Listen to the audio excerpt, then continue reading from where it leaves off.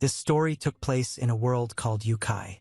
This is a world in which every creature must prove its existence only through force. This is an amazing world with unusual architecture and various mythical creatures. One of the Yukai was very angry. He bared his teeth and blood was running down his face. And he himself looked like a tiger man. He was jumping from one rock to another and trying to run away from someone. This creature was very fast and agile. At some point it stopped and decided to look back. This tiger man said that he would not allow his enemy to proclaim himself the mountain ruler of the kingdom of people. Suddenly he appeared in front of him, the same Yukai about whom our story will be, the same creature who had no equal here. He hit the tiger man and broke the rock. The tiger fell to the ground, and with its back a block of different stones began to fly apart and crack. He screamed in pain, his blood began to stain his face. He did not know how to resist this creature. Preguntó persistentemente a los allí reunidos cómo podrían salir de esa situación desesperada. He looked at his opponent lying on the floor and said that the tiger boasted a lot when he challenged him to fight, and now he, like a real coward, tried to escape. The fox said that he was able to defeat the tiger for the third time, and this means that he is a full-fledged winner and has no equal. Según antiguas profecías, serán ellos quienes abrirán las puertas del otro mundo para sus fuerzas oscuras. The fox said that his opponent ignored all the warnings that he told him and still entered the fight, and therefore he does not know whether to spare the tiger or not. But his opponent at that moment began to experience strong anger and aggression. His eyes began to glow red. He changed his form and turned from a man into a real tiger. His size became twice as large and he became much stronger. The fox looked like a small puppy in comparison. The fox at that moment began to laugh and said that when a tiger enlarges his body, he does not become stronger, he only becomes bigger and has more meat in him, but this does not mean that he can win. He hit the tiger right in the face with his fist, and his blow had incredible energy force that caused great damage. The tiger's body could not withstand such damage, and he experienced incredible pain, and a huge hole appeared inside his body. Blood began to flow from the body of this tiger, and there was so much of it that bloody rain began, but the fox just stood and watched as his opponent died. This guy was not as simple as it might seem at first glance. He was the head of the Fox Yukai and was the king of their kingdom. But in fact, this guy did not intend to become a king. He dreamed of completely different things. But it so happened that one day he was able to defeat one very strong dragon monster who had been chasing foxes for 500 years. And after she defeated this monster, the foxes chose him as their king.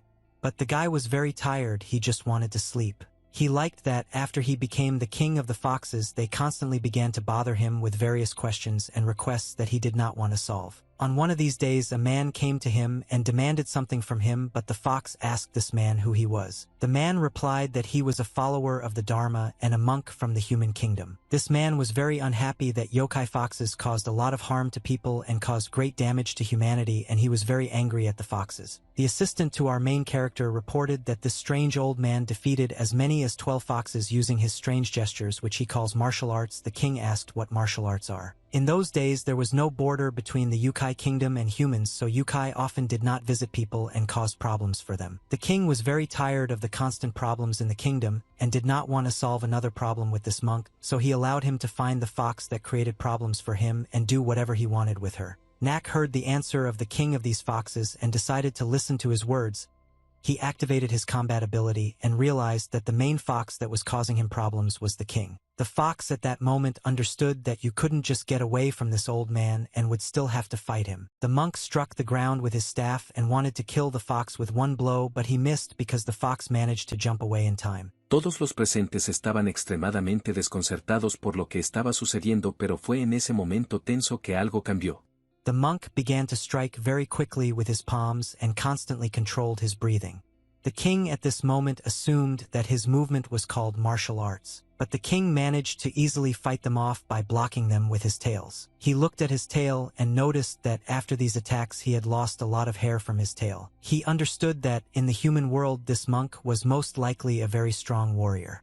But for the Fox King he was nothing more than an ant playing on his leg. The fox with one movement of his hand threw the enemy very far and did it with such ease that the monk did not even have time to understand anything. This man fell to the ground and sat near a tree. He was coming to his senses after such a strong attack, and the king could not understand how you can hit someone and not kill him after that. His assistant approached the monk and saw that he was now unconscious, after which he asked the king what to do with this man. The king replied that there is no point in killing an insect that crawls under your feet.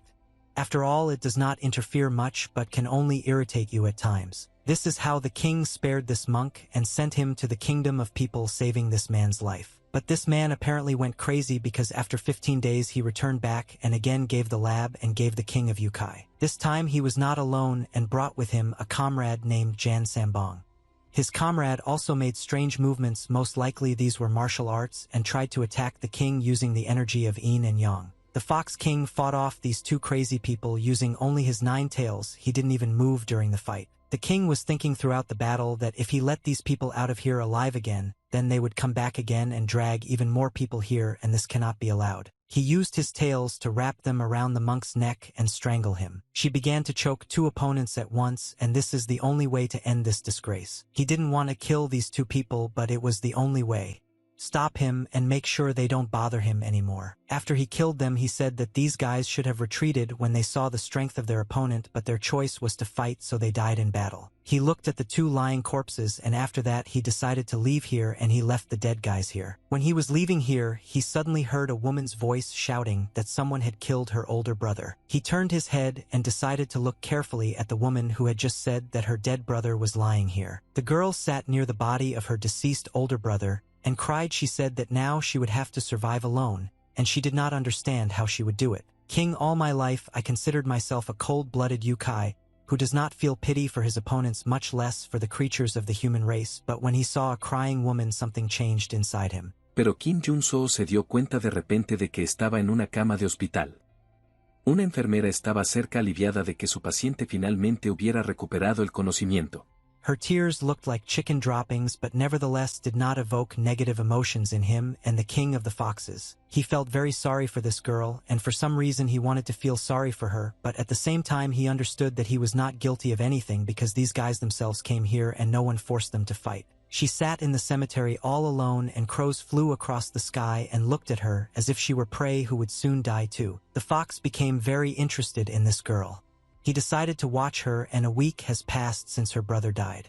But she didn't even drink water during all this time. He asked his partner if he was able to find out why this girl did not return to the human world for a whole week. His assistant replied that he was talking with rats, and they told him that this girl's whole life depended on her brother, and he had a lot of enemies during his life. The king began to understand the essence of the problem, and he felt a huge burden of responsibility for this girl because of his action she is now suffering. He knew that if this girl returned to the human world, she would die because her brother's enemies would simply kill her, and she would not be able to defend herself. The king's assistant said that it is also dangerous for this girl to remain in the yokai world, and she will not be able to survive here. The king said that this girl will die of this hunger faster than the hungry yokai get to her. She sat in one place for a week and didn't move. All she could do was cry.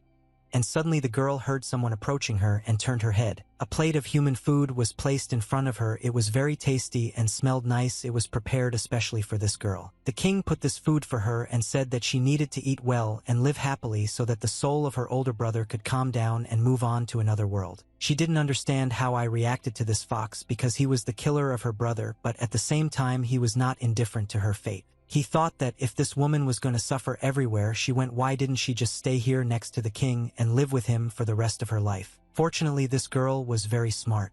She understood the fox's intention and the circumstances in which her life is now, so she accepted them and agreed. Without hesitation, she agreed to stay in the yokai world and accepted the Fox King's offer, and now tried to create a new life for herself here. Day by day, she got used to the new world and tried to quickly adapt among the strict laws and rules of yokai, but no matter how difficult it was here, she began to smile and live a full life. The king felt helpless next to her because he fell in love with her beautiful face and could not help himself. She was the best creature he had ever met on his way. Even while looking at her from afar, he felt a peace that he had never experienced in his entire long life as a yokai. Dirigió su atención hacia las 2 personas misteriosas en el tejado del edificio vecino.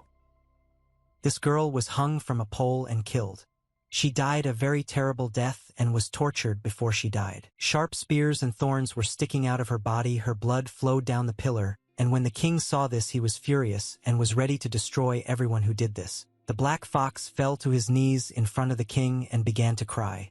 He said that he had committed a very terrible sin. The black fox told the king that he allowed scoundrels into their territory who came to pay tribute to the king, and he brought happiness to the young lady. Después de un giro de acontecimientos tan inesperado instantáneamente cayó en un estado de ira incontrolable. Her body was mutilated and her beautiful natural beauty was ruined by the thugs who killed her. Anger filled the body and mind of the Fox King, and he wanted to take revenge on the people who did this to the girl he loved. The king found a rat that killed his beloved, and the rat replied that he did it only because he was given an order and he carried out the order of his master. The fox could no longer stop tormenting the rat and mutilating his body.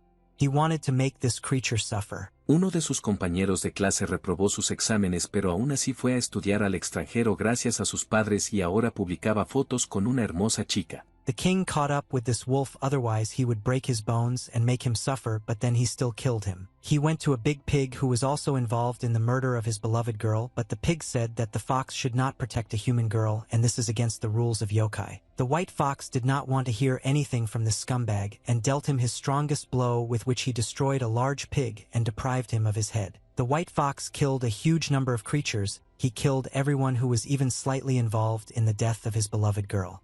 In the end, his revenge grew to a large scale and the magical forest was filled with corpses. Ella pensó que él era obviamente joven y como mucho un carroñero novato, pero se preguntó por qué llevaba consigo un arma tan extraña. Their blood did not spread throughout the Yukai kingdom, and it did not have time to dry even for a moment because the king could not remove his thirst for revenge, and the emptiness that was in him forced him to commit new murders. He already thought that he would start to feel better when he killed all these creatures, but his pain did not disappear anywhere and the emptiness became even larger. His heart was still full of indignation, and it continued to beat furiously and wanted to return the harmony that was before. But he understood that it was impossible to return anything back, and this thought made him feel sick. He was tired of such a life. A white bright light appeared in the bloody puddle and flew into the air. The white fox turned his attention to this bright light and tried to take a closer look at it to understand what it was. It was an amazing phenomenon. Among the darkness and hundreds of corpses, a white, pure, immaculate light appeared from the bloody pool. He looked at it closer and saw that it was a flower bud that suddenly appeared out of nowhere. It sprouted from a pool of blood of fallen yokai. This bud opened into a real flower that grew from a pool of blood, and the bloody rain could not stain its petals. The white fox was surprised to see a lotus here in a pool of blood.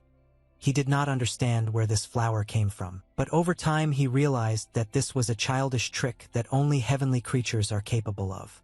They say that you are the same immortal Neza. White fox, I told my flower that if he came here to prevent the king from carrying out his bloody retribution, then the flower is already too late, and the king does not want to see any more bloodshed. He asked this flower to disappear and not show itself to him again, or if it does not disappear, the king will pick it and destroy it. The lotus at that moment began to glow with a bright light and explore incredible energy. This energy blinded the white fox, and he had never seen anything like it. It was something new and amazing for him. He began to lose control of his body and realized that the white light was taking him to another space and he could not resist it. Yeun Bono notó la silueta de alguien aparecer en la oscuridad y cuando una voz desconocida le preguntó si tenía suficiente coraje para suicidarse saltó de miedo. At that moment, when he fell into despair and lost the will to live, taking pity on him, something unexpectedly came to his aid. This creature helps all living things in this world not to go astray and guides them on the true path so that they can live again and do the right things.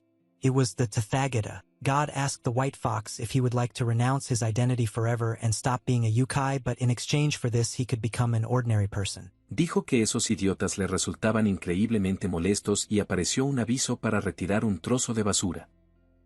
His first thought was that this was complete stupidity and turning into a human would be the stupidest decision he could ever make. However, upon reflection he realized that he could avoid the boring life of a yokai and did not find a single reason for refusal. He was ready to commit suicide, so turning into a human might be a good decision. The white fox made his decision and turned to God with a request to turn him into a man. Of course, this was not for nothing. And for this, within 1,000 years, he will have to atone for his sins and do good deeds. He was very surprised when God asked him to do good deeds and all sorts of nonsense for 1,000 years that never brought him pleasure. But the white fox even here agreed and accepted God's conditions. He said that he would do good deeds to atone for his sins. For an immortal yokai, a person's life and 1,000 years of good deeds seemed like a very short period of time. But after 1 year of good deeds, everything seemed not as simple as he initially thought. 1,000 years of good deeds turned into an incredibly long time for him, and he counted every year you looked forward to when it would all be over. The thought of giving up occurred to him many times. Is it normal to exchange the 1,000-year life of a great yokai creature for a human life that does not even reach hundreds of years? He constantly thought about his agreement with the great deity. What a source of pride. And fortunately he was able to endure all the difficulties and thoughts that came to his mind. The Tathagata again called the white fox to him and praised him for the time of repentance that he had been in the human world, and said that the fox had done many good deeds. He replied that he was grateful to the deity for preventing the yokai from attacking people, and this was the most valuable merit because it benefited the entire human world. Tathagata extended his hand to the guy and said that now he had to live the life of a man, and asked him to give him everything that the fox would no longer need. He agreed to give the deity what he asked for despite the fact that it was difficult for him to part with it. He began to collect his blue energy from his stomach and draw it out. Then he began to draw out the energy from his chest and also give it to the deity. He tried to lift up this energy sphere and pull it out of his body. He opened his mouth to me, and through it, he was able to draw out the great energy of his body. This energy sphere is called the fox bead. This is his source of power that he has been perfecting for thousands of years. He was sad that he had to give this bead away because he had worked for many years to improve it. God asked the white fox if he would regret his decision in the future and if he would want to change anything. He proudly put his hands on his belt and asked God, does he look like someone who will regret his actions? God said that the white fox chooses the great chariot through which he will strive to achieve awakening for the benefit of all sentient beings. The white fox felt that his body was evaporating and he felt reborn. Yokai's life was constantly pressing on him from different sides, but now, having thrown it away, he felt lightness and happiness in the human world. His soul was in a pink petal that sought to the human city in order to find his new body. Petal tried to find a worthy body for the new owner and therefore was in no hurry. He flew across the city, and at the very edge of the city, he found a large building that looked like a palace. Through an open window in this building, a petal entered the room and flew to a boy who was lying on the bed and sleeping. He was already very close to this boy and would soon have to come into contact with him. The petal chose the most suitable body for the new soul that will settle in this body. He touched the edge of his paper to this boy's blue, and magic happened in the room. Thanks to the great God, he has now become a man and will live as a man in this world. His story begins only now, and the white fox opens his eyes for the first time while in a human body and now begins a new life. From the house came the voice of a nanny who was heading to the young master's room. She said that the young master had barely reached puberty and was still alive. She climbed the stairs and headed to his room on the second floor. She thought that she had already tried many medications and expensive procedures, and none of this brought results. The nanny suggested that the heavens had turned their backs on them, and the young master would never be able to live a normal life again. But when she walked into his room, what she saw shocked her, and she didn't understand how she needed to react to it. The young master was sitting on his bed in complete darkness. He looked very worried and dangerous. His behavior was unusual for a boy, and the nanny was so scared that she dropped the bowl of water on the floor. He sat on his bed with a dissatisfied expression on his face and looked very bad. The nanny immediately ran to his parents to tell him what happened. Después se rió y respondió que se había olvidado por completo de algunas cosas. Pausini told the gentleman that the nanny was so surprised that she turned pale and could not speak normally, but she ordered the syllabus to urgently inform the gentleman about this. The father burst into tears of joy and dropped all his business. He said that he needed to return home quickly and see it with his own eyes. The window in the young master's room illuminated the space of the room. He was tired from his bed and realized that it was very difficult for him to move and his legs.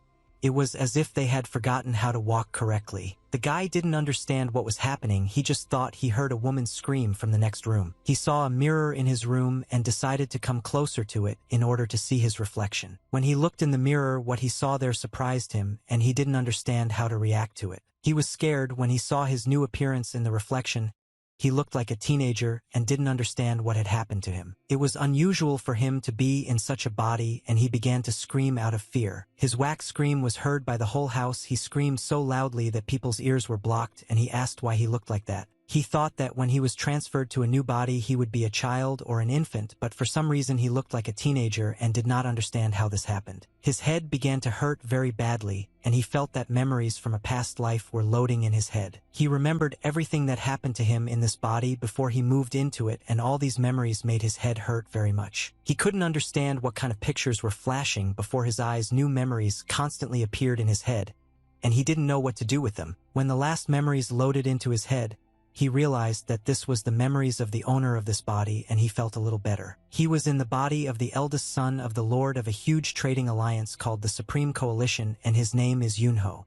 His name was exactly the same as in his previous life. He was very weak physically and mentally, so a year ago when his mother died he was so shocked that he stopped eating and drinking, and after the incident he developed a chronic illness and eventually died. Yunho couldn't believe that this all happened to him. It looked like a bad dream that he still needed to get used to. He was disappointed because in his previous life he was the king of the Yukai world, and now he was placed in the body of a cowardly weakling who lived a worthless life. He began to blame God for setting him up and moving him into this terrible body, but he was counting on a different result. Yunho fell to the floor and his head began to feel very dizzy. He couldn't keep his balance and he felt very ill. He sat on the floor and thought that if he wanted to die, it would be better for him to die than to be tested in a new body. But he realized that in this situation he could only blame himself. He needed to foresee this and put forward conditions to God that would exclude such situations. The Tathagata asked the guy before moving him to a new body whether he would regret his decision in the future, and the guy himself answered this question. He began to get even angrier at himself because he took responsibility for his decision and there was no point in blaming God for it. He needed to calm down and come to terms with the fact that he was now the master of this new body and he needed to cope with it and get used to it. He began to look for a solution to the problem and realized that he could strengthen this body using natural energy. The most remarkable thing about natural energy is that it can turn a weakling into a war, make him even stronger. He got to his feet and looked at himself in the mirror again. His reflection still looked completely different from how he imagined himself. Yunho felt that his stomach hurt very badly and he urgently needed to eat something before he started improving his body. He opened a drawer in his desk and tried to look for at least some food there. At that moment his father ran into his room and called Yunho in a joyful voice. He couldn't believe his eyes because his son was now calmly walking around the room. He could not hold back his tears and shouted that this brat was still able to get out of bed if you were standing on your own 2 feet, and joy filled his father. He took the boy by the hands and asked what happened to him and whether something hurt the guy or whether he was feeling well. The father wanted to know everything that was happening to him now. Yunho was scared by this behavior of his father. He had not yet gotten used to the fact that this man was an important person for him. A memory appeared in his head where he and his father are walking next to him, and his father tells him that he always needs to go forward even if it seems that it's too late. Yunho looked at this man in surprise and called him his father. He would be delighted that his memories are mixed with the memories of this boy, and he perceives them as his own. The father was very glad that the boy recognized him, and he said that he is the lord of this place. His name is Ha Jinyu. His tears flowed down his cheeks and he tried to look at his son. He tried to touch his hair and feel his living face because everyone thought that the boy was already dying. The father felt that his son was now very hungry and ordered the nanny to quickly bring some food to feed the boy. The nanny replied that she would do it as quickly as possible. Life began in the house. Everyone was busy with their own affairs and tried to help the young lord get comfortable as quickly as possible. The nanny, as promised, prepared the food very quickly and tried to make it very tasty so that the boy would enjoy eating it. The father told his son that he could start eating but asked him not to rush and eat slowly so as not to get burned by the hot soup. The guy was surprised when he saw human food in front of him. He forgot that in this body he would have to eat exactly this food and everything that people cook. When he was a yukai, he tried human food several times out of curiosity, but the taste was disgustingly bitter and caused a wild rejection of their food. He scooped rice into his spoon and thought that he didn't want to eat it, but since he had already become a man, he had to get used to such food and understand its taste. He put the spoon in his mouth and tasted the food, and he tried to feel it and understand how good it was. When the taste of this rice soup that his nanny prepared for him began to be felt on his taste buds, he experienced incredible sensations. The father saw the dissatisfied face of his son and asked what happened. He thought that the boy felt bad again. Yunho was silent for a few seconds and chewed this food, then he swallowed it and asked everyone present what it was. The nanny was scared when she saw the reaction of the young master. She said that it was rice cooked over low heat with finely chopped vegetables and meat. The nanny said that she prepared this dish because she knows that the young master likes this dish and did not even add seasonings to it. But the boy surprised everyone when he heard the name of this dish. He smiled and said that it was all incredibly tasty. He very quickly finished all the soup that was in his plate and immediately asked for another portion. He liked it so much that he couldn't stop. Yunho couldn't even imagine that human food could be so tasty. He understood that this is a huge plus in the human world and he likes the food here. He stopped being upset because he was transferred to a human body and this world began to seem to him not such a bad place. His father raised his glass and said that today is the happiest day of his life because his son woke up. He gathered a lot of people at his place in honor of this holiday and said that he wanted to share this toast with everyone who lives on this earth with him. The whole city came to congratulate the Lord on the fact that his son woke up, and a big drinking party and a great holiday for everyone began in the city. But one person in this city still did not go to the holiday and decided not to congratulate the Lord on such an event. This man was sitting in the dark in his gazebo and reading a book. The stranger was dissatisfied with the fact that the city was noisy, so she asked her maid what happened. The maid smiled and told her mistress that the young master had woken up. The girl was so shocked and surprised by this news that she threw her book on the floor and jumped out of her seat. He asked the maid if her brother really woke up after such a long sleep. Yoon-ho started jogging in the morning to renew his body and improve it. These morning runs were hard for him and he had to force himself to do it because it was impossible to live in such a body. He couldn't run very much because he got tired very quickly and it made him angry. After all, he didn't have these problems in the previous case. He stopped near the entrance to the castle and decided to catch his breath a little. He was very tired during this time while running. It was unusual for him to be in a human body at night. He didn't understand what the problem was and why his strength was running out so quickly. He was constantly watched by the workers of this palace who signed books and wrote chronicles in them. They were very surprised that this guy was running around the courtyard again. They didn't understand where he had so much energy and desire to become better. The clerk was very surprised because the boy had been running for 10 days in a row, and the young master became strange after waking up as if something had entered him. The second man answered that in the palace the servants say that this boy always does this before sitting on the bench, and deep in thought he always runs in the yard. The third man who was in the room said that the boy apparently was sitting on a bench and was thinking about something very important, but this caused laughter in the rest of the men. The second man said that other children could memorize 1,000 classical characters in just a month. So it took the guy more than a year. They assumed that this guy apparently has some very important goal that he is striving for, although outwardly he seems very silent and his intentions are unclear. An adult man came into the room and listened to the entire dialogue of these guys. He said that these people blame the young gentleman for coming and they were very scared after this phrase. An old man came into his room.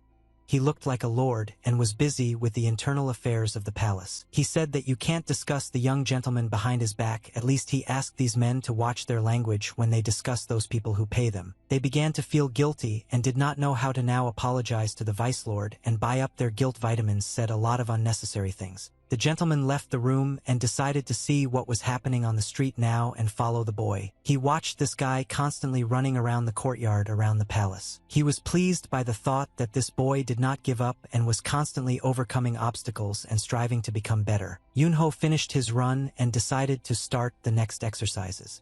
He raised his hand up. Yoon-ho series to high ground, aka meditate in lotus position. He tried to control his breathing. She thought there that even after 2 weeks of absorbing natural energy, he could not collect almost a single drop in this damn body. He assumed that this was all because the flow of energy was contaminated with human impurities and now prevents him from improving this body. He was upset because he realized that he was doing useless bullshit that didn't bring any results. Yoon-ho approached the gates of the palace and was met there by guards.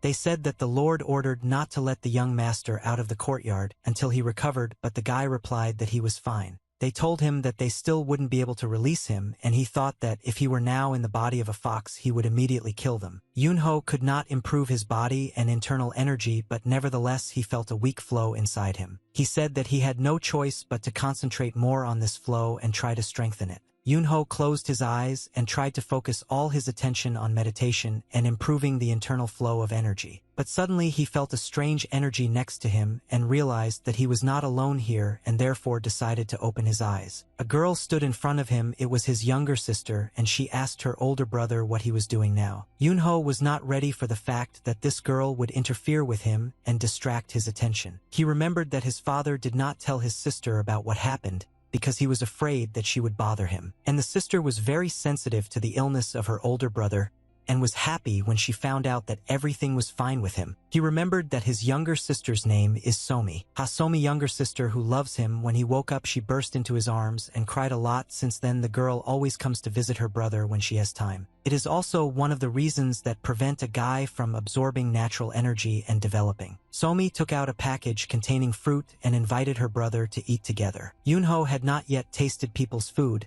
He was interested to know what it was. The girl replied that it was sweets that the servant brought from the market. Yunho thought that this girl would not be able to gain his trust just because she brings various tasty things like these sweets. But when he tried this delicious candy, he couldn't stop and asked for more. He said that it was incredibly tasty, and his sister was very glad that he liked it. She said that her brother actually changed a lot after he woke up and he's acting very strange now. No pudo encontrar ninguna explicación lógica de por qué el guionista le había dado una hoja de papel en blanco. Yunho told the girl that from now on she will learn a lot of new things about him. Yunho understood that he only looks like her on the outside, but in fact he is a completely different creature and is not her brother. Somi smiled and said that she absolutely doesn't care that her brother has changed and she loves him regardless of his habits. The sister asked the guy not to get sick anymore and look good because she doesn't want to worry about him again. Yunho replied that he would try not to get sick anymore and do everything possible to always be with her. Evening came and there were a lot of clouds in the sky and they floated across the sky like ships on a giant ocean. Birds fly to the palace in which the guy lived, gathering in a small flock. This was the guy's favorite part of the day because the servants brought a lot of different delicious food and he loved to try all this food. Every evening he admired what was brought to him.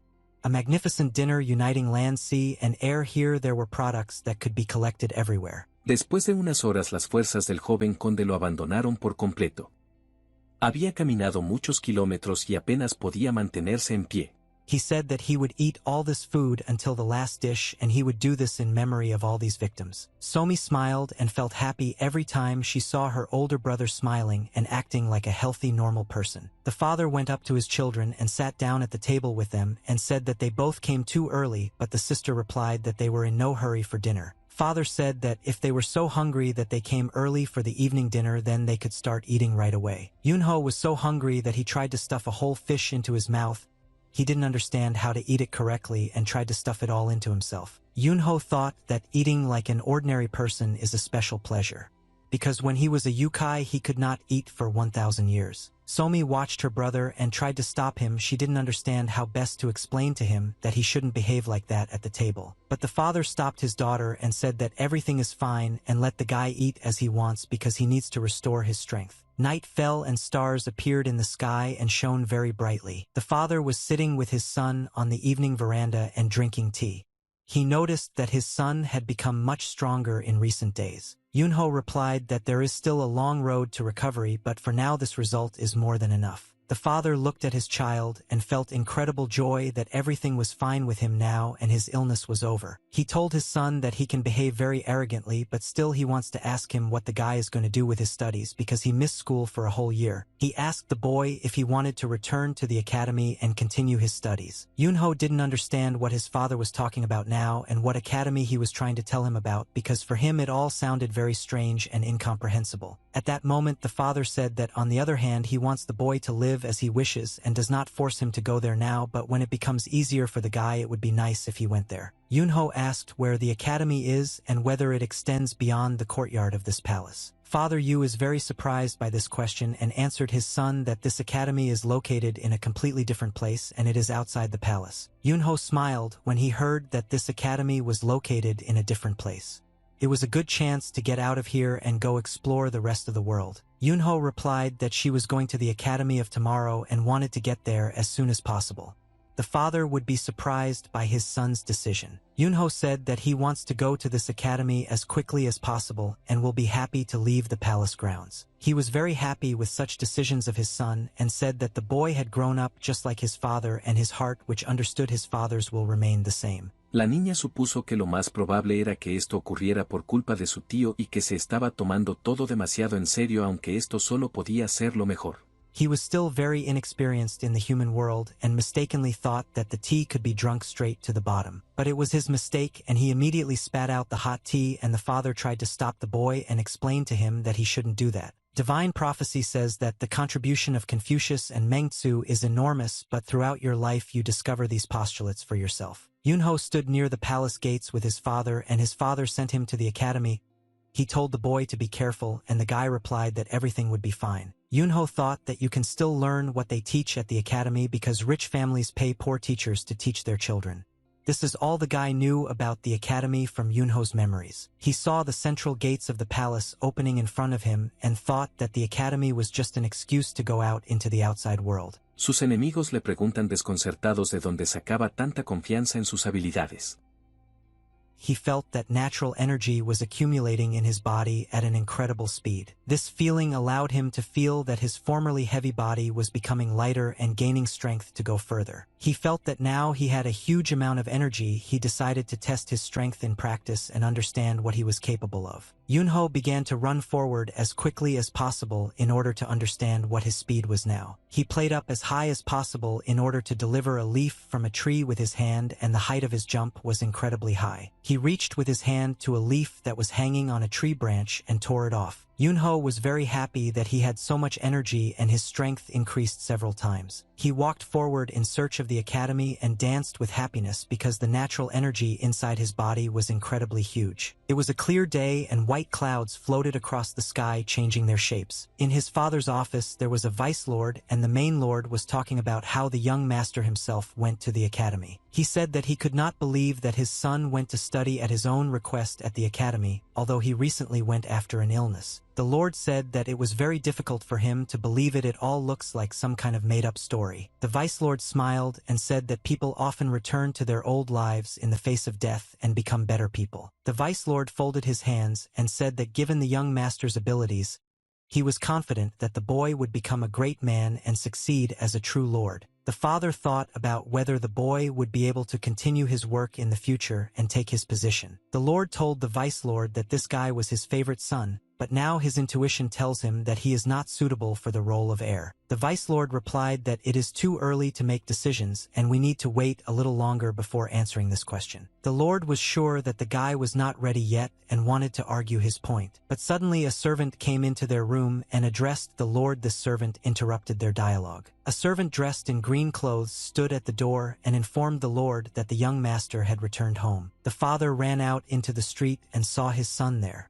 He asked what happened and why the boy decided to come back. Yunho stood right in front of my father and looked very shabby. His hair was disheveled in different directions and his clothes were wrinkled. The father asked why the boy came back and what he was doing here in the middle of the day in this form. Yunho, with a dissatisfied expression on his face, informed his father and Vice Lord that he had been expelled from the academy. The men did not understand how they should react to this news. They were shocked by the fact that the guy was expelled from the academy so quickly. The Lord personally decided to go to the academy and find out from the teacher why he kicked the guys out of the academy. The teacher informed the Lord that the guy started a fight at the academy, and for this he was kicked out because such behavior is against the rules of the academy. The teacher said that the act he committed could hardly be called a fight because the young master single-handedly beat several students at once. The father was shocked by this behavior of his son. He could not believe it.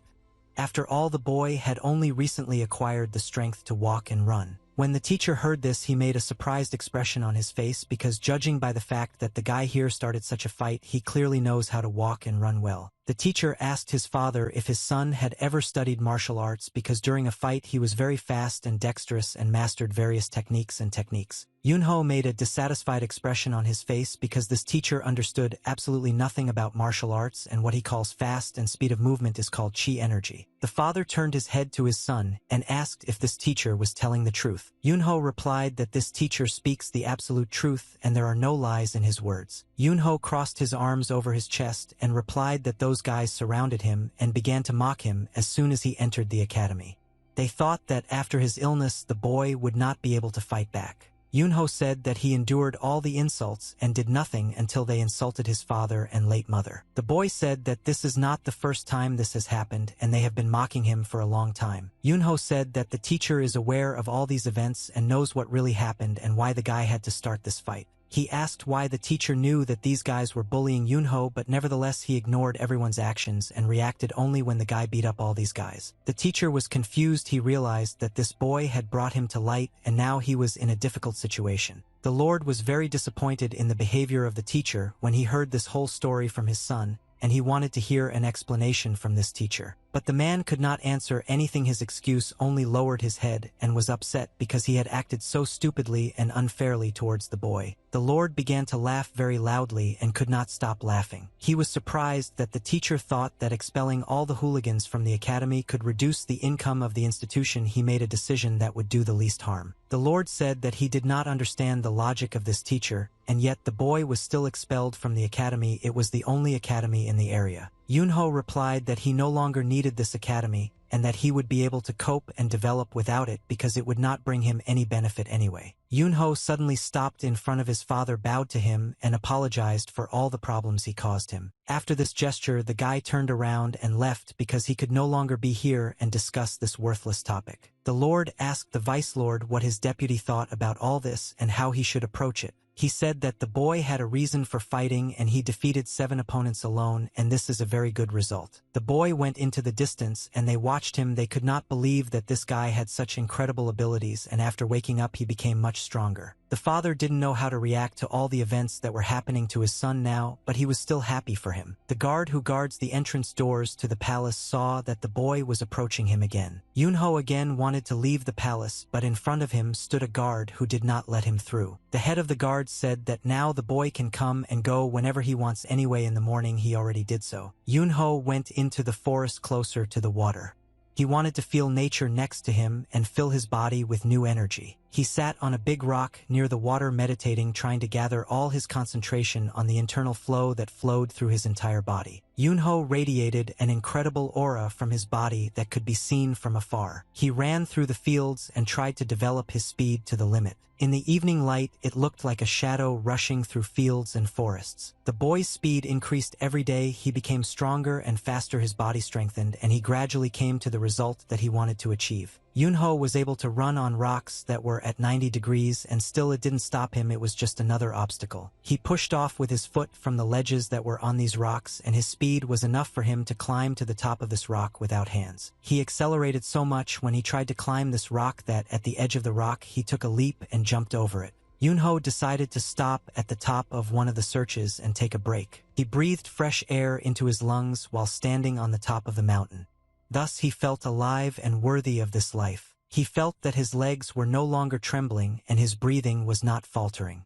Little by little natural energy flowed into his body and filled it with chi energy. He understood that he had taken his first step towards his dream and was able to return this guy's body to a normal state in which he could move forward. When he stood on the top of this rock, the whole city was visible in front of him, and how the sun was hiding behind the horizon. He admired these views every time he climbed here. His father approached the boy and wanted to talk about something, and the boy was ready to listen to his father. The Lord asked the guy what he thinks is most important for a person. Yunho replied that the most important thing for a person is money, because every day he understands the importance of money and what he is not capable of. The father laughed and said that his son was growing up just like his father, but this was not the most important thing in life, and asked what was the second most important thing in life for him. Yunho replied that the second thing that is important to him in life is the strength to save his money. The Lord was very surprised by his son's answers.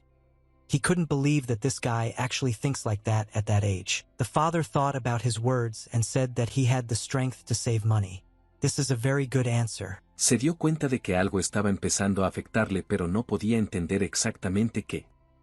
He may lose all purchases of some things once and for all, but he can always start over again if he is strong and everything is in order with him. Yunho understood that his father was telling him the most banal truths that he himself knows, and therefore the guy did not react in any way to his father's words. Suddenly his father approached him while the guy was practicing in the yard and suggested that the boy study martial arts. The Lord was surprised when he saw his son's surprised reaction. He did not understand why his child reacted this way to learning martial arts. Yunho remembered that martial arts were invented by monks 1,000 years ago.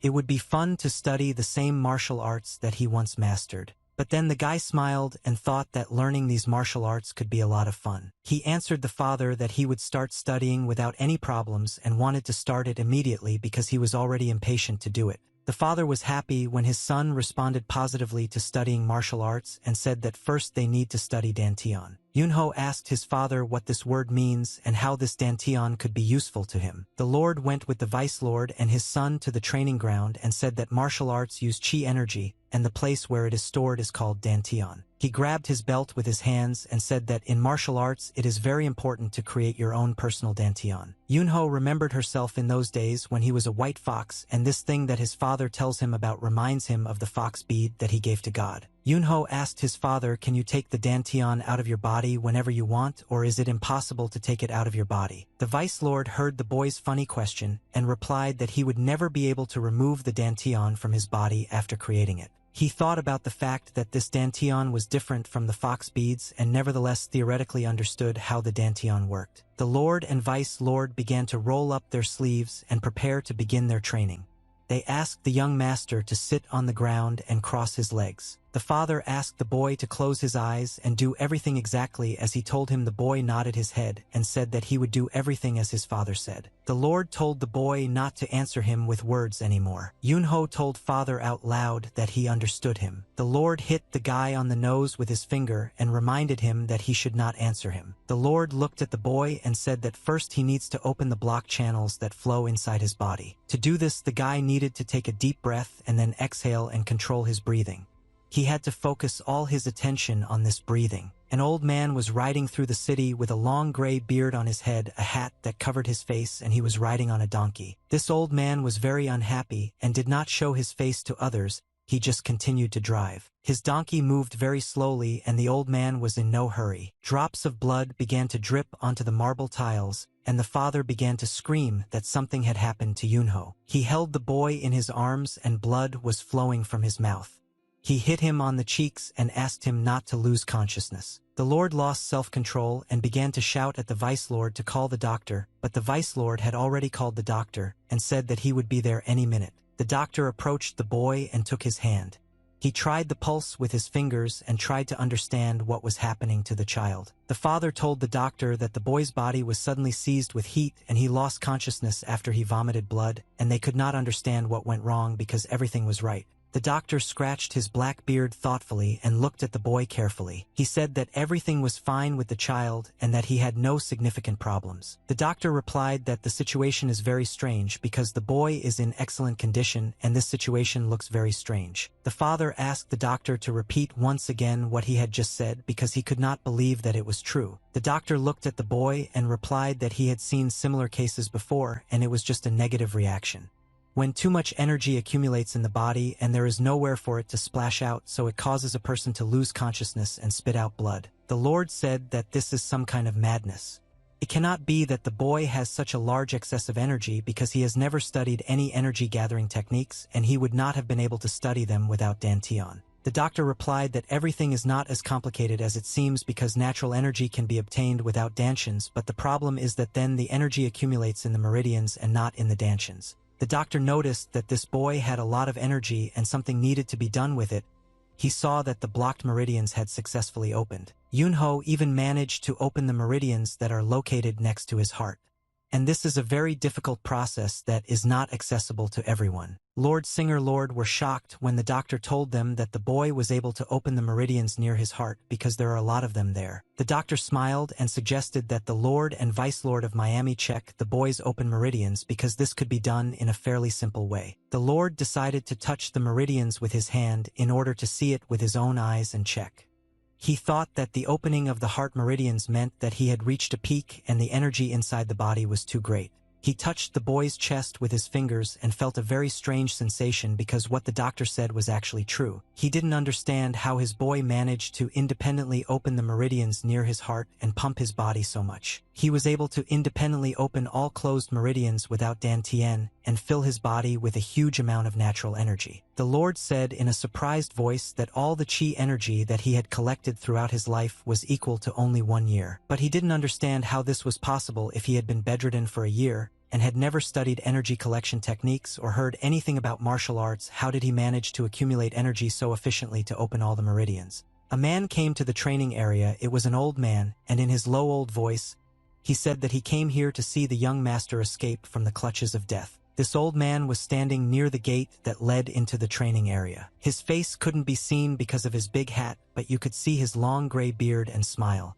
He said that this guy had grown up a lot over the years. Yunho continued to lie with his eyes closed, and he was sleeping very soundly and resting after that when I lost consciousness. Suddenly he heard very strange sounds coming from different directions, and he could not ignore these sounds. The guy felt that these strange sounds were preventing him from sleeping, and they began to irritate him. He realized that the time had come to gradually open his eyes and wake up. He needed to understand where he was now and what was happening around him. When he opened his eyes, there was green grass around him, in which he was lying. White clouds were floating above him, and he was not at home. He tried to understand where he was now, but all he saw in front of him was a lot of green trees and green fields. The last memory that remained in his head was how he, his father, and the Vice-Lord created the Dantian. The boy heard a strange voice of some old man who was sitting behind him. This old man asked him if the guy really wanted to study martial arts. Yunho was scared when he realized that he was not alone here. He immediately turned his head to look at the old man who asked him this. He saw his grandfather sitting on a stone in the lotus position and meditating. The guy immediately wondered who this old man was and what he was doing here. He asked the boy if he would continue to sit in one place and do nothing. The old man told the boy that according to etiquette you need to greet your clone master, and after that just continue to communicate. Yunho was surprised that this old man called himself his master, and did not understand what was happening here. After he woke up, everything turned out to be very strange for him. En ese momento crucial un hombre de mediana edad desconocido entró resueltamente en el aula. He was very unhappy to be here and asked the old man who was he to call himself a martial artist, and asked his grandfather where they were now. The old man said he was asked to demonstrate to this boy all the martial arts techniques in this place. Yunho looked at this old man and thought that he was completely crazy because he was talking some nonsense. Yunho pointed at the old man with his hand and said that he has no idea what his father said to this old man, but he wants to choose his own master. Sentado en su escritorio, Gun Cheon no podía entender si este era el hombre que se llamaba la famosa espada Cheonnam. But suddenly the old man took off from his place and very quickly moved towards the boy so quickly that he didn't even have time to notice anything. The old man struck the boy directly in the chest with his palm, and he experienced incredible pain. He felt that he was thrown back with a very slight movement, but the force of this movement was incredibly powerful for an old man who does not look very strong. Yunho fell to the ground and began to roll backwards somersaults. He could not stop the movement. He spread his arms in different directions and felt that his body hurt very much after this blow. Yunho realized that this old man is not as simple as it might seem at first glance, because if he can deliver such blows, then he really is a real martial artist. Grass was flying in the air. At that moment, the clouds were slowly floating across the big blue sky. Yunho was lying on the ground and trying to open his eyes. He felt very bad after the blow. He needed time to come to his senses. Suddenly, he opened his eyes wide and realized that something very strange had just happened to him. He got up from the ground and started screaming very loudly. At that moment, an old man was sitting in front of him. With his eyes closed, he was meditating. He was waiting for the boy to finally come to his senses, and the old man could talk to him. The master saw that the boy had woken up and told him that his body was weaker than he thought. Yunho got angry at this old man for hitting him and said that he didn't want to communicate with him because there was no point in it. The old man smiled when he saw the guy and said that he was still too young and inexperienced. His beard had not even begun to grow. Yunho got angry with this old man and decided to attack him. He said that he did not want to talk to him, and it would be better to end this conversation with a fight. The master was able to repel the boy's attack with one hand. He did not even open his eyes because he did not see any threat in this child. He blocked the boy's blow and made his own counterattack, after which the boy flew back and twisted around his body. He flew a few meters back and fell to the ground. The clouds at that moment continued to fly slowly across the sky. Yunho was lying on the ground. His hands were raised up. There was a bruise near his face, near his left eye, and he thought about what he had done several times that day. Video sky. The guy tried to get up from the ground again and held his head with his hand. He tried to feel his bruise with his fingers. The master said that he wanted to get this over with and move on to more important matters. After that, he got up from the ground and stood opposite the boy. He raised his hand up and said that he could fulfill the boy's wish and leave him behind once and for all, but there was one condition: the boy must grab the master by the hem of his clothes. He set the guy these conditions and said that if he fails to do this, then the boy will have to accept him as his new master and obediently become his student. Yunho was very unhappy that this old man was putting conditions on him, and he asked his grandfather why he should agree to this bet. The old man took the edges of his clothes with 2 fingers and lifted his clothes, defiantly showing them to the guy. He held part of his clothes in his hand and said that if a guy is not sure that he can grab the hem of an old man's clothes with his hand, then what kind of warrior can he make? Intrigado por lo que estaba sucediendo, el maestro se preguntó con gran interés qué sucedería a continuación en el aula. In a past life, Yunho was the king of the Yukai world and was capable of destroying an entire world single-handedly and could not allow anyone to mock him. The old man saw that this boy had a burning desire to complete this task and closed his eyes in order to prepare for defense. When Yunho extended his hand forward to grab the old man's clothes, the old man jumped very high and disappeared. The old man flew very high up, and he was surprised that the guy had such great strength and energy because he lifted up a huge part of the earth. At that moment, when he was flying in the air, he thought that this guy was moving like a hulking palm tree in a gust of wind. The old man landed on the ground and stopped on the big rock. The guy saw him and thought that this grandfather was jumping like a rabbit. Yunho decided not to waste time. He made a high jump and tried to attack the old man again. This time he wanted to attack him and grab him by the skin, not by the fabric. But when the boy landed, he struck with his hands and did not break the stone into many different pieces, and the old man was again able to dodge by jumping to the side. El confundido profesor no podía entender exactamente de qué estaba hablando aquel extraño e insolente estudiante. The master laughed and said that his skin was already dry and rough because he was old, but it still didn't look like stone. Yunho took a large stone in his hand and wanted to throw it at the old man in order to take revenge on him. He was very angry that the old man was constantly joking and laughing at him. He threw a stone at this old man and thought that he would be 100% able to hit him. The master saw that a stone flew in front of his face and barely had time to dodge. He was not ready for such an act on the part of the guy. Yunho took advantage of the fact that the old man had diverted his attention to the flying stone and decided to run closer to him. The master was surprised by the ingenuity of this guy. He didn't think that this boy was thinking before such an act. But even though the old man was distracted by the stone, he was still able to evade the guy's hand by making circular movements to the side. Yunho didn't understand how this old man managed to move so fast. The master looked at this boy in surprise and noticed that he was already running straight towards him. He noticed that this guy moves very fast, and maybe he is now inexperienced and clumsy, but his movements are very fast and his energy is enough to catch up with the old man. Yunho took advantage of the old man's carelessness and ran up to him as close as possible and touched his chest with his hand. Yunho placed his palm on this old man's chest and a bright light appeared around his palm. Oh smiled and said that the old man was finally caught and now he won't be able to escape. The master clenched his teeth and felt that the guy was still able to touch his body. The old man began to laugh very loudly, and this reaction was incomprehensible to the boy. He was surprised. Why is this old man laughing at him now? Because he caught him. The master said that this guy has very good makings for a brat who doesn't know how to do anything. Yunho was very surprised by this reaction. He felt uncomfortable because it was the old man who despised him and called him straight even though he fulfilled the terms of their agreement. The master hit the guy with his hand and the boy flew back and received quite a lot of damage. When Yunho was flying, he thought that this damn old man really pisses him off and he wants to get rid of him as quickly as possible. Evening came, but the clouds continued to float slowly across the sky as in the morning. The master visited the boy's father, and the father said that he heard that the master was testing the boy today for martial arts talents. The father said that it would be very sad if the master accidentally injured the boy during the inspection. The master said that the boy would not grow up if he did not see the sky.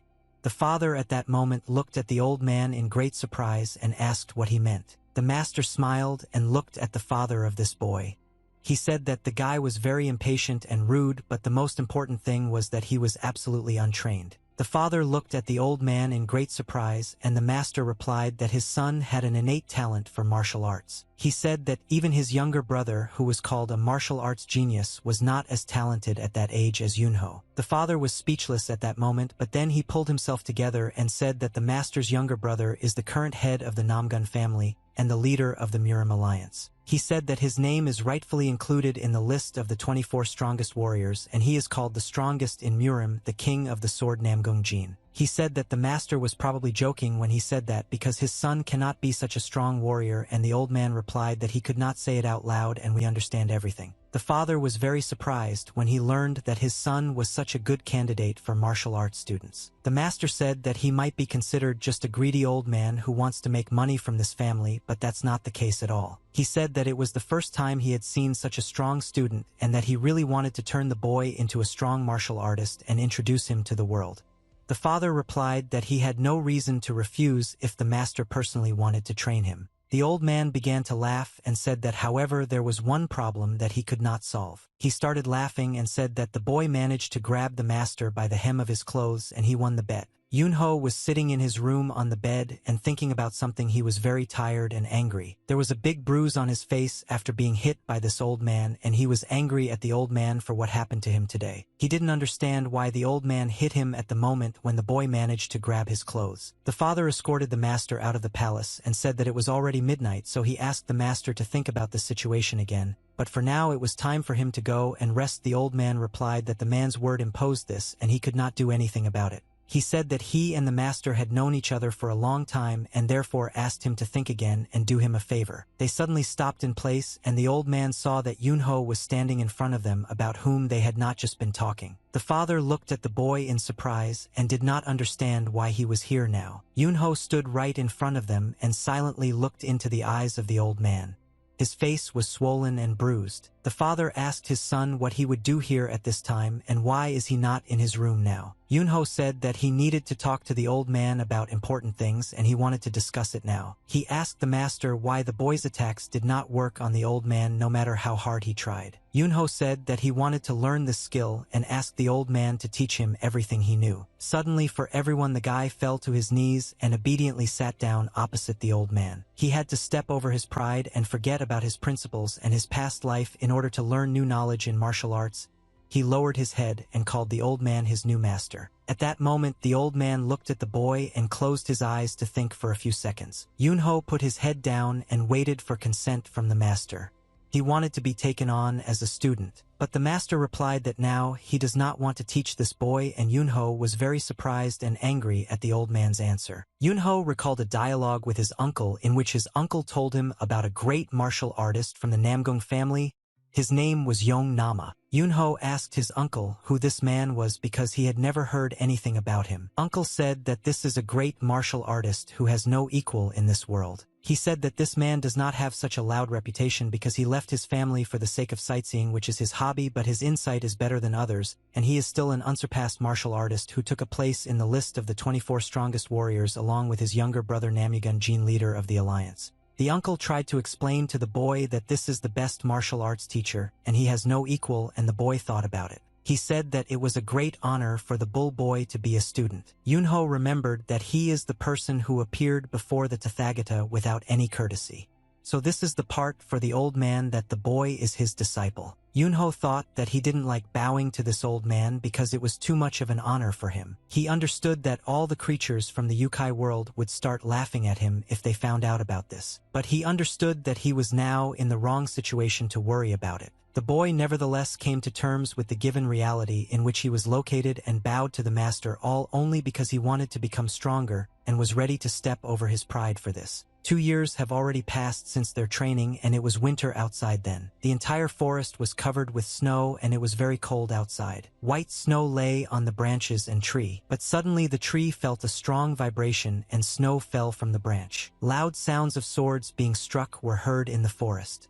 These sounds were created by a boy and his master. They fought in training areas in the forest to hone their skills, and they moved very quickly through the forest. The master fought off the guy and allowed him to improve his attacks in battle. Yunho struck very quickly with his sword at the old man's sword but could not break through his defense. Suddenly they began to copy each other's movements and changed the plane of their battle. The master began to accumulate magical light energy in his left palm. Yunho understood that the best way to protect himself from the old man's attack was to repeat his movements, and he also began to accumulate light energy in his palm. They simultaneously struck each other with their hands to the body and their movements were absolutely mirror. There was a loud explosion in the fox between the two of them, there was a burst of energy and snow began to fly into the air. The old man felt that it was very difficult for him to continue the battle with this guy because he was already old. And the boy acted very quickly and clearly. Yunho looked at this old man in surprise and saw that the master was not feeling well. The master began to shout at the boy for trying to kill the old man and asked him to be restrained and more careful in using such strong blows. Yunho raised his sword up and leaned his head against it. He said that the master was the first to take this stance and all he had to do was repeat this blow. The master said that he had no other choice. He had to take this stance in order to defend himself. And now he has red hands that hurt a lot. They took a break to rest a little and the master said that even now it's hard for him to fight with the boy and the guy replied that it's all because the master is too old. The master said that the boy has a very stupid habit that irritates him. The guy constantly talks some kind of nonsense. They sat in silence for several minutes and then the old man said that now was the time and the guy looked at the old man in surprise. El comentario de Lee Gibbon solo enfureció a Han Manu. Entrecerró los ojos preparándose para atacar verbalmente. Yunho, I decided to open this package. He took off the red rag and saw that inside there was a large long black sword. The old man said that this sword is special. He has already given time. It falls at the feet of the old man without recognizing the owner, and this means that he needs a new owner. Yunho said that the master was mocking him again and gave him the sword in order to simply support him and then take it back again, but the master replied that the boy should draw the blade. Yunho listened to the master and decided to take the sword out of its sheath in order to look at it in full force. He raised the sword in the air and held it in front of his face. This sword was very beautiful and light. He began to move the sword and try to understand what this blade was capable of. Yunho was surprised by the lightness of this ball. He thought about at least trying to perform several combat combinations with this sword. He began to perform combat combinations, moving from place to place and attacking an invisible enemy. The blade moved very quickly, its blade cut through the air. The master looked in surprise at his student who now controls his blade so well. The blade continued to cut the air and leave behind a bright reflection. The master thought that when you reach the peak you can surpass ordinary ball skill by covering the ball with chi. The boy struck with this sword very skillfully and one could see the aura of the sword. Not everyone could do this. The master had to spend a lot of years to see the aura of the sword, and he did this only when his hair was already gray. However, only 2 years have passed since the boy took the sword in his hands and has already achieved such a result. Yunho decided to test this sword for strength and found a stone not far from him and decided to strike this stone in order to cut it. When he struck this stone with his sword, the stone broke into 2 halves, and in the middle of the stone there was a mark from the sword blade. Yunho said that this is a very good sword and he likes it. Thanks to this, he was able to very successfully split a stone into 2 halves as if cutting bread. Master asked Yunho to come closer to him because he wanted to talk about something. The old man said that he had an idea of this boy's maximum strength.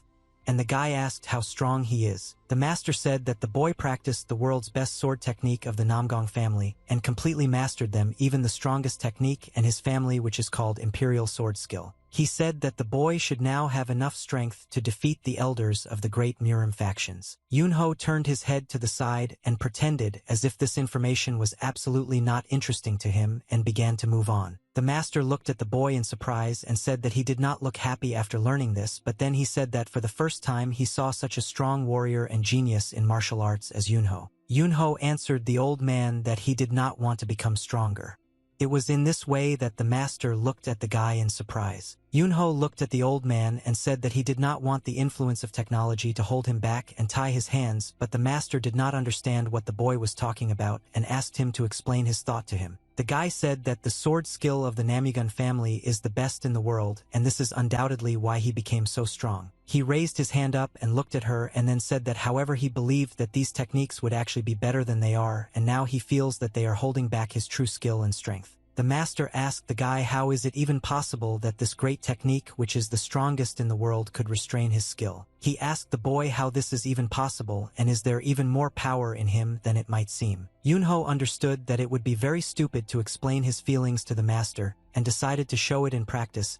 he turned his head to the side and tried to find a suitable object with his eyes. He saw a large strong tree that had been growing on this hill for several thousand years and thought that this object suited him well. He took his sword out of its sheath and unsheathed it to execute his blow. His eyes lit up with bright blue lights and he saw the goal in front of him and realized that he did not want to stop. He pulled out the sword in front of him and straightened his hand. A blue beam of energy appeared from the sword. This beam of energy was able to pierce the tree trunk and make a hole in it. For the first time in her entire life, the master saw such a strong attack he could not believe his eyes. Yunho wanted to show the master his abilities, his true strength. He wanted to show him all the energy that was inside him and began to rotate his sword. A huge hole began to appear in the tree and it rotated in a circle and broke the tree trunk. Energy waves appeared from this hole that destroyed the tree trunk. They spread over a long distance and caused very strong damage. The master got up from the log on which he was sitting and began to step back.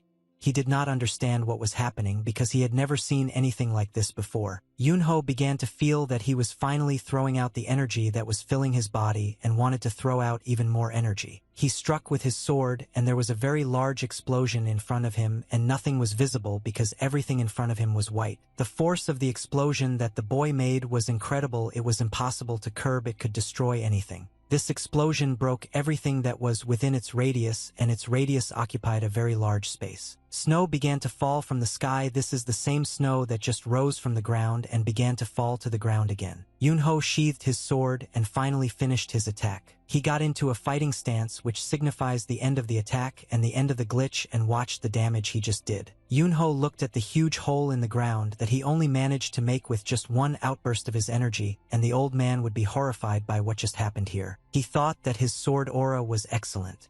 This guy is capable of a real miracle, and what the old man just saw cannot be expressed in words. The master looked at the boy and realized that what he had just seen was this word on synergy, the concept of limitlessness and the very essence of martial arts. The master asked the boy how long ago he learned such strong attacks, and the guy answered the old man that he tried it for the first time and just learned it. The master got tired of the guy and hid his hands behind his back.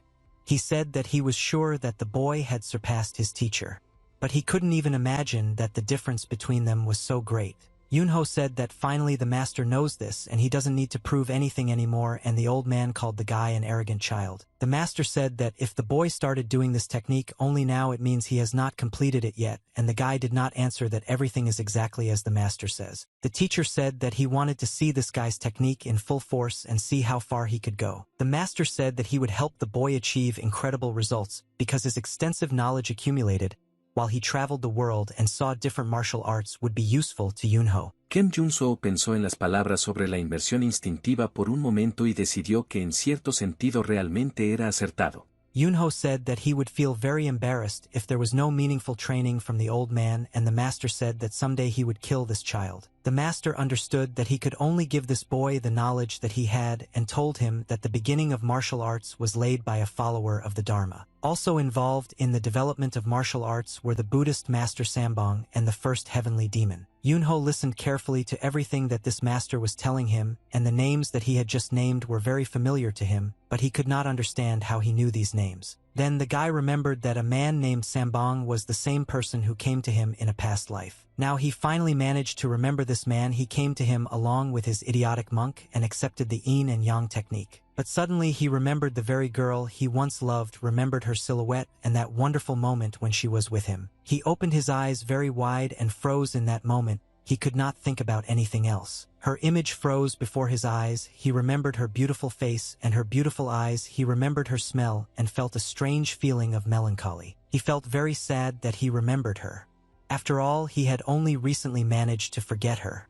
He thought that he was wondering, am I okay with my brother in the underworld? The old man said that if the boy had been born at that time and in that era, he would have been able to fight with this great martial artist and become the strongest warrior. Yunho began to laugh when he heard the old man's words because he remembered that once upon a time he had already defeated this man and it was very easy. The master turned his head at the guy and stopped. He wondered why the boy was laughing. Master asked the guy why his words made him laugh so much, and the guy scratched his head. He felt awkward and he replied that he just remembered a funny situation. The master answered the boy that there is nothing funny here, and becoming the strongest martial arts warrior in history is not a joke but a very serious position. Yunho looked at the sword that the master gave him and thought that it was time to use it. he took it out of its sheath and unsheathed its blade. Yunho said that he first picked up the sword in order to become stronger, but now his goal is to become like the sword himself. He closed his eyes and decided to concentrate his attention a little on the energy that is now in his body. He opened his eyes and looked forward. His eyes began to glow with blue lights again. He made a slight movement with his sword, and an air wave appeared around him which scattered the leaves and stones that were around him. The master took out his sword and said that the guy would die or be injured if he couldn't block his blow. If this happened, the old man would be branded as a teacher who killed his student.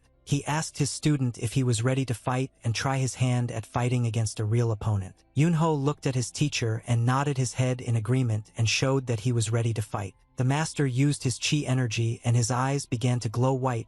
He looked at his student as an opponent. He began to run towards him quickly, moving his legs. The old man moved very quickly.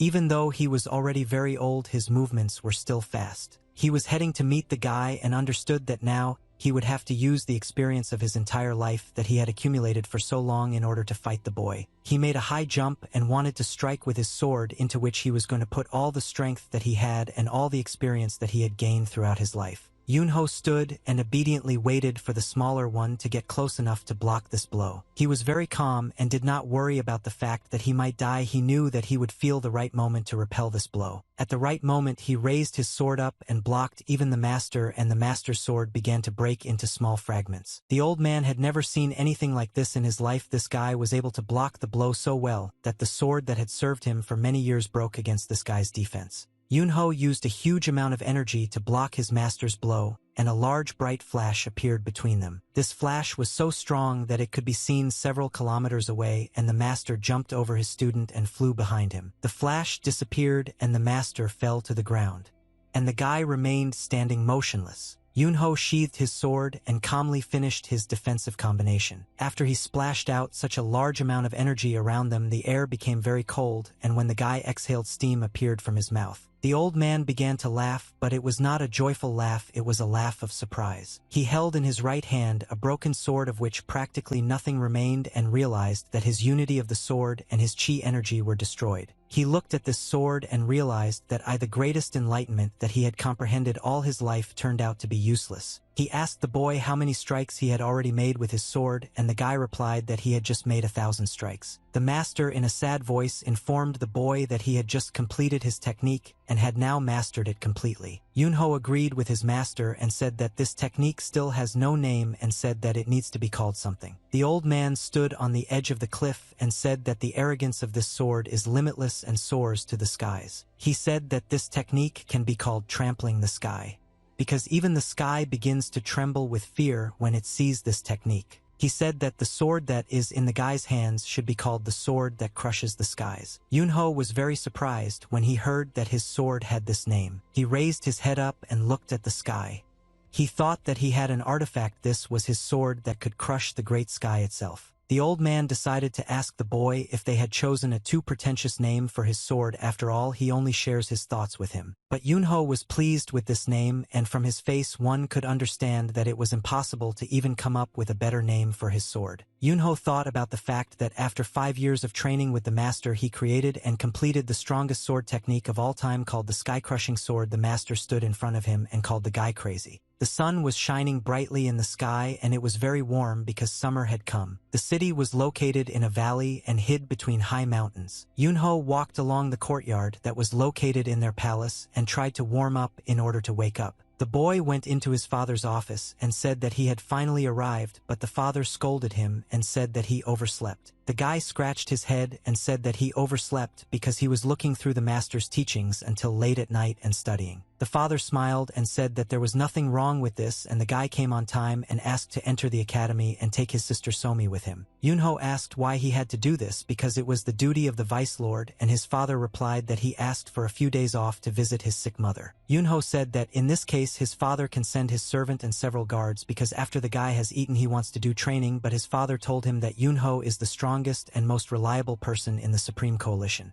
The father said that he could not entrust this matter to anyone except his son, and he was the one to do it. Yunho made a dissatisfied expression on his face, showing with all his appearance that he did not want to do this but still agreed and said that he would fulfill his father's request. The guy was walking across the bridge to pick up his sister and thought that, because of training, he really hadn't seen his sister Somi for a long time. Suddenly he stopped and saw something very strange in front of him. He saw a tree in front of him, which gave him the idea that for some reason he began to unquestioningly obey his father and take care of his sister. He thought about how he was becoming more and more like the real Yunho every day. The guy started getting angry with himself and said that he was Yunho and not that brat Yunho. And all the way to his sister, he tried to talk to himself. The academy stood on the outskirts of the city, and its roof could be seen from afar because it was higher than the trees. At the exit to this building, there was a sign on which it was written that this Golden Academy is the best institution in the city. Yunho felt like throwing up. Every time he saw this sign above the entrance to the academy, it absolutely did not correspond to this name. He saw a carriage in front of him and thought that people say that only rich people can afford to educate children in this institution, but they even send carriages for them to show their importance. He thought about the fact that Vidslor also comes here every time in a carriage to pick up his sister because the guy was irritated by the mere thought of coming here in a carriage. He felt awkward because of this. A man in a red shirt who was working with horses looked at Yunho. This man was unhappy that the guy was standing not far from his carriage and asked why this brat was looking at him like that. Yunho smiled and thought that this man was starting to irritate him, and if he continued in the same spirit, a fight would start here. This man began to get angry because the teenager who was standing not far from his carriage was smiling and acting so impudently. He began to walk towards the guy and raised his hand to him.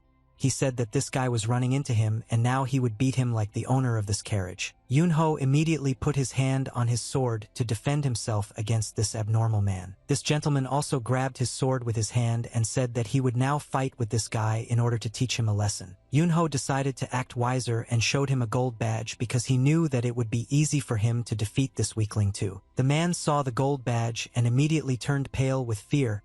He felt awkward drops of sweat were running down his face. This golden tablet that the guy showed had a cloud pattern and the Tien symbol. Minso, para su gran sorpresa, sonrió ampliamente al darse cuenta de que esta audiencia era para su beneficio. Yunho looked arrogantly at this worthless idiot and asked whose carriage is this really now. Somi left the academy and immediately began to run like a carriage because she thought that today I would be greeted by the Vice Lord as always. But I saw that today her brother was picking her up from the academy, and she was very happy, so she started running even faster. She jumped on him and hugged him because she was very happy that he came here today to pick her up. Yunho said that she is already 16 years old and she has already become a big girl, but she still jumps on his neck every time she sees him. Somi said that she doesn't care about the opinions of others and she just loves her brother, that's why she jumps into his arms every time, but the guy said that he meant it to me. She smiled and looked at him because she understood that her brother always grumbles when he doesn't like something, but he still loves her. Yunho looked at this girl and thought that she probably looked a lot like her deceased one, and he noticed that she had become very prettier in recent years. She didn't hug his hand and said that when they go home and can't go to the market and have a little snack, but the guy said that she continues to hang on him and asked how long this will continue. The man looked at these two guys and followed them with his gaze. He became interested in who this guy was and where he came from here. His son Seoguk-ju approached his son, and the man asked the boy if he knew this guy. The boy replied that this young gentleman is a member of the Supreme Coalition, and asked the man whether he could not understand this from his appearance. In the city it was very quiet and calm. Evening came and all the lights came on in the building. Many people were on the streets. The father was sitting at his desk and was very worried about something. On his table lay a black envelope with a seal, and on this envelope it was written who it was from, and the man still had not opened it. He was very excited about this envelope and was upset when he received it. The father heard his son and his daughter walking down the corridor, and they were talking about how the girl had eaten a lot of food but was still hungry, and she told him that she had a special stomach. Yunho opened the doors to his father's office and said that he had already arrived home and brought his sister here. And the girl greeted her father and said that he had returned from the academy. Somi saw her father's worried face and asked what happened because he looked very upset. The father looked down and said that he had to tell them the very bad news that he learned this morning. He told the children that the old master died 2 days ago at dawn. This news was very unexpected for the guy, and he didn't understand how to react to it because he didn't think that something could happen to the master. Several carriages were traveling in the Fox accompanied by guards, and they were heading to another city. Father sat in the carriage and kept thinking that the master had died.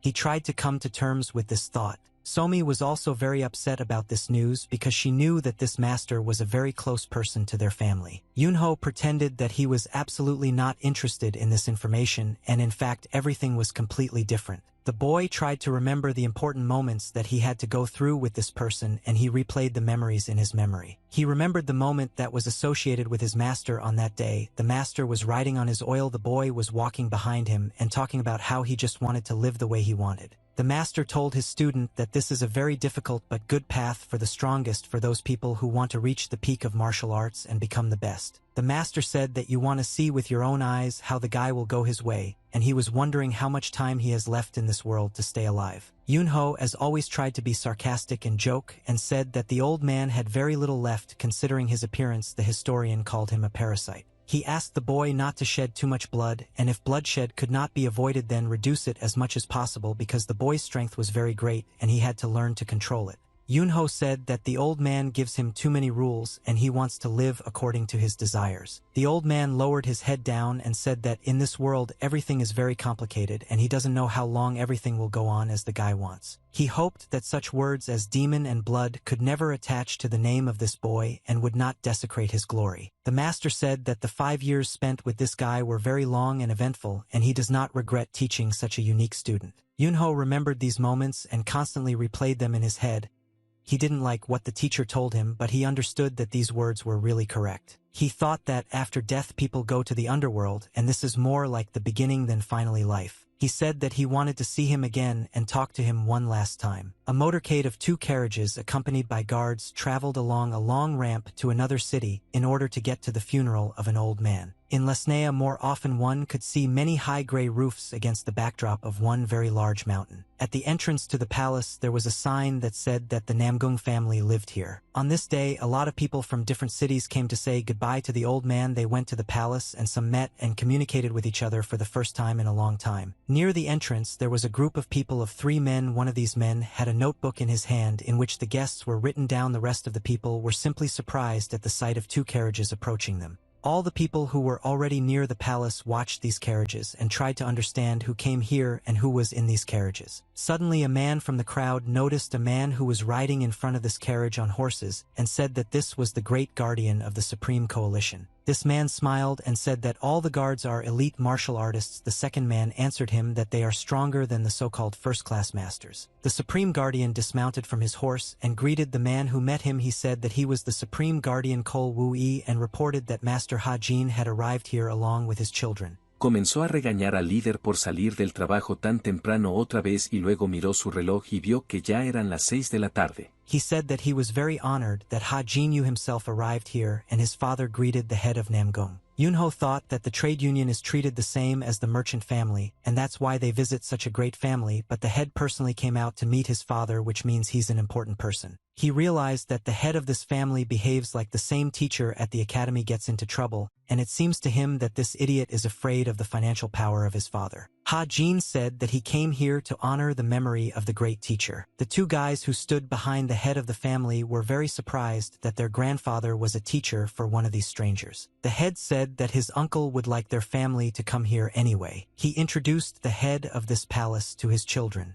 He introduced him to his son and his daughter. Somi bowed to this gentleman and said that it was part of her to meet the head of such a great family. He extended his hand forward and said that his uncle often mentioned this sweet lady in his conversations and advised him to accept her as a granddaughter or niece because she is a very smart, beautiful girl. The head turned his head in the other direction and saw a guy standing there and decided to guess who he was. He said that this boy's name is most likely Yunho. He smiled and decided to ask the boy, did his uncle really teach the boy martial arts? Yunho said that he studied several techniques of the Namgung family. The guys were very shocked when they heard this information.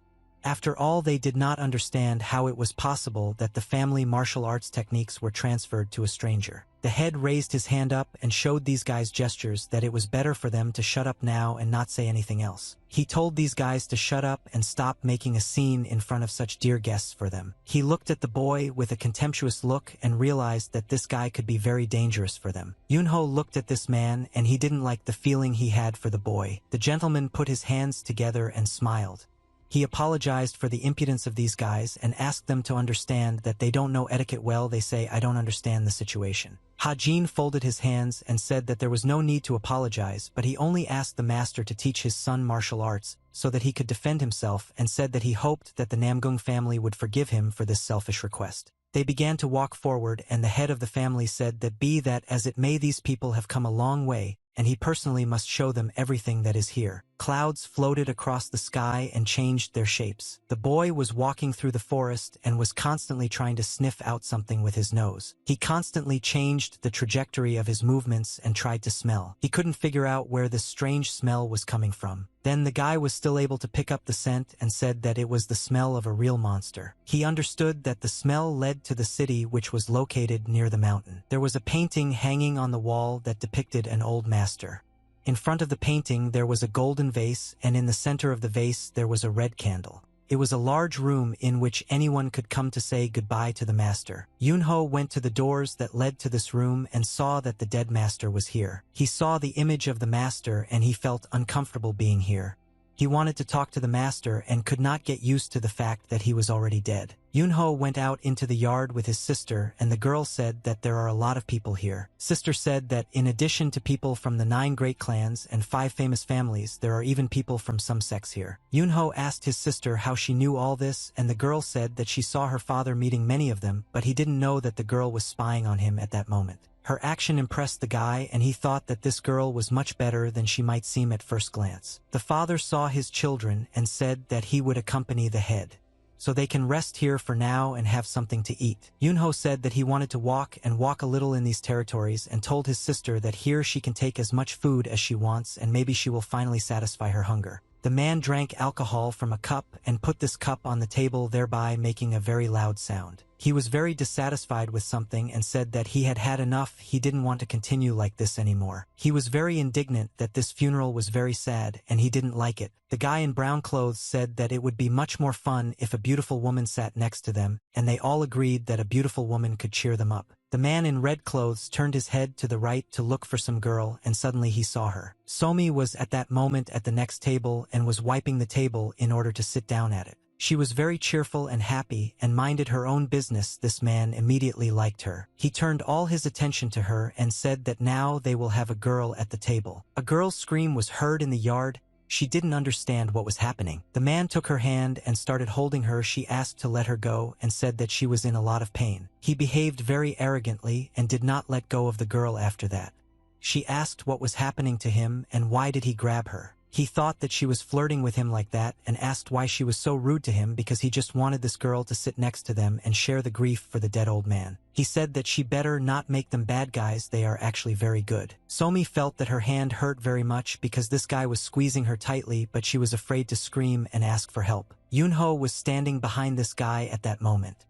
He said that these dissolute animals dared to come to the funeral and touch his sister with their dirty hands. He turned his head back and saw this guy in front of him. The girl said that it was her brother. The man asked the guy who was standing behind him, "Is this the same young gentleman who is a member of the Supreme Coalition?" Yunho did not answer this guy, or he exhaled and showed his dislike for this man with his face. Yunho said that he was very curious that this guy was being rude to the girl. "I know that she is the daughter of the leader of the Supreme Coalition." He smiled and turned his head back and looked at the 2 men who were sitting there, then said that this guy was probably joking when he said that. He said that his name is Peng Zhao and he is the eldest young master of the Peng family from Hebei. He said that he and his friends just wanted to chat a little with his sister and called the guy a puppy. He looked at the guy with contempt and said that he wanted to put aside the fact that Yunho misunderstood the situation due to his sister's reaction, but he was offended when the guy called him a slutty animal. Peng Zhao tilted his head closer to the guy and smiled. He said that he deserved a small apology for this insult,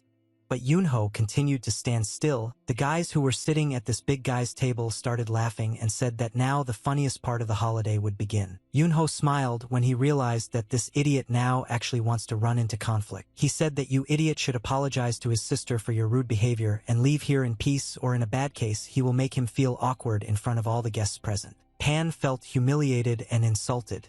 After all, no one had ever communicated with him in such a tone before. He stood opposite the guys, straightened his shoulders. After that he said that everyone knows that the merchants have nothing but money, and understood that the guy could not do anything to him and resist such a great force. Yunho smiled when he saw the self-confidence of this idiot and again called him a stupid animal who will always be a stupid animal. Pan raised his hand up to strike and said that this guy would hardly be able to survive such insults. Somi turned to the side in fear and started screaming. She tried to close her eyes so as not to see the fights that are now happening here. Yunho calmly dodged the blow of this thug and didn't even move from his place. He just tilted his body back. Pan was surprised that this guy dodged his blow and asked where he could learn such tricks. Yunho decided not to answer this idiot's question, and instead he kicked him in the leg to knock him down. Pan fell to the ground and hit his back, and at that moment the guy continued to stand on the ground without moving. Yunho took this thug by the leg and said that he will now show what else he knows from these tricks. He took the thug's leg and turned it to the side, and people heard a very loud crunch as if his bone had broken. Pan started screaming very loudly and writhing in pain. People were shocked by this guy's abilities.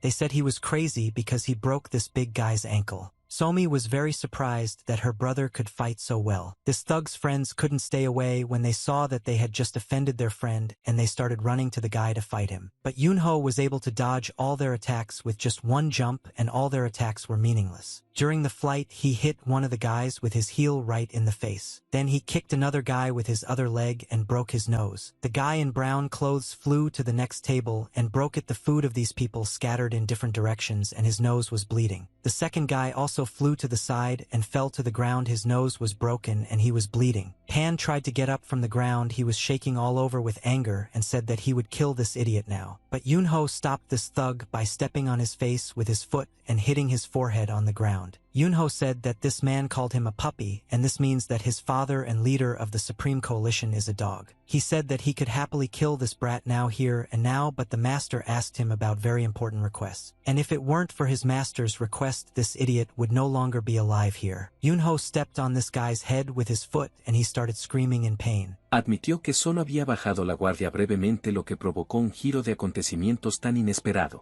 He looked around and saw a man in brown clothes lying on the ground. It was Mayon Su from 7 Moyen, and he looked very bad.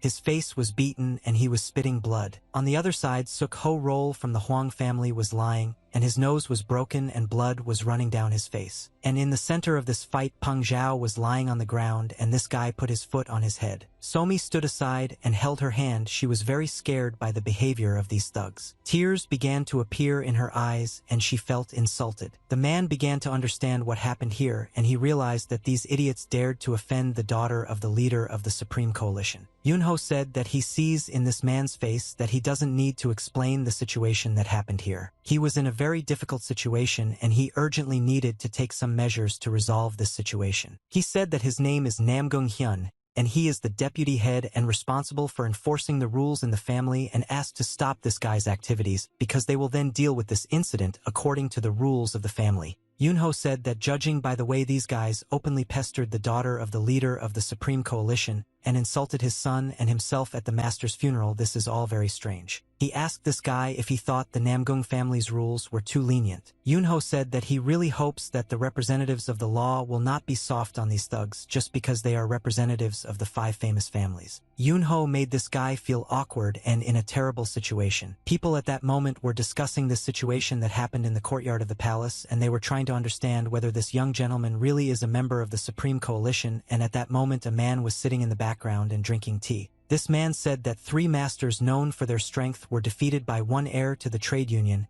He thought it was very strange. He put a cup on the table. The old man said that this was a very interesting situation and he would be interested in understanding it. Somi gave her hand to her brother so that he could look at the bruises. The girl said that this man grabbed her hand and tried to take her away, although she politely refused him. Yunho carefully examined her hand and said that her hand will hurt for a while, but if she uses medicine and ointments, then these bruises will go away in a few days. Suddenly a man approached them and started coughing. In order to attract attention, the guy turned his head and looked at this man. The old man man smiled and asked these guys if he could sit down with them and join their company. Yunho looked at this old man incredulously and thought that he clearly needed something from them. The old man looked at the guy with a sly look and tried to convince him with his gaze that he could be trusted. Yunho noticed the rope that was hanging on this old man's belt. It was red and blue in color. The guy noticed that this old man had a rope on his belt with 8 knots tied and his clothes were very worn out. The guy said that among all the looks he saw in the crowd, only one glance irritated him. Yunho immediately understood who this man was because he stood out very much from all the other guests.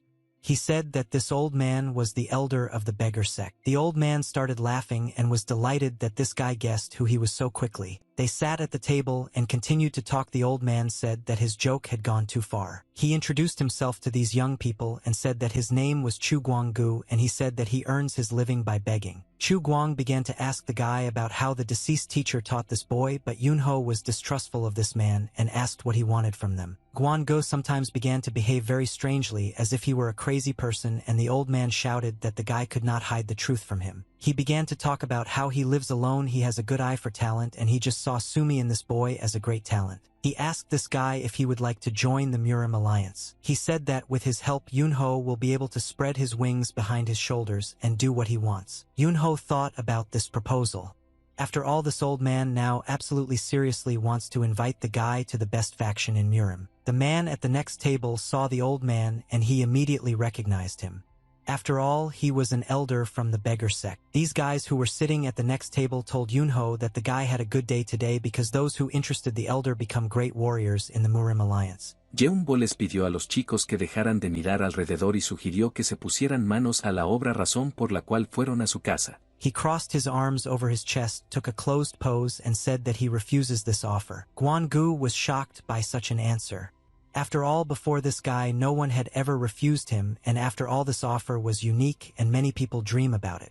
Guan said that he was embarrassed to hear such a quick refusal, but the guy replied that he did not see embarrassment in this old man. Guan was very dissatisfied with this answer and he really wanted to know the reason why the guy refused this opportunity. Yunho replied that he doesn't need a reason to refuse any offers. But the guy understood that he needed to at least a little quench this old man's curiosity, and said that the reason could be that he was simply not interested. Guan said that if the boys were not interested in such a proposal, then he would not raise this topic anymore but asked the boy to behave carefully in the future. Guan told the guy that he had an assumption that the boy would soon be in great danger, and Yunho took this as a threat. Guan smiled and looked at the guy.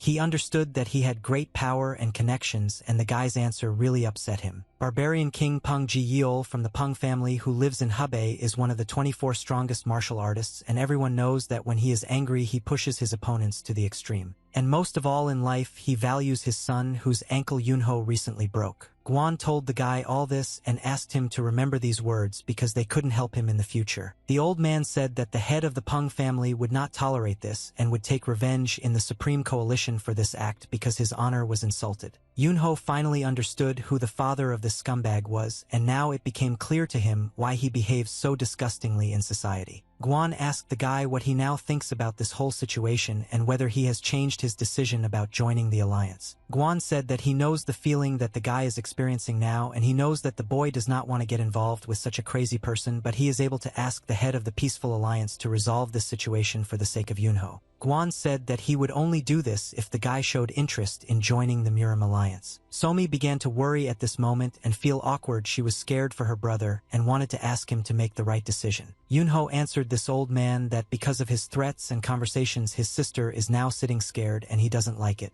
De repente una especie de cadena poderosa y fuerte apareció en el aire, materializándose como si surgiera de la nada. Guan was shocked by this answer and became very angry with the guy.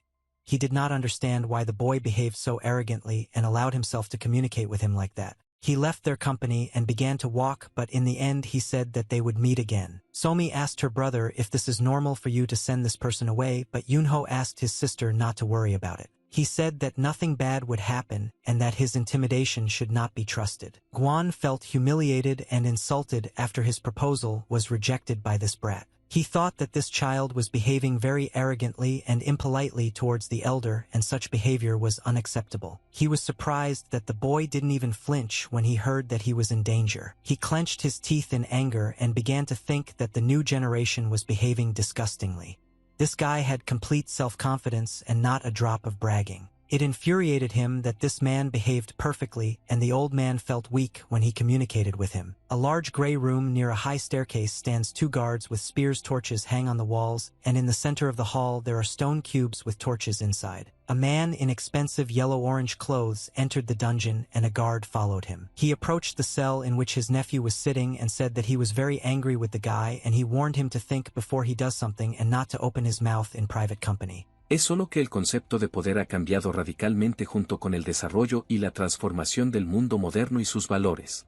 The gentleman asked the head of security whether it was really necessary to lock his nephew in a cell for a fight between young men, and the head of security replied that he was punished in accordance with the rules of the family. The gentleman said that the head of the Peng family will not wait quietly when he finds out about this situation. The guy replied that in the Namgung family house no one can stand above the rules of the family. This answer angered the gentleman. He didn't expect that they would really take an ordinary fight so seriously. The gentleman came to his palace to report to this guy's father that he was now sitting in a prisoner's cell. His father was furious at the news he heard. He couldn't believe that this idiot was put behind bars because of a fight that happened in the palace. The gentleman said that the representative of the law was very stubborn when he tried to ask him to release the guy. Father was very angry about this and grabbed the silver goblet in his hand and broke it.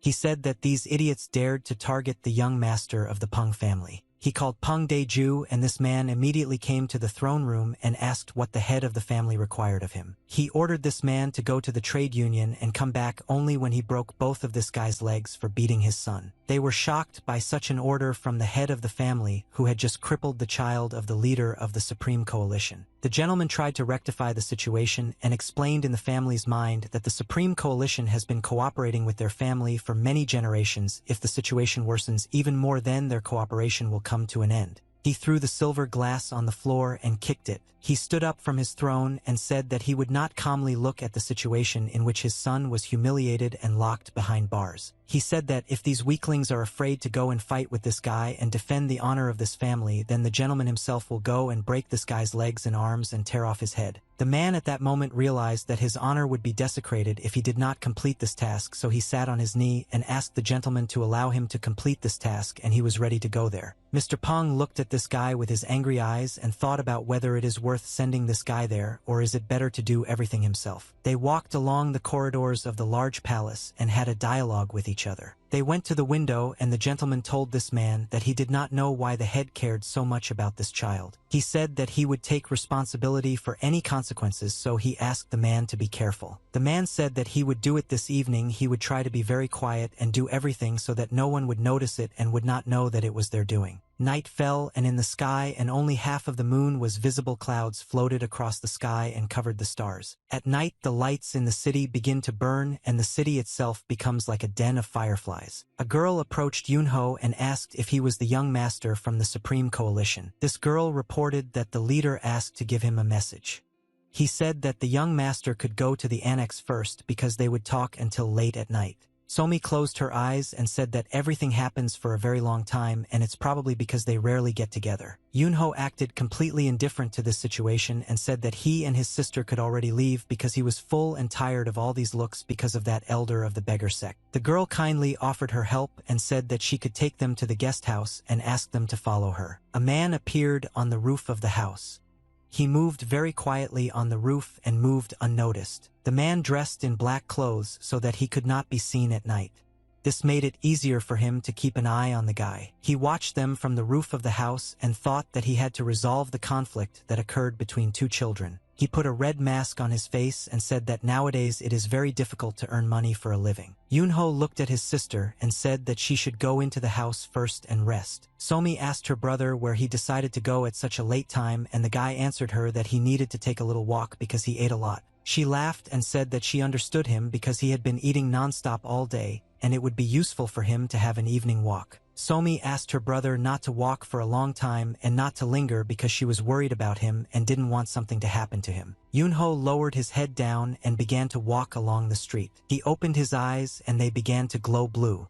He thought that there was an uninvited guest in the guest house, and he wondered what kind of brave man decided to do this. He alone began to walk through the labyrinths of the courtyard, which was located near the guest house. Yunho felt the presence of a stranger here, but so far he could not see him. He looked around and realized that the enemy was nowhere to be seen, which means that he was hiding very well. He wondered where this stranger was now, and the game of hide and seek in him aroused special interest. Yunho decided to ask this guy in a loud voice how long he would wait for the right moment, and the assassin was very surprised that he was discovered. Yunho said that if this assassin followed him to such a remote and isolated place, then he should politely show himself to save the guy from problems. The assassin tried to hide and disappear so that the guy wouldn't discover him.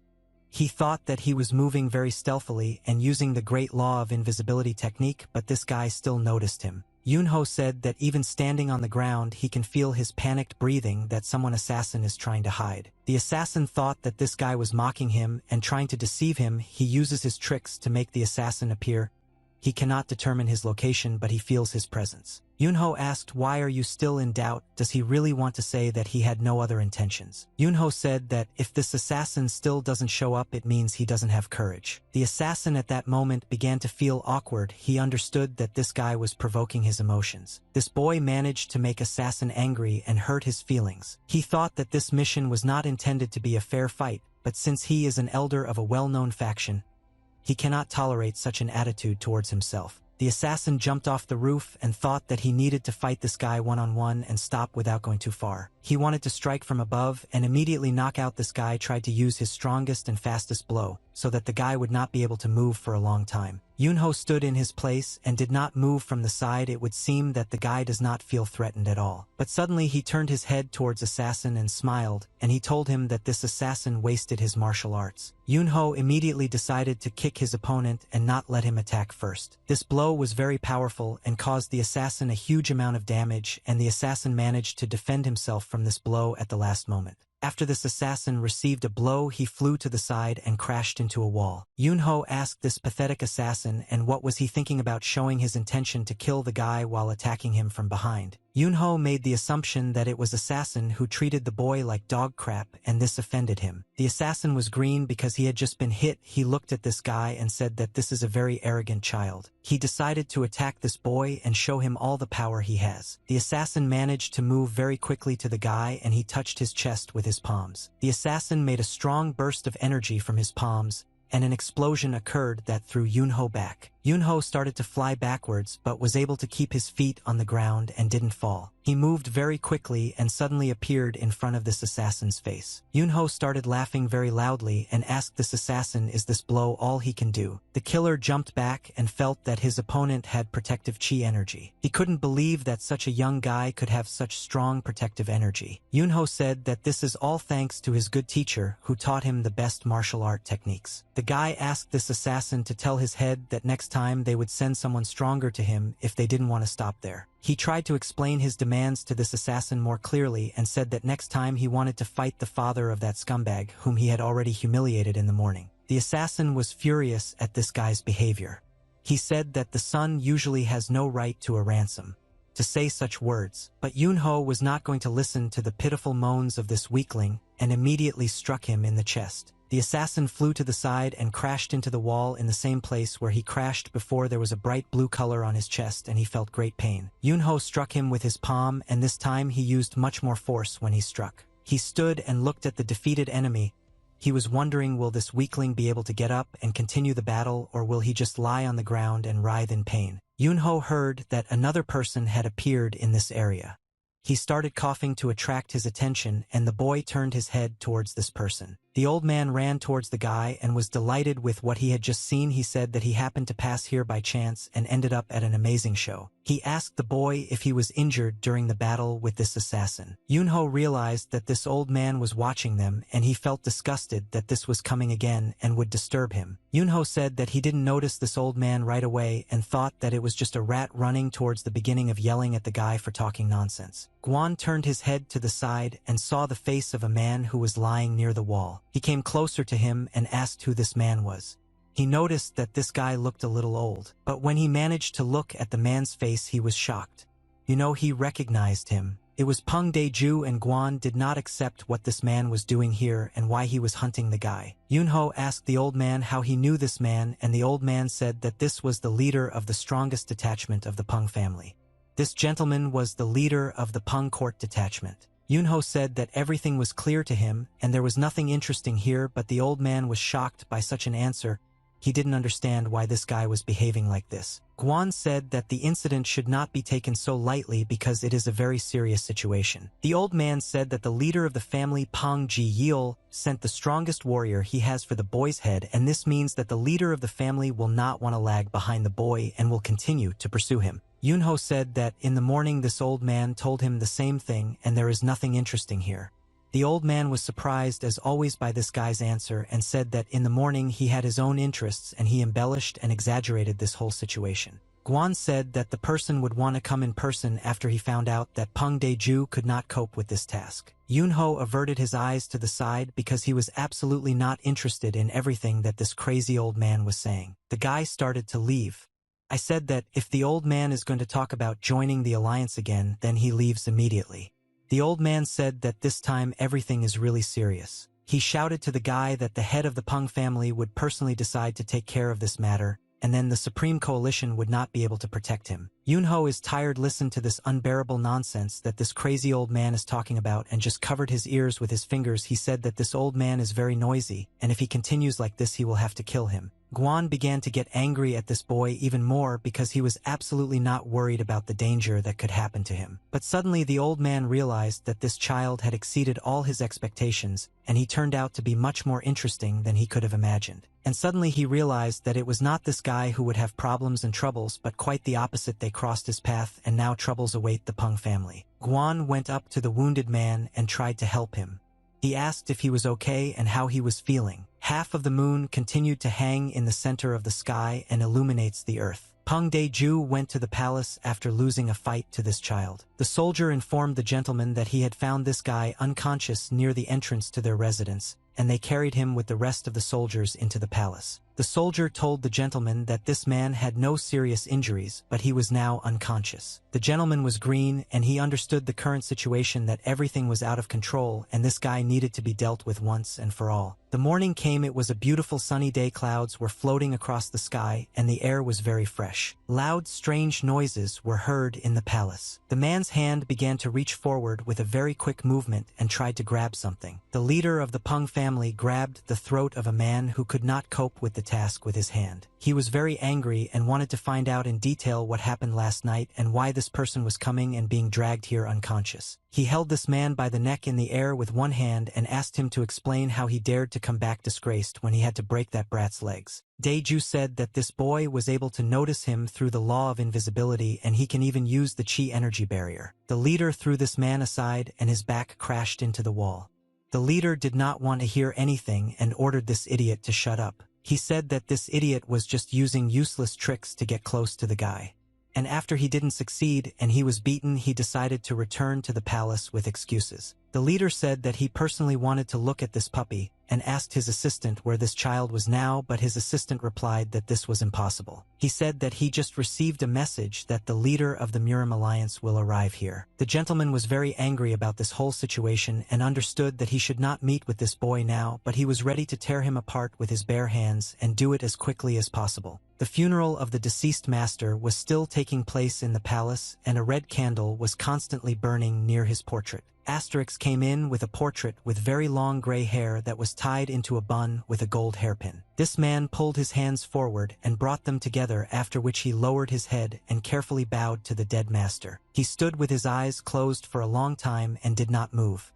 Apparently, he communicated with the dead master in his head. Elite warriors with white headbands stood in a line and waited for their master. They stood opposite each other and created a corridor from their bodies for the owner. The same old man with long gray hair came out of the large hall in which the dead master was located. It was clear from his face that he was worried about something, and this thought did not allow him to relax. He walked accompanied by the owner of this palace, and the owner asked if this gentleman was already returning back because everyone thought that he would stay here at least until the end of the funeral. The old man said that he could not do this because he is the leader of the alliance and he has many responsibilities that he must fulfill. He said that soon it will be time for him to cry for his brother as a member of the Namgung family. When people saw the leader of the alliance walking through the center of the square, they immediately began to bow to him to greet the leader. The old man looked at all these people and smiled. He tried to seem friendly to them. Yunho was in a crowd of people and he saw the leader of the alliance walking through the center of the square and white energy emanating from him. He smiled and thought that his master was right about this man. Yunho thought that he has an insanely high level of chi energy and this level of energy stuns everyone. Even with an ordinary smile, the king of the sword Namgung Jin would like to fight with him for the place of the strongest like in the old days when he was still the king of Yukai. The guy said out loud, "What you want? One day fight this old man and measure your strength with him." Somi asked her brother what did he just say, but the guy replied that he didn't say anything special. Suddenly he turned his head to the side and saw one very interesting man. Among all the people who were in this square, there was one person who interested the guy. He was a tall man in red clothes. This man was very angry, and I understand this could be immediately noticed, but Yunho understood the reason for this man's anger. He immediately realized that this same Peng Ji-yeol was from the Peng family. Yunho watched this man for a bit, and the only thing he thought about when he looked at him was that this man looked like a big stupid bear. He smiled and thought that he needed to do with the scumbag in the same way as he did with his son and publicly humiliate him. Through the wooden bars that were on the windows, one could see the rays of the sun making their way into the room. The leader of the Namgung family asked Mr. Why did he come such a way to demand the release of a prisoner. The man said that yesterday he spoke very clearly about this and made it clear what happens on the family's territory will be controlled by its laws without exception. Mr. Pan asked the head of the Namgung family, "Does he really want to make him angry?" Mr. Namgung said that according to the law of the family, the crime should be made public and the punishment carried out publicly, but he just put them behind bars after identifying them. He said that Mr. Peng makes him very upset when they try to break the law and his family. But this man was beside himself with rage and couldn't stand this kind of behavior towards himself and didn't understand why they were talking to him like some ordinary person. He looked at his diplomats who had been standing aside all this time and shouted at them.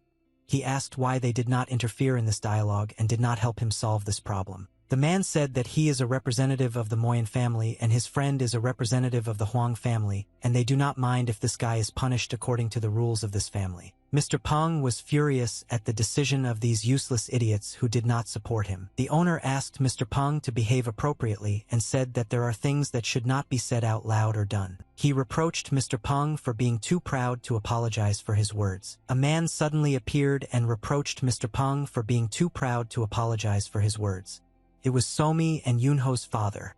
He said that the heir of the Pan family molested his daughter and there are still bruises on her arm. He admitted that he did not want to fan the flames of the scandal, but Mr. Peng had just added fuel to the fire that he himself had lit with his son. The big man was shocked by this behavior of this merchant, and I don't understand what right he has to talk to him like that. He asked not to treat him as a merchant and stop underestimating him, otherwise he will be forced to show what the wealth of the Supreme Coalition is capable of. Peng was in a difficult situation. He didn't understand how to come out of this situation as a winner.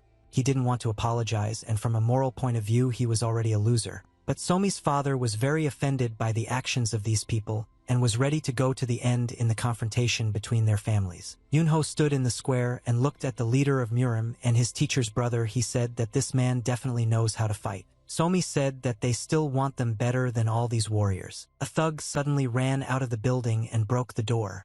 It was an angry Mr. Peng. When the big guy found himself on the street, the first thing he saw before his eyes was the same guy who beat his son and began to destroy his reputation. He looked down on him and didn't give a damn what he should do in this situation. Apparently, there was no limit to rage. Emotions consumed his mind. Yunho hid his sister behind his back so that she would be protected and carefully watched this gentleman and waited for his actions. Mr. Pan at that moment was on a hill, and it seemed that he became even larger and more terrible than before. He was a very stupid man, but he needed a lot of time to make the right decision. He came down the stairs and started walking towards this guy, but he decided to pass by and told the boy that he should be grateful to Mr. Penn for not twisting his head. After the big guy said this, he passed by and moved on, trying to calm himself down. Yunho smiled and realized that he would not tolerate such an attitude towards him, and this thug himself made his choice when he threatened him. Yunho therefore shouted to the big guy that he looked like a big cowardly bear. Mr. Peng heard this insult that the guy just shouted at him and stopped. He turned his head towards the boy and asked him to repeat once again the words he had just said. Yunho asked his little sister to be sent as far away from here as possible because it will be hot here now and she might get hurt. Yunho said that he doesn't like to repeat things twice, and Mr. Peng apparently has hearing problems if he couldn't hear it the first time. Yunho said that especially for him, he would repeat these words again and called Mr. Pan a big cowardly bear. Mr. Peng at that moment was as angry as possible with this boy, and his nose flew out and he resembled a boiling kettle. The owner of the palace walked with the guest and the leader of the Supreme Coalition around the palace territory and discussed the conflict that had occurred. The head of the Namgung family apologized to the leader of the Supreme Coalition for the situation and said that he should have taken this matter more seriously. The leader of the Supreme Coalition said that his friend acted very wisely in this situation and took his side. This is a big part for him. Mr. Namgung smiled and said that this incident had deeply hurt the feelings of everyone present here. And he said that in any case the situation is on the side of this gentleman. Suddenly he saw his daughter standing alone near the palace and looking into the distance. Somi saw her father and thought that she needed to tell him everything. Father, ask your daughter why she is here alone and where is her brother. Somi came closer to tell her father everything. His name was Guan. He was a monster who could not resist fighting because of the excess energy that was seething in him. The white fox stayed with him for several days and then beat him because he continued to threaten him and pester him with his fights. After that, that rude idiot immediately became polite and did not do that again. Yunho thought that he is now in a human body, but the situations that happened to him are very similar to those situations that happened in a past life. When he looked at this guy, he remembered that bear. He became interested in how many hits this big guy would become obedient. He thought that it made sense to use the sword right away and not waste time, but that would probably be too easy. Mr. Peng looked at this guy and said that he was acting very confident since he decided to challenge the master, and his arrogance reached the skies. Even the name of the Supreme Coalition is nothing compared to him. Yunho started laughing very loudly and couldn't stop laughing. He is very surprised that such a stupid person as Peng Ji-yeol knows what the height of heaven is. The guy said that the heavens hate arrogant fools who talk all sorts of nonsense about them, and said that the Lord on Peng the heavens will definitely strike with lightning. This big guy gets angry at night when I hear the sarcastic answer of his opponents to tolerate such attitude towards himself from some boy. Haciendo hincapié en su indiferencia, repitió su pregunta sobre qué tenía de especial este incidente.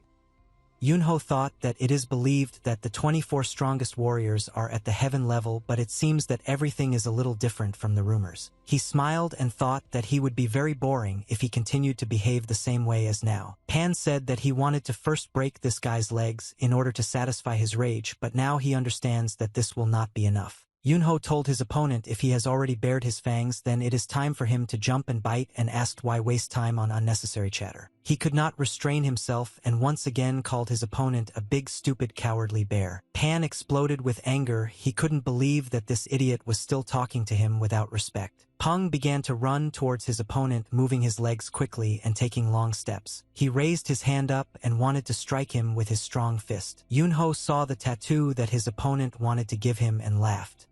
He thought that this was a very obvious attack and a martial artist like him could come up with something more interesting. The guy was easily able to dodge the blow and lunged to the side. He walked behind his opponent and stopped in place. The big guy continued to attack the invisible enemy. He turned his head back and saw that his Brock was already behind him. He told this guy that he moved very well for an inexperienced brat. He decided to strike his enemy again and tried to intimidate him with his large size. Pan felt his fist touch this boy's body and he thought that he was able to damage him. But after a few seconds it became clear that the guy blocked this blow with his palm and would not allow himself to be damaged. They froze in this position and did not continue the fight because they needed to understand what would happen next. Yunho decided to mock his opponent and said that he was talented from birth and had a good teacher unlike Mr. Peng. But the big man began to get angry with the boy when he heard him teasing him and wanted to make another attack. Pan waved his hand and decided to strike this guy one more time. But Yunho, as always, was able to dodge this blow in time, and he made a high jump and froze in the air. Pan will shout that this guy won't be able to escape from him and he'll leave here today with broken bones. He began to run towards the guy in order to deal him another crushing blow. Yunho said that Mr. Pan moves very slowly, and by the time he waits for his attack he can already sleep. The big guy took a leap and wanted to strike from above and crush this impudent little brat. He hit the ground with his hands and the ground began to crack into a pile of cracks. He raised his hands up and began to examine the surface of the earth to see where the guy was. Yunho, at that moment I was behind him and wiping my clothes from dirt and dust. He said that he was getting very bored. He said that he couldn't believe that this man's name was on the list of the 24 strongest martial artists, and he heard that everyone on this list is superior to other masters and has reached the peak of martial arts. Yunho stated that Mr. Peng clearly does not deserve to be on this list. These words hurt the big man's pride and feelings, and he didn't understand how he could defeat this guy. He began to have memories of how the Supreme Elders were thinking about adding 3 new kings to this list or not because they had not yet reached their peak. One of the elders said that the rest of the members of this list have already reached the peak in martial arts, but there are 3 kings who are not worthy to be on this list. They came up with the idea to rename the list of the 24 strongest martial artists to the list of 21 people. Pan overheard the dialogue of these elders, and he was furious that they did not want to put him on the list. He told Yunho that this is all a waste of youth and precious life on unnecessary things. Él respondió que por mucho esfuerzo que se pusiera nadie podía lograr un talento innato de manera involuntaria. But Pan told the guy that throughout this fight he was holding back his powers and didn't want to show them at full power, but now this guy has angered him and he'll have to do it. Pan began to accumulate orange energy in his body and released it in order to enter the battle. He said that he would gladly help this guy die if it was his will. Yunho began to smile and said that he finally waited for a normal opponent to fight with him because before that he was very bored. Pan tried to accumulate a huge amount of energy in his palms in order to throw it out later. He used a fighting technique called palming to start shooting energy from his palms. He released energy spheres from his hands that flew very quickly towards his opponent and did not explode when they collided with an object. He continued to throw these spheres out of his hands, and everything around him turned into a battlefield where everything exploded. Pits began to appear in the earth, and the earth itself flew into the air along with the grass. He tried to throw out all his anger and energy through these energy spheres, got excited, and wanted to destroy everything connected with this guy. There was a very strong explosion in the forest that could be seen from afar. Pan stopped and decided to see what was happening to his enemy. Now he waited until the smoke cleared and he could see it. He thought that the martial arts in the 7 pen originated on the battlefield. They carry wartime Yurima from birth, and it contains the will of death to kill enemies on the battlefield. When the smoke cleared, there was a big pit in front of him, and there was nothing else there. The guy disappeared somewhere. Pan thought about the fact that he killed this guy and he felt calmer. He said that he wouldn't have done this if this little brat weren't so arrogant. But a light appeared in the smoke. It was a blue light that constantly moved into space. Pan didn't understand where this blue light would come from, and when the smoke began to clear, he saw the silhouette of a guy. Yunho held the sword in his hand at arm's length and stood calmly without moving. He was shocked that this guy was still alive and he was still able to fight. He didn't understand how this was even possible because it was impossible for such a child to survive after the palm of heaven and earth. Yunho pulled his sword forward, and it began to glow with a bright blue light emitting a huge amount of energy. Pan didn't understand how this guy managed to reveal the aura of the sword at such an age and achieve unity with his weapon. Yunho stood opposite his opponent right in the center of the forest glade and held his sword in his hands. Pan did not understand why this boy was not hit by a single attack and made his assumption that the guy repelled all these attacks using his world. He remembered how the man who was supposed to kill this boy spoke about his incredible strength and how he uses the chi energy barrier. He began to get even angrier because he didn't listen to this guy back then, and now he saw with his own eyes Yunho's strength. He only now realized that the words spoken by the assassin who came from the mission were true, and these were not excuses. Pan realized that this was a guy who was trying to beat him like that and using Orimic because it was impossible to defend himself with these attacks in any other way. He didn't understand how the old man managed to train this guy to such incredible results at such a young age. He told this guy that he was a very cunning kid because he was able to hide his martial arts skills under arrogance. Yunho smiled and started laughing because he understood that this idiot had driven himself into a trap. Hacía mucho tiempo que estaba absolutamente seguro de lo correcto de esta decisión y de sus capacidades.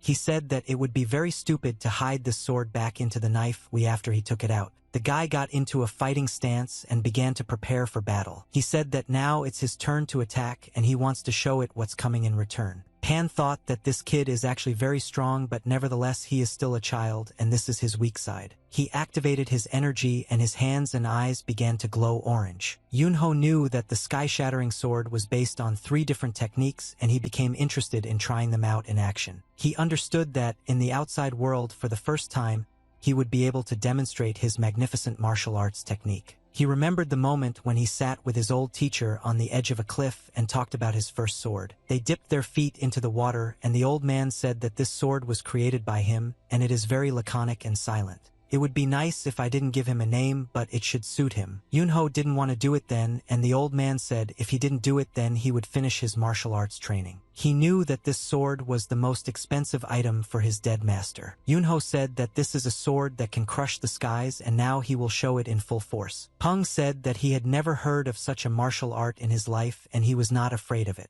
He started shooting orange energy spheres from his hands in order to break through the guy's defense. Yunho stood motionless in his place, preparing to repel these spheres. He activated the aura of this sword and used a technique called wind strike. Yunho very quickly began to move in space and maneuver between spheres. Pan was shocked that this guy was capable of such a thing. Yunho moved very quickly in space and approached his opponent. He was able to bypass all these spheres and remain undamaged. Energy spheres began to explode and fireworks occurred in the forest again. Yunho touched his opponent's neck with his blade, cut his hair into pigtails, and delivered his blow. Pan didn't understand how he managed not to notice this guy because at the last moment his body was seized by cold horror. Pan understood that none of the 24 strongest warriors had such a fast and powerful blow from this guy.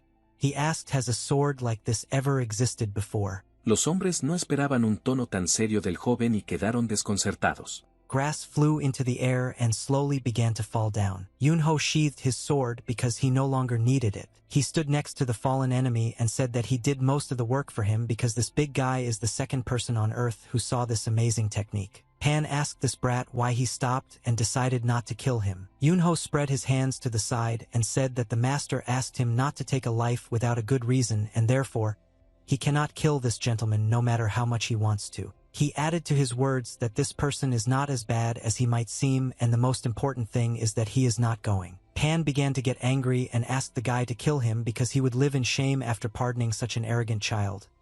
This is terrible, and said that he wants to die. Yunho looked at this man carefully and decided to ask him again how well he thought about it. Yunho told this gentleman that he had no idea how painful it was to die and did not understand why he was so persistent in covering up his worthless son after he molested his sister. El mentor sospechoso le dijo al estudiante que esperara al bastardo, definitivamente le había pasado algo serio ayer. The guy could not let this idiot leave the battlefield in such a state. He punched him in the cheek. Big Bear was defeated by a small arrogant fox and flew away after taking damage. Pan sat on the ground and coughed up blood. He felt that his life had just been broken and his face was very swollen. Yunho said that he did this for his sister Somi. At that moment white smoke began to appear around them, turning into fog. Yunho said that this gentleman treated his father as a man of the lower class, refused to accept his good intentions, and even tarnished the name of the Supreme Coalition. He ordered this big guy to leave here and told him to think about why the guy left him alive even after such actions. The father was very angry when he saw his son. He scolded the guy for letting his sister walk alone around the palace grounds and said that the boy had broken his rules and asked where he had been all this time. Yunho was very surprised when his father came to him about where he was, and his sister said that his brother left because his stomach hurt. The father asked his son if everything was okay with him now, and the guy replied that his stomach had stopped hurting and everything was fine. He felt that his child was lying to him, but he didn't know how to bring him to clean water. So he just looked at him with disbelief. Yunho opened his eyes as wide as possible and looked at his father, show calmness and confidence in his words. The head of the security approached the Lord and informed him that the carriage was already ready to leave. It was time for them to move out. Somi asked her brother if everything was okay with him and how did his duel with this big guy go. He smiled and showed with all his appearance that everything had come even better than he thought and told his sister that everything was fine. The candle near the portrait of the dead master gradually begins to burn out. The head of the security of this palace informed the leader of the family that Head Peng left immediately after leaving the message. Mr. Pan said in his message that he accepts all his son's misdeeds and agrees that he should be punished according to the law and rules of this family. The leader did not understand why he made such a decision because it is very surprising for a person with such a temperament. He assumed that this gentleman came to the corner. He had no other choice. The second man suggested that something else could have influenced this gentleman and made him change his mind. He said that according to the guard at the gate, he saw Chief Peng and the young master of the Supreme Coalition heading into the forest. After this, the guard reported that half an hour later the young master was the first to return and Chief Peng returned when the Supreme Coalition left the gates of this palace. He said that the young master looked fine after returning, while the head of the Peng family returned after the cruel battle, and he was covered in cuts and bruises. The man said that this is unreliable information because no one saw them except the guard at the gate, but nevertheless this is one of the versions. He said that if you can believe the words of this guard, then the young master of the Supreme Coalition was able to pacify the head of the Peng family, and therefore he decided to give in. The gentleman raised his eyebrows and didn't understand how to react to this information because it all sounded like some kind of fiction. He said that a real monster had appeared in the Supreme Coalition. An old man appeared in his memories who constantly gave him instructions and tips, and this old man turned to the head of the family. He asked to never provoke the monster from the Supreme Coalition because this guy is stronger than anyone he has ever seen. He only now began to understand about what kind of monster the old man constantly told him and why he asked him not to provoke the guy. His uncle often told him about world events with his metaphors and exaggerations. But then he thought that his uncle was telling him about the monster and meant the enormous financial power of the Supreme Coalition. But only now he began to understand what was really happening and what kind of monster the old man was telling him about. When they first met, he immediately felt something very strange. The eyes of this child were not like the eyes of a young guy, they were completely different. He thought that if the guard's words turned out to be true, this child really defeated the head of the Pien family, then the monster that his uncle mentioned was much more terrible than it might seem at first glance. Tratando de mantener la calma, inmediatamente comenzó a pedir ayuda en voz alta a sus compañeros y amigos más jóvenes. On this day, the weather was magnificent again. There were a lot of apples in the sky. The guy threw the dice into the air, and each dice had a different color. The dice fell on the red board and showed certain symbols. This guy was surprised when he saw the result on the dice. He couldn't believe his eyes. What he saw seemed like real horror to him because these bones all showed the same result. The boy said that there is a high probability that he could fall on his back and break his nose or cut his hand with a silk thread and get a scar. He approached a tree branch and a green leaf fell from this branch. He put this sheet to his chin and started talking to Amitba. He asked him to carry this leaf through the air and for this leaf to take away all the troubles of today. He gave out this foliage air and he began to fly. But suddenly this leaf froze in the air and began to float in place. The guy saw that this leaf was flying very slowly and returned to him. A green leaf landed on the guy's black hair. He was upset because this leaf did not want to take all his troubles with him, and the guy said that today was not his day. There were a lot of people in the city and they were all busy with their own affairs. The city today resembled a big anthill. The guy held a golden earring in his hand and looked at it against the sky. Yunho tried to look at this trophy as best as possible and understand why people in this world put them in their ears. He said that he should have cut off this idiot's ear, but for some reason he doubted it and didn't do it. He thought that if he were a yukai at that moment, he would not even think about it and would definitely cut off his ear. But if he was actually a yukai, then the ear wouldn't be enough, he would tear it in half. He couldn't believe that he really spared him. After all, it wasn't like him, and he realized that he had really become a man. The Vice Lord heard this guy's monologue and asked what he was talking about now, but the guy said that he didn't say anything important. Yunho threw the Vice Lord a gold earring that he took from Mr. Pan and said that the Vice Lord could sell it and pay for his mother's treatment. The Vice Lord tried to catch this earring and not miss such a generous opportunity from the young master to earn some easy money. He told the Vice Lord that this was a golden earring that was in the ear of the head of the Peng family and now he does not need it. The Vice Lord screamed in fear that this couldn't happen, asked the guy how it happened, and he thought that the boy was joking. There were a lot of people at the bazaar that day. All the people decided to try the bazaar in order to buy new goods for themselves or to have a tasty meal. Yunho went to the market specifically to buy something tasty, and he took several large deep-fried king prawns. Since then he has moved into a human body. He still cannot get used to the fact that food in this world can be very tasty. Suddenly he noticed something very strange not far from him. It was a crowd of people, but he did not understand what was happening. He saw a crowd of people standing near the wall and watching very carefully for some reason, and the boy wondered why these people were watching. The guy put several game dice in his hands, otherwise he shook his hands so that these dice mixed with each other. He threw these dice and they fell on the game board and showed certain symbols. The guy sat on the asphalt and said that he sees that all the money this man has as well as the money he earns will be stolen. The man was not ready to hear such information. He said that he has a brother and he wants to invest his money in this brother in order to later earn even more. It seems to him that this is a good idea despite the fact that it is risky. The boy asked why this man came to him and was trying to find out about his dacha if he was so confident in his idea. The man said that he would invest a large amount of money in this idea and that's why he was a little nervous and wanted to know about his luck from this guy. The man asked this boy how much money he should pay for his services and the boy replied that his service costs 100 niangs. The man asked why this guy told him such a large amount because he tells other people the amount is 10 coins and he asked him for 100 and the boy replied that everything is the seller's will. Suddenly froze in place, opened his eyes wide, and felt something very strange. He used his nose to smell the unusual smell, and his knife told him that it was very dangerous to be here now. He felt the same smell that he had smelled before in the forest and was scared. The boy began to look around to try to find the person from whom this smell came. The man said that now everything became clear to him and this guy is a charlatan who sells fake amulets. The boy began to scream in fear and jumped up from his seat. He behaved very strangely, and people did not understand what was happening to him. He started running down the street and didn't even take money from this man. The whole time he was running he was shouting that there was a yokai. A real yokai appeared in this village. The man said that if this boy ran away it means that he is actually a fraudster and the girl was not afraid because she did not believe that this decent boy could be a fraudster. People began to disperse from this square and discussed this boy. They did not understand why he behaved so strangely. When all the people left only Yunho was left standing in this place. He was the only person who could understand this boy and did not judge him for his strange behavior. But Yunho was still shocked that this guy was able to somehow magically determine that there was a yokai in the crowd of people. He wondered how this child managed to guess such a big secret.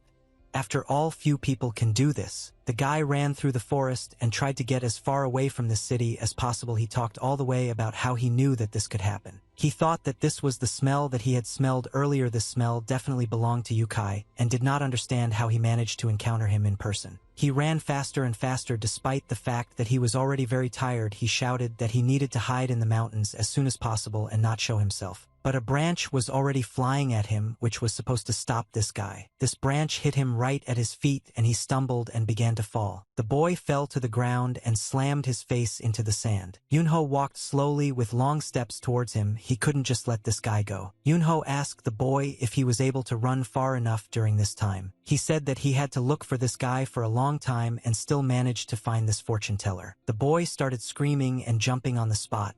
He waved his arms widely and was furious because he was caught. He put his stick forward in order to defend himself and said that yokai has no right to walk around the human world so fearlessly. He said that the heavens should punish him. The boy took out a red seal from his sleeve and decided to use it. He threw a red seal at his opponent and it had to somehow stop the yokai. Yunho was surprised. I looked at this red piece of paper that stuck to his clothes and tried to understand what it was. He remembered that this is a human talisman that helps people ward off yokai. Yunho looked at this guy and was surprised that the boy actually thought that Yunho was a yokai. He started shouting at his opponent and said that with this seal the beast would no longer be able to move. Yunho raised his hand up to show that he was calmly moving his hands and nothing happened to him. He showed this boy his movements and said that he could easily move his body and the seal did nothing to him. But this little short guy didn't want to give up and started throwing even more stamps at him. There was a stamp on his face and he began to get angry because of the behavior of this idiot. Yunho said that this is all useless and these seals cannot stop his movement. He took the short guy by the collar of his shirt with his hand and lifted him into the air. The boy continued to call this guy yokai and said that he would not give up and would fight to the end. But I decided to do something much wiser to Yunho. He invited this guy to calm down, sit down, and calmly talk about it all. Yunho remembered the moment when he met the Tathagata and this deity allowed him to live the life of a person who was different from the life of yokai. From now on he is a man and who among the people does not know about his past life in the form of a white fox. But something very strange happened and this event made Yunho worry about whether he is really a person or not. He met one stupid boy who calls himself a fortune teller and this boy sees in Yunho his soul which is a yokai. Yunho wanted to understand this situation and understand why the boy sees him as yokai because the Tathagata could not be wrong. They stood opposite each other on the top of a cliff and Yunho asked this boy why he sees him as a yokai but the soothsayer replied that it was obvious. He said that this creature managed to deceive the rest of the people, the fortune teller.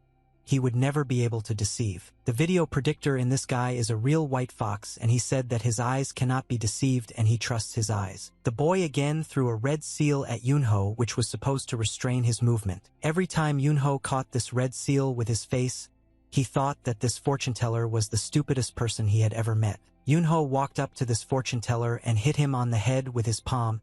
He also told this boy that he was not a yokai. The fortune teller finally began to doubt his unification and asked if this man was actually a yokai. Yunho said that he has been trying for several hours to explain to this stupid predictor that he is not a yokai, and tried to find out why the boy sees this creature in him. The boy explained that his heightened senses were recognized even by his teacher, and his senses tell him that this guy is a yokai. Yunho laughed and then exhaled the air from his lungs. He said that he felt very stupid to be equal to. He stood on the edge of the cliff and said that I feel it may be half true or maybe I'm wrong. Yunho was disappointed because he thought that the boy had some good reason if he was so sure that Yunho was yokai. The fortune teller said that his feelings never lie.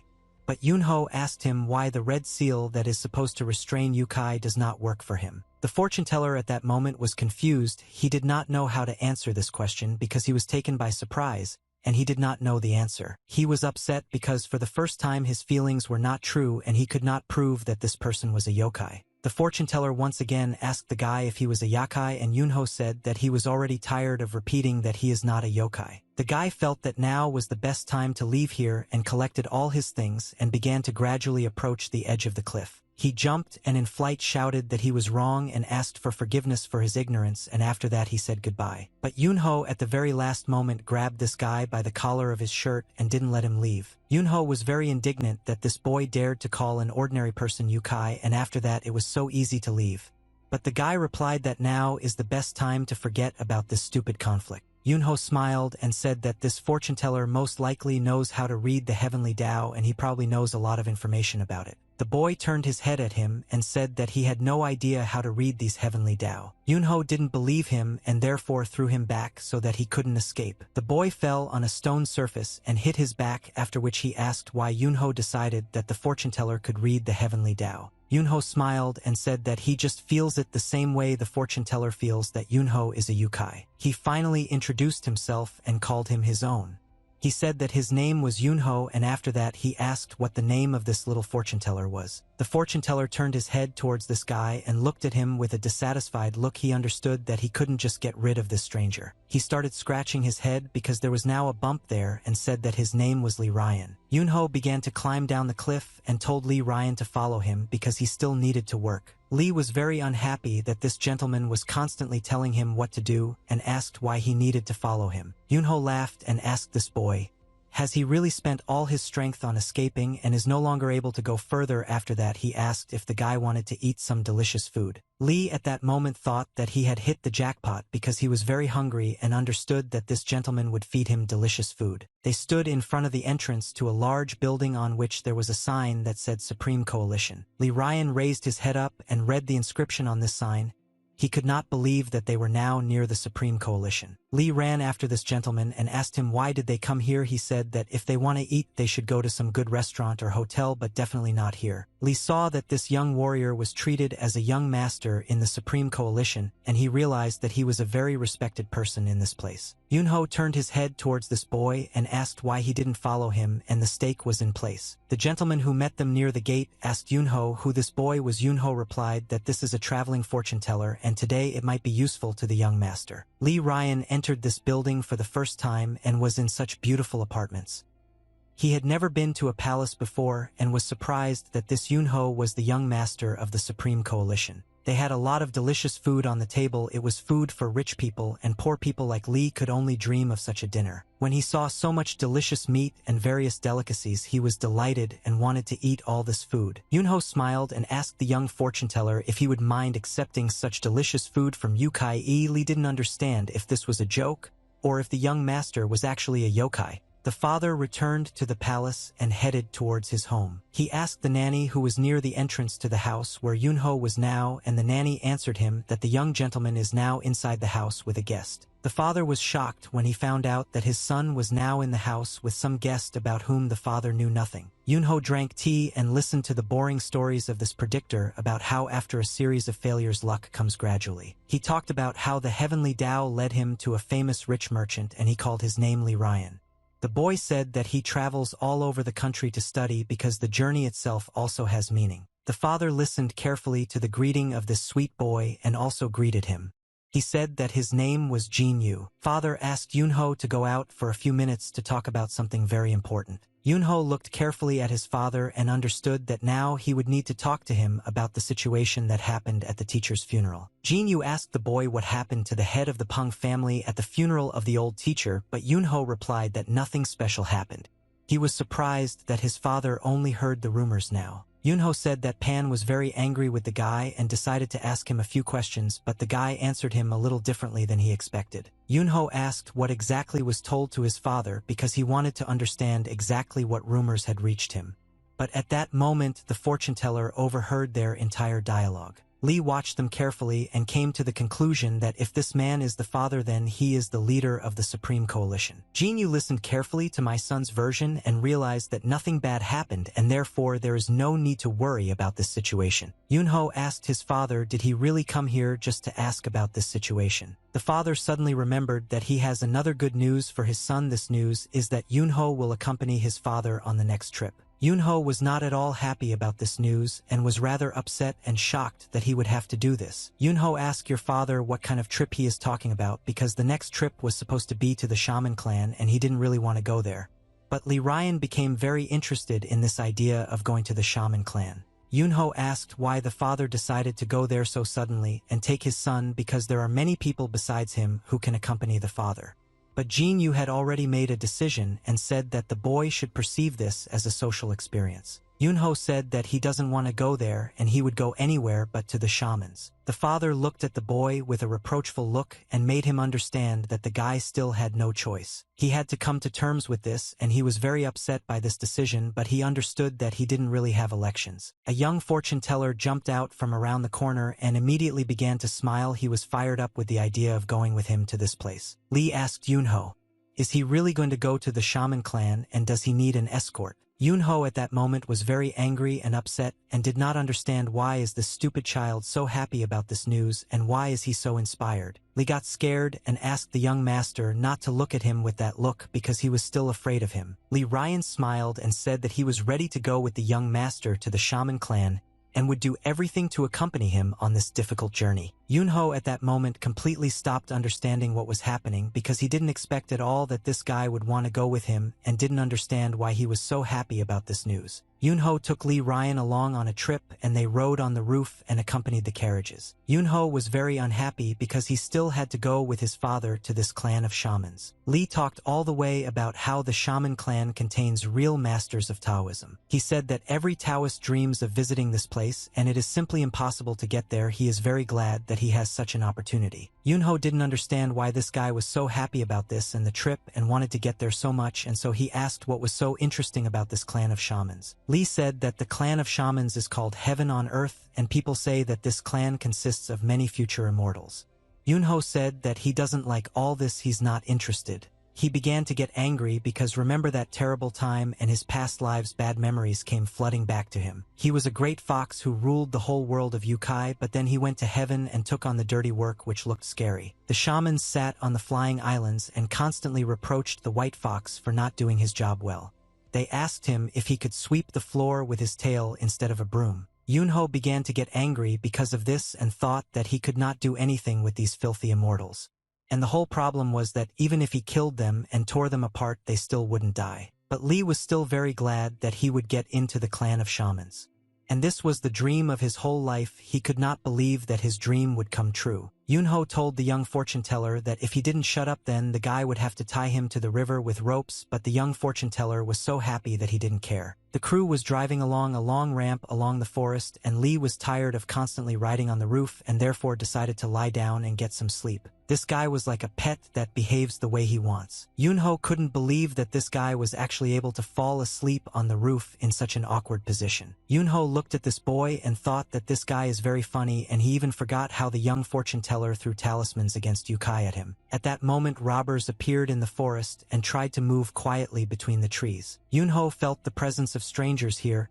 He immediately got the feeling that they could be robbers. Yunho thought it was time to inform Jang Paiito that there were other people in the forest besides them. He said that behind those trees in the forest there are people who are watching the crew and have been following them for a long time. He said that at first there were 3 or 4 people there, and that's why Malaya worried him, and he decided to report it to the security guards, but now there are 25 of them there. Jin Paiito listened carefully to the young gentleman and realized that most likely problems could begin now. Jean climbed onto the carriage and told the young master that these people could be the Aso group of 10 forest bandits. He said that they have already paid the fee, so these bandits should leave after observing them, and the young master need not worry about it.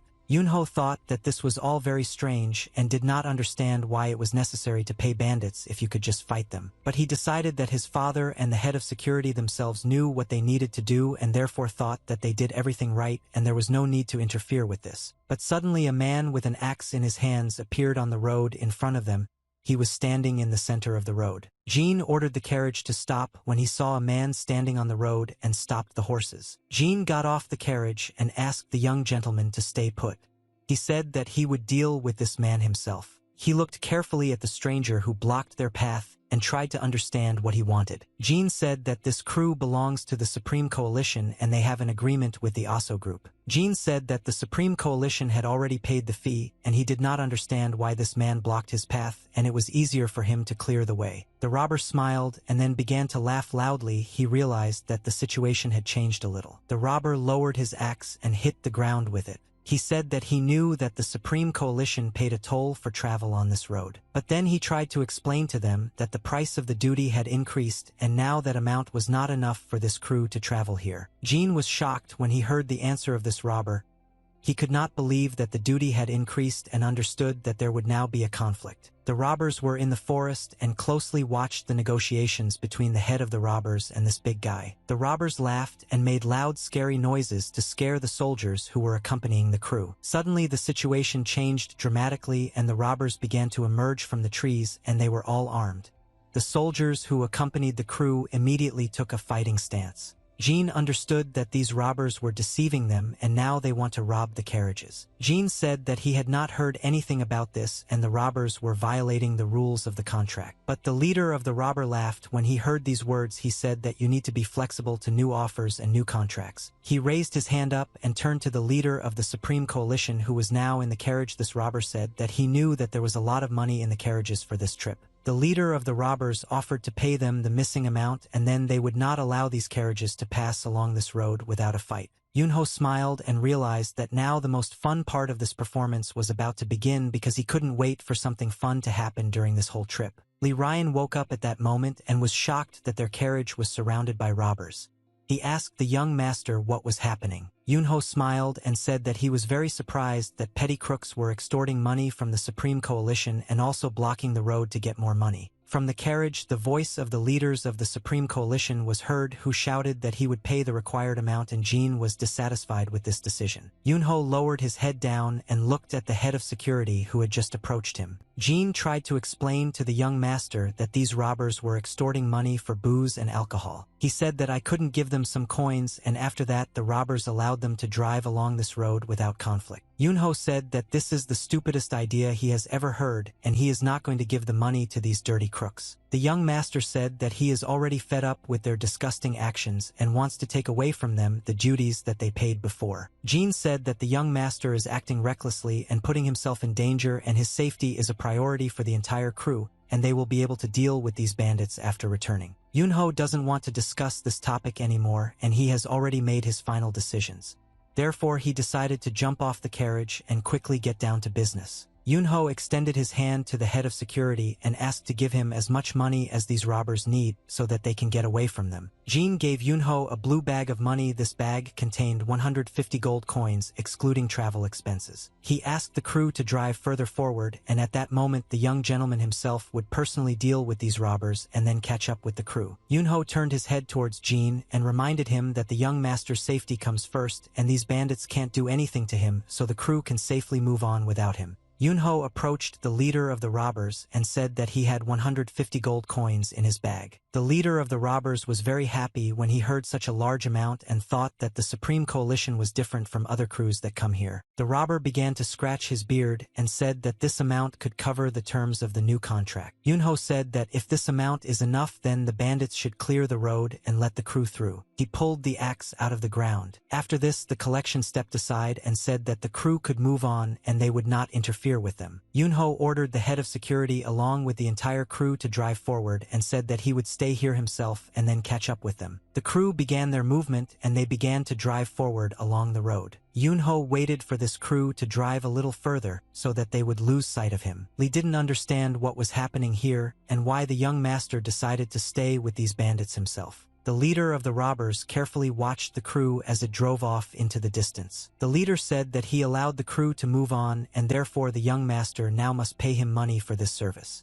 He extended his hand forward and waited for him to finally be given the bag of coins. He asked the young gentleman not to hesitate in his decision to give money as quickly as possible before anything dangerous to his life happened. The robbers began to rejoice and laugh because they were able to get such a huge amount of money in such an easy way, and they began to discuss the amount of booze they could buy with this money. Yunho threw the blue bag of money into the air and smiled. He was in no hurry to give it to the robbers. He caught this bag with his hand and tried how much weight this bag has. Yunho said that he changed his mind and now doesn't want to give the money to these dirty scumbags. The robber smiled and realized that this young gentleman was not going to give him the money just like that, but it seemed very strange to him because there were a lot of robbers here. This guy was alone. He asked the young gentleman if he had thought well, and how sure he was that he did not want to give the money to the robbers, but Yunho stood calmly and didn't answer anything. The robber said that they might have problems with this guy, but he made his own choice and decided not to give the money. The leader of the robbers said that if the young gentleman does not want to give money, then the Supreme Coalition will no longer be able to travel along this path, and such an outcome will not only cause problems in the future but will also destroy their existing relationship.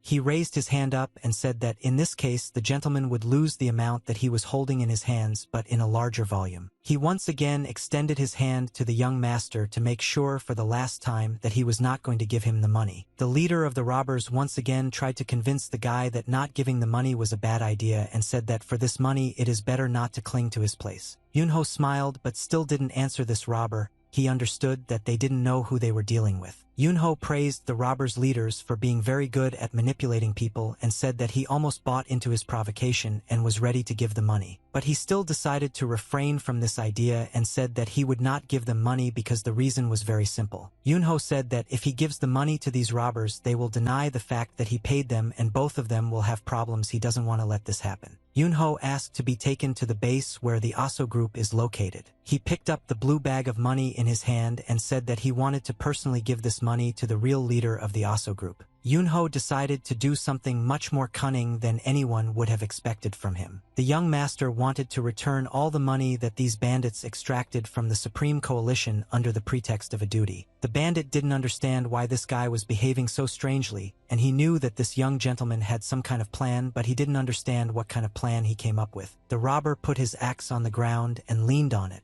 The bandit informed the young master that the supreme leader of this bandit group had left the city on his own business and it would take several days. He asked how interesting it would be for the young master to spend his time on this and wait for him on the spot. He asked the young master not to worry about the situation and said that even if it took a few days, he would definitely give the money to the supreme leader and carefully store it until his arrival. Yunho laughed and said that a few days is certainly a long time and he is not ready to stay here for that long. Yunho said that such conditions do not suit him. He is not ready to waste so much time, to which the bandit replied that the young master is complicating the situation. Yunho said that he simply has no other choice because the situation is very difficult. The young master told them that even if he gave them the money now, he is not sure that any of these bandits will be able to take at least 5 gold coins from this amount. He took one coin out of the bag and showed it to all the robbers. After this, Yunho decided to throw this coin at the robber and use it as a shuriken. The bandit didn't understand what this young gentleman was doing. His behavior raised only questions, and it was all very strange. The coin that Yunho threw hit the big axe and knocked it to the side. Because of this, the bandit began to fall. He got scared and screamed because his axe had just flown to the side and he didn't understand how it happened. He turned his head back and decided to look at what had just happened to his axe. He saw that the coin that this guy threw at him was stuck in the iron tip of his axe and it was emitting blue energy. The bandit at first thought that it was all just his imagination, but when he took a closer look he saw that it was actually the coin itself and it was stuck in his axe. He exclaimed in fear that this couldn't be happening, it was all some strange tricks. Yunho apologized to these bandits for the fact that he missed a little and the coin should have ended up not in the axe but in the body of the bandit. He took out another coin from this bag. I said that this time he would not miss. He again threw the coin at the enemy, but this time he wanted to hit him. This gold coin in the hands of a true professional turned into a weapon and cut off half of this bandit's ear. Yunho asked this robber why he doesn't take his money because the guy is trying to fulfill the terms of the agreement and give him the coins he asked for, but for some reason he doesn't collect them. The rest of the robbers who had been standing and watching the negotiations all this time saw that their boss had just been wounded and realized that they needed to act. They surrounded the guy and immediately began to offend him to meet him in order to attack. Yunho took out a few more coins from the bag and thought this was the perfect opportunity to feed all these guys money. When the robbers saw so many dangerous coins in this guy's hands, they didn't stop. They became afraid to approach him because they understood that this guy could kill them if he fired his coin. Yunho asked these dangerous robbers why did they stop, because he was offering them to take money that they didn't want to get. He said that all the robbers can get these coins and they only need to come and take them. The bandit, who was missing half of his ear, looked at his hand, which was now covered in blood, and realized that he had big problems. He began to cry because now he would have to walk without an ear, and he understood that he had run into a serious opponent. The bandit looked at this young gentleman and thought that his coin was like a flying dagger charged with energy. It could even cut through the metal of an axe, and he did not understand what kind of monster was standing in front of him now. The bandit began to run away into the forest and ordered the rest of his robbers to leave too.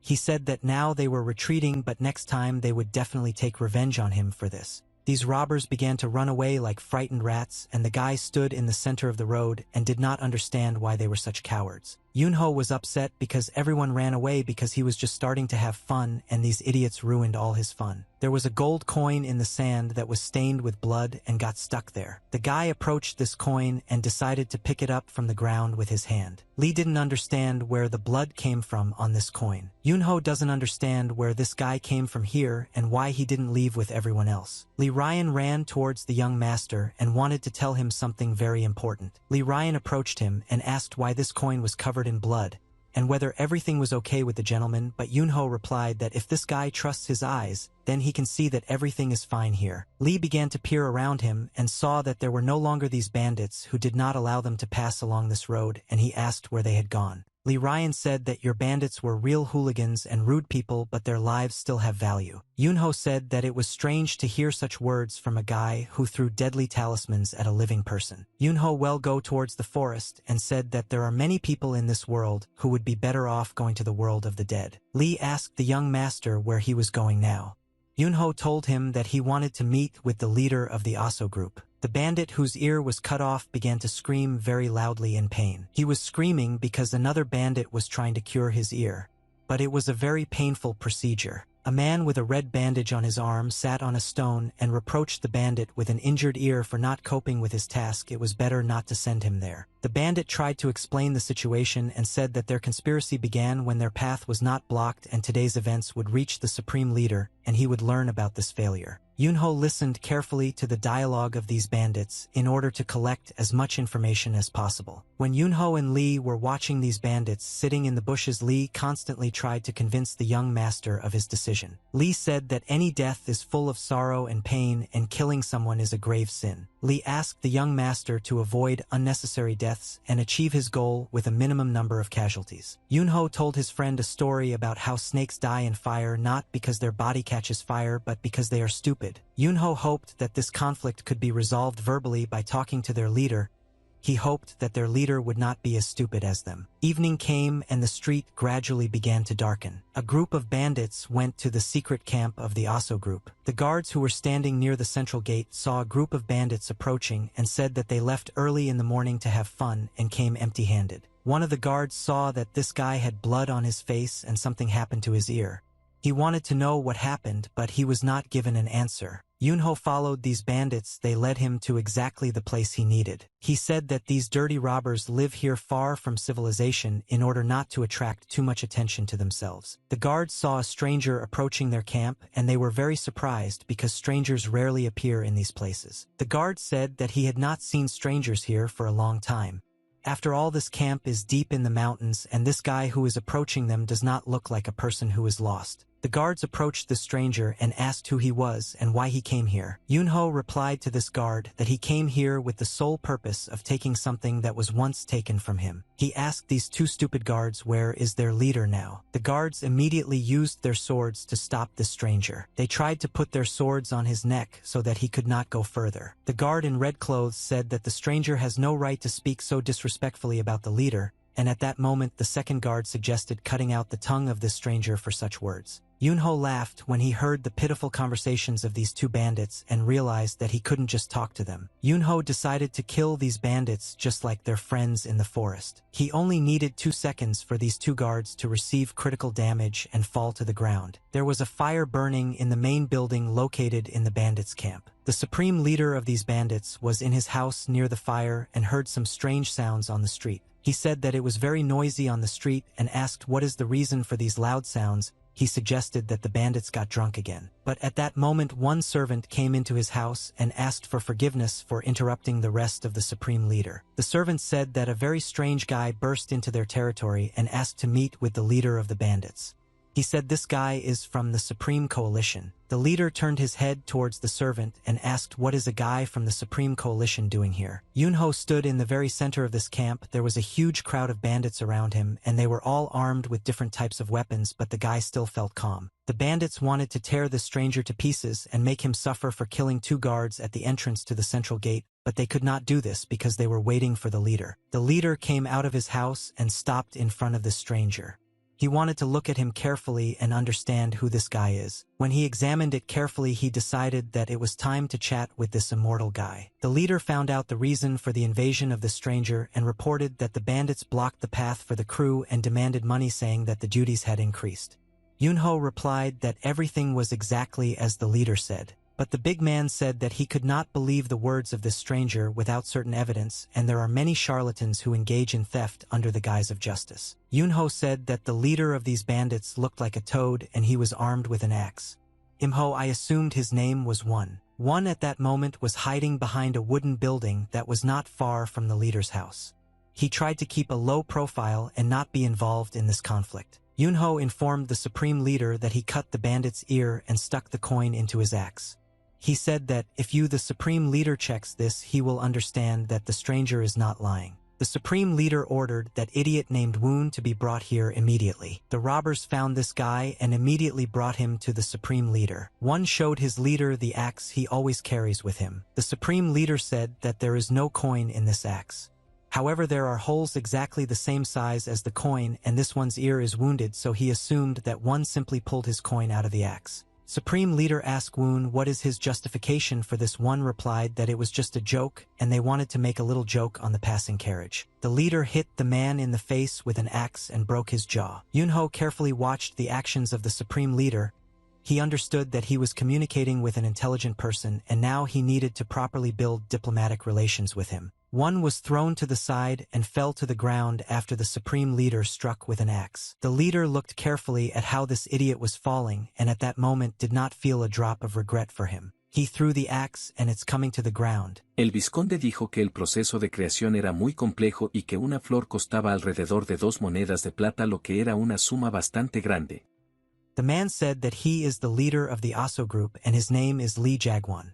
He said that what he values most in people is trust and respect. Lee Jagwan said that he would immediately find everyone who participated in this lawlessness and cut off their hands and asked whether this would be enough for an apology. Yunho smiled because he understood that he had completely different goals for which he came here. He said that several cut-off hands would not bring him any benefit and therefore he was not interested. Lee Jagwan asked the stranger what he really wanted because he was already starting to irritate him. Yunho said that this conflict started over money and therefore he wants to resolve this conflict with money too. Yunho said that from now on the Aso group will no longer demand a fee from the Supreme Coalition.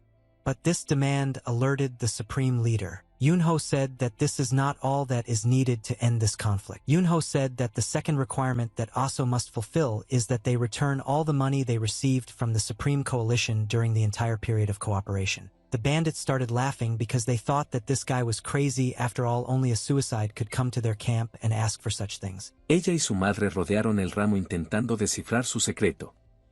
Olieron su fragancia, tocaron sus pétalos y tallos cada vez más asombradas. He started laughing because he had never heard a more stupid sentence in his life. He said that this guy went too far without understanding the situation and paying. This is an old tradition in the world of martial arts and also the law of the wild. Lee Jagwan said that he can reduce the amount of duty for 3 months and this should be enough to apologize to the Supreme Coalition. He told the guy that this was the last offer he could make as an apology and asked the guy to leave here and cross these mountains before it got dark. Yunho did not give up and said that these bandits do not understand who they are dealing with and they underestimate the Supreme Coalition. He didn't want to let this leader leave and leave the conflict unresolved, so he said that everyone who is here is just ordinary stinking thieves. Yunho said that if the Murim Alliance had made the same demand to these bandits, they would have behaved completely differently. He said that it is unlikely that these bandits would have rejected their offer and would have referred to traditions. Lee Jagwan was trying to understand what this guy was talking about because he just said about the Supreme Coalition and the Murim Alliance. He asked this boy how he is connected to the alliance and why he has the right to talk about them like that. Yunho lowered his head down and closed his eyes. He said that the bandits of this organization have a very high opinion of themselves and this opinion is actually not supported by anything. He asked the leader, is it necessary to be part of the lens in order to destroy a small group of bandits in the mountains? Lee Jagwan at that moment became very angry because this is a boy who just challenged his entire gangster group. All this time Lee Ryan was sitting in the forest near the bandit camp and holding a stick in his hands. He prayed and asked the gods that no more unforeseen and cruel troubles would happen.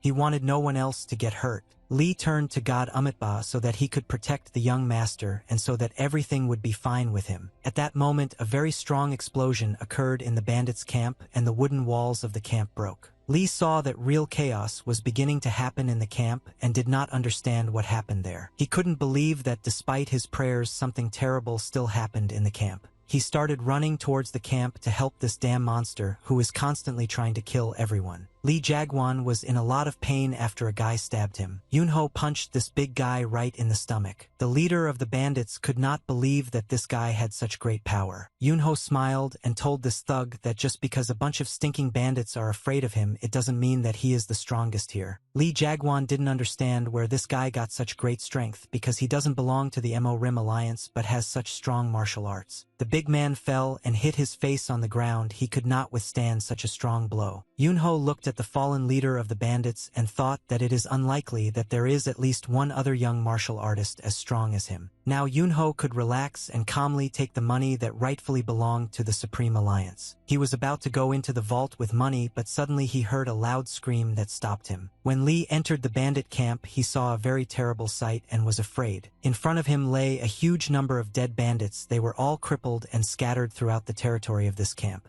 Suddenly Lee Ryan saw his friend standing calmly in the center of this camp and not having a single scratch on him. Yunho said that the scoundrel gets what he deserves and explained to his little good friend that he didn't kill these people but just beat them up and they are now unconscious.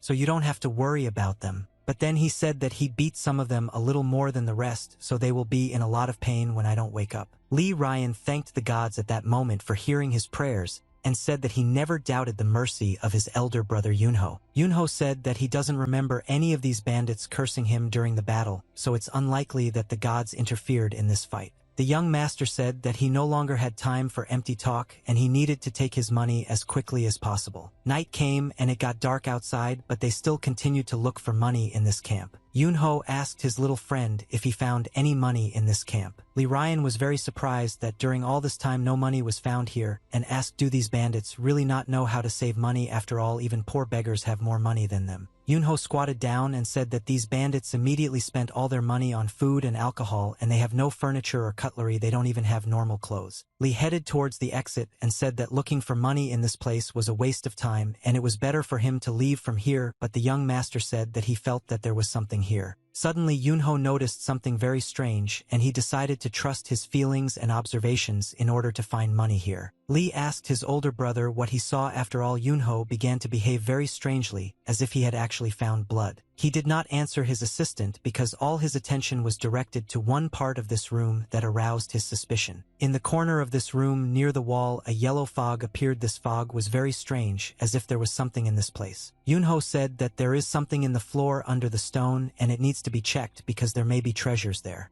Lee at that moment thought that his older brother had gone crazy because they couldn't break the floor. But Yunho decided not to waste time and broke the stone slab with a blow of his fist. When the stone slab broke into several large fragments, he immediately began throwing these fragments in different directions. Yunho was right below the stone slab that he broke. There was a hiding place in which there was a chest. Lee asked his older brother how he knew that there was a chest here. Yunho replied that he didn't know about this chest, he just felt the energy in this place and decided to test his guesses. Lee was very surprised when he found out that his older brother also knows how to sense energy and thought that this guy senses different energies very well. Lee Ryan said that this cannot be because there is a seal on the chest that blocks energy and his energy could not be felt. Yunho picked up this chest and said that if it was sealed with a blocking seal, it means that there is something very valuable inside the chest. Yunho didn't understand why this chest was so light. Lee at that moment was thinking that with his heightened senses, he could not sense the presence of this energy because of the talisman, but his elder brother was able to feel it. Lee didn't understand how he managed to feel it. And is it really that his older brother's feelings work much better than his? They opened this chest and decided to see what was inside.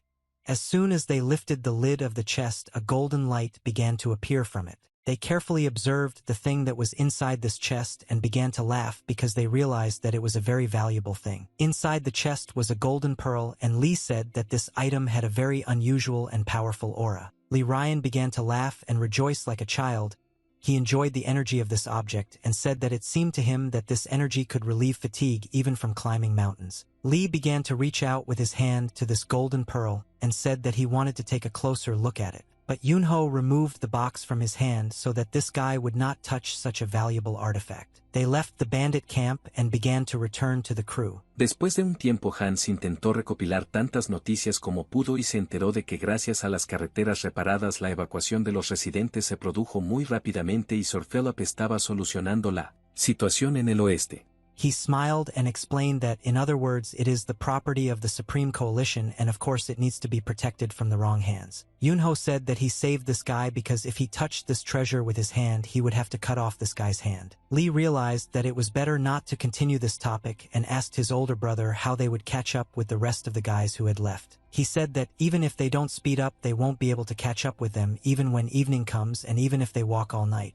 It will still be difficult for them to catch up with them in the morning. Yunho said that half an hour would be enough for them to return to the crew, and the young fortune-teller did not understand how Yunho was going to get to them so quickly. Rodríguez examinó atentamente el horizonte y al notar algo le pidió a Hans que mirara también.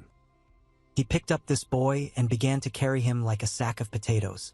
Lee was screaming at that moment and didn't understand what was happening. Yunho asked his little friend why is he screaming so much. Yunho said that if Lee doesn't want to roll on the ground like a log, then he better not move. He used the internal energy that had accumulated in his body lately and decided that thanks to a surge of this energy he would be able to move faster. Yunho made a jump and began to fly up very quickly and hold the little fortune teller Lee Ryan with one hand. The guy did not expect that his older brother could move so quickly in space, and for the first time in his entire life, he flew at such a high altitude. Lee shouted to his older brother that there was a cliff ahead and tried to warn him so that they would not fall off this cliff. Yunho said that the cliff does not scare him because he is going to jump over it and get to the opposite side. Lee said that he did not want to participate in this and suggested choosing an easier path in order not to jump over this cliff. but it was already too late and they pushed off from the edge of the cliff and jumped. Yunho was flying in the air and holding this screaming baby in his arms. Yunho said that in the clearing of the clouds the stars look very beautiful, and he had never seen them so close, but the young fortune-teller continued to shout loudly. I said that he is not interested in these stars now because he is thinking about how not to die. The morning came and there were a lot of clouds in the sky. The weather was very strange that day. Yunho and Lee had already reached the carriage and were again sitting on the roof of the first carriage. Jean turned his head to the left and saw something very beautiful and decided to show it to everyone else. He stood on the carriage and called the young master, but Yunho replied that he had already seen it. Yunho kicked his friend in the forehead and said that it's time to wake up. Lee just opened his eyes and asked his older brother why did he wake him up. Yunho told the boy to open his eyes and look at this beautiful view. Lee opened his eyes and was shocked by what he saw. He had never seen anything more beautiful in his life. In front of them was a high mountain on which there were a lot of forests of trees of which it was green. Yunho said that this was Mount Muden, which meant that they were already approaching the shaman clan. Lee was incredibly happy at that moment because they were able to get here. Yunho was very unhappy because he did not want to return to this place again. After all, he has a lot of bad memories associated with this mountain. Lee could not calm his emotions and he danced on the roof of the carriage and joyfully shouted that he was finally able to get to Mount Muden. A lot of boxes were taken out of the carriage. This was the cargo that needed to be brought here. The person who greeted the guests here said that the goods looked great and thanked the carriers for such a good job. This person who is responsible for receiving the goods told his foreman that all the goods arrived safe and sound. The carriers did a good job. But at that moment the master was very busy looking at Yunho with a dissatisfied look and seeing him as his competitor. He was very unhappy that this guy was here now. He felt that he didn't like this boy. Yunho was also not happy to meet this person and therefore looked at him with contempt. Yunho asked this master to repeat once again what he just said. The master said that Mount Muden is a sacred place. The master said that if these people want to enter the sacred mountain, then they must give their weapons to the monk for safekeeping. Yunho asked this master what exactly does he mean when he says the word weapon. Yunho said that he himself will decide where to leave his sword and will not listen to orders from people he doesn't know. The master said that as long as this person has a weapon with him, entry to the sacred mountain is prohibited for him. Yunho said that the sword is safest next to its owner and he cannot give it to just anyone. The master said that if the owner causes any problems, then having one can also cause problems. Lee had been observing this conflict from the sidelines for several minutes and very politely asked his elder brother to give in to this man and give up his sword. Yunho agreed to the stupid proposal and took his sword from his belt, after which he handed it to one of the monks. Yunho said that if there is even one scratch on this ball, he will burn this entire mountain to the ground and along with all its inhabitants. Yunho said that he fulfilled this gentleman's stupid wish and now he can apparently climb this mountain. The master tried to explain that weapons are prohibited on the mountain not for the safety of the shaman clan, but because it is a ritual of respect to show the guests' gratitude to the head of Tai Chi. Yunho started laughing and asked that those who use their legs and arms as weapons should cut them off in order to demonstrate that they can no longer climb the mountain. The master began to get angry at this guy and said that he was an insolent person who did not respect other people's traditions. Yunho was also very angry at this master and said that he had never seen such cunning charlatans as this master before. The master asked his assistant Inseong to take these guests to the sacred mountain, and after which the assistant bowed to him and said that he must do this. Lee hit himself on the head and said that this situation seemed very absolute. Inseong said that the original sacred mountain was taken care of by recently completed initiations.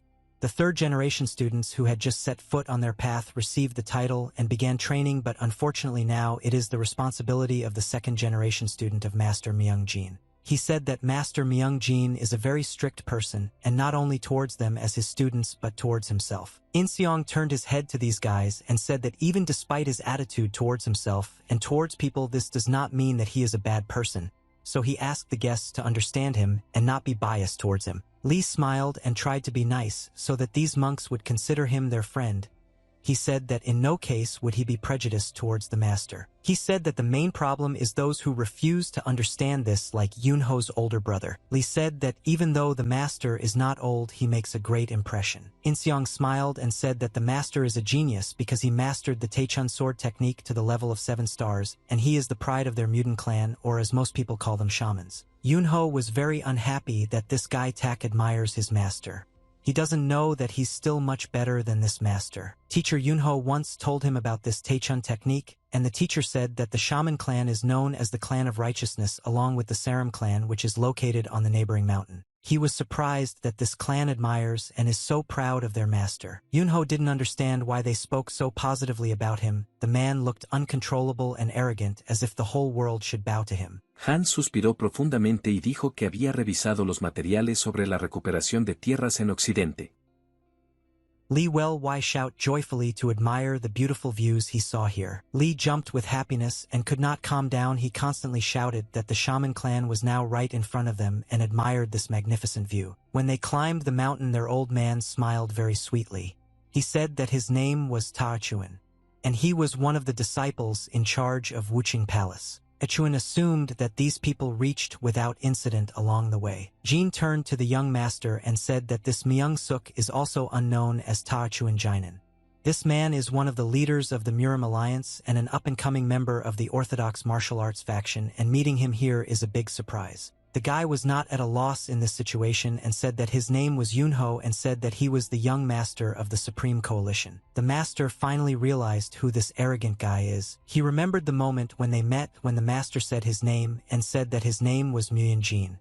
He said that he was a student of the second generation of the Shaman clan, and after that he asked what the name of his interlocutor was. Yunho looked at this man with a contemptuous look and said that he was a member of the Supreme Coalition but decided not to give his name and not introduce himself to him completely. Muyang now also began to look at this guy with contempt, and the thought appeared that this guy imagines himself to be special and behaves so arrogantly because he is the son of the leader of the Supreme Coalition. The master is not in the video of such arrogant people more than anyone else and thought that this is why the boy was lucky to be born into a rich family, but he himself is nothing. Hans explicó que siempre le había molestado el hecho de que Raki usara una espada vieja. Le hubiera gustado darle esta nueva espada para que se revelara todo su poder, pero ese momento se había perdido.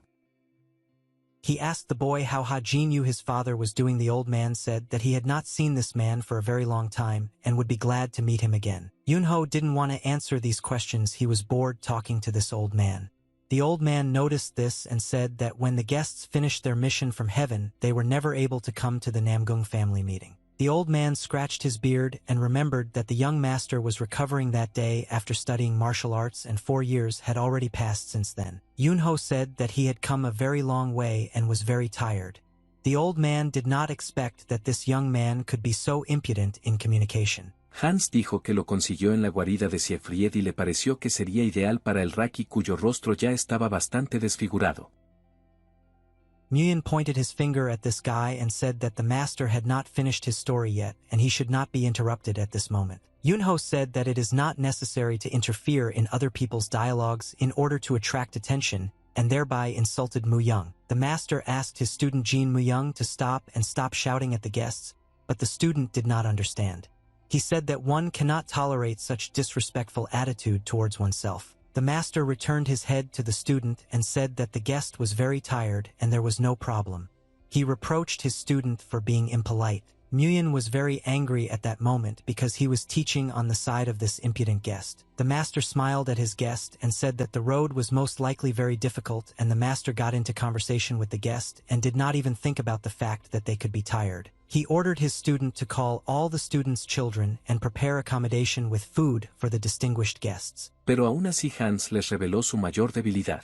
Muyang didn't understand what the problem was, that you behaved very arrogantly when visiting, but then he thought that most likely he overreacted to this guest. He looked at Yunho and thought that this guy was just trying to provoke him with his arrogant behavior. Yunho looked at this loser and stuck out his tongue at him as a sign that he does not respect him and is ready to mock him further. Muyang understood that this guy was mocking him and was constantly trying to provoke a conflict between them. Li Ryan ate the food that the monks made for them and stuffed his mouth with rice and vegetables. The guy looked at his friend Yunho and said that he was very embarrassed. Li said that if Yunho doesn't like being here and he doesn't like the clan of monks, this doesn't mean that he can behave so brazenly in this place, much less make Li look like a fool in the eyes of these monks. Li reminded Yunho that they were here to maintain the reputation of the Supreme Coalition. Throughout the dinner, the boy scolded his friend for his behavior and explained that martial arts masters value respectful relationships in people.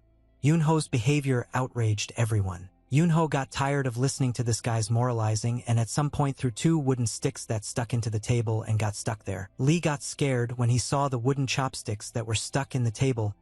He realized that he was already beginning to anger his older brother with his moralizing. The boy immediately tried to correct the situation. She smiled and said that he didn't mean it at all and began to justify himself and explain his thought. Yunho was very angry at this moment, but he and they were angry with the boy.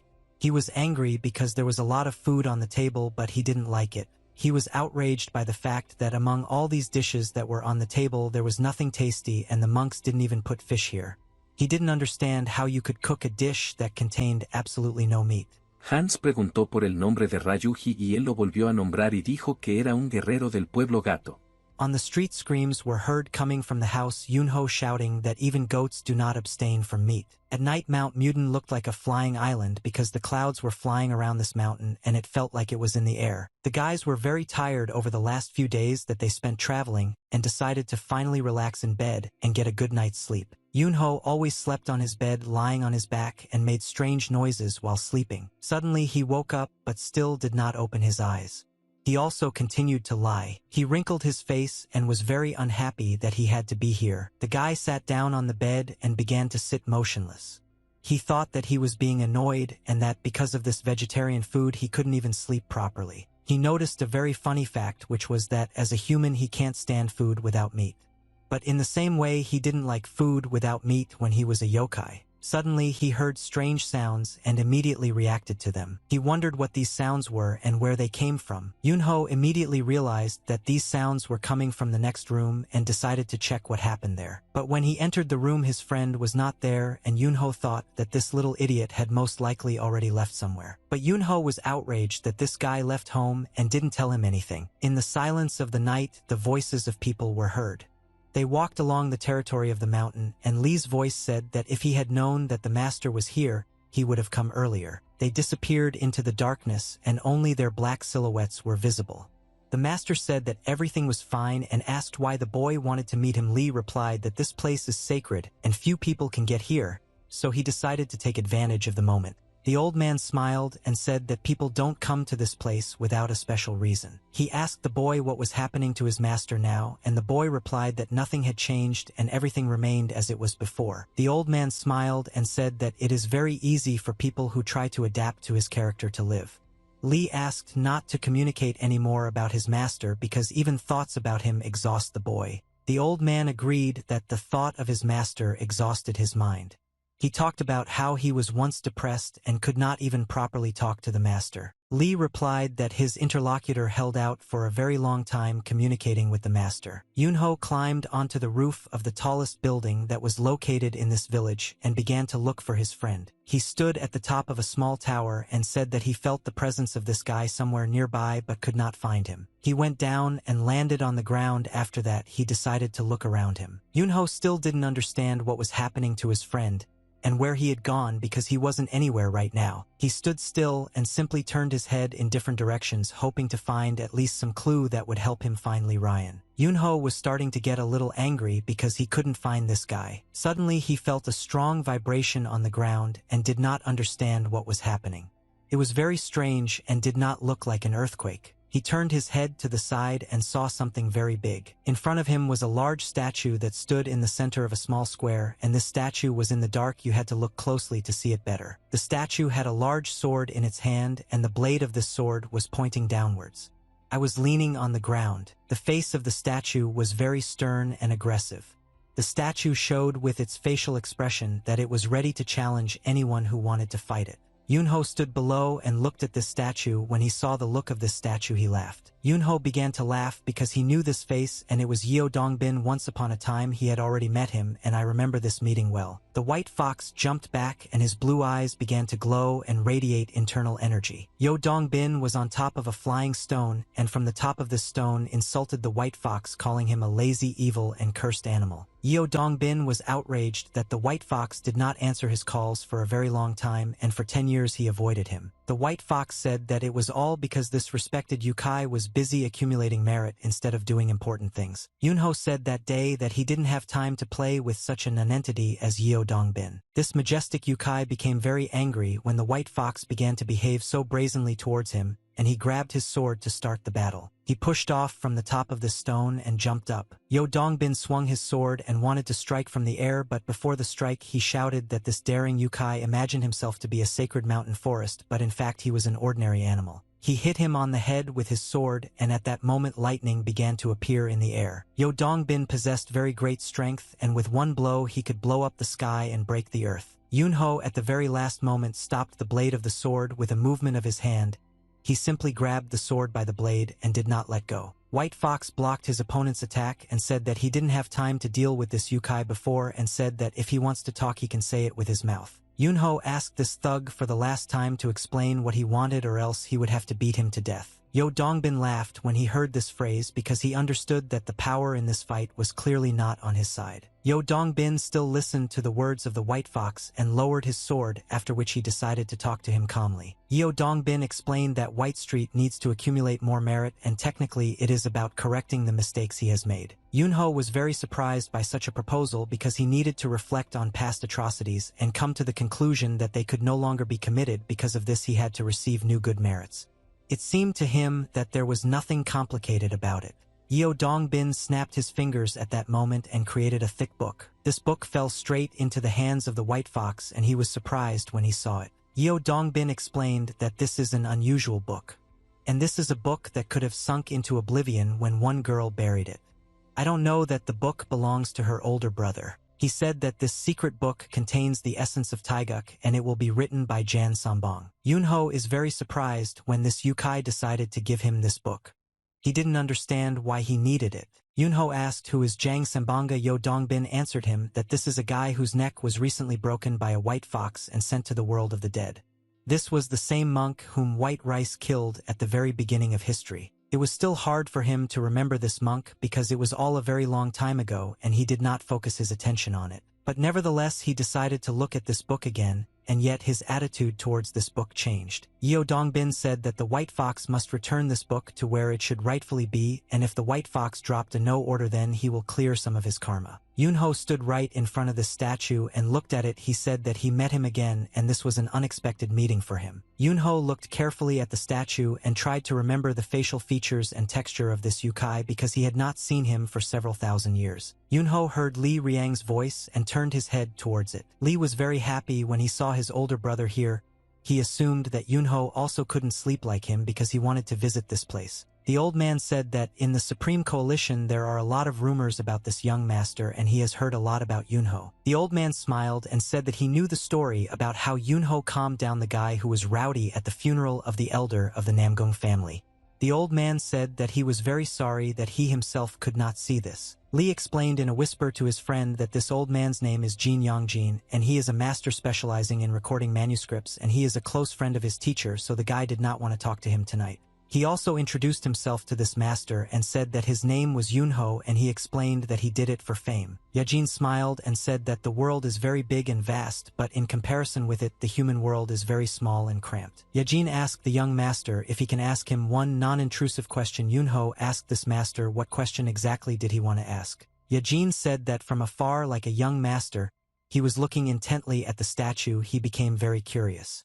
Why was he looking at it so carefully? Yunho replied that there were special reasons for which he looked at this statue, and no, he just noticed that Yeo Dongbin was accurately portrayed thanks to this statue and not a single detail was missed. Yajin was very surprised when he found out that this young gentleman knows who the man depicted in the statue is. Yajin said that now few people remember such a great warrior of heaven who destroyed all evil on earth and heaven like Yeo Dongbin. Yunho said that he didn't know what this great warrior did, but the only thing he knew for sure was that Yi Dongbin had a very hot temper. Li said that such words should not be said in this great deity. Yunho doesn't understand why he can't talk about Yeo Dongbin like that. Li immediately began to explain to the master that the guy did not quite understand what he had just said, and he meant that this warrior was very brave. But Yajin was not upset or offended by the young master.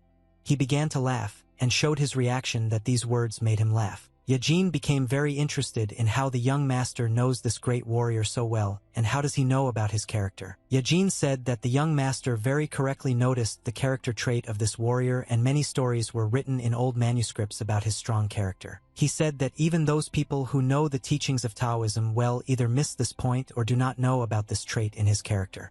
But the fact that young master so accurately noticed this means that he is not only good in martial arts but also has deep knowledge of literature. Yunho thought that he doesn't know how well people were able to record information about this guy, but most likely there is less information about Yeo Dongbin than Yunho knows. Yajin smiled and said that during the day the landscapes of Mount Muden are impressive, but at night they are no less beautiful, so looking at them is a special kind of pleasure. He said that if the gentleman didn't mind, he would like to continue their conversation while enjoying the night views while walking along the mountain. Two young students later walked around the territory of the settlement and talked about something sweet with each other. They heard the voice of old man Yajin who called them, and the guys paid attention to him. Yajin asked these children why do they go out at such a late hour instead of sleeping in their beds. They bowed to the old man and said that they were just returning after paying respects to the temple. The old man told them that even the Holy Spirit sleeps at night and children should rest instead of wandering the streets. They immediately began to run to their house, and one of them shouted that he had already warned them not to go this way. Li asked the master why he just mentioned the Holy Spirit when talking to these children. Yajin stood silently for several seconds and did not answer anything, after which he said that he had to explain something to the guys. Yajin asked them what if there was a shrine dedicated to Yukai here, would they believe the old man and want to go there or not? Li said that this cannot be, and he cannot believe that in this place there could be a shrine that was dedicated to the real Yukai. Cuando se sirvió la comida y todos comenzaron a comer, Regina de repente dejó escapar un grito silencioso.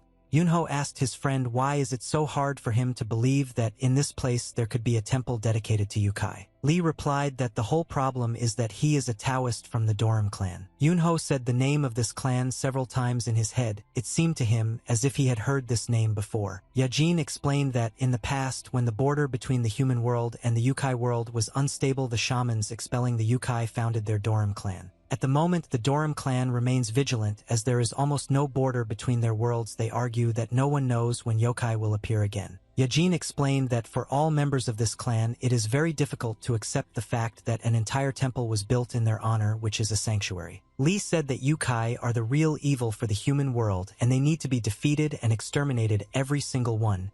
But the boy's words only made the master laugh. Li said that no one protected people from yokai more than shamans, and he does not understand how such a respected clan could do such an act. Yajin will explain that this is an unusual yokai and he is different from all other representatives of their race. But Li was convinced that a yokai will always remain yokai and they cannot be changed. Yunho became interested in the fact that this yokai in whose honor the temple was built was different from the others. He thought that sometimes those who prohibited cannibalism appeared and tried to establish friendly relations with people. But he still couldn't believe that some shaman who opposed the yokai built a shrine and worshipped them. Who could it be? The mysterious yokai who was able to convince him? These thoughts worried Yunho. The shrine contained a large portrait of this yokai, and it depicted a white fox descending from the heavens and holding a book in his hands. Yunho couldn't believe his eyes. He thought it was some kind of dream and all this didn't exist. He opened his eyes wide and looked at his portrait from past lives. He was still shocked by what he saw. Yajin said that the respected Jan Sambong left behind something for the descendants of the shaman, and there was such a book, a priceless treasure that contains all the things in the universe. He said that one day suddenly this gentleman disappeared and the treasure also disappeared with him, and at that time their ancestors were at a loss and they had no choice but to wait out these days of confusion. Yajin said that this great yokai found a book that had disappeared and returned the manuscript to someone who had a hard time. Yunho at that moment began to get very angry and blame Yeo Dongbin for what he did. Yajin said that this yokai was a white fox who came to the human world after and gave the book. But after handing over the book, he immediately left Mount Muden, and his ancestors didn't even have time to thank him. Yajin said that it was the fox who returned the blood that allowed the shamans to live on, and they could not forget his legendary act and turn a blind eye to this story. In the end, their ancestors began to revere him as a sacred spirit, to whom all the treasures of the world are subject. They built this sanctuary to express their gratitude. The master said that the ban on meat and adherence to vegetarianism is a sign of respect for the Holy Spirit and a ritual that monks must do to pay their respect to him. Yunho, at that moment I could no longer contain my anger and irritation, and it was as if he began to explode from the inside. He could not believe that these stupid monks worshipped him and also forbade him if meat. Li finally understood why this sacred temple was not created, and now he no longer reacted so radically negatively to this yokai. He said that he thought that all yokai who do evil to people should be destroyed, but since this white fox was a benevolent spirit who could help the shamans live on, it was very difficult for him to accept the fact that he was good. Li thanked Yajin for telling them this beautiful story about this great good spirit. Li Ryan asked his older brother if he liked this incredibly beautiful story about a white fox. Yunho, I didn't answer anything to my friend, but I thought that this is not just a beautiful story, but this is a fictional story that is incorrectly told to the shaman, and he even remembers how it really happened. Max inmediatamente comenzó a gritarle a Hans que estaba parado allí como una estatua y bloqueando todo el camino, lo cual era muy grosero. Yunho landed on the roof of one of the houses and decided to stop here for a while. He was here for the first time, and the only thing he thought about was that this place was disgusting and he would never want to come back here again. He looked at this large mountain and thought that most likely this was the holy land of shamans to which he needed to go. Yunho remembered that when he came to the human world using the secret technique of Jang Sambong and climbed Mount Muden, he clearly expressed the reason for his visit to the clan who were on the mountain. The boy was sweeping the street with a broom, but suddenly heard a voice calling him. When he turned his head, he saw a very strange creature with a huge number of tails, sparkling eyes approaching him. The boy was still very young, so he was scared when he saw this creature here. But despite his young age, he was still able to understand that a real yokai was now standing in front of him. The white fox handed the book to this little boy and said that in this book contains the secret technique of Jan Sambong. Yunho said that if a boy needs this book, he should just come to him and pick it up. The boy was scared when he saw this creature here, and he could not move his limbs because he was very scared. But suddenly the boy started screaming very loudly that a real yokai had appeared on the mountain. Yunho that day decided that you would simply be very friendly when communicating with people living on this mountain. But the mutant clan who lived on this mountain immediately ran to kill him because they thought that he was an enemy for them. Yunho defended himself with his tails so that people could not kill him, and all this time he thought that the child clearly told some lie to these people. The monks immediately pounced on the large white ball of fur to attack it. They struck the fluffy ball with their swords, but it was all to no avail. Yunho at that moment was simply lying in the center of a white fluffy ball and holding a book in his hands. At that moment he decided that it would be best to just wait until they got tired, because everything was already clear that words could not resolve this matter. But these guys persisted no matter what, and even if he tried to accumulate good karma, for some reason he was still treated with disrespect as the king of the Yukai kingdom. Yunho got tired of waiting for these people to calm down and decided to take control of everything. He then thought that despite all this, he just needed to give them the book and leave from here. People were very scared and did not know what to do or how to resist this giant white monster. Yunho transformed into his second form into a big fox with renewed strength, and he then informed all the people that it would be better for them if they were polite to the Yukai king. He said that otherwise he would tear off their limb and chew them into mush and then swallow them all whole if they did not treat him with respect. Yunho hoped that people would obediently listen to him if he scared them a little, but everything turned out to be completely different from what he planned. The people got angry when they heard that the monster was threatening them, and the leader of the monks ordered the fighters to attack again and not give up even if it meant they would die. Yunho understood that threatening them was not the best idea because they began to attack even more than before and wanted to kill Yukai. People made him very angry, and he understood that he needed to use force to calm them down. Yunho didn't want to do this, but still he had to use his power to calm down these crazy monks who attacked him without even understanding the problem. He remembered this whole situation as it really was, but it is hardly possible to remember it with any tenderness. He understands that, in order to achieve enlightenment, people's deaths are not needed. They would not have helped him thanks to the fact that he tried to restrain himself. No one died. He wondered if then Jiang Mu considered the former leader of this clan Yunho's actions to be strange, or did he believe that their entire clan would be destroyed? Yunho remembered that when about 200 fighters of the shaman clan were lying on earth, it was the leader who finally decided to ask him why yokai came here. Yunho Wu asked their leader why did the child not explain to them the essence of the visit right away. Only after this the misunderstanding was not cleared up, and he was finally able to hand over the book to these shamans. And then the leader said that it would be better if the white fox immediately started by handing over the book, but Yunho said that they themselves attacked him as soon as he appeared here. The clan leader bowed to the white fox and thanked him for finding the lost treasures of Mount Mutin. The old man was still very surprised that this white fox did such an act and asked why he needed to do this for people. Yunho always knew that at this moment you need to leave in order to be remembered in the best way. Yunho explained to this old man that he was no ordinary yukai. Un momento después vieron a uno de los magos que intentaba encontrar al duque. Yunho then said all sorts of stupid nonsense to make fun of these people. They actually believed it and built a shrine for him. But what angered him most was that these monks decided to become vegetarians and give up meat in honor of him. Yunho thought that only Yeo Dongbin was to blame for this whole situation, but then he realized that it still happened because of Jang Sambong, who lost his book. Yunho thought about this story for a long time and couldn't believe that it all really happened. At some point he came to the idea that no matter who he wants to blame, because he himself is to blame. Every time he remembers his past life, she appears before his eyes as the same girl he once loved very much. Yunho understood that perhaps he was no less to blame for her death than everyone else involved in it. Yajin said that at least this yokai spirit is very popular among their students. Lee suddenly remembered something very important and was happy. After that, he immediately turned to his older brother. Lee asked if Yunho took the very thing that they often talked about, but the guy didn't understand at all what he wanted from him. Lee said that Yunho knows about this thing and Master Yajin is well aware of the development and history, so maybe he can tell them about the true nature of this pill. Yajin asked what kind of pill they were talking about now and how exactly he could help. Yunho was not happy because this guy decided to remember about the artifact that he found in the bandit camp, but it was too late to shut his mouth and so he had to show it. Yunho took out from the inner pocket of his clothes the very pill they were just talking about. It was very beautiful. The pearl was made of gold and radiated enormous energy. Yajin was shocked when he saw such a valuable artifact in this guy's hands, and he couldn't believe that he was now seeing her with his own eyes. Yunho saw the reaction of this old man and assumed that he knew exactly what kind of artifacts these were and why he was needed. Yajin said that this pearl is the treasure of the Mutant clan, and it is called the Azure Life Pill, and a few months ago, while traveling to a territory nearby, it was stolen, and this caused a huge commotion in the temple. Yunho, I didn't accept anything because of what you said.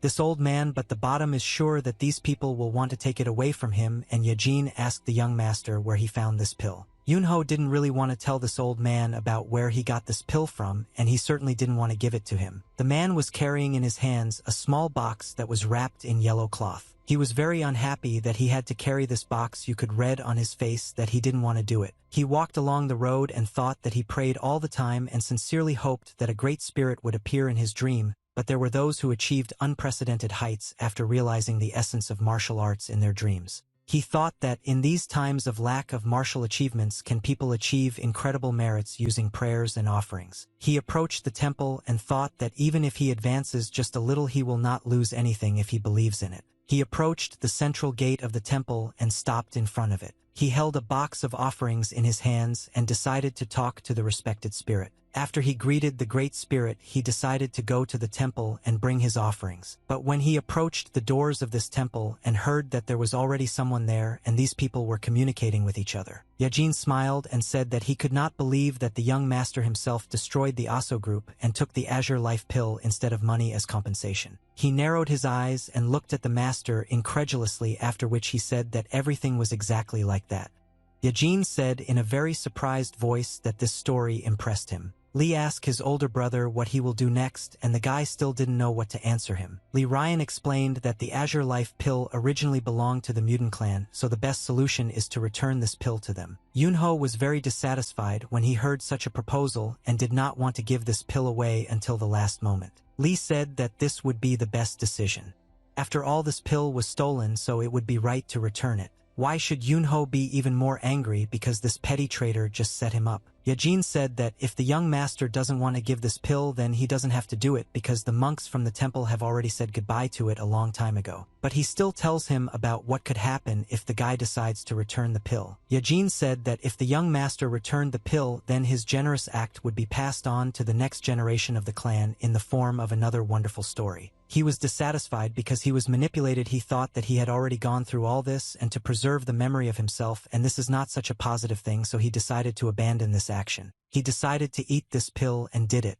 But this was not so as not to return it, but he simply did not want another idiotic story to be told about him again. The man heard the voices of people who tried to stop the guy and asked him not to eat the pill. I didn't understand what kind of chaos was happening in the temple at such a late time. He turned around and decided to leave the temple at that moment. He was thinking that the head of the Asa group was an unrecognized martial arts master in Murim, and he did not understand how this vile and young gentleman could get away with him. He thought that certain people didn't get the pill using their machinations and they didn't kill anyone and they shouldn't brag about it. Yunho said that that old man said that he had already said goodbye to this pill, but his hands were very fast, so they took it for themselves. He walked along the stone bridge and thought that he should have swallowed this pill as soon as he found it, and it all happened because of that talkative kid. He looked at the sky and thought that maybe Jan Sambong cast some kind of spell on him before his death, because every time he comes here something absurd happens. Suddenly the guy turned his head and saw something very strange, and he immediately turned his attention to this object. In front of him was a large cave, but the entrance to this cave was closed and tied with a red rope. This cave was familiar to him, and he even knew where it came from and why it was here. This place appeared after he dealt his strongest blow, and after this blow a cave appeared. That day he fought against these idiots. He thought that some managed to escape and wet their pants and some were unable to hide. Above the entrance to this cave there were two signs. One of them said that this was the demon's cave, and on the wooden signs it was written that entry here was prohibited. But Yunho understood that not a single cave could stop him and therefore began to enter it. He stood in this cave and attentively looked at everything here. Yunho understood that there was empty space inside the rock, and he became interested. Could he consider this cave his discovery? He saw a white fog that appeared in the darkness of the cave. He wondered what it was. He began to feel something very strange in this cave and went to the edge of the rock, and the cave was making various sounds. Yunho assumed that his power was sealed here in this cave, and he was happy about this because he could now return it. He immediately jumped off the cliff, and although he went down to the very bottom of this cave, when he was below, the bright blue fog became even brighter and he was right in the middle of it. He understood that this was not just a blow, but that the fog frozen in the air was his strength that was invested in that blow. He couldn't believe that even after hundreds of years this power remained the same. He extended his hand forward and spread his fingers, and a blue bright mist immediately began to envelop his palm. Several thousand years have passed since he was last in this place, but nevertheless the power remained the same as it was on the day when he threw it out. Morning came and the fog again lay at the foot of this mountain, emphasizing its majestic appearance. Yunho was in his house, which shamans told him to spend the night here. The young monks brought clean clothes for the master. Yunho's clothes looked clean and smelled very nice. The monks asked the young master if he needed anything else, or perhaps he was thirsty and needed to bring him water. The children tried to be very friendly and constantly asked questions and were interested in the well-being of the young master. They offered various services to somehow improve this gentleman's morning. Yunho asked his friend why are these little children bothering him since the morning, but Lee said that it's not morning anymore and the sun is already at its zenith. Therefore, it's the very beginning of their working day for them. Lee Ryan told the very good news that elder brother had found the Azure Life Pill and shared it with the clan. Yunho was very angry about this news because now he was a real hero for the mutant clan. This means that they will love him as a very respected guest, but he can't stand these monks. Lee smiled standing in the doorway and said that it was all thanks to his efforts. But Yunho blamed the guy for taking the pill away from him because of his loose tongue. They brought food and put it on the table. This food was rabbit meat. They prepared meat especially for them.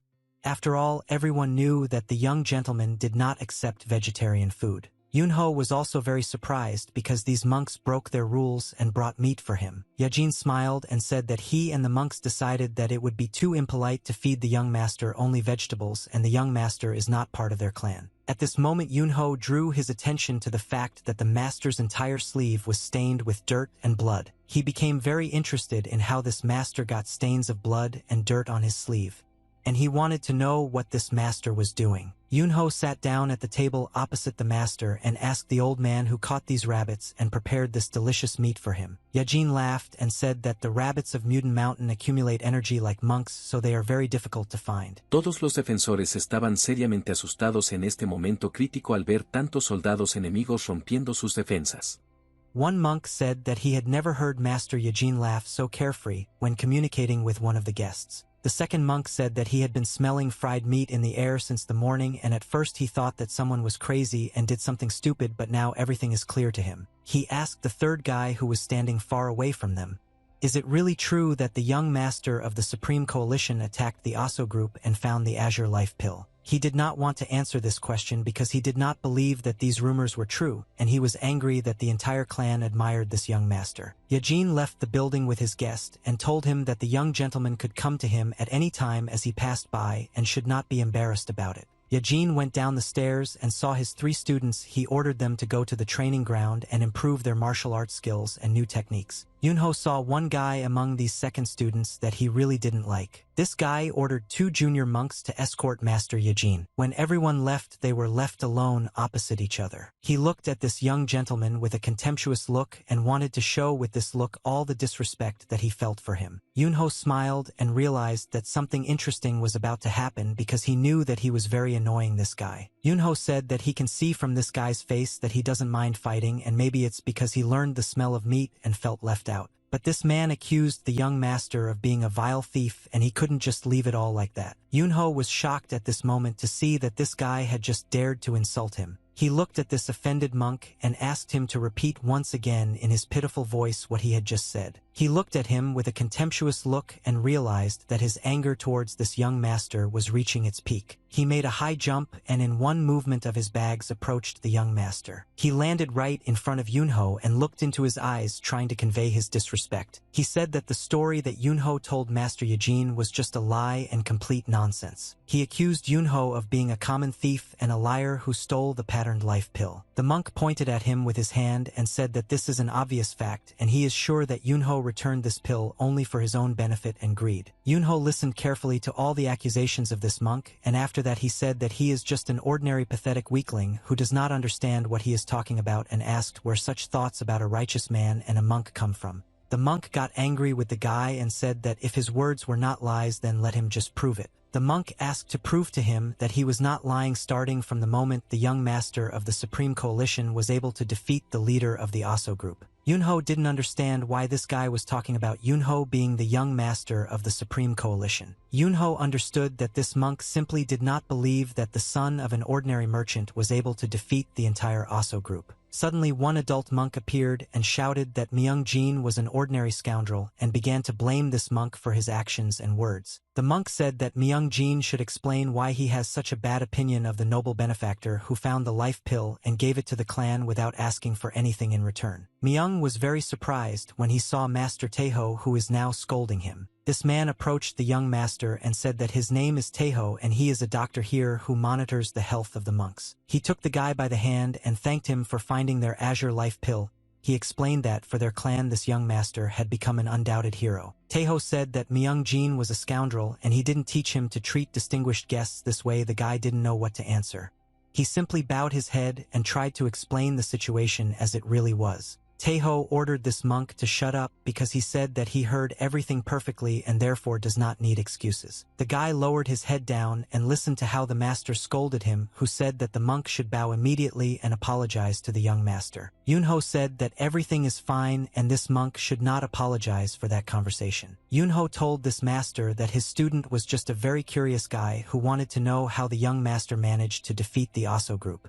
Taeho said that from what he heard it sounded more like the young monk accusing the young master. Taeho smiled and said that everything was as he expected and the young gentleman is a very understanding person, so he voluntarily gave away the pill that someone else would have expected to keep for himself. The master ordered his student to look again at this young gentleman, who is a benefactor, and learn good manners from him. Yunho smiled at that moment and realized that now is the perfect moment to play with these monks. He said that now he wanted to satisfy his curiosity because he was thinking of somehow showing this teaching his martial art. Taeho was very surprised when he heard that this young master wanted to demonstrate his martial arts. Myung didn't understand what was going on and why this guy started talking about martial arts now. Yunho wanted to prove to this guy that he is a very experienced warrior.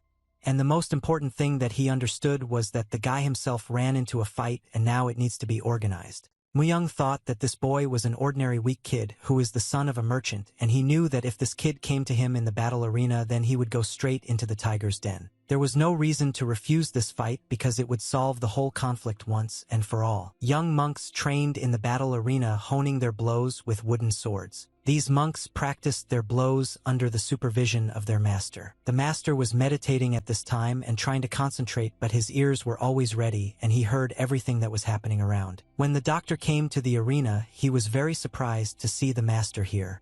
"I didn't expect to meet him here today." The master asked what brought the doctor here today, and Taeho replied that something very interesting was planned here, so he came to take a look from the outside. The master was very interested in the words of this doctor.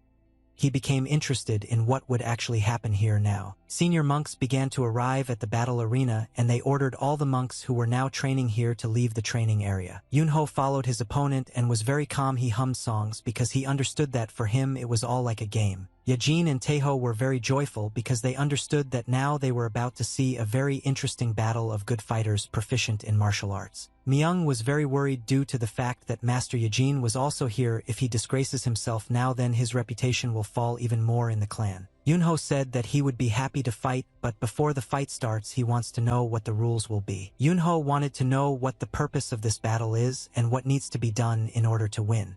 After all, if they need to use wooden swords to knock each other down, and we understand it.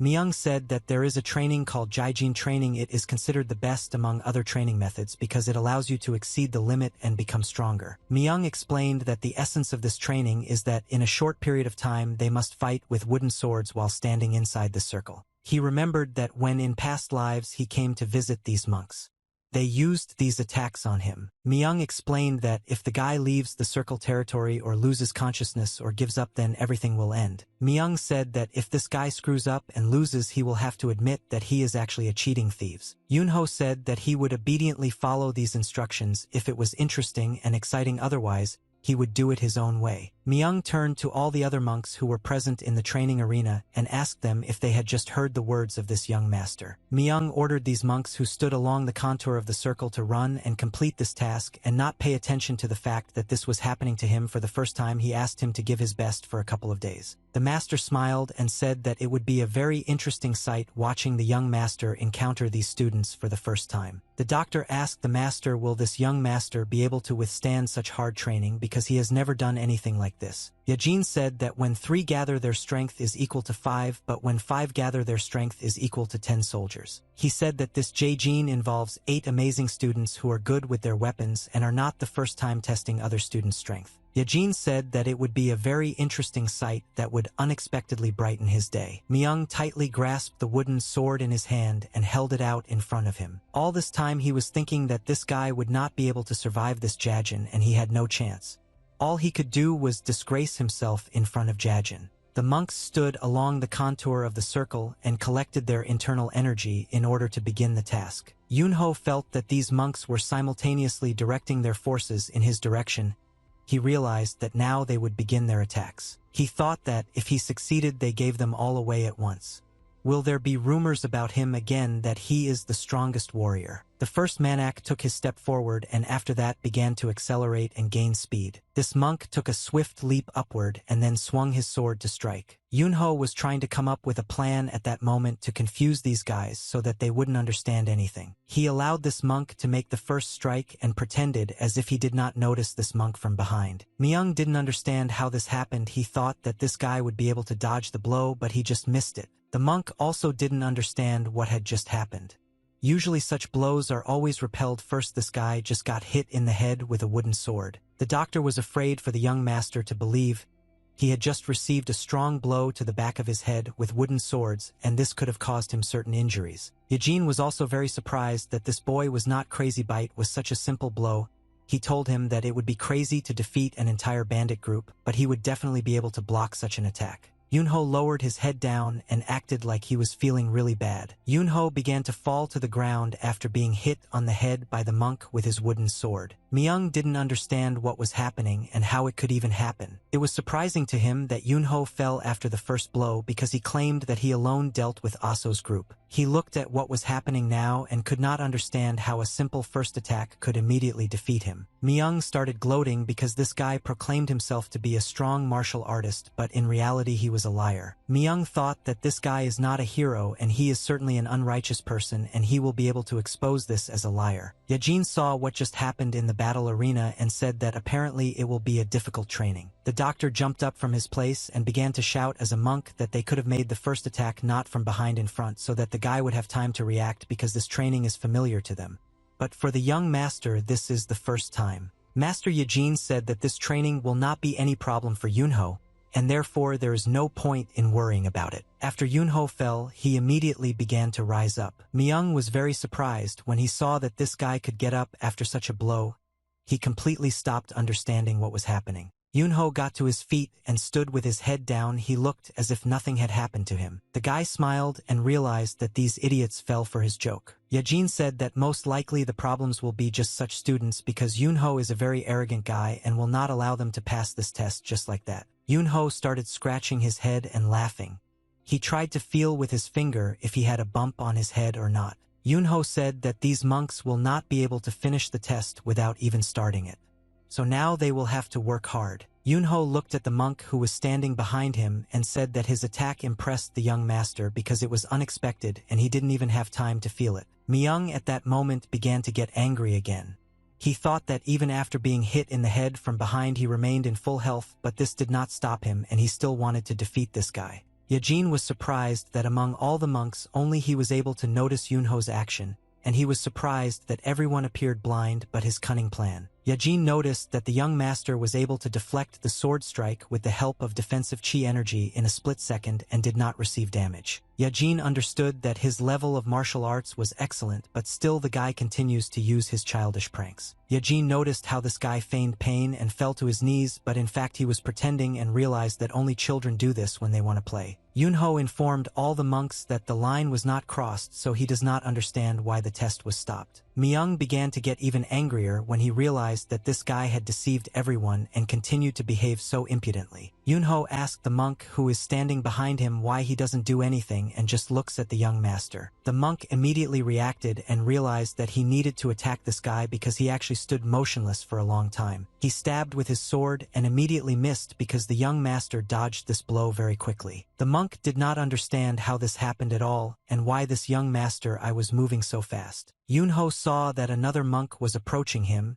and was already trying to stab him with his wooden evening. But the guy was able to dodge even this sword by making a quick lunge back. Another enemy began to fly at him from above and also tried to deal him a crushing blow. But even this monk could not touch the master with his sword because he dodged again. The doctor jokingly said that after that blow to the head this guy began to move completely differently and now no one can hit him. Yunho dodged these blows very quickly and said that if he stands in one place will they be able to hit him or will they also miss? One of the monks telepathically transmitted a command to the rest of the monks that vertical blows and lunges should be avoided. The rest of the monks listened carefully to this guy and thought about hitting horizontally. Thanks to their ability to communicate at the level of telepathy, they decided that they would attack this guy with 3 of them at the same time. Yunho smiled as if he could calculate in the eyes of these guys and their plans that we had not just agreed upon telepathically. He saw the 3 of them trying to simultaneously attack him and said that he did not expect from these monks that they could not communicate using their brains. Yunho waited for the perfect moment to make the jump. When he jumped, they were all shocked because the guy was able to choose the perfect moment to evade all the attacks with this jump. But while flying in the air, he realized that he had underestimated the strength of his opponents. At that moment, he remembered that monks also know how to fly in the air. And his most important omission was that 8 people were involved in this exercise. Myung didn't understand why this guy is so agile, how he manages to dodge all attacks for so long. Yunho at that moment realized that purely technically, he would not be able to evade such a large number of these swords, and it was necessary to take new measures. He took his wooden sword tightly in his hand and decided to finally use it. He made a thrust with his sword and immediately knocked the weapons out of the hands of his opponents and threw them back. Myung didn't understand how this was even possible, and where did this guy get such great abilities in martial arts. The doctor was shocked when he saw what just happened in the air with these monks. They all scattered to the side, and he could not understand how it happened. One monk shouted that this guy is coming down and they must meet him because this is the right time to deliver the attack. They raised their wooden swords in order to take their opponent by surprise and attack him at a time when he was unable to defend himself and was in a weak position. Yunho very quickly did several of these at his opponents, and they all scattered in different directions. Some started on one monk still trying to stay on his feet after such a strong attack. They didn't understand how they could continue to act and attack this guy because he dodges all their attacks. And now he also started using his sword to fight back. They did not understand that this had just happened. The young master was able to throw back all the fighting monks with one blow. Myung immediately turned his attention to the aura that appeared around his sword and realized that this guy was using a special technique. The doctor asked Master Yajin what just happened on the battlefield because he couldn't explain what he saw in words. Yajin said that it was too fast for the human eye and an ordinary person would hardly be able to notice it. But in fact, Yunho's wooden sword was like a flash of light. Yunho stopped near the edge of the line and stood there without moving. He asked these guys why are they standing still and doing nothing because he still hasn't crossed the line. He said that now he will change the rules a little in this game and he will also attack them in response. Myung didn't understand how this was even possible and why this guy had the right to change the rules of this test. One monk said that he had the impression that it was not they who drove him, but that he drove them into a corner as his victims. He was thinking that the elder brother said that all the heroic stories of the young master are lies.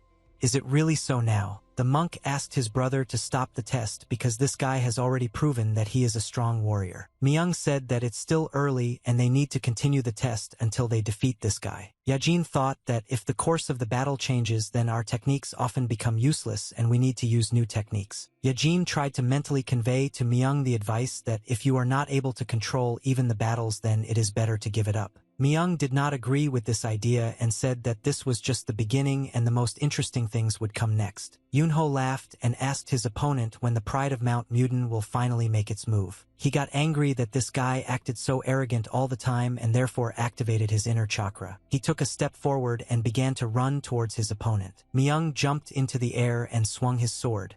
He wanted to strike a quick and crushing blow to his opponent. Yunho looked at this guy like he was an idiot and said that he would beat him like that now and that he would remember this fight for the rest of his days. Myung looked at this guy and thought that he couldn't stand people like him because this boy was born into a rich family and behaves very arrogantly. He thought that while he was born in poverty, he worked hard every day and could not tolerate such bullies, so he wanted to bring him down from heaven and disgrace him in front of everyone. But he was not prepared for the fact that this boy is actually a very capable fighter and his abilities amazed Myung. He couldn't believe that this guy was actually a very strong opponent and still he wanted to defeat him. Yunho looked as if he was not at all afraid of his opponent, ready to fight him at any moment. Myung saw this guy's eyes and couldn't believe that people like him could actually be strong martial artists. Yunho parried this guy's blow with a slight movement of his hand. Yunho started laughing when he saw chips flying from this guy's wooden sword. Myung couldn't believe that his opponent was able to repel this attack and did it very calmly as if he didn't have to make any effort at all. The hospital had a large window that illuminated the room. This window was located directly opposite the patient's bed. Myung jumped out of bed or screamed. He didn't understand what happened. His head was wrapped in bandages. The shaman who had been in the hospital all this time and was sitting at the table saw that the patient had finally woken up. He asked Myung how the guy was feeling and whether he had a headache or was dizzy.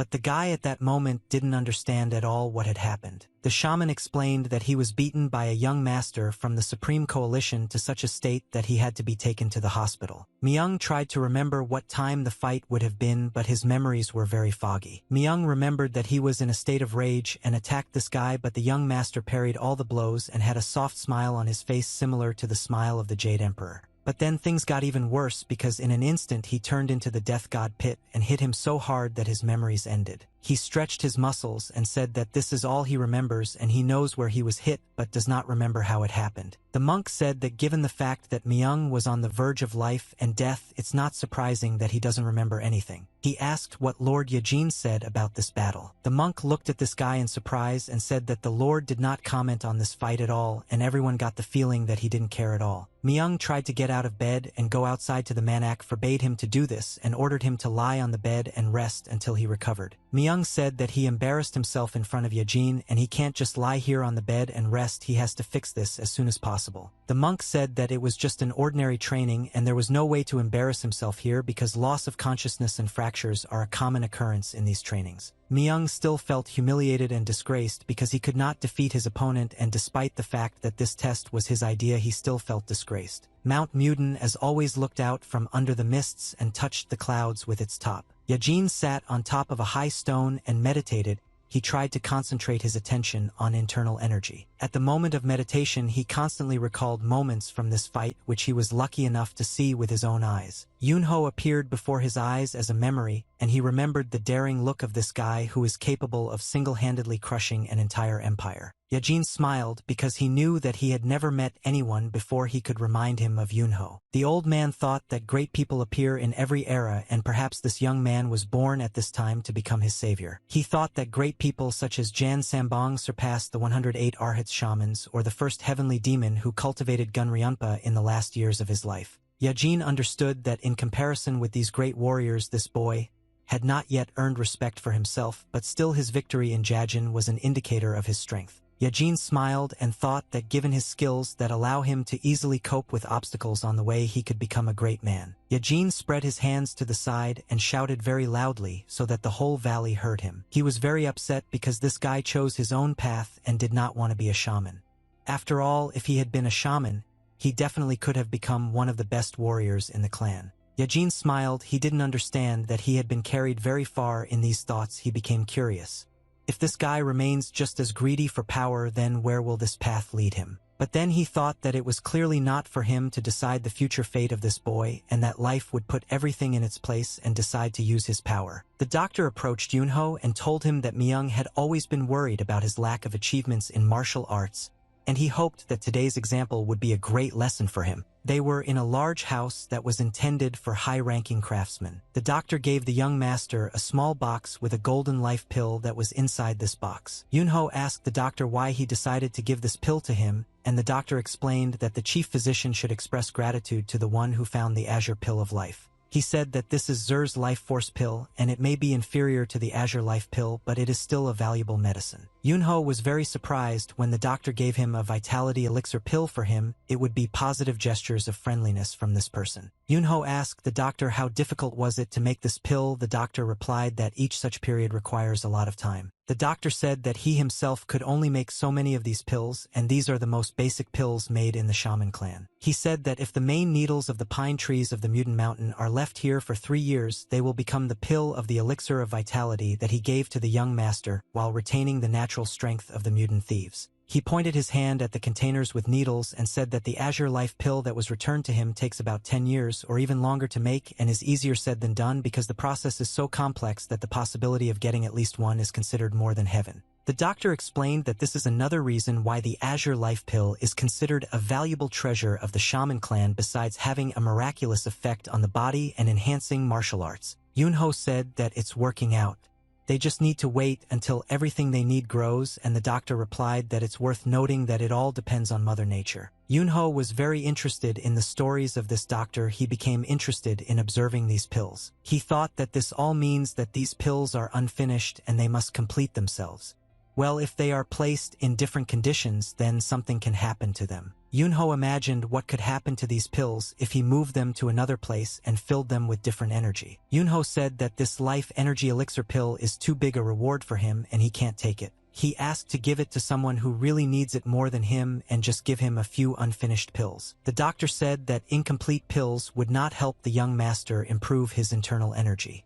But the guy asked if these pills could have any medicinal effect in the future. He thought that this was actually true, but those pills certainly couldn't replace a good doctor. He said that if the young gentleman wants to refill these pills, then he can take not just a few but as many as he wants, and therefore suggested that he take any quantity because he can make them again. Yunho was happy and said that he would take as much as he needed. The doctor did not expect that this guy would play with these pills so much that he would take away absolutely everything that was here. But he couldn't blame this guy because he himself said that he could take as much as he wanted and realized that next time he would need to formulate his thoughts correctly. Yunho walked out of the building and had a large chest of pills on his shoulder. He was very pleased and happy because he was able to take such a large number of these pills. Yunho decided to use the cave that he once made with his blow because he knew that this cave contained very strong energy. For a long time he could not think of a use for this energy that was in the cave, and now he was finally able to figure out what to do with this energy. Now, thanks to these pills, he can fill them with his strong energy and then refine his internal energy. Yunho remembered all the doctor's words that you just need to take the pill to the right place and wait until it ripens. He thought that if he allowed these pills to be filled with his yokai energy that had been here all these years, he believed that they would become heavenly pills that would surpass even the Azure Life pill in their power. He waited and couldn't get enough of the brilliant idea that came to him. He already wanted these pills to ripen. When Yunho left the cave, he was very surprised when he saw a man at the entrance. He did not expect that anyone else could walk here besides him. But standing in front of him was not just any monk, it was the same Myung, whom Yunho had recently beaten during a training match. Myung had his head wrapped in bandages and his facial expression conveyed his dislike for Yunho. The guy decided to come closer to this monk and find out what he was doing here and why he was watching Yunho. He started to get angry when he approached this monk because he doesn't like being watched, and when someone finds out about his affairs that he would like to hide from others. Yunho didn't understand how this monk was able to follow him, and at the same time Yunho didn't feel like he was being watched. It was very strange. He assumed that he was able to not notice this guy because he was very happy due to the fact that he had a lot of pills that he wanted to take to the cave. Myung accused Yunho of going into the cave even though there were prohibitory signs there. Thus Yunho was not afraid to ruin his reputation. Yunho smiled and said that this cave is called the Demon Cave, and he was very curious to know what was inside. He started laughing and then said that the further he went into this cave the worse he became, and he was able to walk even a few steps, and he was lucky that he was able to get out. Yunho knew that the Yukai energy could have a very strong resistance on an ordinary person. The young master said that they had clarified the situation and for which he went into this cave, and then asked why Myung followed him all the way despite his wounds. Myung didn't want to answer his questions. Instead, he asked him a counter-question and asked who Yunho really is. Yunho was very surprised when he heard such a question from this guy. He couldn't even think that this idiot could suspect him of something. Yunho remembered a moment in his life when his master taught him martial arts, and the master that day said that in some cases when you hit your head with your fist you can forget recent events. The master then explained to the boy that people get concussions and forget some moments of their lives. Yunho that day was all beaten up and his head was bandaged. The master looked at the boy and said that he also forgot something. Yunho was very curious and asked the master what was he talking about and what exactly did he forget. The master said that they had already talked to the boy about this before he lost consciousness. Yunho didn't understand what they were talking about before he lost consciousness, but the master didn't want to explain anything and tell the guy that he now needs to eat and gain strength. Yunho looked at Myung and thought about what to answer his question and how to explain to him who he really is. Yunho looked at this monk and thought that in the current situation it is awkward to answer him that he is a person.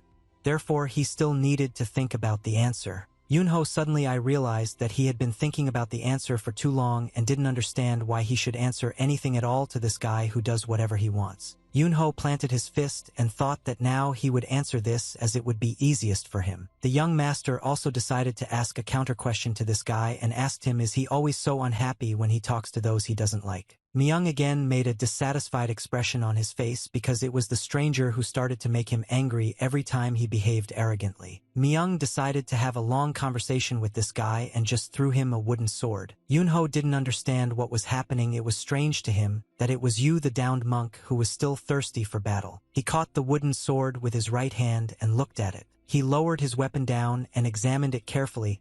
He could not understand why his opponent had just thrown him a wooden sword. El banquero en ese momento pensó que aunque hiciera algo nada podría cambiar. Todo lo que tenían que hacer era esperar a que el príncipe llegara. Myung replied that among all the people he meets on his way, Yunho has the worst moral principles. But he explained that despite these terrible moral principles, the guy is one of the best martial arts fighters he has ever seen. Yunho was very surprised that this pompous monk who can't see beyond his nose just praised Yunho. Myung said that he couldn't properly evaluate his strength at the training ground because he was in control of his emotions, and that's why he asks to show Yunho his martial arts again. Myung said that this is his sincere request and he actually wants to learn something from Yunho. The guy at that moment felt very awkward. He did not expect that this would come to him and ask him that he wanted to learn something. Yunho was very arrogant, but nevertheless he was never stupid and understood that Myung was most likely planning something and wanted to set him up. But nevertheless his face expressed sincere intention, and one got the feeling as if he was not lying at all. Yunho saw this guy's gaze and thought that his gaze was different from that blurred squint that was on the training ground, and now his eyes shine like those of a curious child. Yunho couldn't believe that this guy was actually sincere right now. Yunho calmed down because he realized that this guy was not interested in his business. In the cave, this was the most important thing. After all, if this monk was interested in what Yunho was doing in the cave, he would have problems. He smiled and said that learning is always a good desire. But Yunho still reminded this monk that last time he tried his best to brand the young master a thief. Myung admitted his mistake and said that he was petty. Yunho reminded this monk that unlike the training ground, there is absolutely no one here, and having fought now, you might think that he is taking out his anger on Yunho. Myung said that he doesn't care at all about it. But Yunho at that moment began to rejoice and said that during the battle, he might accidentally kill the monk, and asked how ready Myung is for this. Myung stood in one place for several seconds and did not move.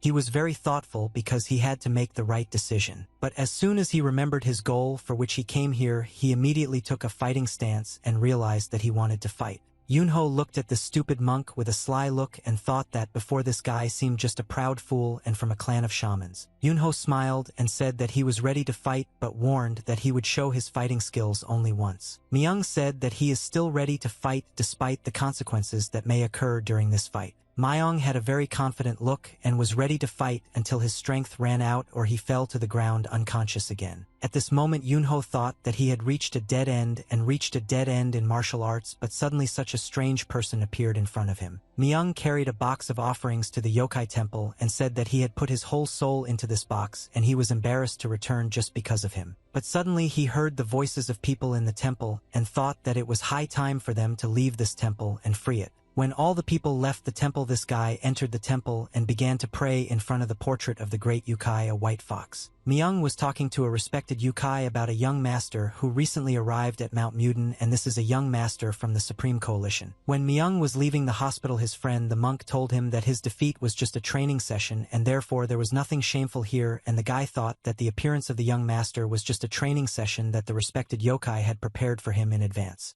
Myung perceived all this as a test that the great spirit of the white fox provided to this guy in order to test him. Myung took his wooden sword in his hand and thought that if everything is so, then there is no reason to doubt it just because he fears for his life. He thought that he should not miss the movement of his opponent for a second, and now his mind and vision became clearer than before. Yunho looked like a very dangerous opponent who was capable of destroying the entire clan of monks alone because he emitted very strong energy. Yunho asked his opponent if he was ready to start the battle or would he just stand still and watch him. Myung shouted loudly that he was ready to start the battle and was ready to defeat his opponent and pass the test. Yunho decided that he should attack first and therefore began to run towards this monk. Yunho thought that this monk decided to do stupid things until the very end. He was approaching his opponent, and all this time he was thinking that this guy's passion for martial art touched his heart. Yunho remembered moments from his life when he was trained by his master and sat on his knees obediently waiting for his teacher. Yunho swung his sword and thought that he really sympathizes with this guy's passion for martial arts and he even envies him. That's why Yunho decided that now he would show him something that would go beyond this world, but he didn't even understand how much the stupid monk could see with his own eyes. Yunho understood that if this monk managed to notice even the slightest detail,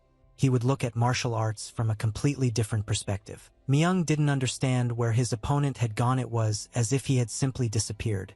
But at that moment he began to feel very strong pain. Yunho launched a combination of very fast attacks on different parts of the body, and it all happened in 1 second. Yunho hit this guy about 100 times and his body couldn't stand on his feet anymore. Myung didn't understand what was happening to his body, but he felt very strong pain and understood that it was all the work of this young master. He saw pieces of his clothes fly into the air and Myung began to fall to the ground. Yunho stood not far from this monk and watched him fall. Yunho smiled and asked this guy if this lesson was enough for him or did he want to see more. Myung understood that he was defeated again by this young master, but nevertheless this time he was not upset because he himself wanted it, and he smiled because he had just seen the best martial art in his life. Night began again and Mount Muden looked magnificent as always at this time of day. From the house where Yunho and Lee Ryan lived one could hear the very surprised voice of a young fortune teller who was shocked by Yunho's proposal. The guy repeated his proposal again and asked the young fortune teller if he would like to have a drink together today. Yunho smiled and said that today he had the most pleasant day of this whole trip,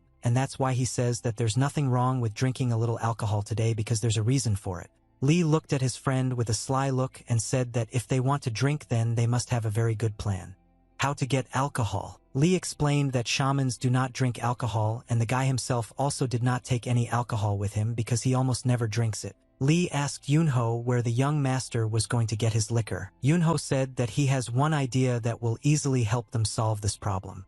But I wanted to know if Lee Ryan would like to drink too. The guy looked thoughtfully at his older brother and didn't immediately answer him, but from his eyes it was clear that he didn't mind having a little drink today. Myung tried to get to the hospital all day because his body was very tired and wounded after the fight with the young master. It was very difficult for him to move because all parts of his body hurt, but nevertheless he tried to be strong and continued to walk. When Myung reached the settlement of shamans who were on the top of the mountain, Myung saw him. This is a monk who works in a hospital, and he immediately drew attention to his wounded brother. Sun Myung immediately ran up to the wounded monk and grabbed him by the arms to help him walk and asked what happened to him, but Myung replied that everything was fine with him and he didn't want to tell anything about today. But still he told his friend the monk something. He said that today was the best day of his life. Yunho went to the man who was in this settlement of monks, and when he approached his house a man met him and said that he was very glad to see the benefactor who returned the azure pill of life to the clan. This man introduced himself and said that his name is Sun Yang, and he is the master of this palace. Sun Yen asked the young master what brought him instead of managing the finances of the shamans at such a late hour, and the guy replied that he was not at all interested in the finances of the shaman clan. Yunho asked this man if he went to the pharmacy today. Sun Yen was very surprised when the young gentleman asked him this question. Vitya did not expect that anyone would know that he went to the pharmacy today. Yunho said that he smelled a strange smell that you would never find in a pharmacy. Yunho said that it was a very strange aroma that could never be smelled very much. Sun Yang said that he doesn't understand what this young gentleman is talking about and would like to hear an explanation. Yunho immediately used his nose and started smelling the man. He tilted his head towards him and began to sniff his clothes. The man jumped aside and asked the young gentleman to stop sniffing him because it made him feel embarrassed. Yunho said that this is exactly the smell that he hears in the pharmacy, and this is the smell of alcohol that permeated the body of this man. Sun Yang immediately began to make excuses and explained that he couldn't drink because he was training as a monk and he couldn't drink alcohol. Yunho smiled and looked at this man. He said that despite all the rules of the shaman, this man still drinks alcohol. Yunho turned around and began to leave, but before leaving he asked how the shaman could buy alcohol with such a prestigious aroma without stealing the clan's finances. Yunho said that he was on his way to have a cup of tea with Mr. Yajin and asked Sun Yen if he wanted to go with him. Sun Yang grabbed this guy's hand in his clothes and asked the young hero to stop for 1 minute. He asked Yunho what he wanted and said that he could do anything so that the young master would not tell anyone about it. Yunho at that moment looked at this financier and thought that he still had a fox nature in him and his cunning was passed on to him in this life. He held a bag of coins in his hand and said that if they go down from the eastern part of the mountain, they will come across a building called the Moonless Pavilion. Yunho said that this place serves a famous drink called Yanghwa Dehak. Lee replied that he could not believe that there are drinking shamans. Lee opened the bag that his older brother gave him and saw that in this bag there were a large number of coins tied with a rope. Lee was very surprised when he saw such a large number of coins. He asked his elder brother, did he really have to rob this financier? Yunho said that this is his reward for keeping his mouth shut. He smiled and said that it turned out that he is one of those who manages the finances of the clan, and he bought alcohol with the money that should be in the vault of their clan. Lee was very upset by the actions of this man because he was a shaman who also drinks alcohol and steals money from the clan. Yunho said that the young fortune teller is clearly not the person who should judge this financier because he is now also going to drink alcohol with the stolen money. Lee said that he is not a shaman like this financier because he is from the Doram faction, and given its history he is more of a true shaman than most of the current shamans. Yunho asked the guy what shamans he is talking about, and are these the same shamans who use ridiculous techniques in the market and immediately run away at the sight of Yunho's face. Lee began to say that the techniques he uses are good, and he can proudly say that his shamanic skills are at least at the level of Jigal Saga. Lee said that the elder brother was able to see through everything because of his exceptionality. That's the only reason. Yunho thought that this kid's techniques were a little chaotic, but nevertheless they were quite effective for techniques used in a hurry. Yunho remembered this moment in which he was chasing Lee. And he remembered well that when the young fortune teller disappeared, Yunho realized that he had fallen into a trap. Lee shifted his feet and waved his hands. He said that he needed to wait a little and the day would come when he would properly demonstrate his skills. Yunho smiled because he realized that this kid is so easy to tease and he's always funny when he's angry. They were finally able to descend from the top of the mountain and approached the monks who were standing near the gate. Yunho took his sword. Otherwise, look at it. He informed the monk that there were several scratches on the ball. The monk in a frightened voice said that he wrapped this sword in many layers of lye cloth and it could not be scratched in any way. Yunho looked at this monk with a menacing look and said that he would take a better look at his sword when the sun rose. Lee lowered his head down and sighed heavily. He understood that his older brother, as always, was scaring everyone he didn't like to take care. They walked along the forest, and the young fortune teller said that the elder brother had a very bad character, but the young master answered as his late master said. Lee said that from the moment they met, he constantly thought that his elder brother had a very bad character that could not be tolerated. Lee walked next to his older brother and talked about how the older brother is so incredible in martial arts that the whole Murin should discuss him, and he has little interest in what is going on around him. Therefore, I have not heard the story about Yunho. Lee asked him what Yunho's status is in the martial arts world, and the guy replied that he had no status because all this time he lived a quiet life and didn't think about it. Lee could not believe that his older brother had not had a single feat in his entire life. Yunho asked his young friend if anyone is stronger than the 24 strongest martial artists. Lee said that generations before them there were people called the Three Emperors, but they had long since disappeared into the shadows of the martial arts world. Yunho asked his friend who is stronger than the Three Emperors. Lee said that those who are stronger are those who have gone beyond the trance of inventory and have reached the mythical realm, and these people are truly powerful figures standing at the top of the world of martial arts. Yunho remembered that the master once upon a time told him about the mythical kingdom. He said that even if he accomplishes the great feat of reaching the mythical kingdom before adulthood, he will not become the strongest. The master's words were very true, and the guy understood why. In the Yukai world, even if it is called the mythical realm, he knows that he is not strong enough to defeat even the weakest of the great Yukai. Yunho understood that for this reason he did not give up on his desire to become stronger and became stronger every day, although he had already reached the mythical realm. He does this because he is not interested in his status in Murim, but in how strong he can become in this human body, and he is interested in his limit. Yunho said that he is approximately at the same level as these great warriors about whom legends are made. Lee looked at his friend in surprise.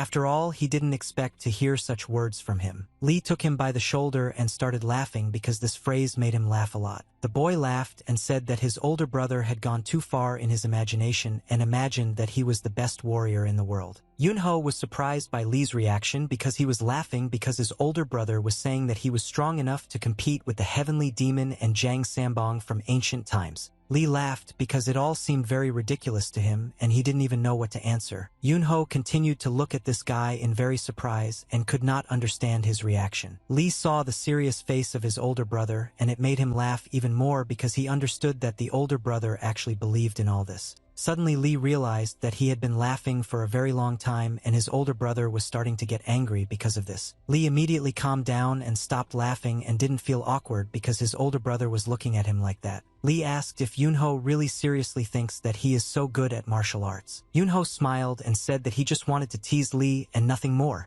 That's why he said that he was so good at martial arts. Lee said that Yunho had a very serious face at that moment, and he thought that this was actually not a joke, and now he wanted to know the truth. There were a lot of clouds in the night sky that covered the moon and stars. Lee saw in the distance a very beautiful bright building. It was the same place they were going to. He was very happy when he saw it. Yunho said that apparently they came to the place they needed.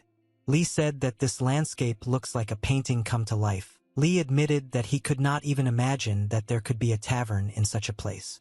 Yunho agreed with his friend and said that he also didn't expect to find a tavern here. Yunho said that he was very interested in how such a large tavern could end up in such a wilderness. He thought that this building had fulfilled all his expectations, and this must be the reason why this moonless pavilion seemed suspicious to him. This building was very large. It had several floors and red lanterns hung on each roof of this building. A female voice said that for some reason one red lantern is not lit. The girl suggested that the lantern might not light because a filter had fallen into the oil or it had simply run out.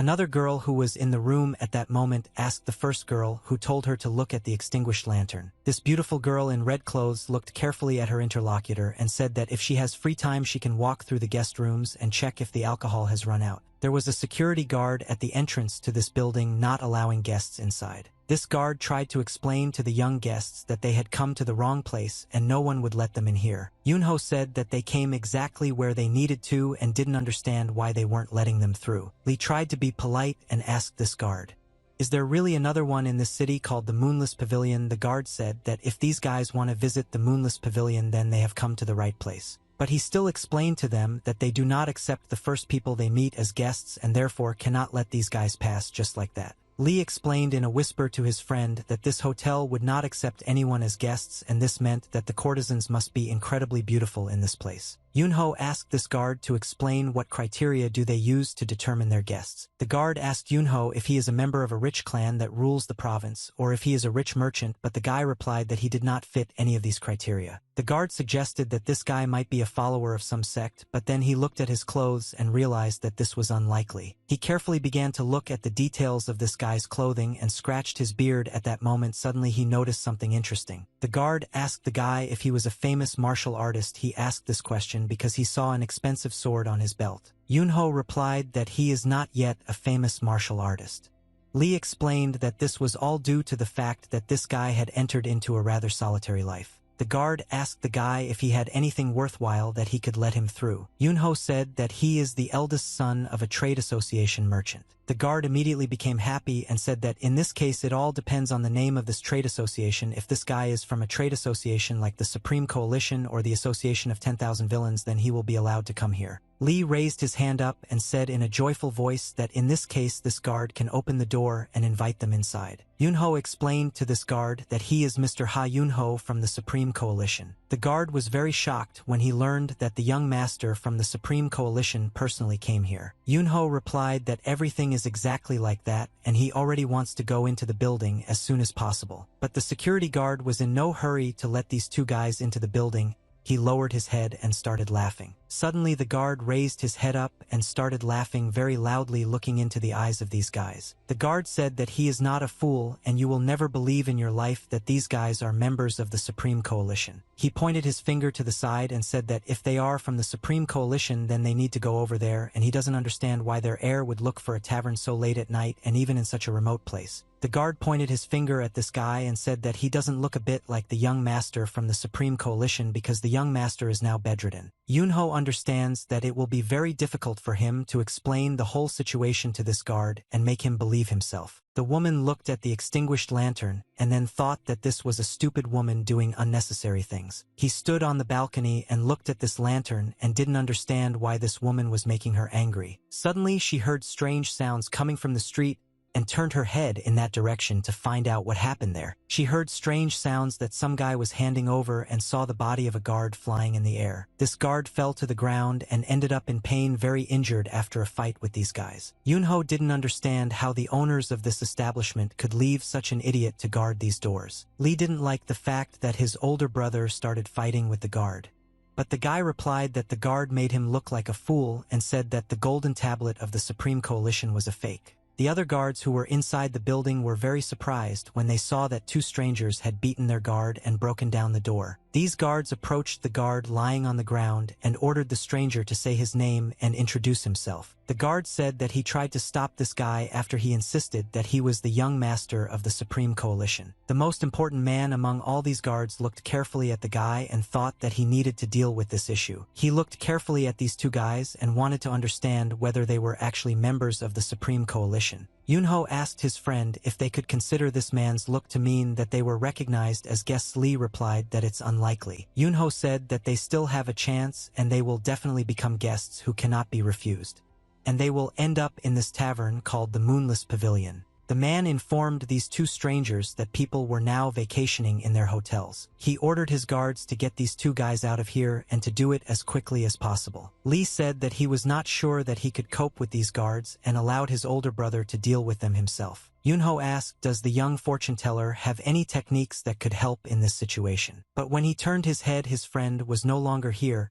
He simply ran away and hid to avoid the fight. Yunho was upset that his friend ran away so quickly, and at that moment a guard was already thrown out of formation on him. You wanted to attack him. Yunho slowly raised his hand up and prepared to fight. He immediately punched the first guard in the face. After that, he hit the second guard with his fist right in the nose. And he hit the third guard on the cheek with his palm, but this blow was very strong and the guard flew to the side. Yunho was able to defeat 3 guards at once using only his left hand. He smiled and looked at these guards. After that, he realized that this would be the easiest fight of his life. He clenched his fist and realized that he would now start beating these idiots. Yunho very easily and simply beat up these 3 guards and didn't even give them a chance to counterattack. The girl carefully watched this battle while standing on the balcony. She was very interested in this young man who was now single-handedly beating up a whole group of security guards. She turned her head to the servant who was standing near the door and asked, who is this man who is knocking down the guards? The servant replied that this man claims to be the young master of the Supreme Coalition. She asked the servant if they checked his words for truth, and the servant replied that they have no confirmation of this yet. But he said that they recently received a report that the caravan of the Supreme Coalition had arrived at the shaman faction. She got angry with her servant and asked why he told her about this. Only now the servant replied that he did not think that this girl would be interested in this news. She was angry with her servant for not understanding her desires at all. She decided to take everything into her own hands and solve this situation herself, so she left her room and began to head towards the exit.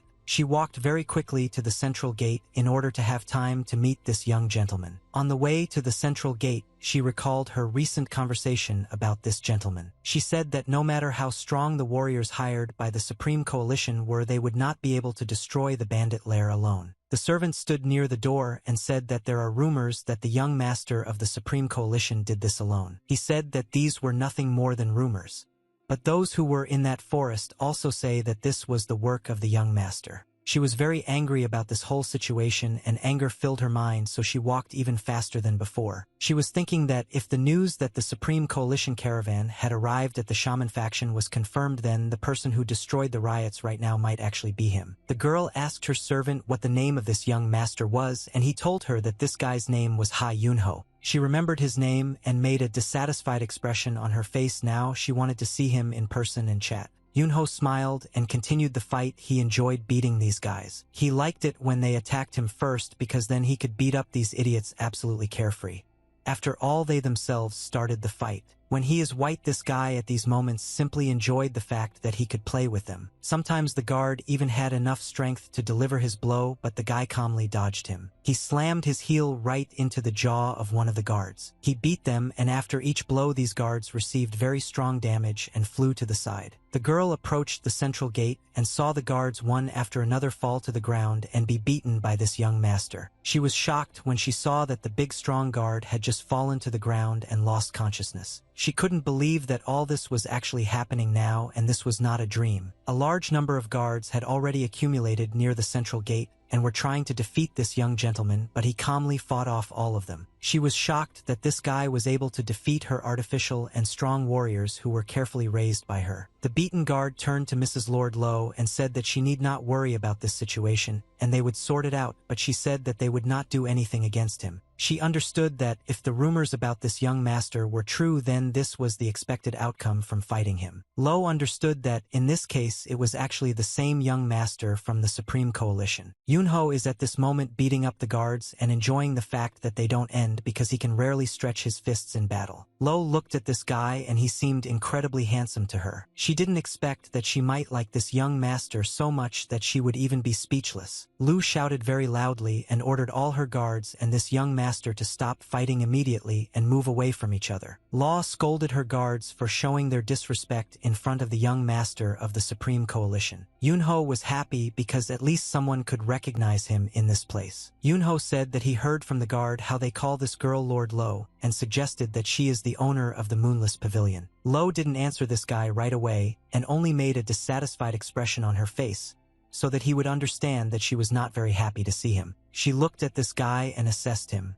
She realized that he was arrogant and self-confident because even many followers of famous sects did not dare to stand so self-confidently in front of her. She understood that no matter what, there was no need to resist his confidence. Lo decided that in this situation it would be best to just smile and behave politely with this gentleman. She bowed before him and said that her name was Surin, and she was the owner of this establishment called the Moonless Pavilion. She welcomed young master Ha Yunho from the Supreme Coalition to her establishment. He repeated her name Surin again because it seemed very beautiful to him. He looked at her and thought that this faithful young graceful woman with such a beautiful name. He smiled and thought that this gorgeously beautiful girl was talking to him as if they were old friends. Surin said that she understood why the young master was angry because he had overcome a long time.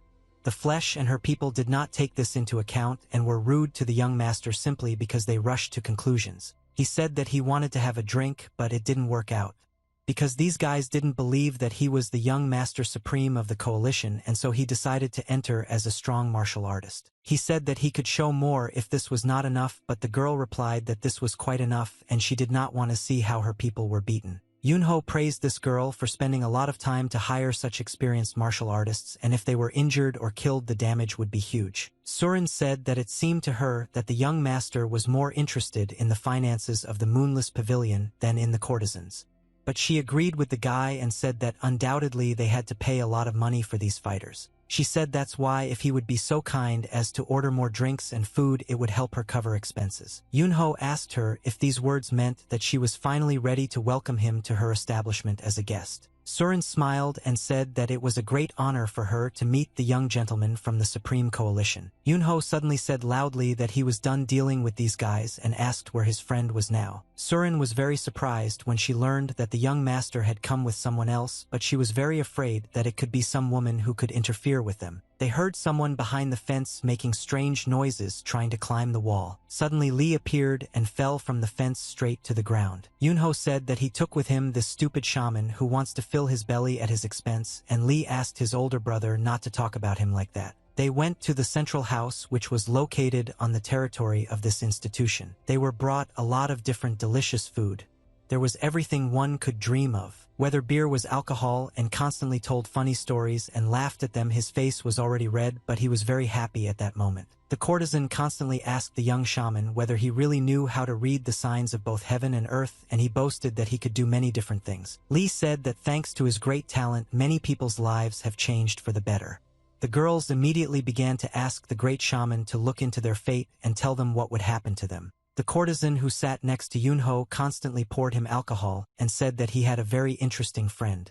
Yunho said that this kid is actually a very funny guy. She smiled and asked what kind of person is the young master if he has such an interesting friend. Yunho asked her what kind of person she thinks he is. She suggested that he was one of those who are happy when he does what he likes. Yunho was a little drunk, his cheeks turned red, and it's not clear whether it was from alcohol or because of a nice conversation with this courtesan, but he said that this girl is quite insightful. He took a glass of alcohol and drank it. The girl carefully watched this young gentleman. Suddenly this girl looked away and began to dream. The second girl continued to entertain the young shaman, but noticed that her friend was daydreaming at that moment. They remembered what Surin had said, and that the young master of the Supreme Coalition has enormous power and also owns the enormous wealth of the Supreme Coalition. Surin said that from the very beginning everything did not go according to plan, and this young master is also a difficult opponent. She said that if the girls managed to win his heart, she would be of great help to them in the future. Surin asked her two best courtesans to win the heart of the young master at any cost. She looked at him with loving eyes and did not take her gaze off him. Yunho looked at this girl and tried to understand what she wanted from him because she had been looking at him for a very long time. The girl said that she didn't know how the young gentleman would take it, but nevertheless I asked him for permission to find out more information about him. Yunho looked up and thought what would be so interesting to tell this to a girl. She brought her head closer to him and asked if the young master would actually allow her to tell more about himself. He took a cup of alcohol and was about to drink it.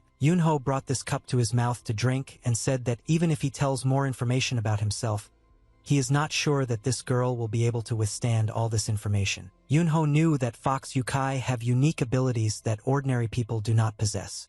These abilities are called the falling in love charm. If someone falls under the influence of their charms, then that person, monster or immortal, will all fall into their trap and turn into fools in love. People have a similar martial art specializing in charming other people, and it is called Sukgon. Yunho understood that the actions that these girls are doing now are reminiscent of a martial art called Sukgon. These geisha are now using similar techniques to charm Yunho, but unfortunately they don't work for him. Yunho looked at his friend and saw how their technique fascinates him, and he is now acting like an idiot. Most likely, he has already fallen into this trap. Yunho took the cup of alcohol from the table and thought that if these girls just wanted to take their money and they would give them alcohol, but the reason they went this far means that they are trying to charm them with this seductive technique. He knew that it was absolutely pointless to think about the reason why they were doing this, because even if they were lucky enough to catch Yunho in this trap, he would easily get out of it. Yunho held a glass of alcohol in his hand and was about to drink it.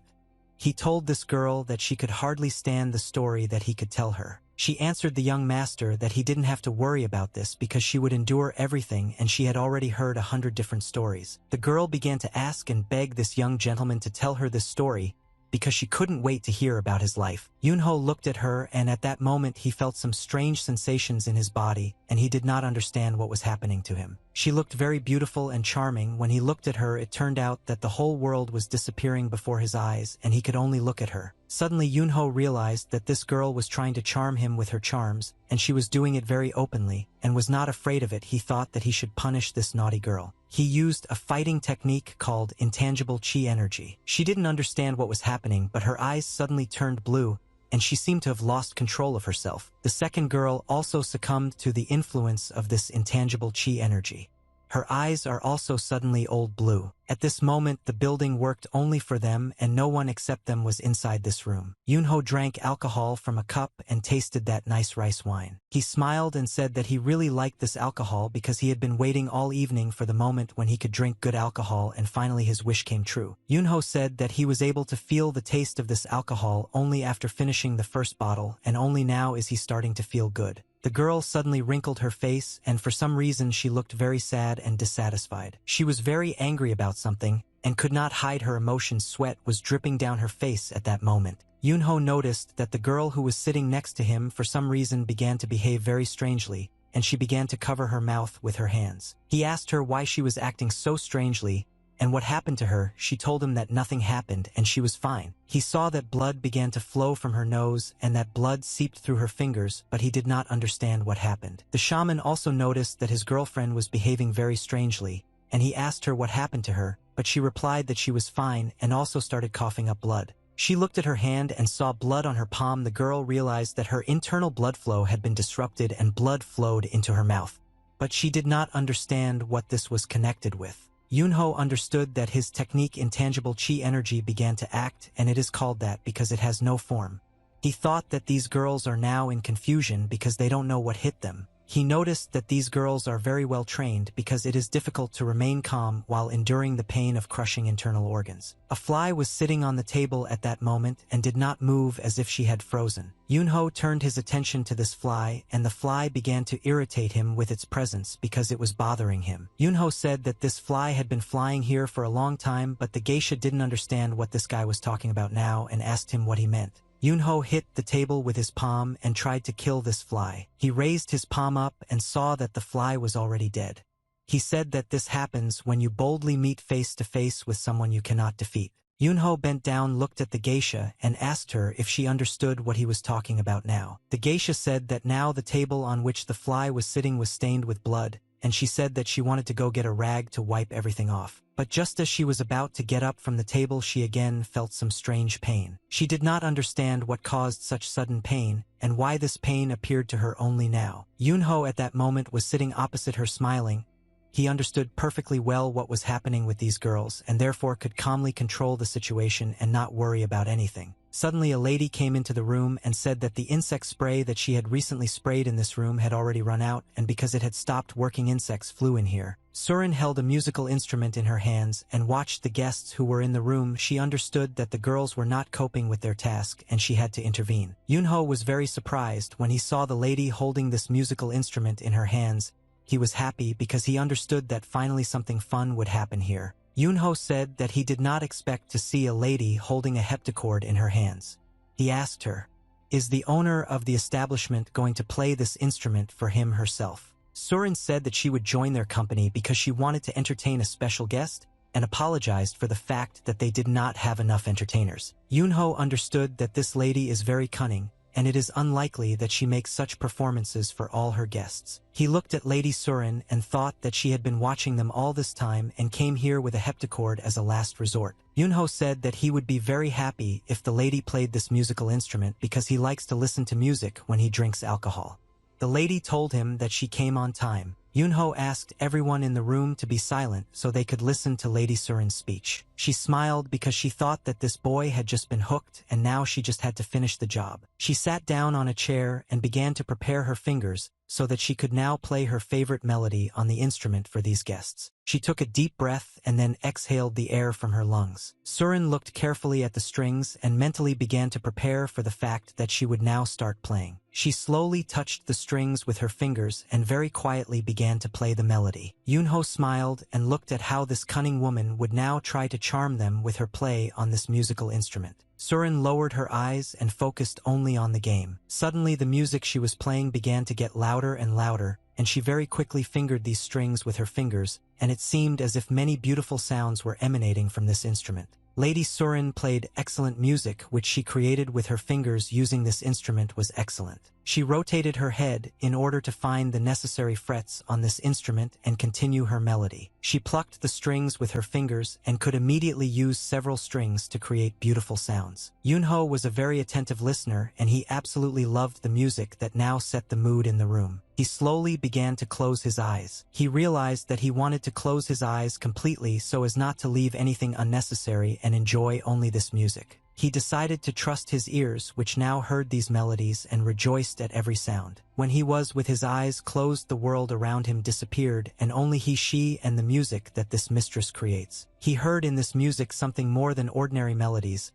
He heard the pure sounds of dewdrops flowing beautifully like fog and understood that this lady had incredible skill in playing this instrument. The melody slowly came to an end and again stopped very quietly in order to go into nowhere in the same way as it appeared from nowhere. Lady Surin finished playing this instrument and raised her hands up to demonstrate the end of the performance of this piece of music. She exhaled to calm down because playing this instrument is a very intimate activity for her. She asked the young master whether he liked this performance and whether he was able to enjoy this moment. Yunho replied to the young lady that the performance was not bad but not at all what he expected. He smiled and said that he still had something to say. Yunho offered to compensate the young lady for her efforts for the performance and he wants to do it out of politeness. She smiled and told him that she did not play this melody for the guests in order to get anything in return. Surin said that because the young master didn't like her performance, she didn't think she deserved to be paid for her music. Yunho offered to fulfill any of her wishes in exchange for the fact that she had just played this music for the guests. He smiled and insisted that fulfilling one wish of the lady was a very generous reward for such a mediocre performance. She said that the young master was behaving very rashly and asked what he thought she might want from the young master.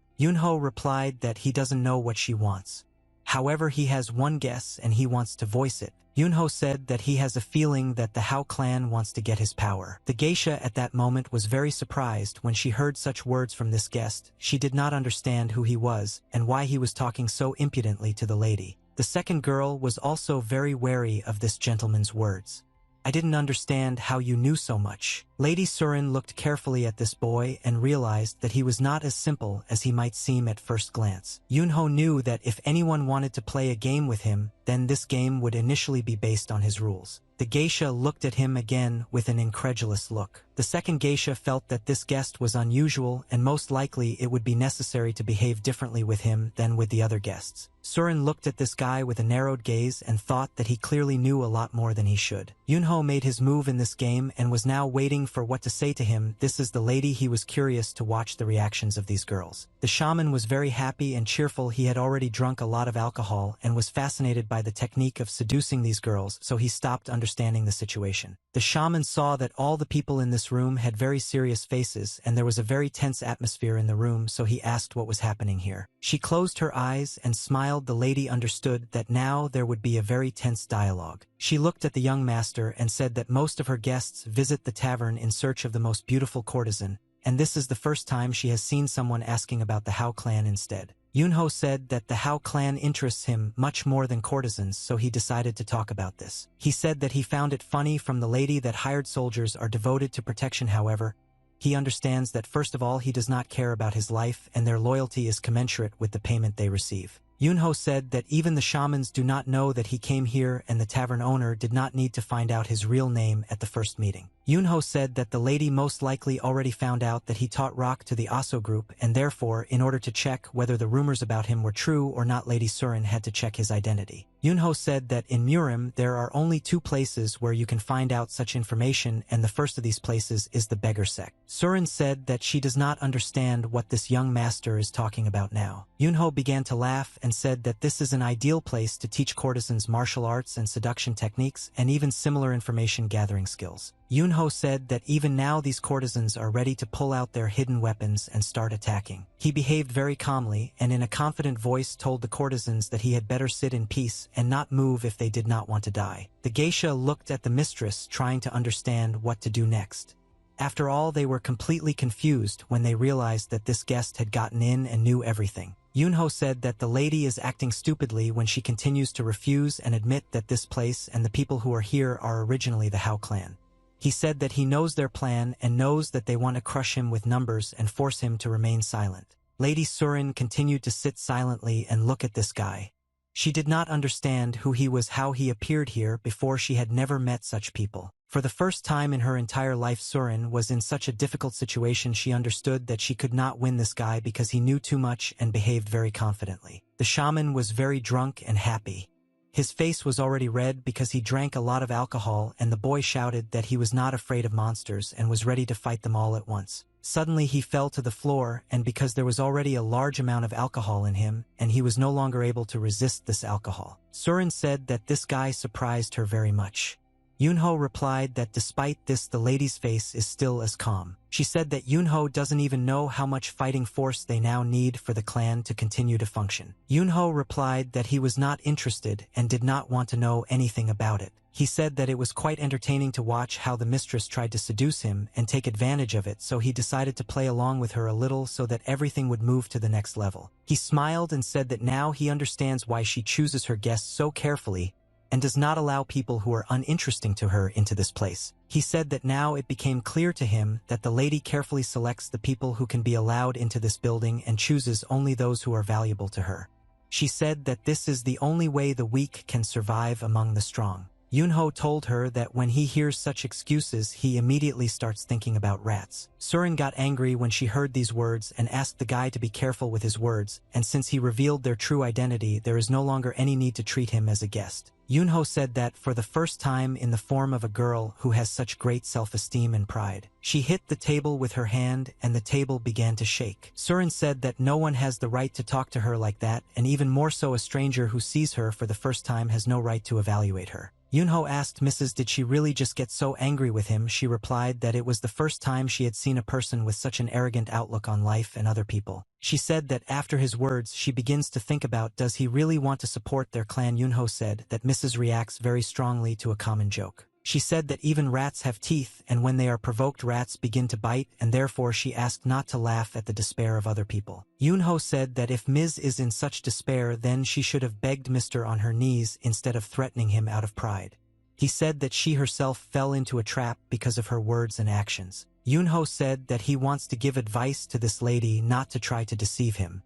After all, if he wants, he can easily break her neck in 1 second. She said that if the gentleman harms her, then he can forget about his safety once and for all. Surin said that the master of formations Jangu Yaja did a very good job on the room in which they are now. She said that it doesn't matter how talented Yunho is because he won't be able to survive in this room, which is filled with thousands of traps that will attack from different sides at the same time. Yunho asked this lady to stop threatening him and not to do anything stupid because there is no point in it anyway. She lowered her gaze and looked for a very long time at the guy who was sitting opposite her.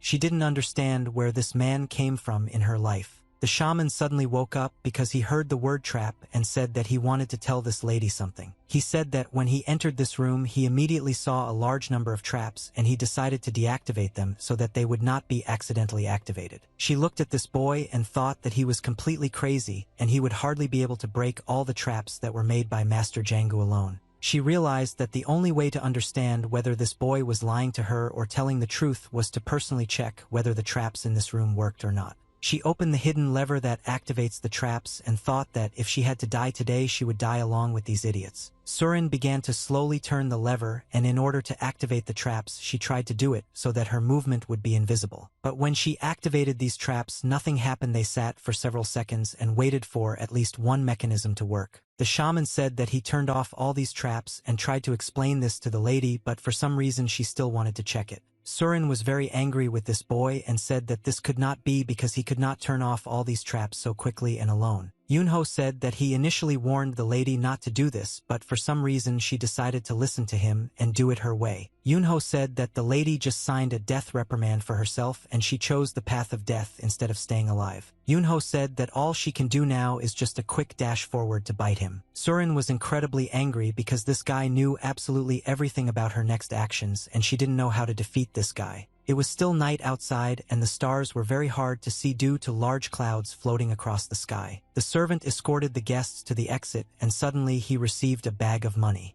Yunho said that this is money for food and alcohol. The servant replied that this money was too little and not enough to pay for all the drinks that were not drunk. Yunho asked this servant not to talk nonsense because they drank very little alcohol. This money is more than enough. He continued to explain to the guests that one bottle of wine costs 10 coins and asked the guests to be kind and add another 70 coins. After all, they drank 10 bottles. Surin said that everything is fine, these guests can be released because she gave them a big discount. She approached Yunho and said that she would take the missing amount from the nearest branch of the Supreme Coalition, so she asked the gentleman who stood in front of her to hurry up. Yunho said that after the resurrection the lady is full of energy and looks very cheerful. Yunho began to walk into the distance and called his friend Lee Ryan. The boy was still drunk and did not understand well what had happened here. Therefore he politely said goodbye to the lady and said that they would see each other again. The servant asked the lady if they really allowed him to leave.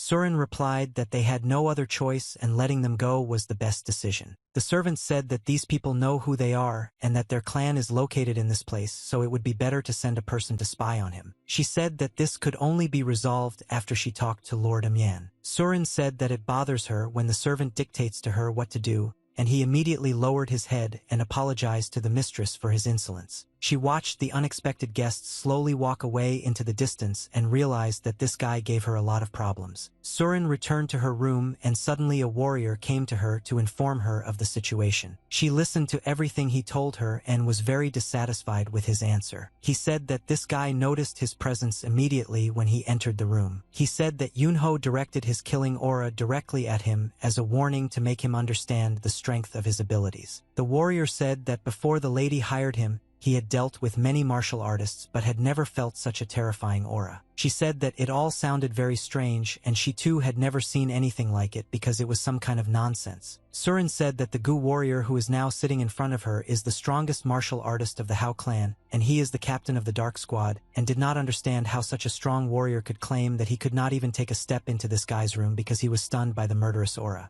Gu said that there was another reason why he did not enter the room, and the lady immediately asked what exactly that reason was. Gu said that this gentleman knows how to use immaterial chi energy, and this martial art is not even Gu's body. She listened as he spoke to me, and how this gentleman naturally used this energy to punish the courtesans for their charm technique. Gu said that this gentleman is a level higher than anyone they can imagine, and he thinks that Yunho is as strong as the 24 strongest martial artists. He guessed that this guy might be even stronger than these great martial artists. She was very surprised when she heard this and could not believe that such strong warriors exist in this world. Surin asked, is it possible for a boy his age to be so strong? Gu replied that if he takes into account examples from the past and present, it is quite possible. Surin understood that she had contacted a very scary person.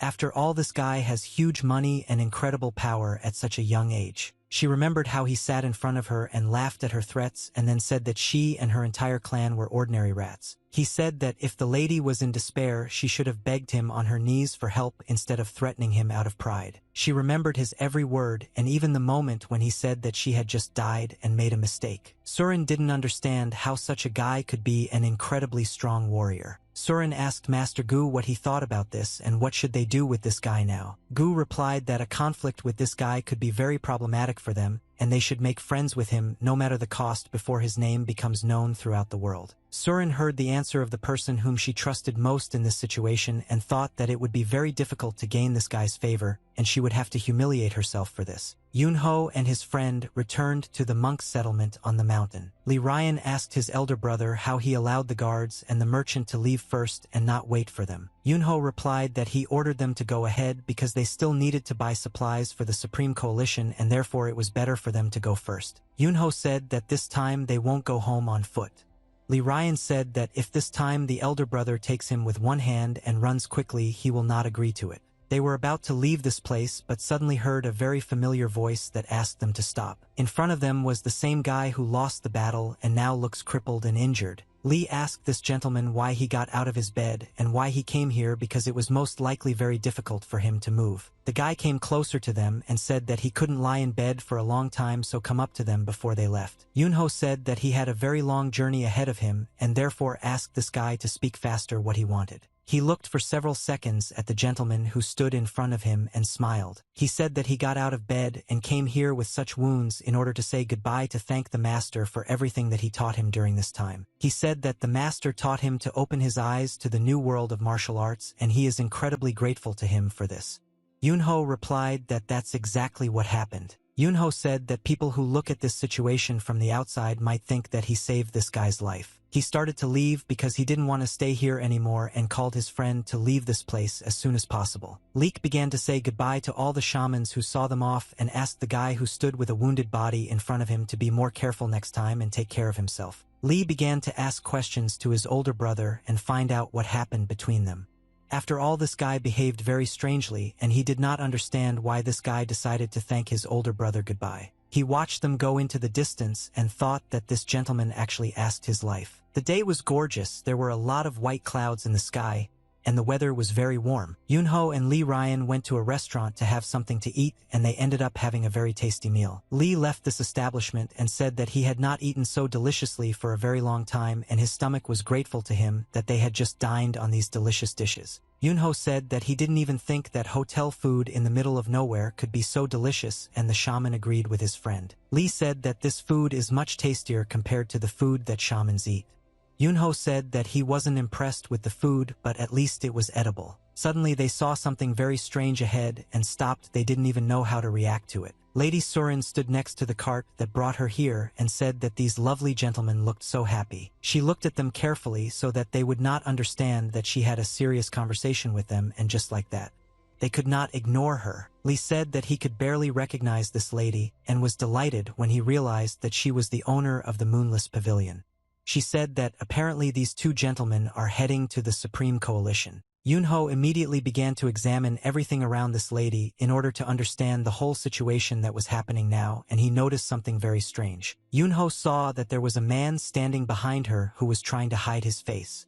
It was the man who was watching him and hiding in the room. Yunho replied that they are actually returning home, but they don't understand why is the lady asking them about this. Surin said that this is very good news and invited the two guys to go with her in the carriage because she has business in Wuhan and they need to go in the same direction. Lee said that it would be nice to sleep in the carriage because after he ate deliciously he really wanted to sleep. The shaman invited the elder brother not to refuse such kindness of this lady and to go with her. Yunho said that Lee looks very pathetic. If he likes the way he looks, then he can ride with this lady as much as he wants. Lee didn't understand why the older brother refused such kindness and decided to go on foot, because if they had gone on a carriage, he definitely wouldn't have grown horns from his ass.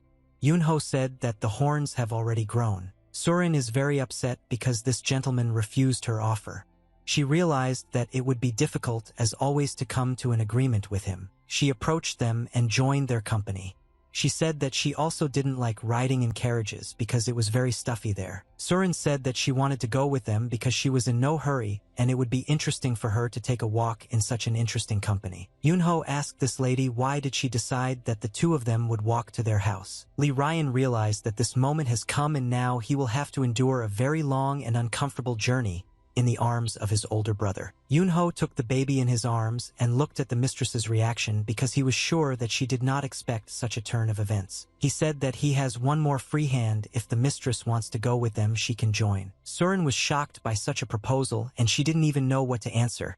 I think Mr. Yunho said that the lady herself wanted to travel together and he could only offer this option. She replied that this was a very tempting offer, but she was a little unsatisfied with this option. Yunho began to slowly walk away or said that he had completely forgotten that if he touched the lady something very strange would happen to him. Surin began to get angry because she couldn't just trust this man and it would be very strange if he carried her in his arms. In the end she had no other choice and she had to agree to such conditions. To see differently she would have missed him and for this she would have lost her life. Surin understood that there was no turning back and decided to trust him, because now her most important goal was to accompany him. Lee told the lady that from personal experience he can advise her to squint her eyes and breathe only through her nose, and it's better not to open her mouth, otherwise the strong wind will dry it out too much. She looked at the shamans and thought that she was already embarrassed to death and couldn't imagine what else could be worse than this. Yunho said that if everyone is ready to hit the road, then it's time for them to start their journey. He began to pick up speed and said that if they don't want to fall, then they better hold on tight.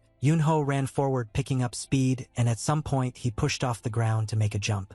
The shaman and the lady at that moment were extremely unhappy with this situation, but they could not do anything. Gu was shocked when he saw the method of transportation this guy used to get to his home. There was a lot of fog in the mountains. Water seeped through large stones and boulders and flowed into the river. The lady felt very bad after the unusual way of moving, and therefore at the next stop she had to go to a tree. The shaman watched the mistress's condition and waited for the moment when it would finally get better. He sat with a dissatisfied expression on his face and said that the first time people move in this way they always feel bad. She wiped her mouth with her hand and looked to the side. She was very embarrassed because they saw how bad she felt. The lady looked at this young gentleman and was surprised because she could not believe that all people of his level were able to move through the air at such speed. Yunho asked the lady if she was okay. She replied that the young gentleman didn't even break a sweat while I wasn't moving. Yunho said that he knew that everything would have turned out like this, so he tried to run slowly. She wiped her mouth with her hand and thought that he was acting as if he cared about her.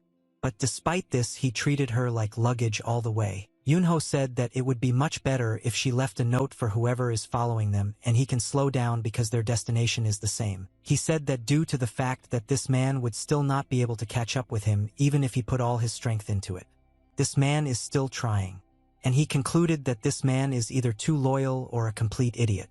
She was very surprised because this young gentleman found out that her partner was following them all the way. He actually ran after them all the way and tried to catch up with them. He ran several times slower than the young master, but nevertheless did not give up and continued to follow them. After half a day, we were still able to get to the village. There were a lot of people in the village at that moment. They immediately went to the Supreme Coalition to report everything. The gentleman was very surprised when his son told him that he had come here with a guest. The father said that every time his son goes somewhere, he always brings guests with him. Yunho said that it doesn't happen on purpose. Yunho brought his lady to meet his father. The lady bowed and said that her name was Surin. She wanted to make a good first impression. The father was shocked when his son brought a woman from distant lands with him. He didn't understand why he chose her. Father said that his name is Ha Jin and he is very pleased to meet this lady. Surin realized that this young master did not deceive her, and he is actually the son of the Lord of the Supreme Coalition. Ha Jin asked his servant to prepare the snacks because he was going to make a feast.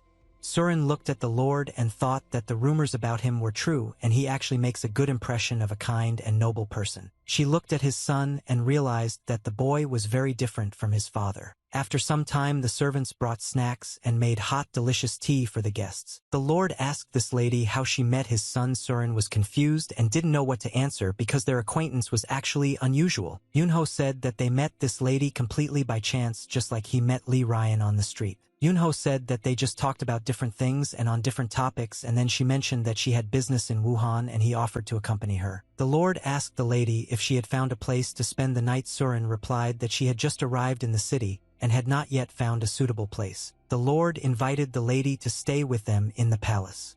She said it would most likely cause them inconvenience. He smiled and said that the guest was his son. This means that this guest of all their family, if she agrees, she can stay with them until she finishes her business in the city. She smiled and bowed to the Lord. After that, she thanked him for his hospitality. Surin thought that she didn't know how to ask to come to their palace in order to live here, but in fact everything turned out to be very simple. She looked at the young master and thought that despite his carelessness when meeting her and the way they provided housing without any suspicion, the Lord must really trust his son. The Vice Lord ran very quickly along the corridor and wanted to tell important news. He tried to find the gentleman as quickly as possible in order to inform him. When he saw the Lord, he shouted very loudly to the master that they had a problem. But only a few seconds later, he noticed that the gentleman was not alone now, and he was sitting at the table surrounded by two guests of his son. Ha Jin informed the Vice Lord that he need not worry, and this girl is his son's guest. The Vice Lord informed the gentleman that 3 people had died in the Honam branch. Ha Jin said that these scoundrels have crossed the line and there is no going back. Yunho at that moment had his blackout, washed it down with tea, and thought that this all sounds like a joke. Surin asked about Mr. Is he really talking about the king of the forest from Hyansa Mountain? Ha Jin asked the lady how she found out about this. At that moment, she looked at him with a serious look. Yunho smiled when you heard that Surin decided to interfere in matters and get involved. Surin said that she heard that recently the king of the forest, Jin Sachik, decided to do business in the city,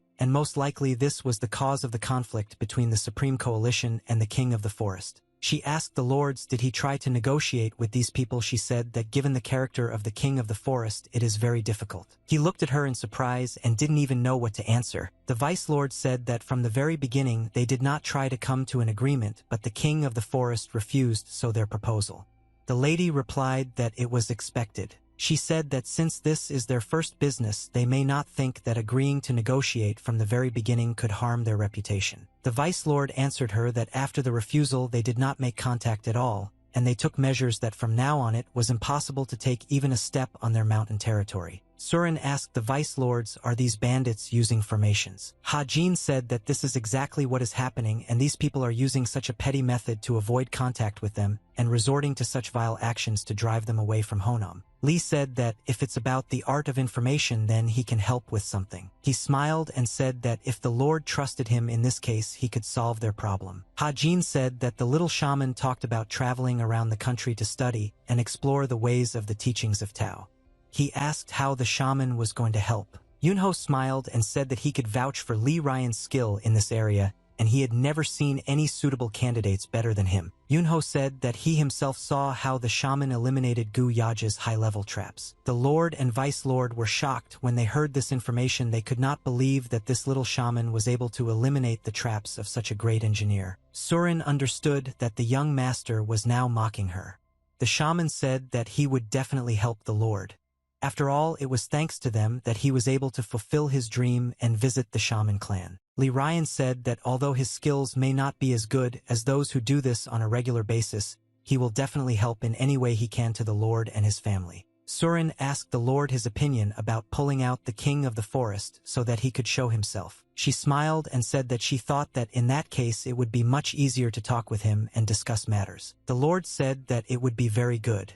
She replied that she has several ways to do this. Ha Jin was very surprised when he heard such words from her, and he realized that this was an unusual girl. Yunho asked the lady if the help of the Supreme Coalition would be too burdensome for her. He smiled and said that if they follow her advice and the situation only gets worse, Surin will personally be responsible for his advice and mistakes. Surin said that she doesn't think it's good not to help a close friend because she's worried about the future. Yunho asked her, have they become such close friends already? Surin asked him in response, aren't they still best friends? The sun slowly set behind the horizon and evening came. He ran for a very long time trying to catch up with them and decided to stop to catch his breath. He stopped in the middle of the forest, and you decide sometimes you need to stop because it will be very difficult to catch up with these guys. The Lord said very loudly that these scoundrels had been walking on the edge of his patience for a long time. He said that they forgave these criminals for using force to intimidate, but in this case he cannot forgive them because people suffered. Hajin said that they have crossed the final line and their actions are completely unacceptable. The Vice Lord replied that there was a pretext for this step. The Lord asked the Vice Lord, is he really talking about the very act that Yunho committed when he single-handedly attacked the Aso group? Vicha Lord replied that it is this act that he is talking about now. He said that the Aso group is also to blame for what happened that day, but their position is not represented by the entire Green Forest. Ha-Jin said that apparently the king of the forest considers Yunho's attempt to change the traditions of their gangster group to be a big problem. He lowered his eyes and had to think about what to do with this bandit group. He smiled and said that it was still hard for him to believe that his son would do such an incredible act. Ha-Jin said that his son was bedridden and began to study martial arts only 5 years ago. He is already capable of destroying a large gang alone. The Vice Lord said that there is no need to pretend that the master does not know about the strength of young Master Yunho. He said that he would need to talk to his son about this. He smiled and said that he was both excited and concerned about his son's strength. He didn't know what was best for his son and whether he should move on or be careful. Yunho lay on his bed all night and couldn't sleep. He looked at the ceiling and thought about a lot. He only now realized that the king of the forest was putting obstacles for business and his father because Yunho destroyed the Aso gang. There was a lot of fog in the valley since the morning. This fog fell on the roofs of houses and filled the entire space. Since the very morning, Yunho has been meditating and doing practices to concentrate the restoration of internal energy. He was sitting on the ground in the lotus position with his eyes closed. He tried to focus on only one task and throw away unnecessary thoughts and his heads. In front of him stood stone blocks arranged in a semicircle. These blocks stood right in front of him and created a wall. All he thought was that he would need to concentrate on these blocks in order to try his new superpower. Suddenly, the blocks began to shake and move in different directions. At some point, you grow so fast that you start to fall. He continued to concentrate on these blocks and focus all his attention only on them. Suddenly, he created a very fast, strong energy wave that quickly flew towards these blocks. Suddenly, an energy wave hit one of the stone blocks and threw it aside. He immediately created a new wave in order to shoot at the block again. The stone flew away again after a powerful shot. Yunho raised his hand up in a slow motion. He made a circular motion with his hand, a very strong energy flow of wind. Suddenly, the blocks flew into the air after being hit by an energy wave. He opened his eyes and saw that the stone blocks had flown off into the far wall, and he managed to do a good workout. He stretched his fingers and yawned very loudly after finishing his workout. There were a lot of white clouds in the sky that floated across the sky. Yunho lay on the roof of the house and looked at these clouds, thinking only that he really liked being at home. He said that when you are at home, you can calmly lie down and stretch out in different directions. After that, you will eat boring food, get hungry, and then sleep. But the most important thing is that you don't need to fight with anyone. He smiled and thought that when he first woke up in this body, he was confused and did not understand what he needed to do next, and in truth, he wanted to beat this god for sending him to such a weak matter. He looked at the sky and thought that all this was a great choice, and now he understands that God sent him to this body for a reason. Li Ryan sat and thoughtfully looked at the map that lay in front of him. He said that the layout of this building was vulnerable to attack from the outside, and he proposed to use this vulnerability as his advantage. He said that when I don't invade their lair, they can use a strategy that will prevent them from escaping. Yunho stood near the door and listened attentively to Cavis Lord and his friend talking about how to break into the publication. They did not notice how the young master entered the room and were very surprised when they saw him. Li Ryan said that he is dealing with this building and coming up with a strategy for the Supreme Coalition. The young master asked why he was suddenly so interested in this matter. Li Ryan looked at the young master in surprise and asked him, Didn't he hear the news? Yunho looked at his little friend in surprise, and I thought that he was most likely the only person who had not heard the news this morning. Yunho went to the young lady to discuss this matter with her. Surin said that there is no need to take the divine thief lightly because this time she even robbed the Sambi Association. Yunho asked with contempt in his voice, is it really that serious? Yunho looked at her and thought that from the moment she arrived here she behaves as if she became a member of the family and interferes in everything. Surin said that these true professionals are quite enough for a transcendental level master.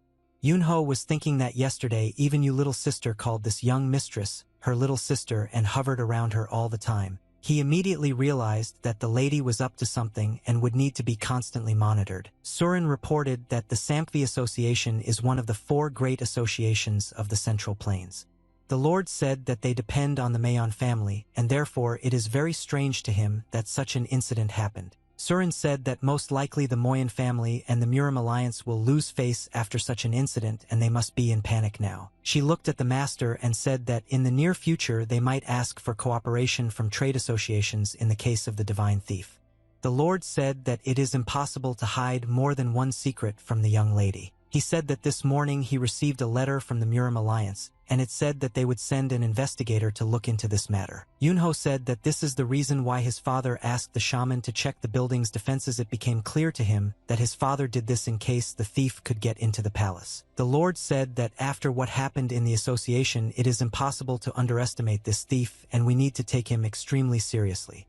He said that they are one of those through whom huge amounts of money pass. Surin said that perhaps this thief has already made his move and the reason why the alliance is sending an investigator is because they also believe that the chances of a thief appearing in the Supreme Coalition are very high. Surin asked the Lord if they had consulted the Emperor about this issue. At that moment Yunho began to laugh very loudly and demonstratively show his attitude towards her question. Yunho said that it was very funny to listen to, but it's time for her to stop scaring his father, and he said that he was very surprised that she was causing so much fuss and would try something that doesn't concern her. Yunho asked his father what is the most important task with this thief. The Lord replied that he must be caught at any cost. Yunho said that if this is the main problem then he will just go and grab this thief and it doesn't matter at all whether this thief is a good warrior or a powerful opponent. The sister looked at her brother, smiled, and said that sometimes she thought it would be nice to have a sister. She said that Sister Surin knows a lot of different information and she is very smart.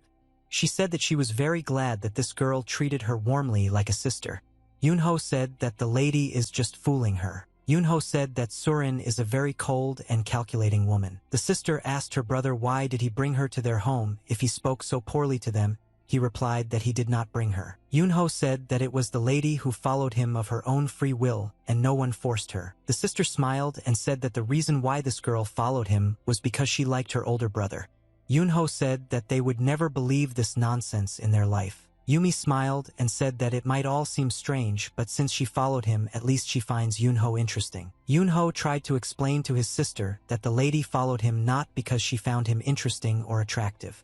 He said that the whole point is that Surin became interested in his great strength. Yumi smiled and said that everything is not like that at all, and she finds her brother interesting because of his strength. Yumi suggested that Surin's sister is even thinking about marrying her brother. Yunho approached the central gate of the palace and reported that he had safely escorted his sister to the academy. He turned his head to the side and saw that some people were approaching him. Yunho asked his assistant, "Are there really such a large number of people here at this time?" The assistant replied that a lot of people had come because the east and west gates were closed. Yunho asked Yu, "Is this related to the divine thief?" The assistant replied that this was all being done because of this thief. He looked at the people and said that external security had been strengthened, the number of internal patrols had been increased, and now they were even checking the luggage and personal belongings of anyone who seemed suspicious. Yunho said that they have a lot of problems and for one unfortunate thief.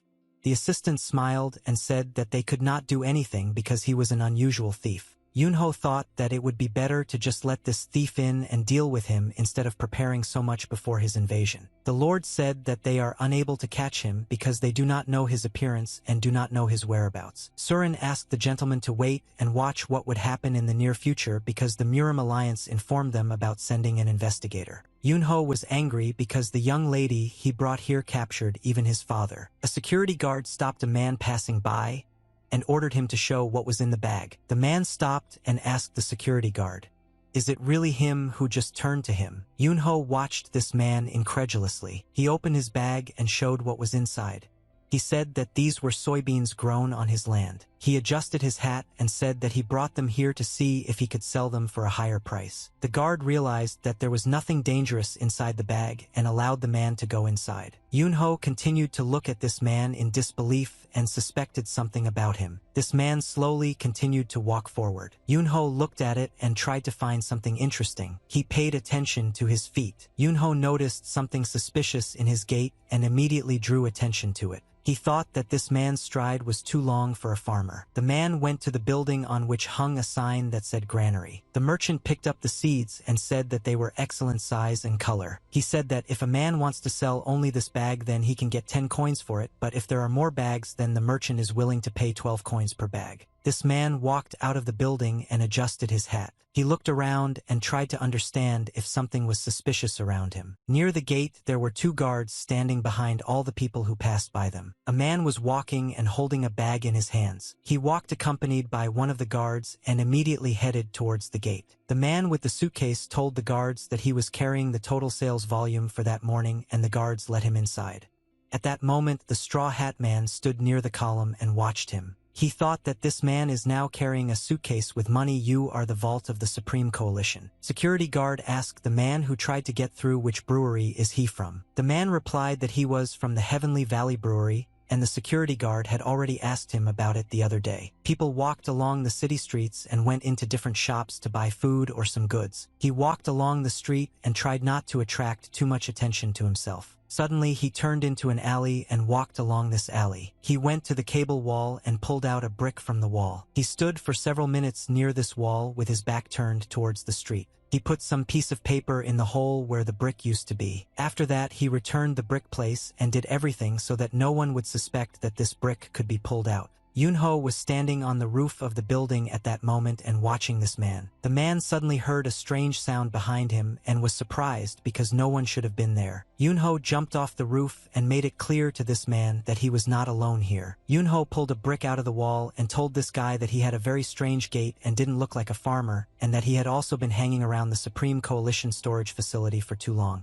Yunho took out a piece of paper from the wall and read the inscription. It said that we need to meet at the Supreme Coalition tonight. Yunho turned her head towards him and asked this guy what he was going to do tonight. This guy replied that he absolutely does not know what this gentleman is talking about. After that, he began to run away very quickly and tried to run at such a speed that they could not catch up with him. Yunho landed in front of him and very quickly blocked his path so that he could not escape. Yunho said that only fish forget what they do. A few seconds ago, this guy definitely couldn't forget that he just put a note on the wall. This guy made a dissatisfied expression on his face and thought that he had no equal in his escape skills, but this guy was able to stop him. Yunho said that this guy is not as impressive as the rumors say about him, but his skills are actually quite good.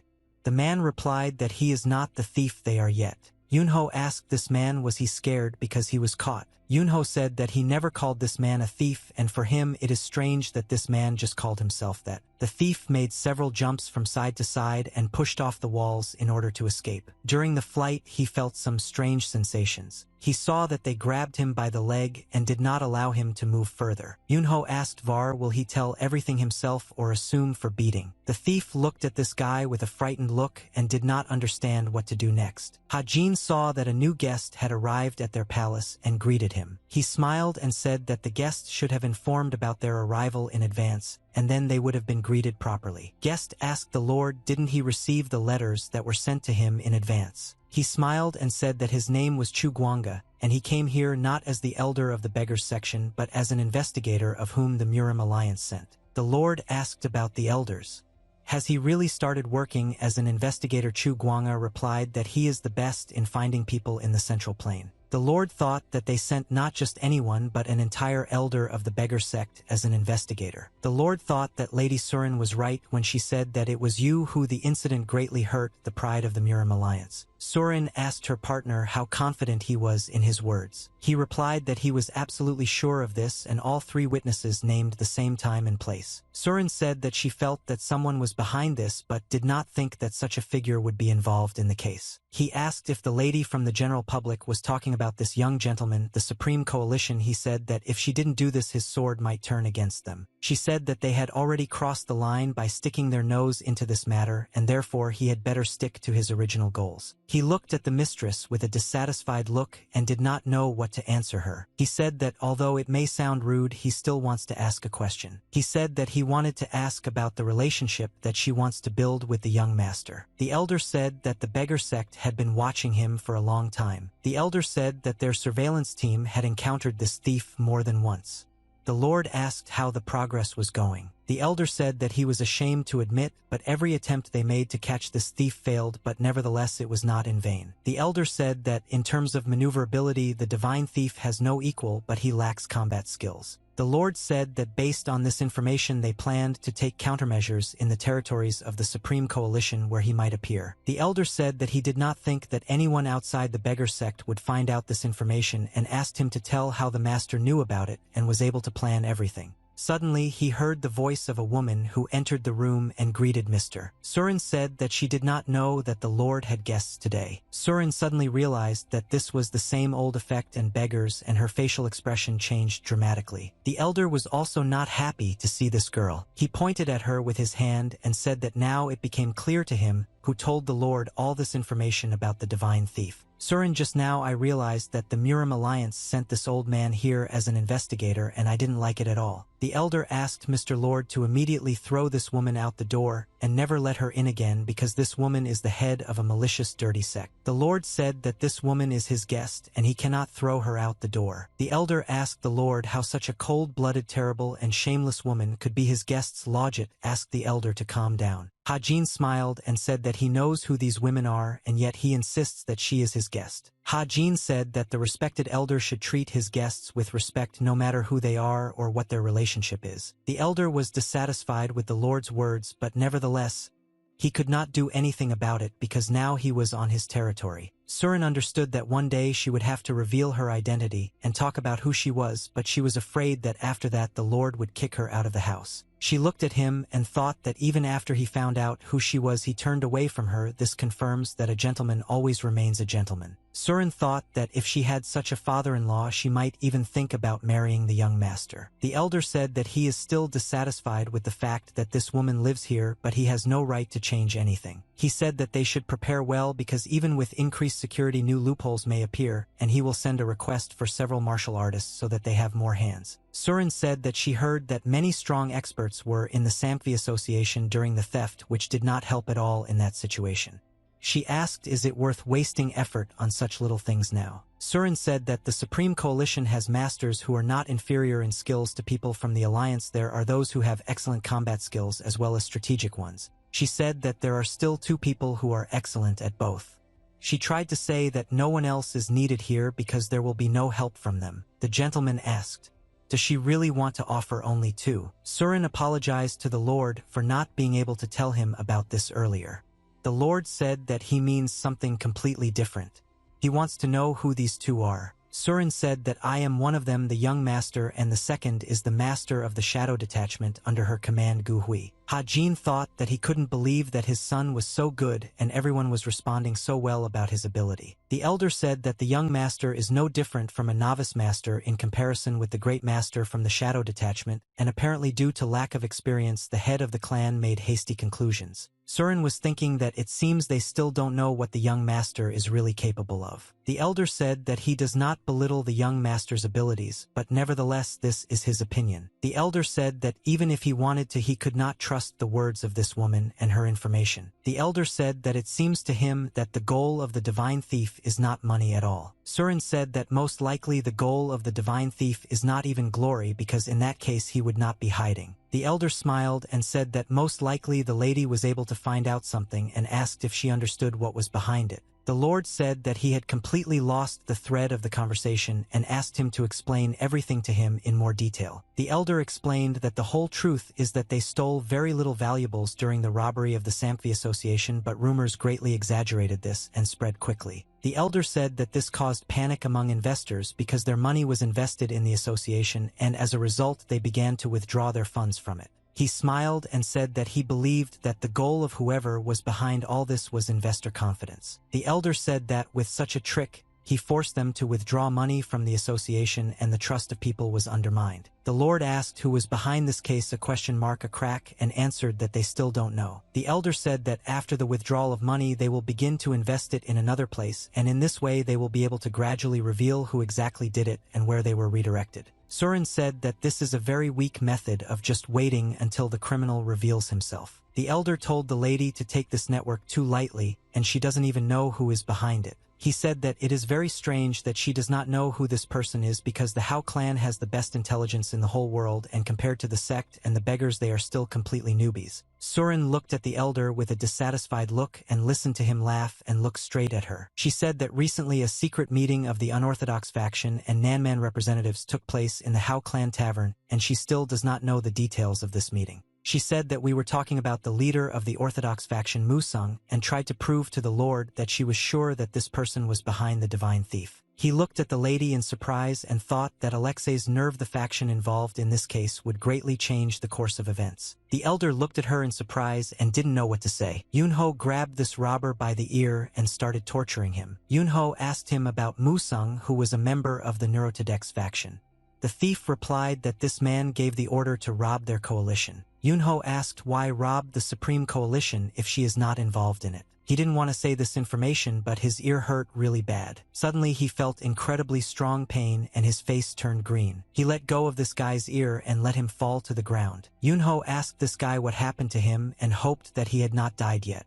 At that moment, a masked man was standing behind him. This masked man said she gave him poison because she thought he wouldn't be able to keep his mouth shut. He said that he would not allow this thief Yang Jint to calmly tell about those secrets and after that still stay alive. He had a wooden structure in his hands from which he fired a poison shot. Yang Jint feels very strong pain due to the fact that I spread throughout his body very quickly. Yunho understood that these people were most likely the ones who hired this person. The old man said that goo poison is a means of dominating others and is considered the most deadly poison in China. He said that these types of poison are used in pairs like a female and a male, and despite the distance between them, if one feels pain then the other will feel it too. Poison goo is used to control a person, and often one parasite was planted in the human body and the second parasite was crushed, and then both creatures felt the pain. He said that as soon as one parasite felt pain, the second parasite in the human body began to torment him, and the person experiences incredible pain from the creature that was injected into his blood, and I cannot describe this pain in words. Yunho said that the rice tasted very wet.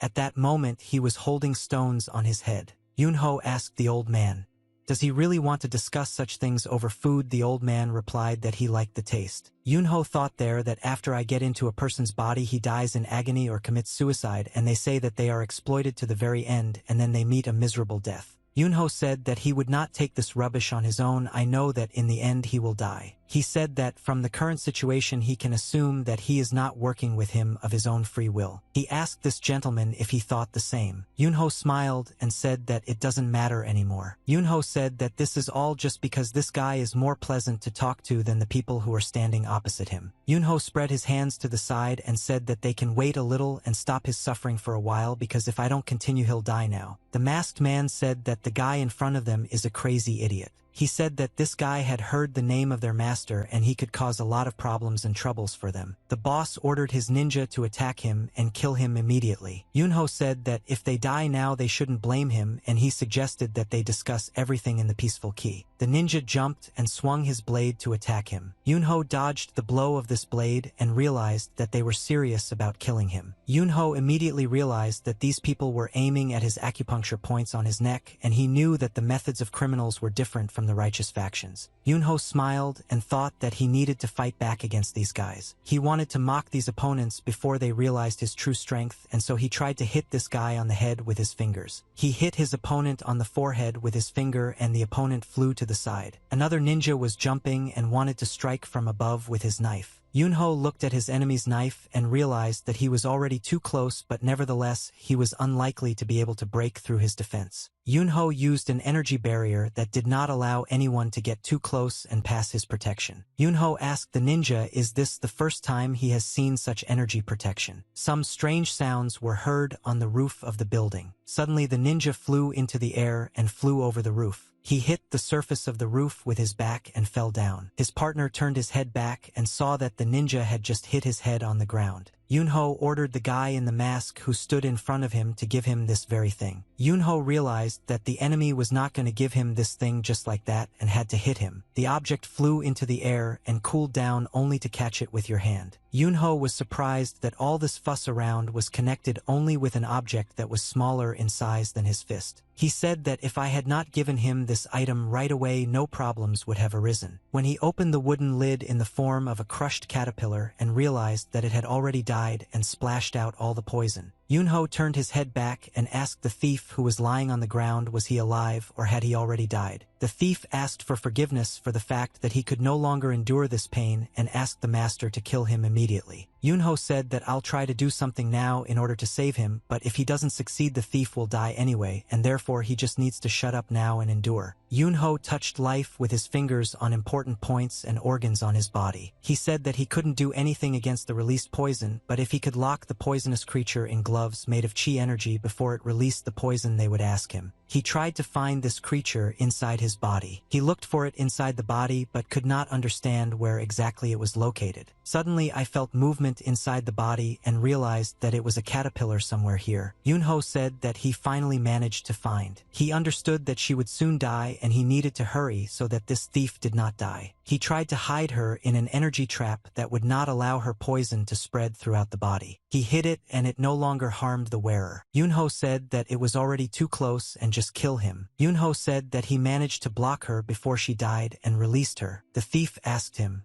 "Does this mean that he will not die?" Yunho said that now all that remains is to get her out of his body. Yunho realized that it would not be as easy as it might seem at first glance, and this situation confused him. He looked at this thief and thought that he needed to find out when he last went to the toilet. Jan Guag said that he last went to the toilet 2 days ago.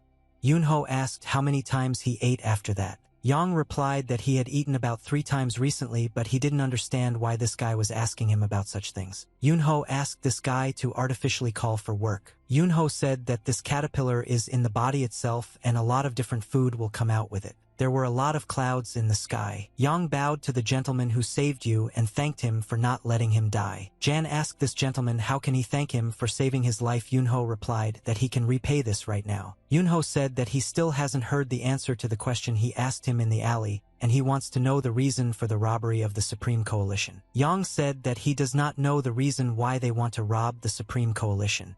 Yunho was unhappy with this answer. Ian said that he actually didn't know anything and he didn't even know anything about the robbery of the previous association and simply followed the order. Yunho said that this is not at all what he wanted to hear. But before that he was the one who was insulted by that creature. Why did they try to get rid of him? Yunho asked him if he knew the location of coal garbage. Ian replied that he knew this information. Yunho said that this was more positive news and ordered him to be taken to this place immediately. Yunho said that these people were the first to attack the Supreme Coalition and he doesn't care about the reasons, but they will answer for it to him. Yang asked the young master, is he seriously going to do this? Yunho replied that he never jokes in such matters. Yang thought that this guy had gone crazy, his rival, one of the 24 strongest warriors in, and the king of death coal garbage. He thought this guy was looking for death, but he didn't understand why this guy was so confident that he could deal with him alone. He put his hand on his stomach and said that I don't even understand what the motivation for this exercise is. Well, if it weren't for him, he would have already died from poison. Yang said that the gentleman needs to follow him, after which he began to run forward. Yunho thought that this guy is actually very fast. Yunho said that it is very inconvenient to run when you don't need to drag anyone on top. Some strange sounds were heard near the castle. The warrior said that it was a great honor for them to meet with the Supreme Master of the Central Plains Cole Musin. He smiled and said that the Supreme Master is a very funny nickname for him. Cole said that all people from the south know how to throw around empty words. The warrior asked the Supreme Master, doesn't he believe in the sincerity of their word? He asked to refrain from making such accusations. Cole asked them not to address him from now on in front of the king of the forest either. The warrior looked at the gentleman in surprise. I thought that nothing good could be expected if they insulted the representatives of the king of the forest. Cole said that this is not an unreasonable request because they are sailing in the same boat and he is afraid that they will end if they offend the king of the forest. The warrior said that they were very sorry, but because of their position they could not do this. Chul said that this is exactly what he is telling them about. Chul looked down on them and said that they should clarify their position even if it offends him, but he does not promise that he will not cut their throats. The wolf felt hostility from this gentleman and began to growl at him. The wolf began to bare his teeth and wanted to attack this gentleman in order to attack him and protect his master. The warrior ordered his wolf to stop and calm down. The guards kept the wolves on a leash and did not allow them to approach the master. He said that Chul's jokes went too far and suggested that he speak in a peaceful manner to avoid misunderstandings. Cole said that, as I expected from the wild animals of the south, they are completely different and are not afraid to bare their fangs no matter who their opponent is. He raised his hand up and said that the wild beasts of the south came to check him the first time and because they are loyal to their masters, and he apologizes if he went too far. The warrior thought that they had united for the purpose of invading the Central Plains and nothing more. And despite the fact that he was not the one with whom he would cooperate, but he had to endure it.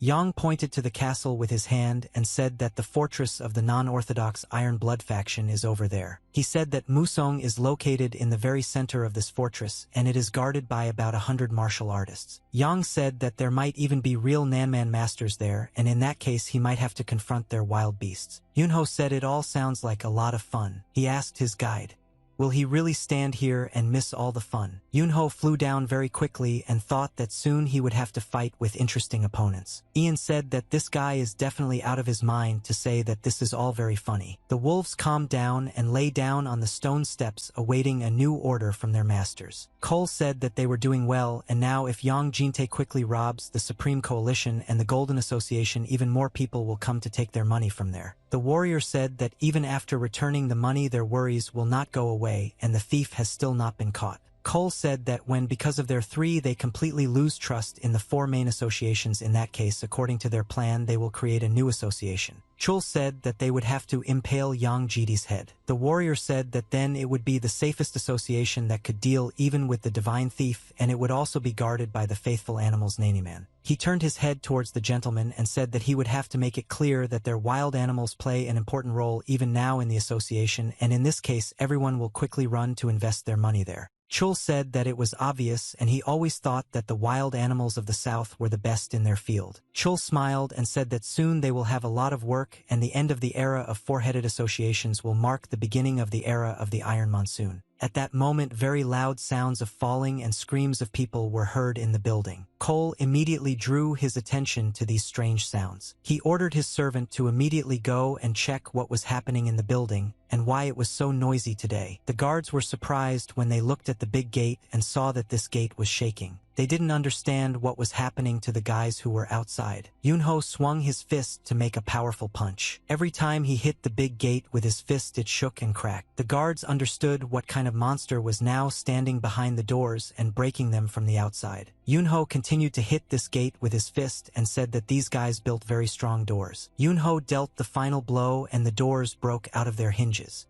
The guards were shocked.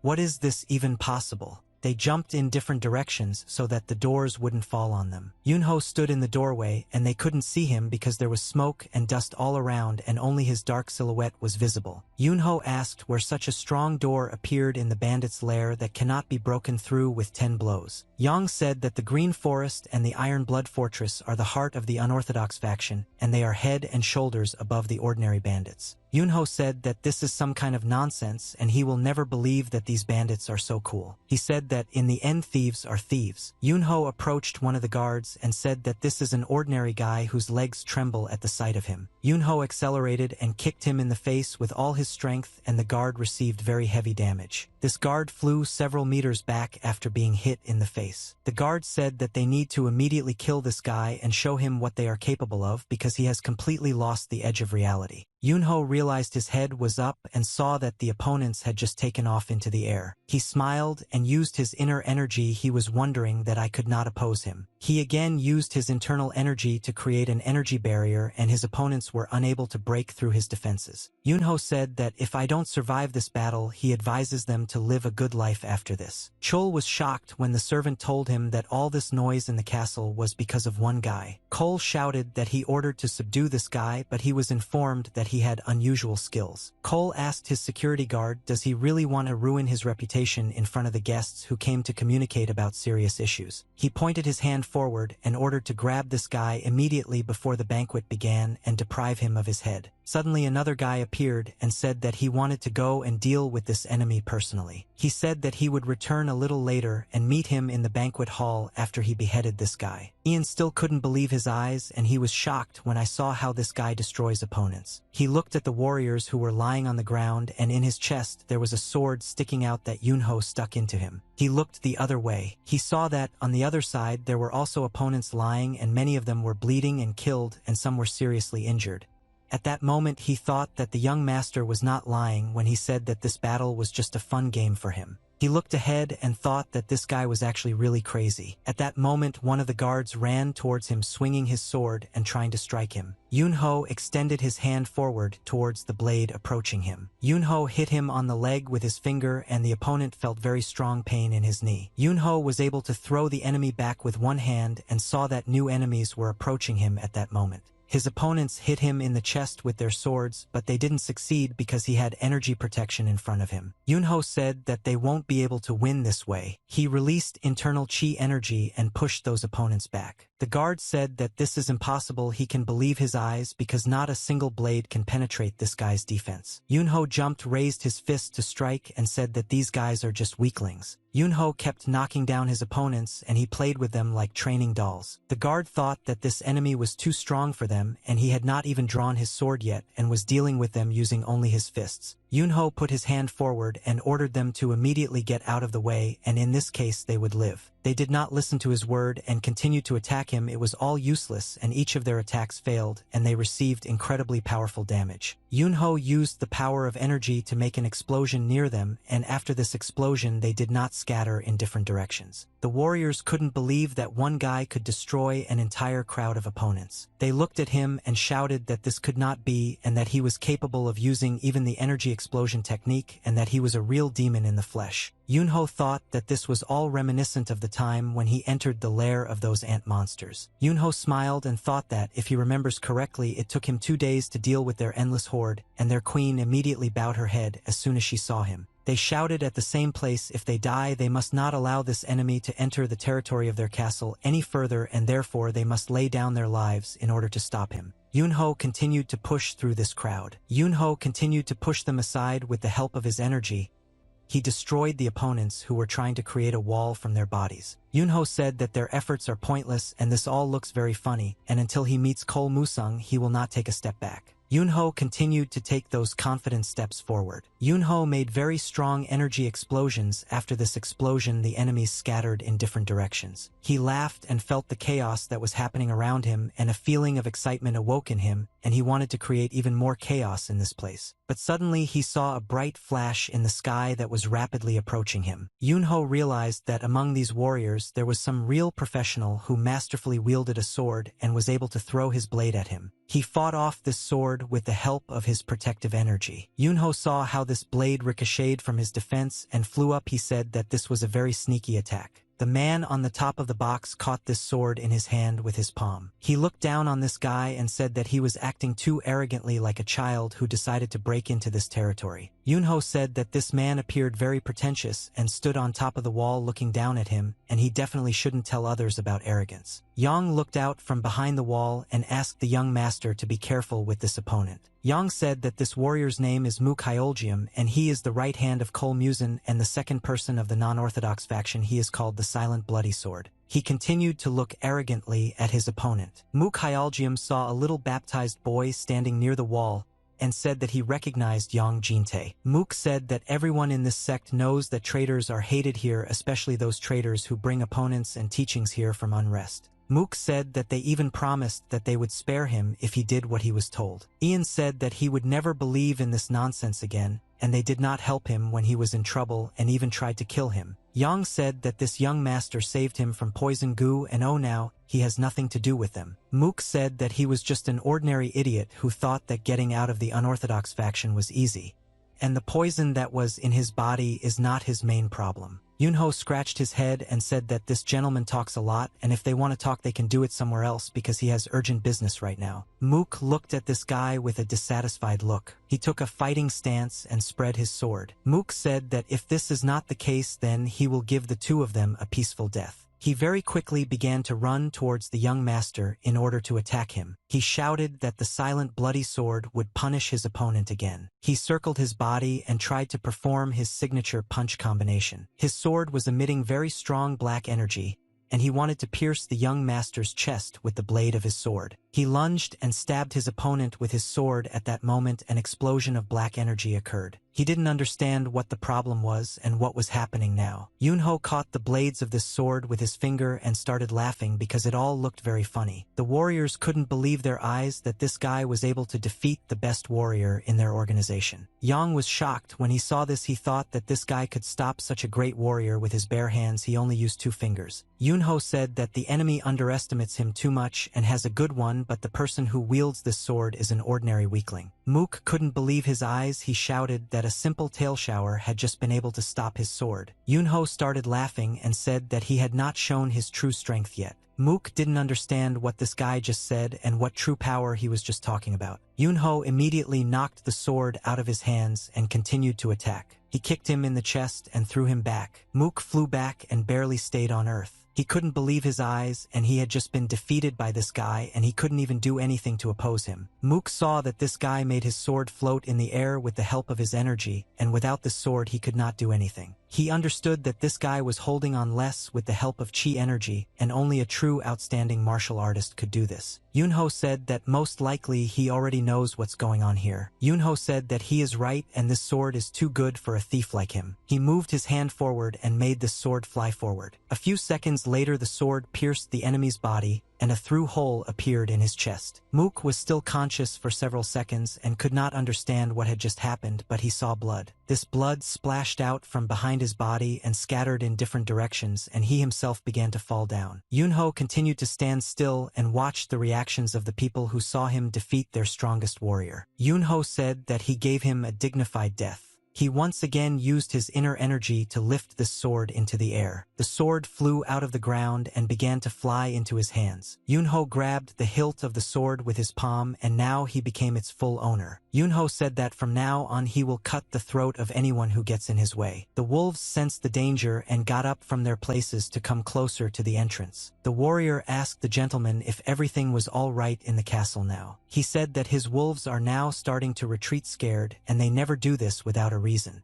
The gentleman replied that their guest was not worth even getting their hands dirty on him. Cole said that they will start as soon as they are ready for reception, and judging by how quiet it is outside now you would think that they have already dealt with him. The wolves began to growl loudly and show with their appearance that they did not like the enemy who was approaching them. The warrior said that it would be better if they saw it for themselves. The wolves approached the door and waited for the passage to open them. Near the doorsteps were heard towards a person who was approaching them. Yunho opened the doors and they saw the silhouette of a man. He opened the doors and calmly walked inside the room with a wide gate. Yunho said that he wants to see the same clan that he was told a lot about. Yunho asked, does the Soap clan have common affairs with a scoundrel named Cole Muzun? Cole thought that all his guards turned out to be ordinary nonentities, and he did not understand what happened since they could not stop this guy. Cole saw that this guy was holding that legendary sword in his hands. He couldn't believe that this was a brat from the Mahadalit of the Great Mukhyalgium. Yunho asked these idiots why they stand there and are silent as if they had swallowed their tongues. Yunho said that you want to talk to a freak named Cheol Musun, but instead they only see his displeased expression on his face. Yunho said that judging by how bad he looks and his arrogant look you can understand that he is the same Cole Muzono. Chul got angry at that moment because this guy just insulted him. Chul said that judging by this guy's antics he really doesn't want to die today. Cole advised this guy that if he can't control his ardor,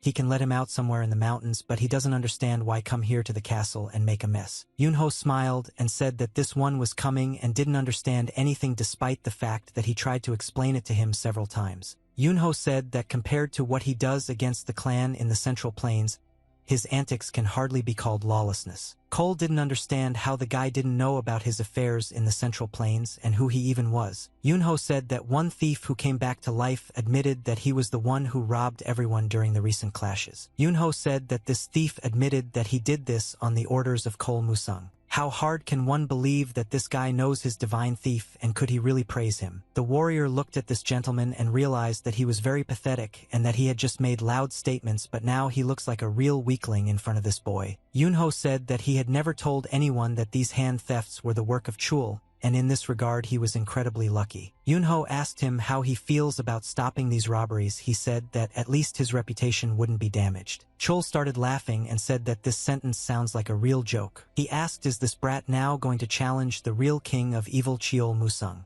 Yunho said that if he threatened him, this king of evil would already be on the verge of death, and first he beats and then verbally intimidates. Chul said that this is the first time he has seen a guy so tall. Chul said that he doesn't know how this guy managed to steal the Sword of Blood, but all he gets in the end is just a headless body and an unmarked grave. The warrior said that if the master is now going to kill this guy, then I can't let my predators feast on him. He thought that he now had a feeling as if he was cleaning up unfinished business for someone, but if he wants to at least slightly expand the position of the south, this must be done. He ordered his wolves to attack this guy immediately. The wolves very quickly began to run towards the enemy and opened their mouths in order to prepare for a bite. Yunho pulled out his sword to prepare for defense. He used his inner energy and used it to look at these wolves with a special look and said that he had never seen such cuties before. The wolves stopped in front of him and at the very last moment decided not to attack. The animals bowed their heads before this enemy and shook with fear, afraid to come closer to him. The warrior thought that whoever this enemy was and did not always run sleep was gnawing at his throat, and now suddenly they tucked their tails between their legs like real cowards. Cole thought that all this was impossible. These dogs looked at him, flashing their fangs. This guy was not suddenly scared. Yunho patted these wolves on the head and said that these guys look very smart and safe. He said that these animals understand that he is not an opponent at whom you can bare your teeth. Cole realized that this couldn't go on any longer and pulled out his sword. He said that these hats still irritated him and did not give him peace, so he had to deal with everything alone. Yunho said that he offered him a chance to save his reputation and not screw up, but apparently the master himself wants to be humiliated. Chul said that he will only save his reputation if he chops his opponent into pieces. He took a fighting position and put a sword in front of his body. Very strong energy was radiated from his body. The warriors put their swords in front of them and took up fighting positions. He looked at this gentleman and realized that he was finally able to see the power of one of the 24 great masters. Yunho said that this idiot's strength looks as ugly as his face and it's absolutely not scary. Yunho said that he definitely gave him a chance, but since the master decided to ruin his reputation, nothing can be done about it. He smiled and then started laughing. Yunho also decided to show his true strength, and a powerful flash of blue energy appeared around him. The two opponents stood opposite each other and emitted incredibly powerful energy from their bodies. Chul was shocked when he saw that this brat had the same incredible powerful energy as him. The warrior shouted in fear that this guy had the same power as Cole. They collided in battle. At that moment, there was a very strong explosion. After the explosion, it was hard to see anything because there was a lot of dust, smoke, and fragments that scattered in different directions. Yunho radiated much more power than his opponents due to this, sealing him in the blue energy trap. He couldn't believe his eyes. It all looked like some kind of bad dream. After all, ordinary boys possessed the power of great warriors. They understood that he was an unusual guy, and when they looked at him, they did not see a real demon in him. Yunho laughed and radiated incredible energy from his eyes and made it clear that he was just playing with them. Yunho saw how he penetrated, flew into the air, and found himself inside a fiery sphere. After a few seconds, he landed and tried to stand firmly and steadily on his feet. He felt strong resistance and had to make a lot of effort not to fall. He did everything possible to stay on his feet, but nevertheless he was too weak to resist this force. He couldn't believe that this child had just been able to push him away with his strength, and it made him incredibly angry. Yunho continued to radiate a large amount of energy from his body and asked his opponent why he had not yet cut him in half because he was so eager for it. Yunho smiled and told his opponent that his name was on the list of the 24 greatest martial artists, and of course he was not paralyzed by fear at the sight of the strength of an ordinary boy. The man did not understand how this impudent child allowed himself to behave so impudently in his presence, and why he possessed such incredible power at such a young age. Yunho, he said that if he wanted to save at least a grain of his honor, it would be easier for him to just commit suicide, but looking back at what is happening and now even this will be difficult to do. These words seriously angered the bandit, and he replied that until that moment he had never met a Pernik whom he could not cut with his cry of truth. He began to run towards his opponent in order to cut him down and said that despite the great strength of this child, he is still no exception, and he will be killed in the same way. He jumped and swung his balls to cut this guy's body once and for all. Yunho continued to smile and acted very calmly. He said that he had not seen such funny people for a long time. Inside the building the walls broke and people who were on the street saw bright lights that came from this building. A few seconds later there was a very strong explosion that broke the building into many small fragments. Smoke was visible that appeared in different parts of the city. The palace of the main bandit was destroyed, almost nothing remained of him. Yunho stood on the ruins of this palace and looked at the foggy smoke slowly dissipating, and in front of him he saw destroyed buildings. He looked ahead with an arrogant look and thought that it was much easier than he thought. From under the stones and asked the young master if everything was okay with him, and Yunho looked at him in surprise and asked if he had been here all this time. The man asked what happened to Chul Muzanam, but Yunho spread his hands and said that men themselves should see what happened here. He turned his head and said that this vile criminal ran away like a real coward. Yunho looked at the fog and said that this man looked like he really wanted to kill him and fought like crazy, but then he corrected himself and disappeared behind the collapsing buildings. The man looked at the young gentleman in fear and said that they should not let this cunning bastard leave, and they should hunt him down and kill him immediately. Yunho said in a dissatisfied voice that he doesn't want to follow him because it sounds very boring. Yunho smiled and asked if there really was any point in hunting for this weakling now. I will be tormented by the thought that some kid humiliated him, and then when he can't bear it he will appear to take revenge, and this time he will die completely. Suddenly we didn't see the silhouettes of some guys in the distance next to whom the wolf was standing. The man asked if these people really came here from the south, but Yunho replied that he had no idea who all these people were, where they came from here. The men asked the young master what he was going to do with these people. Yunho looked at them thoughtfully and thought that the wild animals of the south are tamed through merciless bullying and are mercilessly destroyed as soon as they are no longer needed. Yunho at that moment understood why the spirits of the South harbor a deep resentment towards them, and the poets are the reason they settled outside Samdokian to plan the murder of these monsters. Yunho took off the air and said that there is no point in doing anything against these people because they already have opponents who will take care of them. Yunho said that it was none of his business and there were people who should punish these monsters. After some time they returned back to their village. His father looked at him with frightened eyes and did not understand what was happening. The lady also could not understand what happened here and why the young master did not return home alone. The same man stood in front of them and held his straw hat in his hands, and his eyes were cast downwards. The father asked his son who this man was, and Yunho ordered the man to answer these questions himself. Yunho once again repeated the questions and ordered this man to answer who he is and introduce himself to the residents of this house. The man raised his eyes upward and said in a trembling voice that his name is Yang Jint, and people know him as a divine thief. The father and the lady did not understand what was happening in this house and why Yunho brought the thief here. She got angry and said that bringing a thief here is unacceptable and Yunho has gone completely crazy. But Yunho looked at her with a contemptuous look because he understood that she had no say in this at all, and asked why he thought it was bad to bring a new friend here. The father turned around and said that he would inform the elders and move the courtyard to the Murim Alliance, and the lady said that she too should collate the information about how yours was caught. Yunho asked his father which elder he was talking about, and his father said that he should talk to the elder of Cabana because he arrived as an investigator from the Murim Alliance. Yunho said that this person did nothing it's bad and he just arrived and all he will do is just drink and eat food, so he doesn't understand why give him to the Alliance.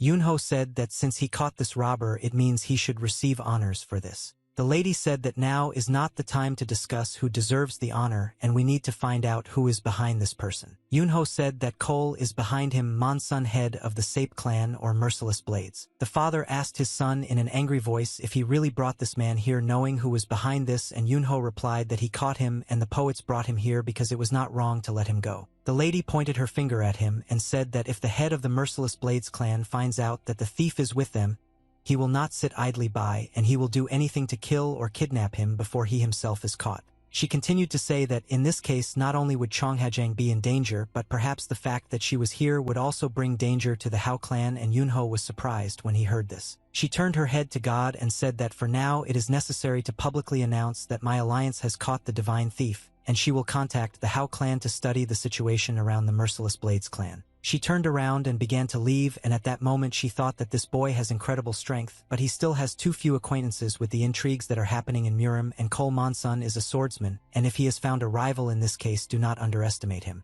But suddenly a sword fell in front of her face and got stuck in a stone slab that was on the floor. She was shocked when she saw this sword and couldn't believe her eyes. She looked carefully at this weapon and thought that it was impossible, and she was probably dreaming about it all. In front of her was a bloody sword that belonged to Cole's right hand, Monsuna. Yunho said that this sword looked useful, so he decided to take it for himself and move it to the palace. She turned to him and asked if he was in the clan of Merciless Blades. Yunho smiled and said in a carefree voice that there was no point in worrying, because Chul Monsoon couldn't do anything against him. They gathered in the room to discuss everything that was happening. Yang replied that everything that the young master talked about really happened in reality, and Chul Monsun suffered huge losses, after which it will be very difficult to leave at the moment, and Mukhelgum was pierced through the chest and died on the spot. Yang said that, after this battle, Cole Monsun abandoned his clan and ran away like a cowardly donkey. It appeared at the table, and everyone was thinking about the words that this yard had just told. The father could not believe that his son's fighting skill was so great that he forced Cole Monsuna flees the battlefield in disgrace. She looked at him with a surprised look and thought that he was at a level far beyond her expectations, and he could be as strong as the 24 great masters or even stronger than them. She thought that it might turn into trouble if someone in Murim realized his powers, but if she continued to keep him close and take care of him, then it wouldn't be a problem. Suddenly she said that even she was surprised that the young master had such outstanding ability in martial arts. She turned her head towards the master and said that Cole Monsoon is probably very angry after what happened and will not be able to accept his defeat so easily,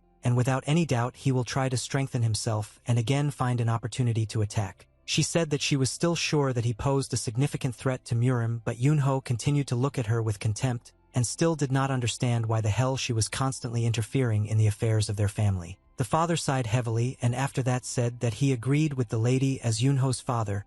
He was much more concerned about his well-being. Father said that he will see the situation with Murim, but Yunho should stay as far away from all this as possible and not get into such troubles. Yunho was dissatisfied with the fact that everyone was telling him off and scolding him, and if he had not initially known that everything would turn out exactly like this, he would not have even started this business. Yunho said that he should have brought this matter to the end, but these words began to anger his father. Yunho said that now that he thought about it, despite the significant alliance of Murim, this guy will shamelessly pay for continuous problems and the response of the combat union and will not even make him flinch. The father got angry and repeated to his son to immediately stop thinking about it and listen to his orders. Yunho smiled and said that he heard from his father and would never dare to go against his will, and if he realizes that this is too much for him, then turn to his father for help. He smiled again and asked not to worry so much about him because he is no longer the same Yunho that his father knew. These words seriously worried the father, and he looked at his son with a frightened look. After this meeting, the lady went to the outskirts of the city. She asked her assistant if he had managed to find out anything, and he replied that they were studying everyone who was in any way connected with the clan of Merciless Blades,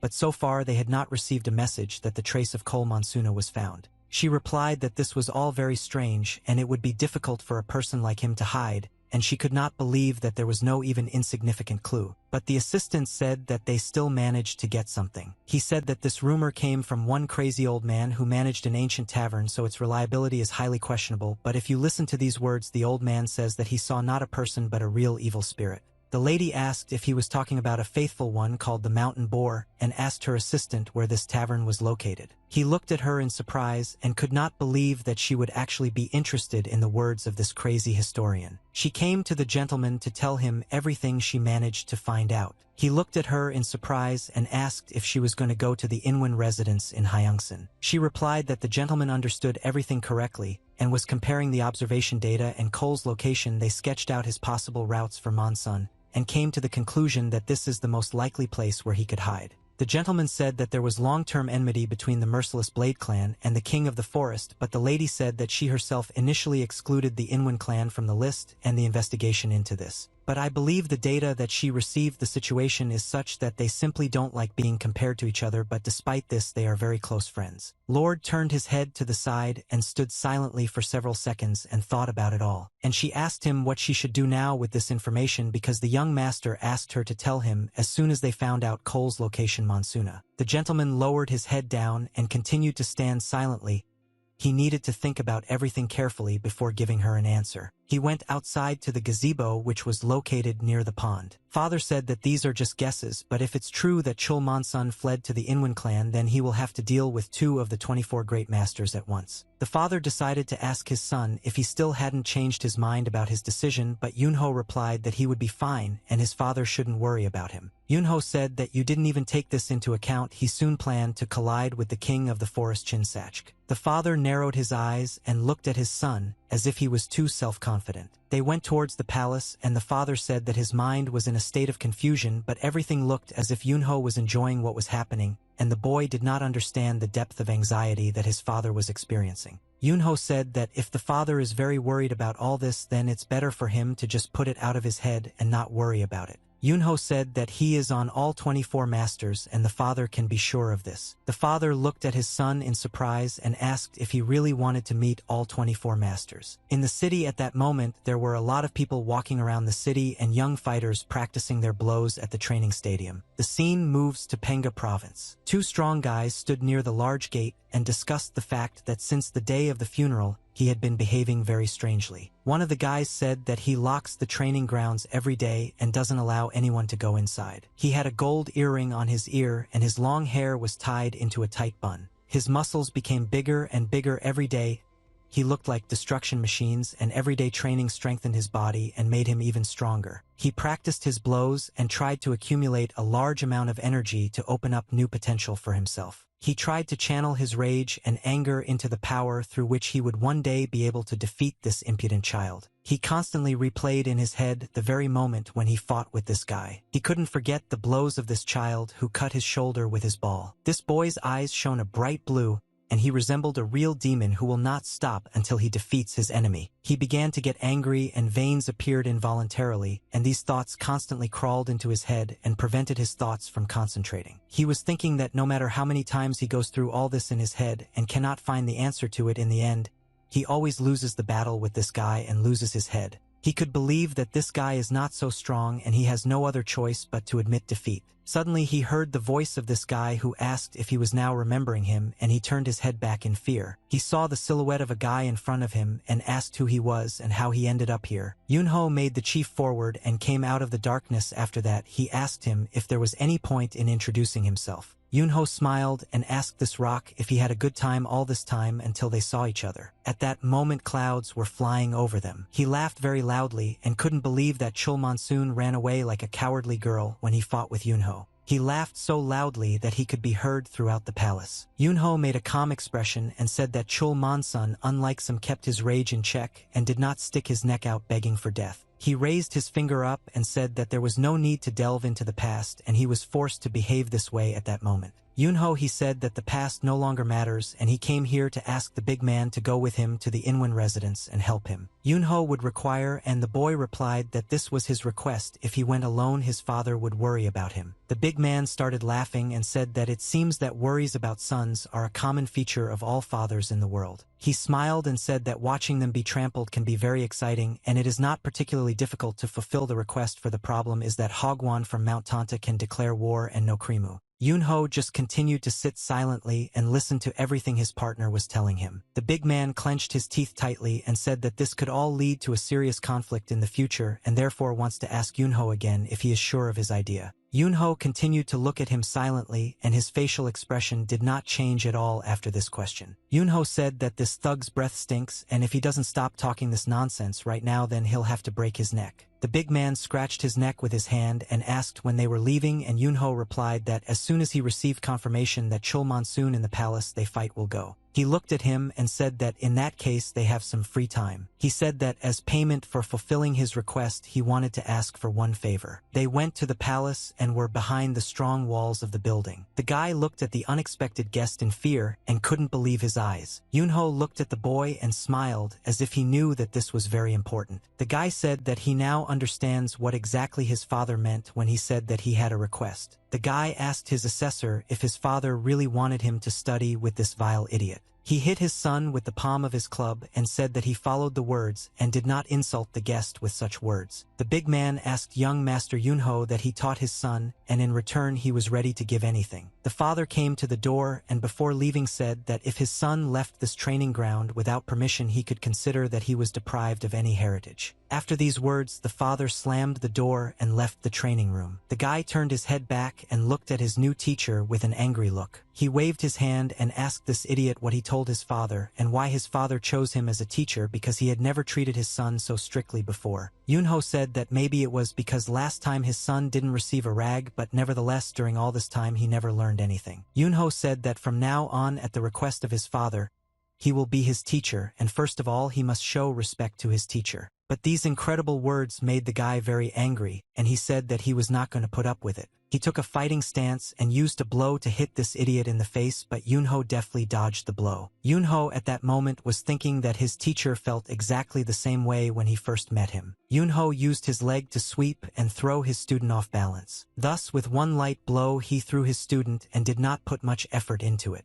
Yunho grabbed this guy by the leg and was preparing to do the next drum. Before that he said that unfortunately his student had not understood anything during all this time, and it was impolite to lie on the floor in front of his teacher. The guy looked at this idiot with no fear and did not understand what he was going to do now. Yunho used one of his hands to lift the guy up and began to rotate him around his head. He ended up throwing this guy at a wooden door. The father placed a large stone near the door so that his son could not leave, and at that moment he saw that the doors began to shake as if someone had crashed into them. He realized that now it would be very difficult for his son, but he would have to pass this test in order to become strong. He looked at the sky and thought that he wanted only the best for his son, and that's why he sent him to this training to make him stronger. Stars appeared in the sky and were visible through the clouds. In the city, the lanterns were lit, the lights were on in the windows. Two guards walked along the street holding a large torch in their hands and using it to illuminate their way. They walked forward and looked at everything around them, trying to find anything suspicious. The man sat on the roof of the building and tried to remain unnoticed. He thought that after the recent arrest of the divine thief, all security measures were returned to the old level and he was no closer to his goal.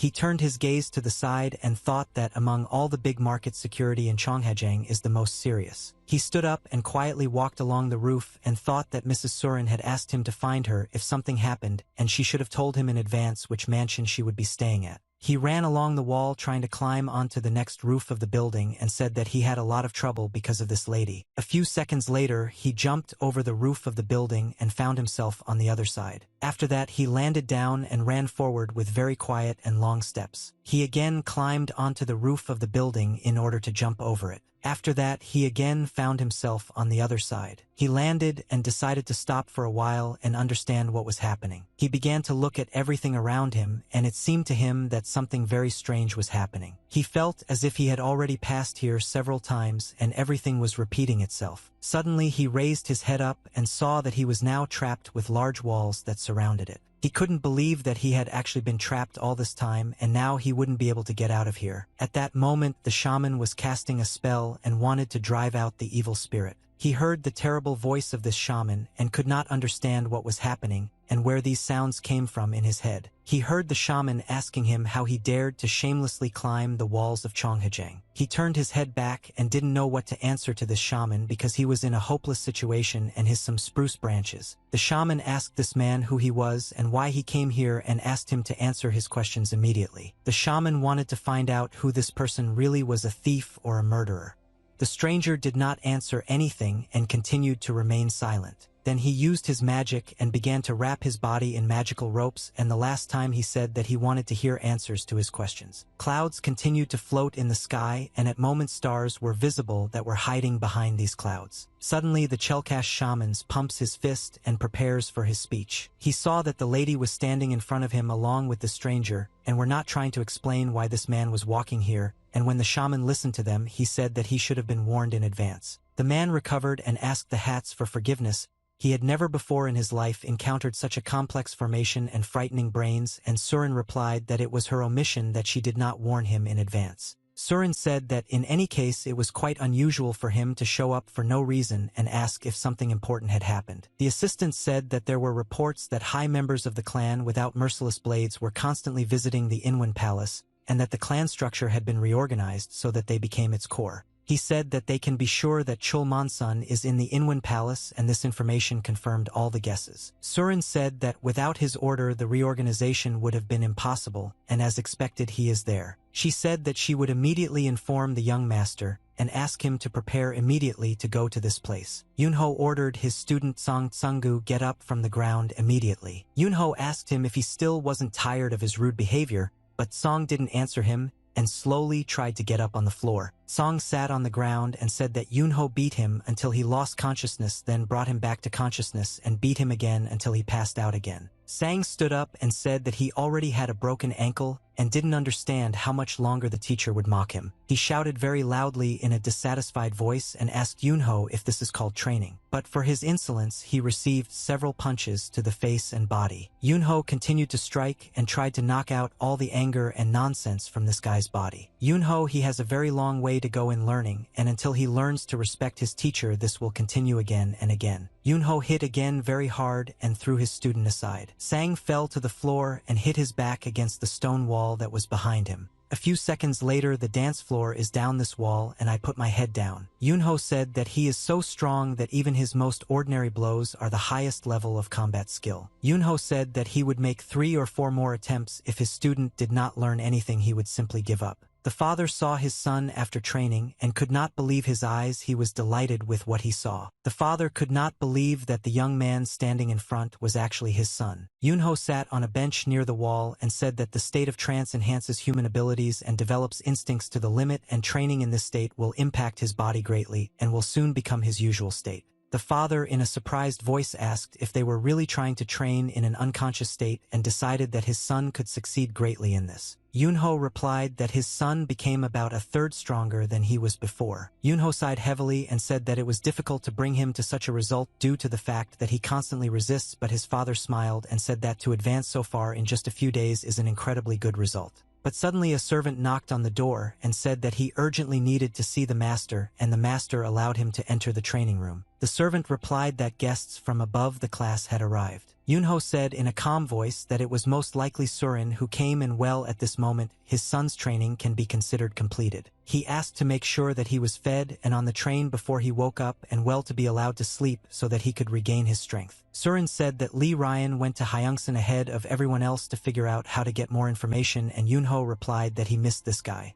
Surin looked at him with a surprised look and said that despite all this, the crookedly greedy Lord Pancheol is a very strange choice of a person to meet. She asked Yunho how he managed to pacify his explosive temper, and asked why he was so sure that the Lord would quietly follow them. Yunho replied that there were no persuasion, and he only asked him and one of ours, and the Lord gladly agreed to join them as soon as he heard that he would fight with the kings of death and the forest. Surin said that Pan from the Habe family has incredible influence throughout the Murim, and every step in a situation like theirs should be thought out, because the idea that he would simply follow them is inconceivable to her. The Lord with him told his services that as soon as his son begins, and he needs to be fed with any food he wants except alcohol. Yunho answered the lady that probably it would be more painful for him to have Yunho's early feelings than to be involved in political squabbles. He turned his head back and said that he recently gave him a good fight and taught him for one of his unpleasant actions. She looked at Yunho in fear.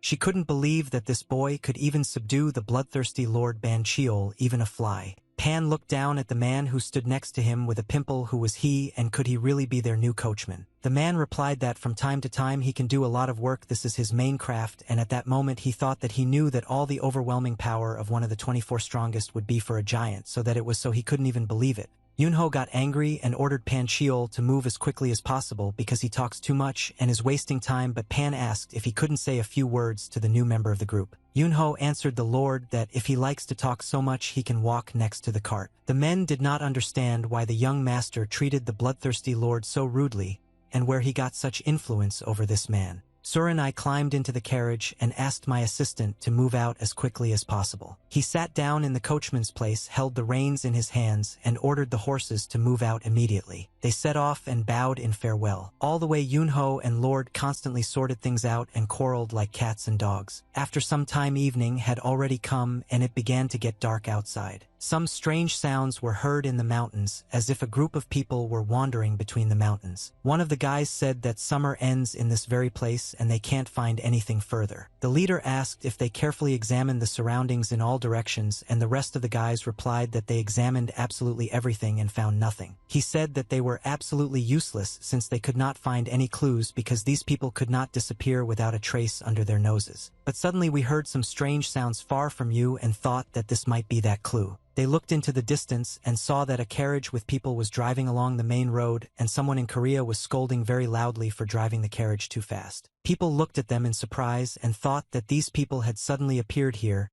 and they did not understand how they were able to drive under the road so unnoticed. The carriage was driving along a mountainous area and constantly ran over stones, and therefore the carriage was constantly shaking. Pan jumped every time she hit a stone and his body shook, and it started to make him angry. Pan shouted very loudly that it was necessary to hire a professional coachman, and he did not understand how they were even going to get them to their place in such a carriage. The man at that moment was thinking that he used to be a professional killer and a member of the Hao clan and now works part-time as a cab driver and is still forced to listen to all this nonsense. But suddenly he saw several people in front of him with their red balacons who blocked his way. Pan and the rest of the team who were in the carriage suddenly felt that the carriage had stopped. Pan shouted very loudly and in an angry voice asked why they stopped again.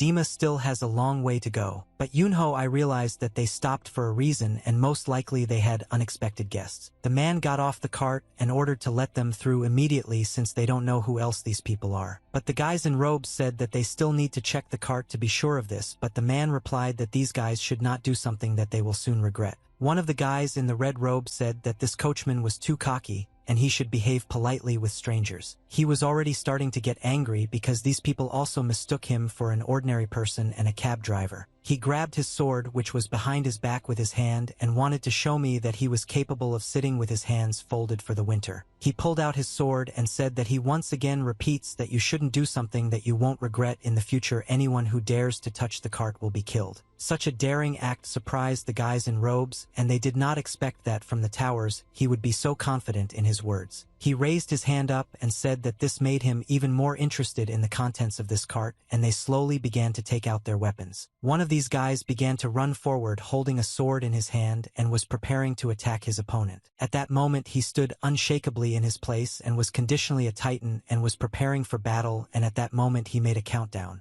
He saw that I was approaching the enemy. There were 14 seconds left before the attack. He held the hilt of the sword tightly with his right hand. There were already 11 seconds left. When he reached 0 at this moment, he delivered an incredible fast blow and cut his opponent's body and at the same time dodged his blow. He exhaled air from his mouth and steam appeared. After a few seconds, blood splashed out of this guy's body. Pro fell to the floor and there was a bloody puddle around his body. He was killed with one blow. Angry, he asked these guys what they were not going to do next and whether they wanted to try to inspect the cart again. One of the guys said that he did not expect to see such a talented coachman in these places. But suddenly he felt as if someone had appeared behind him, and he did not expect to see his opponent behind him so quickly. He turned his head and realized that the enemy he had just killed was able to rise to the ground, and on Sunday it looked very creepy. He didn't understand what the hell was going on here, and why this guy stood up as if nothing had happened to him. This man began to get angry after he was resurrected and began to sound very energetic. He didn't understand what was happening here and who these people were and where they got such abilities from. He looked at how his enemy took his blade in his hands and thought that his heart was pounding like crazy. The enemy struck with his saber, but he managed to pull out his balls in time and block this blow. Thanks to blocking, he did not receive damage. It was incredibly difficult to contain it. He understood that he could not cope on his own, and if they attacked him all together, he would definitely die in this battle. but they don't sparkle in the West, and Pan came out and grabbed this guy by the head with his big hand and started squeezing his skull. Pan lifted this guy up and broke his neck in one swift motion. He looked at these opponents with a dissatisfied look and didn't understand why the hell I didn't dare stop the carriage and stand in their way. He tore off this guy's head and threw it aside, and when the rest of his group saw it, they got scared. One of the guys thought that he didn't understand where this man had such incredible strength abilities. Pan said that these guys wear blood-red cloaks, and there is only one clan in Murim that can afford this. Yunho got out of the carriage and looked at these guys and said that most likely these guys are from a blood cult. Yunho didn't want to waste time and threw his blade forward in order to deal with these guys as quickly as possible. His blade cut right through the body of one of the opponents and flew out of his back, leaving a through wound in his chest. The enemy felt incredibly strong pain and said that this could not be true, he could die so quickly. Suddenly the blade began to cut his body from different sides, probably quickly and with speed, and the enemy thought that he could not even think that the carts would hide such a monster. The blade cut his body into many small pieces and after that began to return to the hands of its owner. Yunho grabbed his blade and stood in a fighting position, showing with all his appearance that they had no idea who they were dealing with. Yunho, I saw how the enemy's body turned into a bloody explosion, and it's unlikely that anyone will now be able to recognize his dead body. Yunho, he said that they killed 6 opponents and most likely it was all enemies, but the bunch replied that most likely there could be other members of the group nearby. Pan said that it is very unfair to wield the heavenly blade when Yunho is not even 20 years old, and the king of blades would be shocked if he saw this. Yunho said he was disappointed that Pan had a hard time defeating only 6 opponents. Pan turned to him and said that it wasn't hard for him, and they planted some suspicious drinks. Leaders of them immediately became much stronger, and he changed his tactics a little, and it wasn't hard for him to fight them, it wasn't hard for him to defeat them. Shurig looked at their dead bodies and said that their bodies and distorted veins are monstrous, and this is a side effect of absorbing more and more chi essence. She covered her face with a scarf so as not to breathe this corpse air and said that it seems that these pills force them to quickly absorb internal chi, which gave such an explosive increase in strength. Yunho said that Essence's chi is a double-edged blade, and if it is used properly it is very useful, but if it is squeezed out until it is completely depleted it will only lead to inevitable death. She looked at him with a contemptuous look and said that apparently they realized from the very beginning that this would be a fight to the death. Pan replied that there is no doubt and it is a blood cult, but Yunho said that as far as they know the blood cult ceased to exist many years ago. Pan said that the destruction of the blood cult was described in the history of Murim about 5 years ago, and they always, despite the fact that they were cut out at the root, every time appeared at the most unexpected moment and caused a lot of trouble. Surin said that they should notify the Murim Combat Union about this, and if they can fight like this it means they have already restored their strength and numbers. Yunho asked her in a surprised voice if she really wanted to notify them right now, and she replied that he understood everything correctly. She turned to the coachman and asked him to pay attention to herself. Surin said that if the settlement nearby is not a small village, then there must be someone from the Union there, and you need to hurry up and tell them everything, and the coachman replied that he would take one of the corpses with him just in case. Pan quickly began to run towards him and said that he needed to wait and see if the pile left, in which case there would be no one to take this cart. Yunho looked at Pan with a narrowed gaze and showed with all his appearance that he had a plan about who would drive this cart next. They were driving near large mountains and there was heavy fog around them. Pan drove the cart and was angry because he was the one who had to do this work. Yunho asked the lady what to do if the constant one enters to the side, and in this case should he hit the horse or the driver. The next morning the weather was good, and it was warm and sunny outside. There was practically no fog in the mountains, and thanks to the bright sun, the mountain surroundings were clearly visible. On the ground lay a map on which small stones were laid out, and next to each there was a brush and ink and some kind of talisman. Lee Ryan was sitting near this card counting something out loud. He stopped at the number 30 and then froze. Lee raised his gaze up and looked in front of him and looked carefully at the mountains. He saw that there were a large number of high mountains in front of him, but nevertheless he said that it was worth a try. He took a stick and began to draw some drawings on the ground with it, constantly dipping it in ink. He was busy with the process and did not pay attention to what was happening around him. Yunho and his team came out of the forest and were approaching the place where the shaman was located. Yunho saw shamans in the distance and wondered what this guy was doing now. Lee Ryan carefully looked at the picture he had drawn on the ground using a larger stick and ink. In front of him was some kind of seal that he drew, and Lee looked at it carefully. Yunho started walking towards him and said that he felt like they were wasting their time. Lee asked him to stop and be as careful as possible in this place and not spoil the drawing, because this formation is calculated to the last detail and must be depicted without the slightest mistake. Yunho said that all they need is to make a hole through which they can come inside, and there is no need to fuss so much about it, but Lee replied that it's not so simple because the palace is huge, it's structured very complicated, and 13 more points need to be destroyed at the same time. Pan looked up along with the rest of the team and said that they just need to break into the Inwan Palace and there is nothing difficult about it. Lee replied that everything that is not seen is an ordinary mirage, so everything is not as simple as it seems. The shaman explained that the mountains that I don't see aren't real, they're just a mirage. He approached the edge of the ledge and said that if you just enter it you can get lost and walk in circles for an eternity, and if you are completely unlucky then the one who seems to be inside the world will collide with another group, then you can die or get seriously injured. He looked back and thought that this was not all that important. He saw a big man standing near his friends and asked who he was. Why was he traveling with Mr. Pan answered, most likely now there is a monk standing in front of him who doesn't really care about vile things, and that's why he began to introduce himself. But Yunho interrupted Pan and said that now there is no time to listen to all this and explained that they couldn't meet me later. Yunho asked if this mirage can be dispelled, and this is the first time he has encountered such a large and complex mirage. The monk pulled out yellow seals from his pocket and prepared to use them. He smiled and said that fortunately his ability to treat the Kurds is higher than what this world needed, so he knows how to deal with this problem. Lee threw all his yellow seals into the air and they began to fly away in the wind. He stood in the center of the circle, closed his eyes, and began to read some spells. After that, he hit his stick on the ground and appeared yellow, which activated his spell. Yellow pieces of paper began to fly in different directions and glow with a bright yellow light.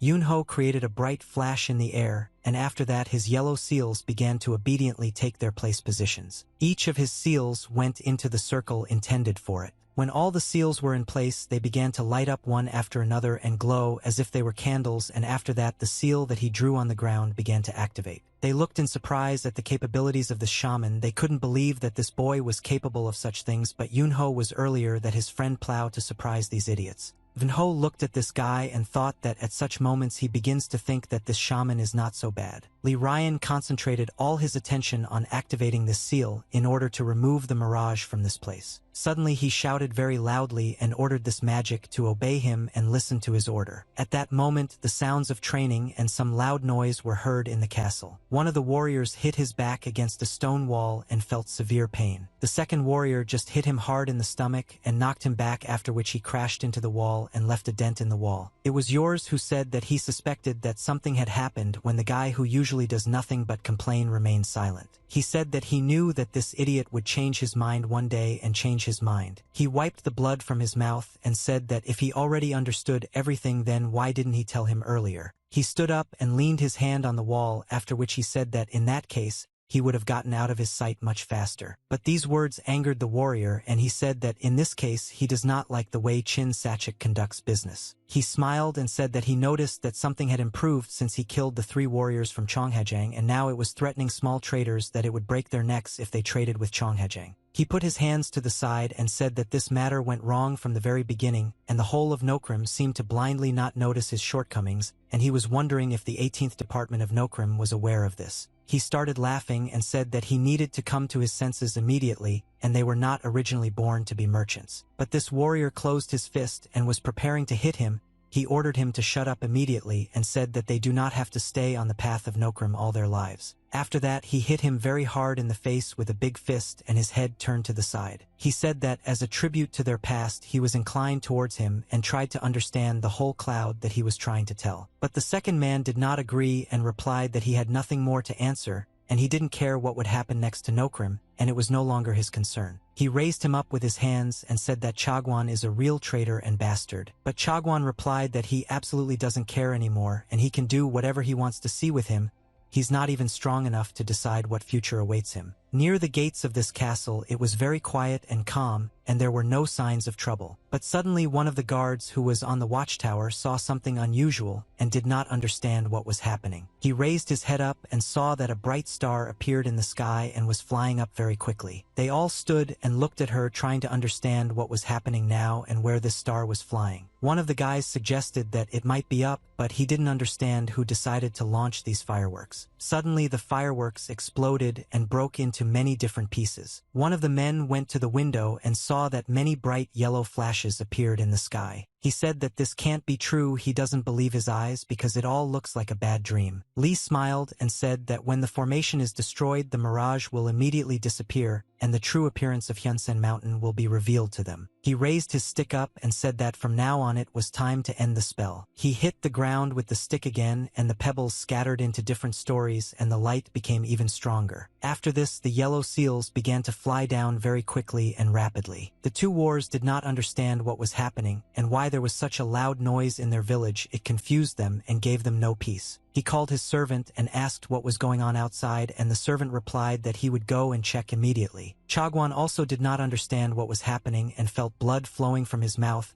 He asked what happened and why there was so much noise in the village now. Suddenly the mirage began to collapse. This barrier slowly cracked and collapsed. It looked like glass that had been broken with a stone. The whole world began to be destroyed, and it seemed that soon there would be nothing left of these landscapes. Lee was very happy that he was able to perform his spell, and he asked the team if everyone saw what he was capable of because his ability to destroy 13 formations is a unique skill. But when he looked at his friends, he saw that only one lady was standing in front of him. Lee asked where this one disappeared, and Surin replied that they had already gone to Inwon Palace a long time ago. At that moment, Yunho and Pan ran very quickly and swiftly towards the palace in order to find themselves below as quickly as possible and beat as many opponents as possible. Pan said that without the help of this Shimano, he could take Yunho to the palace, and Yunho replied that it would be advisable to do it quickly. He returned to his master and said that he had some not very good news that he had to tell. He put his hand forward and said that all the formations superimposed on Hyeongsang Mountain had just been destroyed and collapsed right before his eyes. Chell ran into the room and said that a bloodthirsty horse was approaching them. He said that this is the same guy who humiliated him in the iron yard with blood,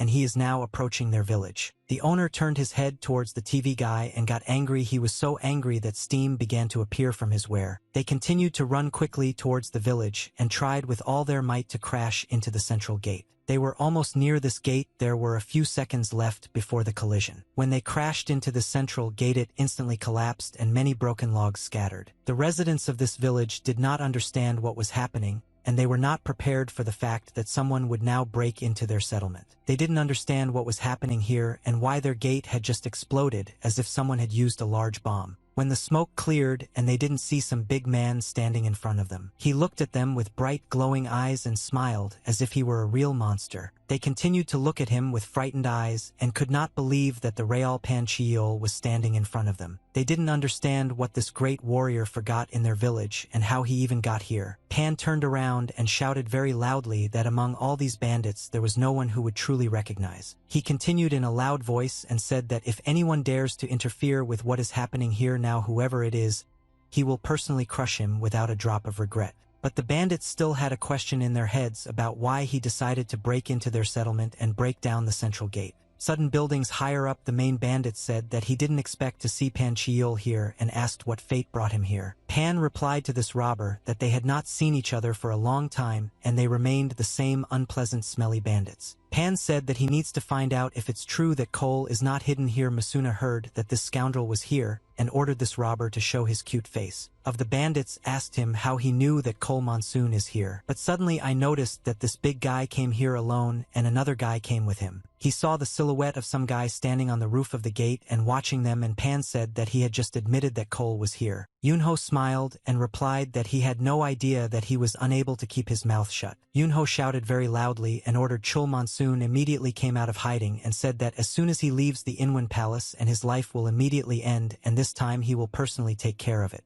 The leader of the bandits shouted very loudly that he had not seen such arrogant idiots for a long time and asked where he got so much impudence to speak to the leader of the bandits Chinsachik in such a tone. Yunho smiled again and said that most likely Chul Monsun forgot to tell the leader of the bandits about who did Ent Wanta, but apparently it was beyond his pride to admit that he was beaten by some boy. Yunho said with a smile on her face that he is the one thanks to whom they will meet their relatives much faster than planned. These words incredibly angered the leader of the bandits, and he finally realized that standing in front of him was Yunho, the same guy who has been talked about so much lately. Chul was incredibly scared when he saw that the young master had personally come to kill him. He looked at this young young idiot and thought that this guy humiliated him once and came here to finish his job. The leader of the bandits began to laugh and did not quite understand what situation he was in now. He raised his axe up and said that most likely Mr. Yunho is thinking very narrowly if they think that they will kill the leader of the bandits, the king of the forest, simply because he gave a bowl of rice to Chiol Musunu. Yunho looked at him in surprise and said that commission was too weak a word in his situation. He pushed off from the roof of the gate and jumped forward to get as close to him as possible. The bandit watched this guy fly in the air like a bird. They couldn't believe that someone could fly just like him. Yunho landed on the step that was in front of the leader of the bandits and stopped there. He raised his head up and asked whether this bowl was worth more than the lives of 3 innocent people, as well as attempts to destroy a thriving shopping area that his father worked tirelessly for many years to improve. Yunho said in a calm voice that now the leader of the bandits dared to insult his father right in front of his eyes, and the reasons to kill him are simply endless. Suddenly an ordinary bandit appeared and said that this brat has no right to doubt the greatness of their master and will be punished for this. But Pan did not stand idly by at that moment and immediately hit this idiot's head on the floor and broke his skull. Pan turned his head back and asked these idiots who gave them permission to interfere in adult conversations. The leader of the bandits understood that he was now in a difficult situation and this violent bear was bringing him a lot of problems. He looked at the boy who was standing in front of him and said that if this is his goal, then he has no other choice. He said that he had no choice but to make his father regret sending his son to such a terrible place. Yunho smiled and realized that he still managed to make him angry in spite of himself, and now the most fun part of this task will finally begin. Surin at that moment sat with the shaman and waited for this couple to return back and said that Modin the young master would undoubtedly be killed by the queen of the forest, and Li Ryan replied that he knew about it.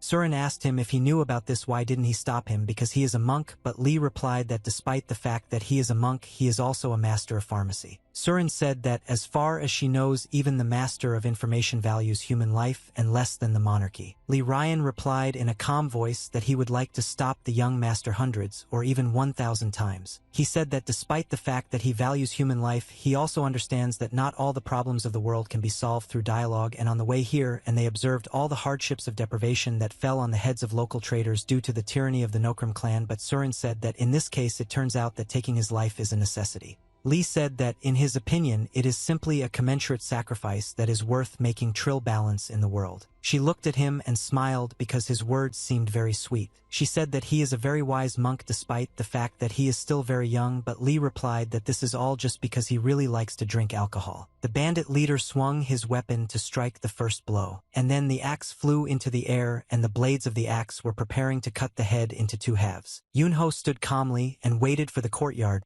to get as close as possible in order to surprise her opponent with her capabilities. At the very last moment he was able to dodge the blow and the axe and jump to the side, and the axe cut the stone step. The impact was so strong that half the steps were destroyed after you touched the stone. Pan thought that the guys were the axe. This is the quintessential concept of a heavy weapon. Chin Sachik got angry when he saw that I couldn't stop loving the enemy with his axe and after the first blow, but at least he was able to show him his strength and perhaps he was able to scare. Chin swung his weapon again to deliver another powerful blow, and despite the fact that he was wielding a heavy weapon, his movements were very agile. He moved quite quickly and would be able to get close to his opponent with incredible speed. Yunho was not prepared for the fact that his opponent was moving so fast and did not manage to dodge this blow in time. Chin smiled and said that all these heroes who come to him with threats can only chat and make loud statements, but in reality they are not capable of anything. Yunho was not stupid and was able to block his axe with the help of his ball, which he pulled out at the very last moment.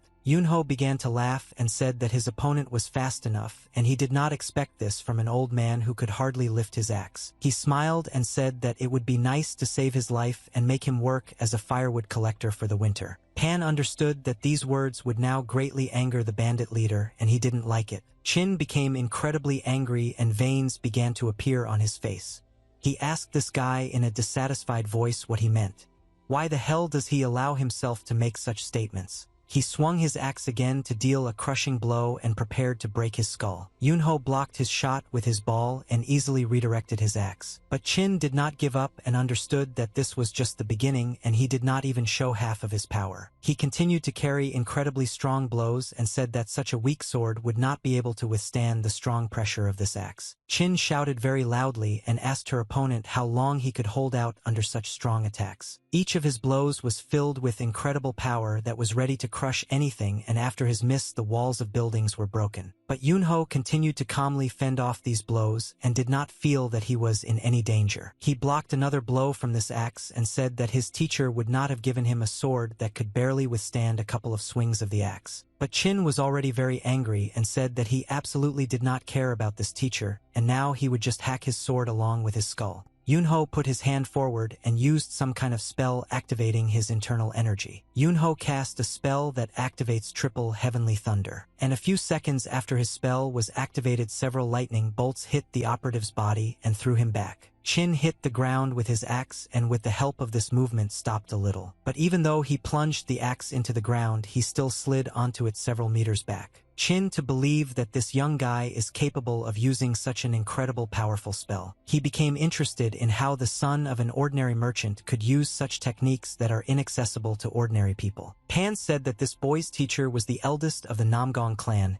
and he taught him the best fighting techniques. Pan smiled and said that in the past, when he received a little weak confession, he stupidly challenged him to a fight and was mercilessly beaten, and now he must understand our serious opponent Yunho. Chin could not believe that this boy was a student of that wandering old man who constantly wandered around the world. This old man once told Chin that a guy who doesn't even know humility is one of the 24 greatest masters of the project is stupid. Yunho started laughing when he heard the story of how the teacher insulted this weakling. Yunho can't stop laughing because this guy was so stupid that he challenged his teacher and lost. Chin smiled and said that this child can laugh as much as he wants, but it still won't help him win. He held his axe tightly in his hand and said that when this boy dies, the teacher who left earlier will be heartbroken. His eyes began to glow yellow. He said that if this guy died laughing, wouldn't it be less heartbreaking? Yunho raised his head up and sighed in the fresh air that surrounded him and around the house about what his teacher said just now if he saw him. He was wondering how his teacher would react and would be surprised if only he could see the life that Yunho leads in constant travel and battles. The teacher always told him that he should not shed too much blood. Even if he has to shed blood,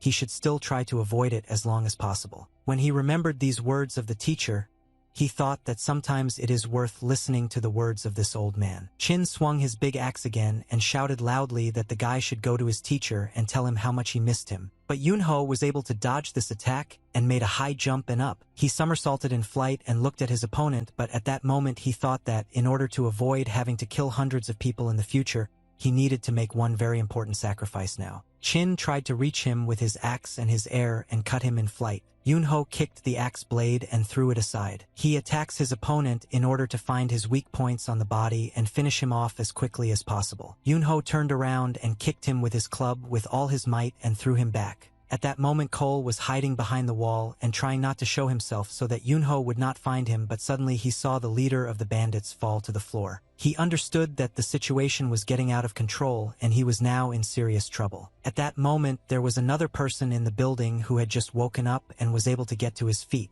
He stood near the door and tried to leave the building, but his whole body and head hurt very badly. He left the building and held his chest with his hand. He wanted to understand what was going on here. But suddenly he saw the bandit leader flying in front of his face and screaming very loudly in pain. Chin crashed into a wooden wall and broke it with his back. This man did not understand what was happening and why his master was now losing the battle against some unfamiliar guy. Blood flowed down his face and he screamed very loudly that he would kill Yunho at any cost. He got angry and threw the wooden beams that were lying under his feet at him with all his might. Yunho felt with his back that several large wooden logs were flying at him at once, and if he did not dodge, these logs would crush him. He turned his head and eyes back to prepare for a counterattack. He put out his sword to block these blows. Yunho Sosi swung his ball forcefully and hit her with a powerful blow, thanks to which the log shattered into small chips. Chin took advantage of the fact that Yunho was distracted by these small fragments and decided to make a jump swinging his axe in order to be attacked from above. But Yunho managed to notice him in time and blocked this blow with his sword and did not receive damage. He smiled, looked at his opponent, and said that Kim could always try to attack him, but it was unlikely that any of these attempts would be successful. He threw him back and immediately struck him in the body. Chin flew 10 meters away from his opponent and fell to the ground, and his palace looked like ruins after this battle. Chin was lying on the floor and could not get to his feet. He lost a lot of strength and energy, but the most important thing is that he was seriously injured during this battle. The services didn't understand what was happening in these bosses. he couldn't defeat this guy even when he was fighting at full strength. The other guys also didn't understand what was happening and didn't think that if the nightmare ever became a reality he would look exactly like this unfamiliar guy. Yunho, as always, smiled in his usual manner and began to laugh. He asked his opponent if he felt the looks of despair that were thrown at him by his services. Chin found the strength to hit the ground with an axe and make cracks in the ground. He was able to get to his feet and said that Yunho was very mistaken. He clenched his teeth tightly and said that he was the great Chin Sachik, and in order to be beaten to such a state you must be a real monster. But he couldn't sit on his feet for long, and he dropped the axe from his hands and began coughing up blood. Pan looked at it all and said that Chin was a slave and anger otherwise the countless battles where you freed your strength and the shock accumulated from all these blows left deep wounds on him. Pan said that looking at the amount of blood that he had already Verka most likely his wounds are deep and he can no longer fight. Yunho smiled again and said that he would like to play a little more. He can't fight anymore, so it's time to end. Chin gathered his will into a fist and tried to lift his earth axe. He took this big axe in two hands and raised it up to continue the battle. He got into a fighting stance and prepared to fight, and despite the fact that he had practically no strength left and blood was flowing all over his body and there were serious wounds inside his body, said to no one in a hoarse voice that he would fight to the very end and did not want to die like a coward. But Yunho was no longer going to play games with him and threw his sword at him, after which the sword passed through his body and caused a severe wound on his body. Chin started screaming very loudly in pain and couldn't believe that Yunho was capable of delivering such painful blows. But the sword continued to attack him from the other side, and instead of killing him immediately the blade of the sword struck at the painful points. Chin screamed very loudly in pain and could not restrain his scream, but still did not help him stop this pain. Yunho hated this vile bastard because he abused people and made the weak and helpless suffer from his power, so he wanted to make him suffer just like all these numbers were people. Yunho activated his ball's ability to hit his body from different directions. At some point Lesser stopped and began to return to the hands of his owner, and a large amount of blood flew out of Chin's body. Yunho caught his sword in his hand and held it tightly without letting go. He began to walk forward with long strides and activated a spell called Sky-Cleaving Blade Form. His sword began to emit a very strong blue energy that blinded everyone who looked at it. He said that in order to kill from his scum, he wants to use the union of blades and show this monster what real torture is before death. Yunho very quickly began to run forward towards his enemy in order to deal him the final blow and end him once and for all. Chin no longer looked much like a man, and his body resembled a chopped piece of meat that was still able to stand on its feet. Blood was running down his face, but he said that he was still alive and killing him was not as easy as it seemed. But Yunho solved this problem very quickly with one cutting blow. He divided his body into two parts. Pan watched him from the side all this time and thought that Chin Sachik was defeated once and for all, and he would no longer be able to harm anyone. Yunho put all his anger into this blow, and after he carried out his attack, there was practically nothing left of the enemy's body. Blood scattered in different directions stained everything it touched. Now this place, filled with human anger, was always occupied by blood. Yunho smiled again with his wild gaze like a forest and said that no one from Nokrim would put him in front of his blade. The weather was nice and calm outside, and the fog slowly dissipated between the mountains. The girl ran away very quickly along the forest road and was in a hurry somewhere. There was a baby on her head that hid her face and ran as if she was trying to escape from someone. She was breathing very heavily because she had been running for a very long time and had never stopped. But suddenly she saw that a man in red clothes was standing in front of her and was looking for someone. This man turned his head to the side in order to see who is now in the bushes because he had just heard some strange noise there. But when he looked in the direction where it was coming from, he saw no one and thought that it just seemed to him. Two warriors and blood consoles discussed among themselves that this girl should have run in this direction, but the second guy replied that it could have been wild animals. The girl hid on a tree branch and stood there calmly, trying not to attract too much attention. Suddenly another warrior from the blood cult appeared and said that if they did not find the girl, the Lord would be very angry with them. He ordered everyone to go to the marked points and look for her as quickly as possible. The warriors divided into two groups and ran up in different directions, and the girl continued to stand on the branch and wait until they left from here. The main warrior of the blood said that these idiots can never do anything on their own, and without his command they are absolutely useless. But suddenly he felt some strange noise behind him and stopped in place to listen. He turned his head back to see what was happening behind him. He paid attention to the top branch of the tree, but there was no one there, and he thought that it just seemed to him. Coal Bandit Camp Monsoon fell to the ground and hit his face on the floor. Surin and Li Ryan were shocked when they saw this one lying next to them. Surin said that she had already seen a lot during the time she managed the inn. But I couldn't even imagine that I would see the king of death Cole Musuna tied up by some slave in front of her feet.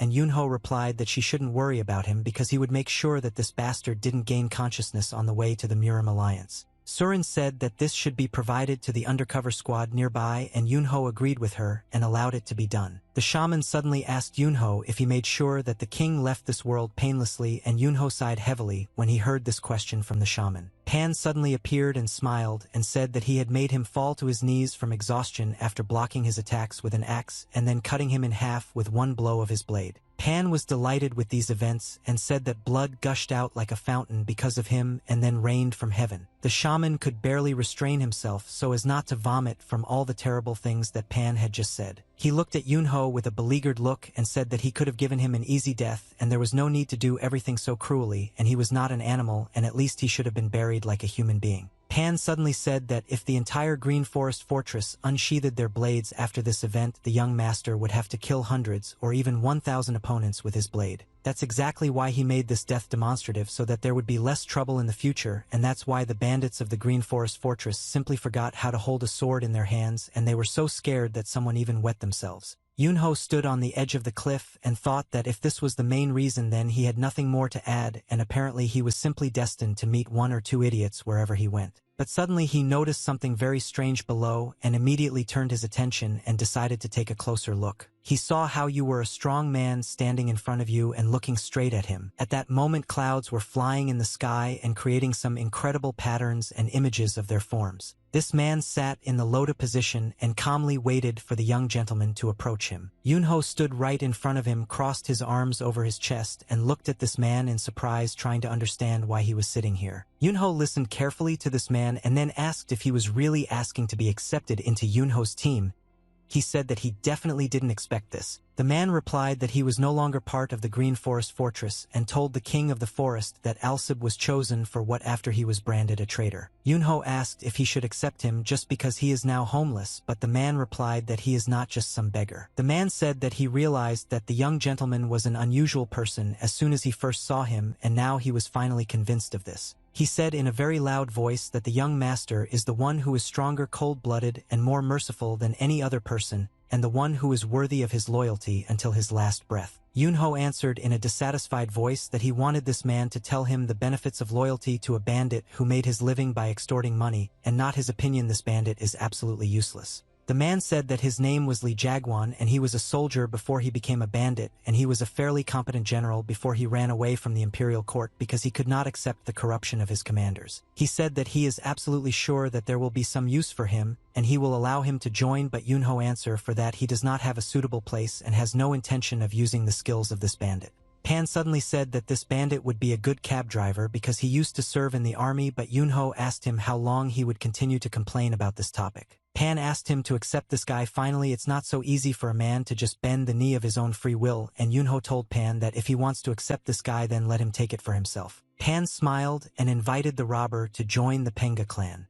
Vicha writes well because their family roots go back to the army. Jagwan replied that he really appreciates this offer, but he has already decided everything for himself and chose his master and is not going to change his decision. Pan said that this guy is a real devotee, and Yunho began to get angry because this damn bear is constantly pressuring him for pity. Some strange sounds were heard in the forest, as if someone was asking for help. This someone was running very fast, trying to escape pursuit and save his life. Yunho was thinking about this bandit and thinking about how he should make his decision, but suddenly he felt that he had a very bad headache. When he touched his face with his finger, he felt a strange sensation in his body, as if someone was in danger. Yunho turned his head towards the forest and looked carefully there to understand what was happening there now. Pan of the young master, why did he stand up like that, as if something very terrible had happened, and what was happening to him now? Yunho continued to look towards the forest and thought that this feeling was very familiar to him.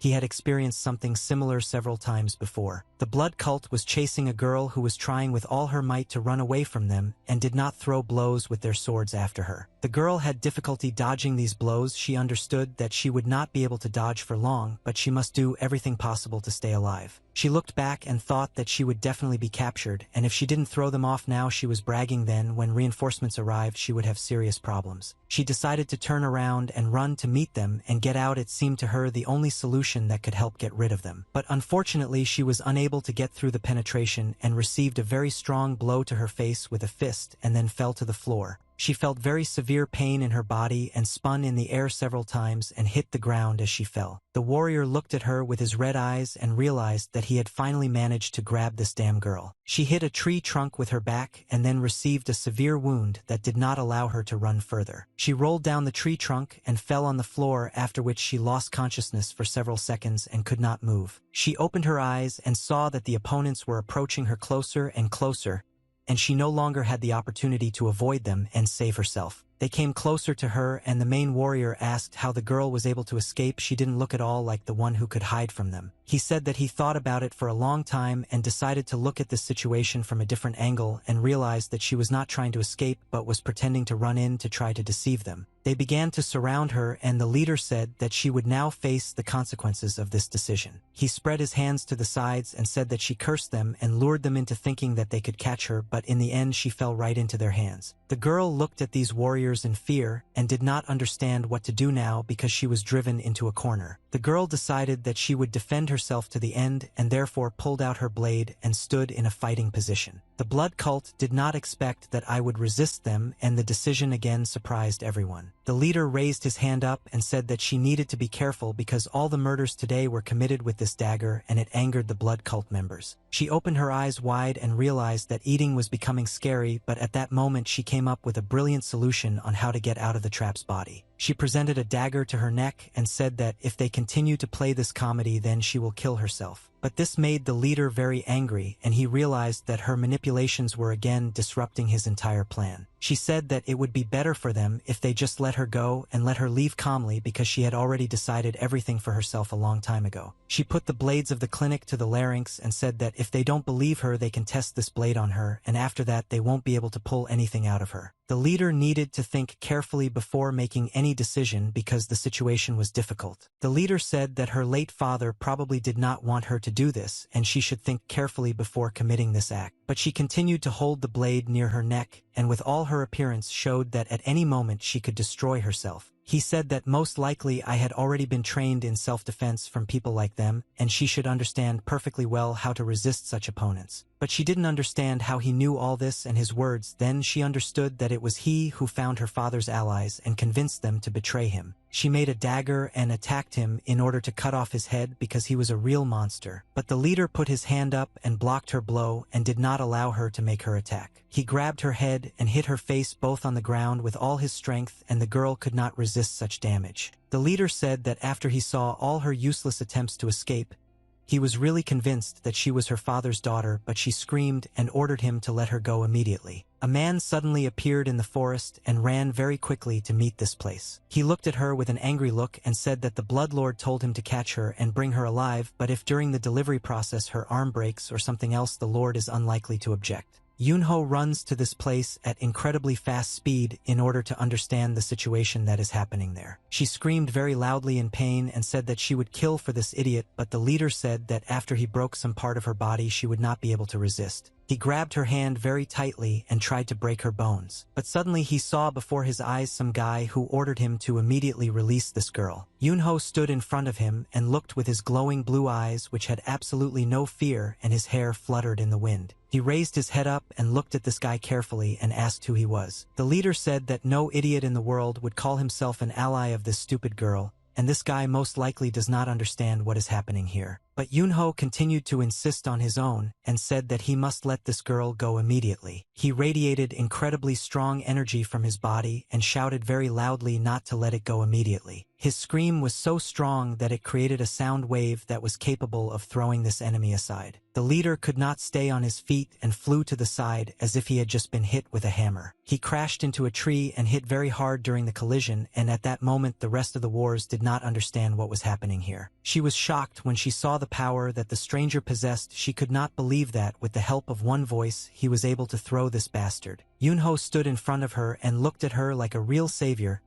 He couldn't allow a squad of these bloody monsters to harm this girl. She looked at him with delight and admired him. She did not believe that there were people who were capable of doing something like that. Yunho looked at her with his blue eyes and thought that his intuition had not let him down and this girl actually needed help. He remembered the moments of his past life and thought that even though 1,000 years had passed, he began to live a human life that was completely different from his past life. But he felt that this was very familiar, as if the situation was repeating itself because of his life, and could not remain indifferent. He asked her if she had really been reborn and said that he didn't even know that it was she who was being chased by a blood cult. But the girl didn't understand at all what he was talking about and asked him again what he meant. In a past life, he didn't look at her the same way he does now and said that his name is Eunho. He decided to introduce himself to her and did it exactly the same as in his previous life and said that his name was Ha Eunho. She looked at him with a surprised, frightened gaze and could not believe that he had come to save. Eunho asked this girl what her name is now in this new life,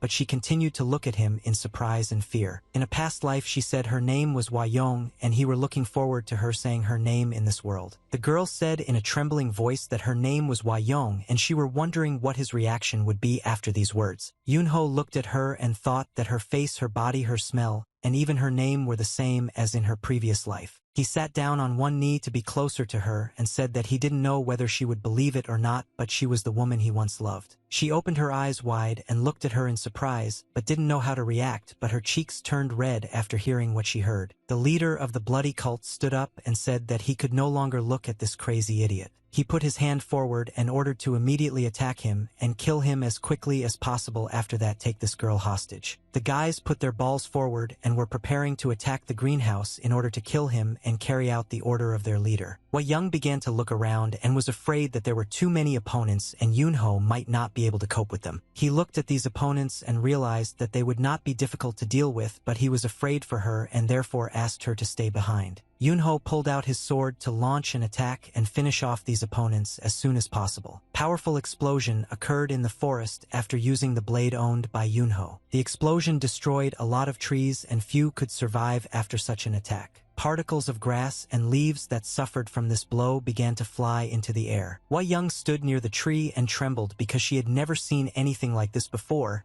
and could not believe that Eunho was able to deal with all the opponents with one attack. Eunho stood in the center. Around him lay the cut bodies of enemies, of which practically nothing remained. Eunho said in a confident voice that this time he will protect her and will not allow anyone to offend her or cause her pain. He looked at her with a loving gaze and smiled so that she felt calm. Hwayong doesn't understand what's going on, and this whole situation would raise 100 questions in her head, to which she couldn't find the answer, but for some reason she felt calm next to him, and he seemed very familiar and dear to her. The carriage went back to the city and brought all the team members home. Jagwan was accepted into the team and took the place of the coachman to drive the horses and take the cart to the city. He was incredibly happy that he was accepted into the team and sang songs all the way. The assassin was sitting on the roof of the carriage and dissatisfaction was clearly visible on his face. Surin was also very unhappy with the situation that had developed, and there were many thoughts in her head that did not give her peace. The shaman noticed that Surin's head was bothered by some thoughts. He became interested in what was happening to her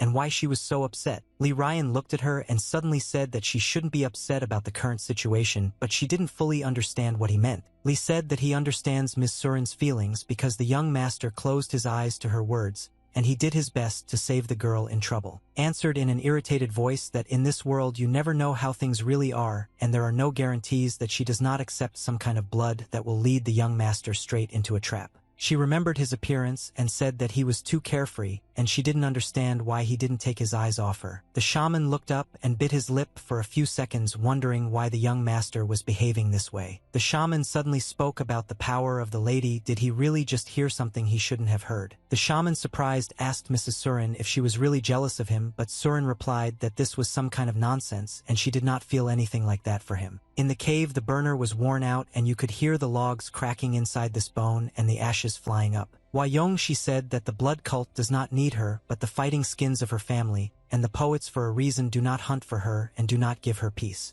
Yunho asked her what kind of art this was, and Hwa-young answered that to be honest, this is just a footwork technique that allows you to walk on air, and is not at all what the unsurpassed master turned his attention to. She sat with folded hands near the fire and said that they, through the stubbornness of the rams, were trying to give away their secrets for a reason unknown to her. Yunho thought about her words and said that they still want to get her despite the mediocrity of the technique, and maybe there is some secret way to strengthen the internal energy of qi. At that moment she thought about the words and thought that he might actually be right. Hwa-young asked him in a surprised voice where he learned about all this, and Yunho realized that his guesses were correct. Yunho said that a side effect of studying the art of blood cult makes their qi instability is most likely the main reason, and their internal qi did not have yin at all, but there was so much yang in it that even he was surprised. Martial arts based on only one type of energy often have limitations. If they are looking for a way to balance their internal energy, they will not necessarily find it. Hwa-young asked him if her family's technology was the solution that they had been looking for so long, and Yunho replied that these were just his guesses, there was no evidence about them. She lowered her head down and said that after this she found out it was possible, and the reasons it only made her even more furious, and did not sacrifice her father and family just to go beyond the limits of her capabilities. Yunho, I looked down and realized that she had to go through a lot lately, and it's very difficult for her now. Yunho said that she was going to the Murim Alliance for help, and the girl replied that this is exactly what she wants. Yunho asked her what she plans to do after they accept her request, and she replied that she plans to restore her family. Yunho asked what she was going to do after her family was restored. Hwa-young said in a trembling voice that her father died, and she would take revenge on those who forced her family to go through all this horror. Yunho asked her in a calm voice if she really thought that they would sit with their hands folded and watch her hatch a plan together. Yunho thought that she was as careless as in her previous life when she sent Yukai to the world because of her brother, and therefore decided to tell her that they will remain a threat even after the Hookah agrees to help. Yunho explained to her that it is the poets who need to put revenge for their family first. Hwa-young, she said that she really wants this, but she doesn't have enough strength to make it happen. Yunho replied that she was very lucky because his teacher asked him for something when he was still alive, and he asked him to cut out the entire blood cult if I ever managed to reappear in this world again. He said that it was an honor for him to help her, and besides that he would fulfill the promise he made to his teacher, and Hwa-young, surprised, asked him if the young master would help her again. Yunho was a little upset and asked if she was against him helping her, and she replied that she was not at all. Hwa-young hung her head down and said that sometimes she feels like there's nothing she can do to help anyway.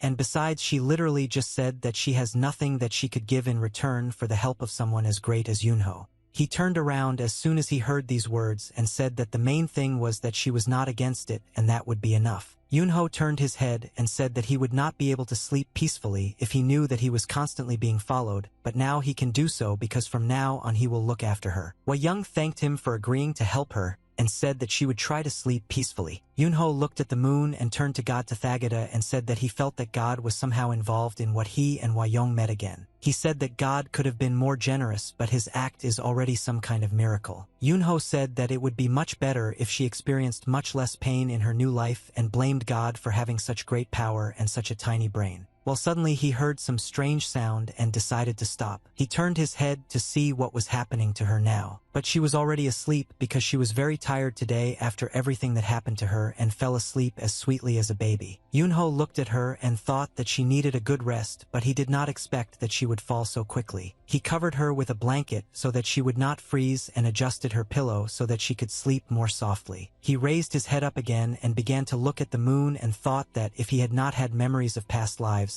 he would definitely have mistaken himself for a madman. Yunho thanked her for being able to trust him and allowing him to help in this difficult matter. But suddenly clouds began to cover the moon and the sky turned black. The sky darkened and smoke and steam appeared, and there were only sharp rocks around. Inside the rock there was a geyser with bloody water in which there was a man. This man had an emaciated body, his spine and ribs were visible on his body. A man came up to him with his hands behind my head and watched him splash in this bloody water. This person said that the celestial network was interrupted and they lost track of the girl, and also the location of some cult members remains unknown. The gentleman came out of the water and touched his subject's head with his hand, after which the subject fearfully sat down on his knees. The master said that someone would catch the girl eventually, but the servant asked the blood demon lord not to kill him. But the lord smiled and said that there was no demon blood here, and his syllable was most likely mistaken. At this moment the ruler otherwise exhausted his body, a large number of veins appeared on his head, and he felt incredible pain. The Lord sucked the life energy from his body and thus restored his life energy. Slow could no longer resist, and at some point he simply fell to the floor. His body was emaciated, reminiscent of a skeleton in which there was absolutely no vital energy anymore. When the Lord sucked all the life out of this subject body,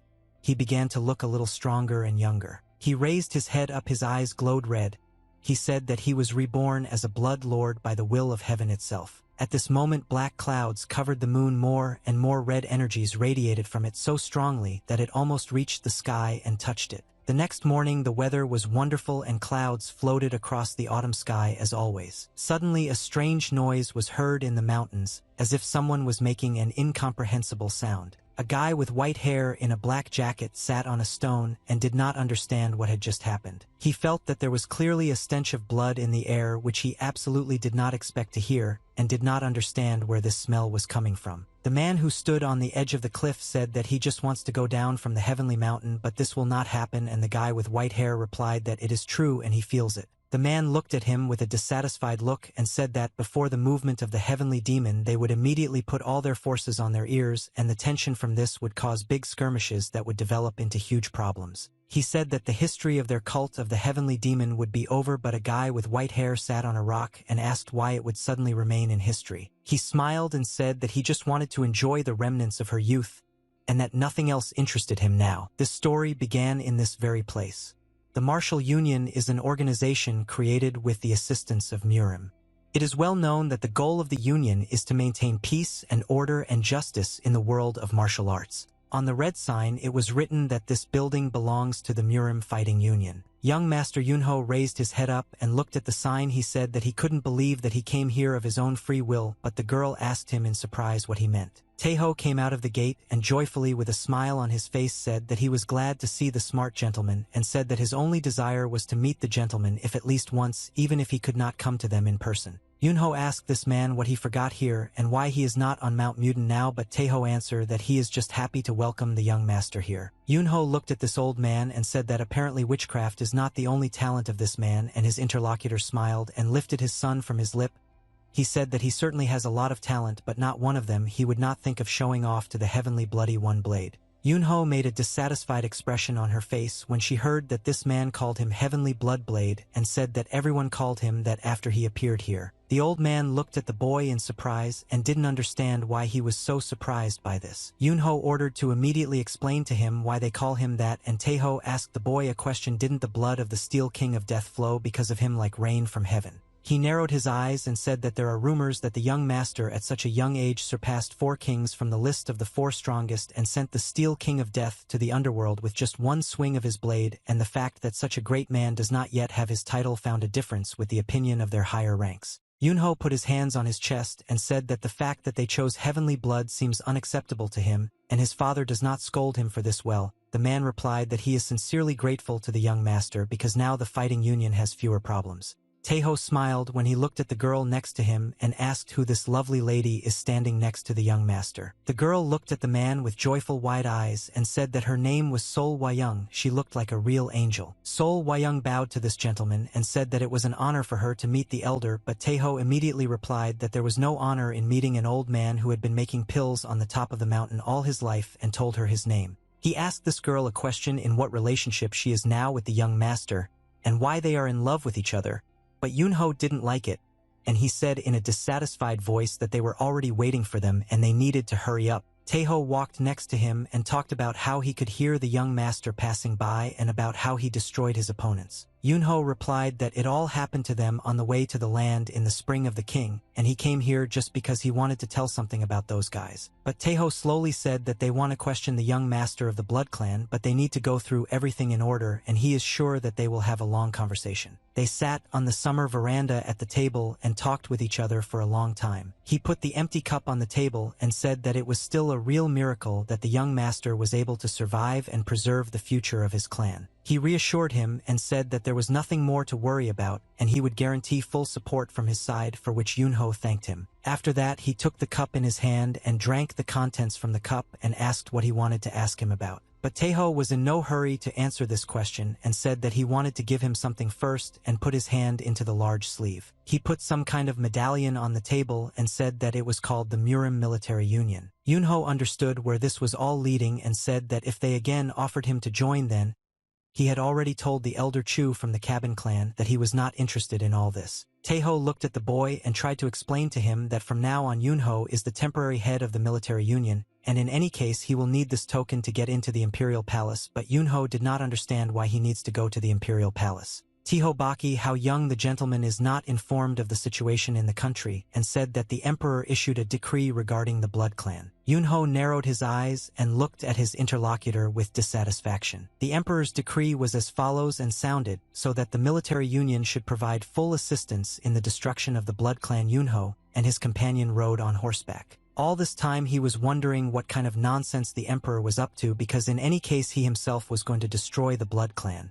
Yunho suddenly smiled and said that he would definitely be able to earn money, or what else the emperor would demand for completing this task. Sol asked him if he really agreed to this task for the sake of money, and the young master replied that he had the idea that restoring her clan would cost a little more than his pocket money. He smiled again, and in a confident voice he said that it would be easier for them to choose the path that will bring money instead of the path where they will do everything for free, since they are going to do it anyway. Sol pressed him tighter to his back and said that if you think about his words well, then he is absolutely right. It was absolutely true that the first thing that came to his mind was the idea of making money, but he accepted this invitation not only because of the money. After a long conversation with Sol Wayang, he didn't even notice how they arrived at the Imperial Palace. The palace was watched so closely that it looked exactly like during his last visit.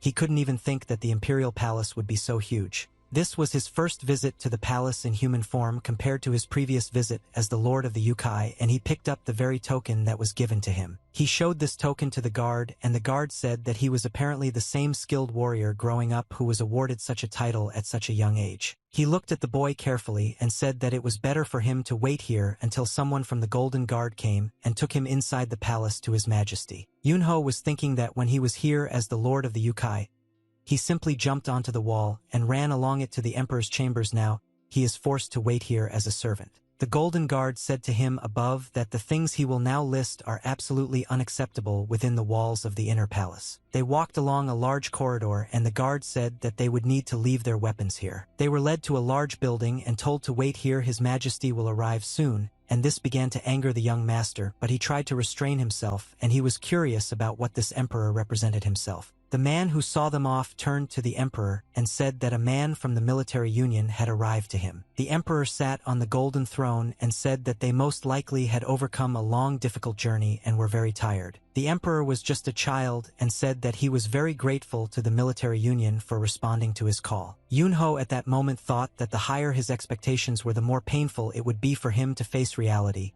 and he did not understand how some child the size of a rat could be their emperor and tell him what to do. He looked to the side, and that he didn't like you to the man who was standing not far from him. He didn't understand why this man was looking at him so intently, and why he had such a dissatisfied expression on his face, and Yunho wanted to kill him for such an arrogant look. The emperor said that the man who claimed to be the head of the Blood Clan came to him shortly before and said that he was his elder brother and also the son of heaven chosen by heaven. The emperor said that this man convinced him that he would not bow down and wanted to take away the throne since he would soon become a supreme being, and that this was destined for him by heaven. Yunho answered them to the emperor that many people are arrogant and call their desires more than heaven. The emperor was frightened and surprised. He said that the head of the martial union had recently encountered the Blood Clan investigators and defeated them without much effort, and the martial union sent him here because at this time no one knows about blood more than Yunho. The emperor looked at the young master and said that he would like to listen to his opinion on this whole situation and offered his solutions. Yunho replied that he listened to his majesty. He realized that there is no need to catch them all and kill them one by one, and they are just gone chips that they set on their prey. He explained that if they set a trap and used the imperial majesty as bait, then it wouldn't be at all difficult to praise them. But at that moment a sharp blade appeared out of nowhere and quickly flew towards Yunho's neck. This was the same guy who stood and watched him closely all this time. This guy annoyed him very much, and so he suddenly made the mistake of putting his blade in front of Yunho's face. He looked at the boy and said that no one has the right to offer the emperor to become bait. But Yunho started to get even angrier and his gaze became cold and hard as metal. He looked at this guy like he was trash that just needed to be thrown away. When this guard saw the cold gaze of the young master, he became scared and his body began to tremble. Yunho continued to look at him with his gaze, and the guard began to think that he was not going to kill this guy, but his attack should have made him at least twitch. But this man stands motionless like a statue, and he does not understand what kind of incomprehensible force is overtaking him in trembling. Yunho silently thought to himself that he will kill this man if he does not retreat in 3 seconds, otherwise do a countdown. But suddenly the emperor ordered General Dongchen to immediately remove his blade and go as far as possible from this guest. The emperor got angry and said in his childish voice that the cries of their people are getting louder every day due to the fact that the Blood Clan is destroying them, and without the safety of this body is not worth a penny if it is necessary for the calm and peace of his people. Yunho looked at this boy in surprise and smiled. He thought that such a steely character of a holy man was in a little boy the size of a rat. Suddenly the emperor turned to Yunho and asked if he was sure that they could destroy the entire Blood Clan if they carried out his plan and used the emperor as bait. He asked him again if he could kill the Blood Demon and the head of the Blood Clan if they set this trap. Yunho immediately smiled because he realized that the emperor was ready to make his plan come true, and this made him feel incredible joy. After meeting with the emperor, he assembled the command of his army, the personal guard of the monarch, the general commanders of the troops in the palace, and the great master Changchun, who ruled the people of the Union before Ha Yunho arrived here, and ordered that he be given complete freedom of action. The reaction was quite expected because everyone was against using the emperor as bait for the Blood Clan. A mysterious man stood then that the story of the heavenly bloody blade reached the ears of the emperor. Someone forced everyone to obey, and Yunho said that he asks him to bite his tongue if he hears anyone in his presence using this title.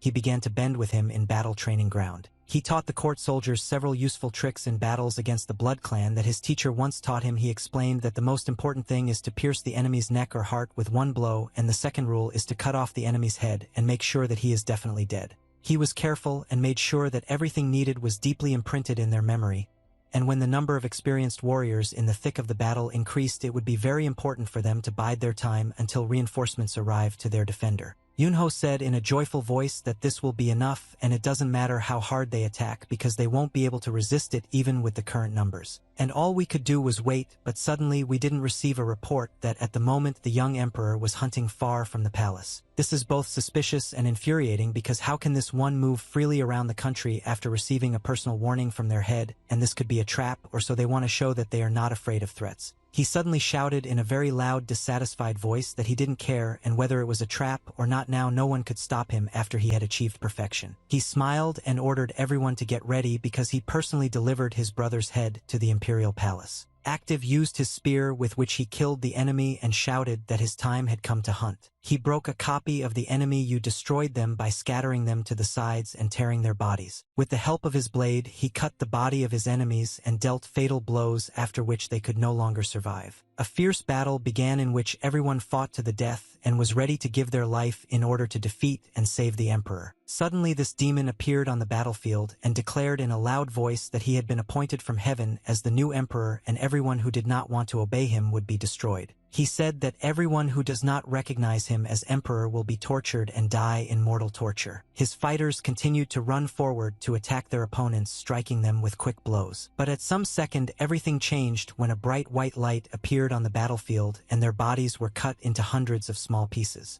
Yunho entered the battlefield and destroyed the enemy with quick blows of his sword. They didn't even have time to understand anything. He smiled and smelled blood, felt his strength during the battle. He said that the emperor went to the toilet and now Yunho will deal with these stupid demons. The enemy's eyes began to sparkle with a bright red light like neon lamps, and he felt incredible anger and aggression that he was ready to throw out on this child. He raised his blade up and shouted loudly that those who reject the will of heaven and do not agree to recognize him as the new emperor will be destroyed. He began to laugh and red steam flew out of his mouth.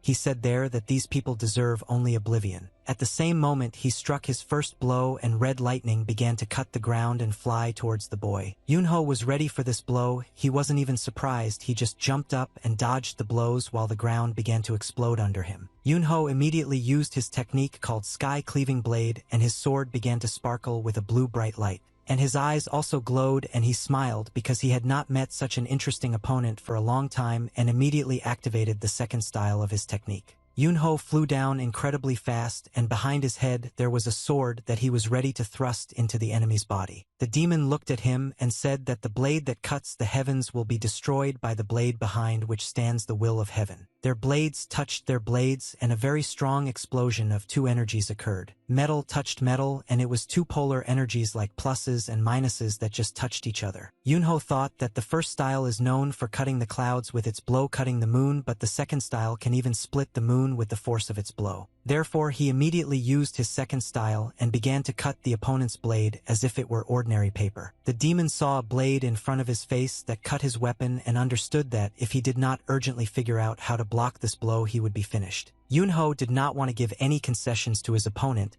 and continued to push through the enemy's defense with his energy in order to split him and destroy him forever. He saw how the enemy's body turned into a bloody mess and how the blood scattered in different directions. This made him laugh and feel it. He said that the end of this self-deception had finally come. When it was all over, the emperor asked Yunho to come to him and wanted to take a closer look at his blade. Yunho said that this blade was given to him by a deceased teacher, the same teacher who taught him to fight. The emperor carefully examined the pattern on this blade, saying that he thought that the pattern looked very familiar to him. The emperor suddenly told the young people that this was truly the legendary Danlu blade, and he did not think that he would ever be able to look at it with his own eyes. The emperor turned his head to the side and looked at the guy. He saw that Yunho had never heard anything about this blade, and was very surprised because his teacher really didn't tell him anything, and Yunho replied that the teacher didn't tell him anything about this curse. The emperor said that he saw this blade in the treasure book of the imperial dynasty. The emperor raised this loan up with both hands and said that his dead father wanted to give it to Namgung-chan, one of his allies, as a gift, and this sword was ordered from the most artificial master. Yunho looked at the emperor in surprise and could not believe that this blade was such an important artifact. He guessed that it was an unusual blade, but he couldn't even think of such an important artifact. He remembered his teacher who told him that this mark could not find its owner, and for many years he got under his feet. He thought that this old man kept a famous sword that even had its own name, which Goyaja himself forged. The emperor gave his blade to the owner and said that gifts from the emperor are perceived as re and are passed on in the family from generation to generation, and judging because his teacher gave Danlu's blade to him as a stranger instead of preserving the legacy in his family, this means that he loved him very much. The emperor looked at the boy and said that thanks to the teacher's love for his teaching, the blade returned to the imperial palace to once again serve the court well, or he was very curious whether they were somehow connected. Yunho took the blade in his hands and began to carefully examine it. He didn't even understand if there was any connection between all these events. The emperor smiled and said that he hoped that the young master would come visit them at the palace someday, and they would discuss the fate of Murim over a cup of tea, and Yunho replied that this was a very good idea and he would not mind returning here someday. In parting, the emperor asked Yunho to teach him a couple of techniques so that when he has a free moment he too will learn to fight so well. As a reward for his contribution to the destruction of the blood cult, the emperor built for him the entire palace of Yujin where the best masters of Murim lived. The Wayang family, which was on the verge of extinction and a haze of blood, has found its home again. Yunho looked at this sign with happy eyes and smiled. He said that he heard the young master from Chonghejang Li made an inscription on this sign, and he did it damn well with these words. He hinted that he did this work himself. But suddenly he heard a woman crying next to him and looked at her. Sol was crying at that moment and thanked him for such help. She said with tears in her eyes that she really wanted to open a martial arts school for children just like before, and help them grow up strong, teach them basic breathing techniques and the wisdom of martial arts. At that moment she was either incredibly happy or thinking about her family members who were no longer there in this world. Yunho didn't understand what was happening to her and just saw how she started to cry, and even harder, so he tried to somehow calm her down. She continued to cry and sob for a very long time. Yunho constantly asked her to stop crying because he was completely unarmed in front of her tears. Lee Surin, the head of the Hao clan, was one of the first to appear in person, and little by little brought people to the Wayang clan. When she came here for the first time, she said that judging by their glowing faces, they were having a good time here. Yunho stood leaning against the wall and looked at her. He asked who she met on the way here, and why she had such a dissatisfied expression on her face, but she didn't understand what was wrong with her. She seemed quite unhappy with the fact that the young master and Seol Wayang were spending time alone. When she entered the building and saw that you immediately threw down your notebook and did it so loudly and demonstratively so that everyone would pay attention to her, she was very angry but nevertheless said that this is a list of masters who live in Wuhan and Annalie brought it here. Sol took this green notebook and asked her why she was giving this list to her because she didn't even ask for it, but Surin replied that she herself said that she wanted to open a martial arts school for children. Surin restrained her anger and said that even a small sector should have at least one famous master of martial arts and art, and she would need him so that people would trust her with their children or something like that. Sol opened the notebook and at the same moment said with delight that it was amazing and not so systematic. They just wrote down everyone, that even the first time everything was clear. Yunho decided to intervene in the dialogue and said that all of them on this list are probably scum who will only eat free food and do nothing, but Surin replied that she had already weeded out such children at the stage of creating this list. Yunho said that in any case, if he lets someone in here, it will only be someone he knows well. And the first who joined the Wayang sect was the head of Amion Gu Wai. When he took off his hat and put it to his chest, he said that if they accept him, he will protect everyone who is Wayang from dangerous people. Surin looked at him and said that everything is fine, and he doesn't have to humiliate himself in front of her. Surin said in a confident voice that from this day on she also plans to stay here. She said that the head of Amion should always be by her side, so it is better for her to stay here, and she has no other choice, so Surin also joined along with the head of Amion. Surin said that there are many empty rooms here, so there is enough space for her, and she doesn't see any problem here. But Surin was not the only one who got here by pure chance, and suddenly a man came to them who called himself Myung Jin from the Mutant clan, and greeted the young master. He said that they had not seen each other for a long time. Yunho again stood near the wall leaning his elbow on his shoulder and said that if he wanted to study he had to study on his own, and there was no need to always come. But Myung suddenly handed him a yellow bag with socketen inside and said that teacher Taeho asked him to give it in exchange for being accepted into this academy. Yunho was very surprised when he saw such a generous gift and didn't even know how to react to it all. Yunho walked towards the gate and thought only that this guy would fail, and he chose the wrong person at whose expense he wants to improve his martial arts. Myung confidently said in a dissatisfied voice that teacher Taeho packed another similar gift just in case. Yunho turned to him and stopped in place. He asked in a sly voice if it was really this rice cake, and Myung answered him that he would not refuse tea after a long journey. After some time another guy came to them and knocked on the gate for a long time so that someone would meet him. Yunho again went to the door near the gate and leaned his shoulder against the wall. He saw this guy and immediately ordered him to get out of here. They attacked, explained that he would gladly refuse, but his father would kick him out of the house. Yunho said that the young master from Mutin brought him 2 socket and I beg him to accept, and thus was able to get into this place. This guy cannot be accepted because he is sincerely not enough, and he should not have come here empty-handed. He actually didn't want to accept this guy Peng Jik from the Hebei Peng family, but when he saw his gift he still couldn't refuse. Yunho put the gifts that the guests brought him on the table and said that appetite comes with eating, but Sol answered him that he should be ashamed, and with that kind of money they can pay salaries for services and workers for 10 years in advance, and there will still be money left. After some time another guy came to them and sat on his knees in front of the collar. Yunho crossed his arms over his chest and said that he doesn't like such stubborn idiots, and despite the fact that he shaved off his beard they still recognized him, but the guy replied that he would live here if he was allowed, or he would die here, so if he was driven away now by such in case they can kill you immediately. Sol asked her lover to accept him because this guy is very stubborn and it will be difficult to convince him. Yunho didn't want to accept it, but nevertheless he understood that this was his beloved's request, and he didn't have any choices, but first he wanted to test his determination.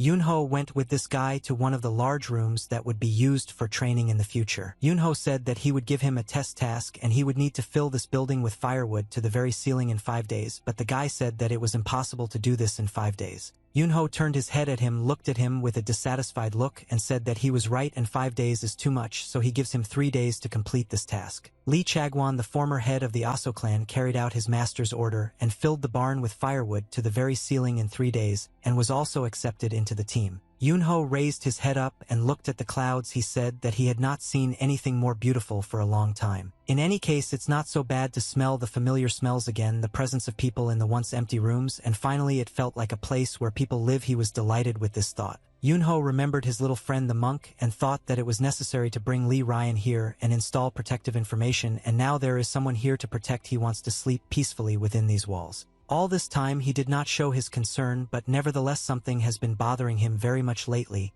and has not begun to thicken with red clouds. He felt something after he destroyed the blood demon. Something strange and incomprehensible was disturbing him. When that monster's body was chopped up and destroyed and the energy stored in it scattered in different directions, he finally felt something inhuman. Red lightning flashed between his fingers and flowed like water between his fingers. It was demonic energy, and he felt it for the first time in his entire life, and it was a very strange feeling. He wondered how a person could gain demonic power, or was it just one of the yokai who remained in the human world? But after a few seconds he abandoned this theory and said that this couldn't be true and that the problem was probably something else entirely. Suddenly Sol came up to him and asked him if Master Myung and Master Jake always train so fiercely. Yunho replied that the first company dragon tournament will soon begin, in which the best martial artists of this generation are fighting, and it is held by the combat union to determine the best of the best, and they are participating there. And Sol replied that she now understands why they train so fiercely. Yunho took a cup in his hand and drank rice wine. He said that they still had a very long way to go and would have to train until one day I would be one step away from death, but Sol replied that they are such good warriors they don't understand why they need to train so much.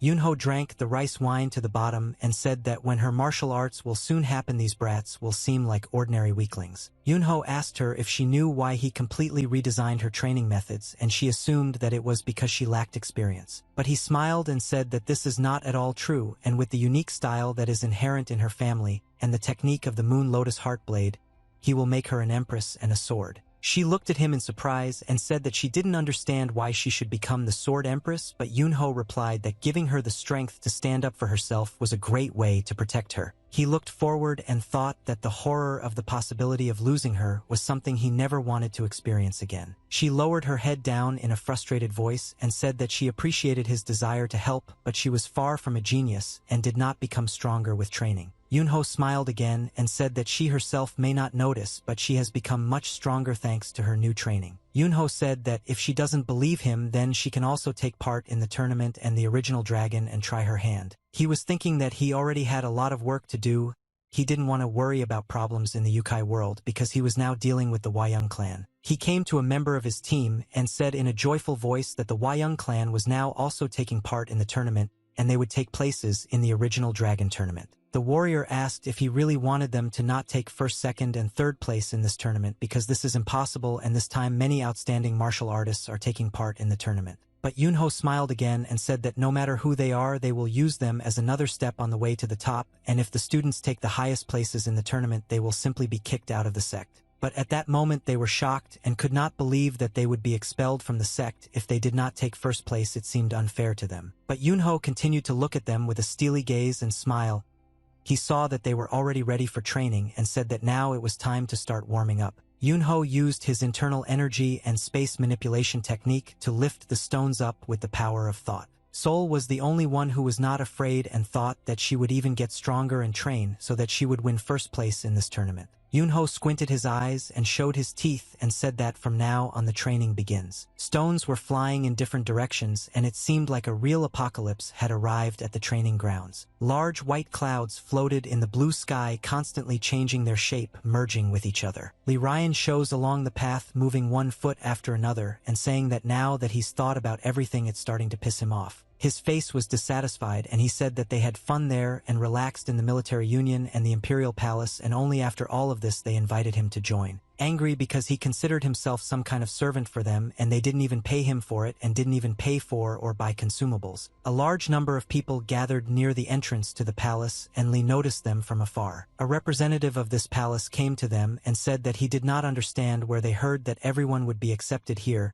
but he did not want to be forced to repeat and listen very carefully. He tried to explain to them in an accessible language that the entrance exam will consist of 5 stages. In order to be accepted, they need to pass all stages. After that, he closed his eyes, raised his finger up, and announced that the fee for participation in the exams is 1 niang, and they can try to pass it for free, but in this case they will have to sign a paper in which they and their clan renounce claims in the event of their death during exam. The applicants were outraged. They shouted that demanding a whole niang as a fee was already too much, but forcing them to sign a waiver of claim in the event of death was going beyond all limits. They started screaming and asking the stranger to come out to them, but Li Ryan stood behind them all this time and watched him. He said that wherever the young master went, chaos began to happen everywhere. Yunho stood with a dissatisfied face and said that he couldn't even think that the announcement of the original dragon tournament would attract so much attention. Sharam answered him that winning better than the best of the best will not be easy at all, and in any case at first there will be a huge flow of applicants, but given the cloud of monstrous price that they set as a contribution, at least 7 out of 10 will immediately be eliminated.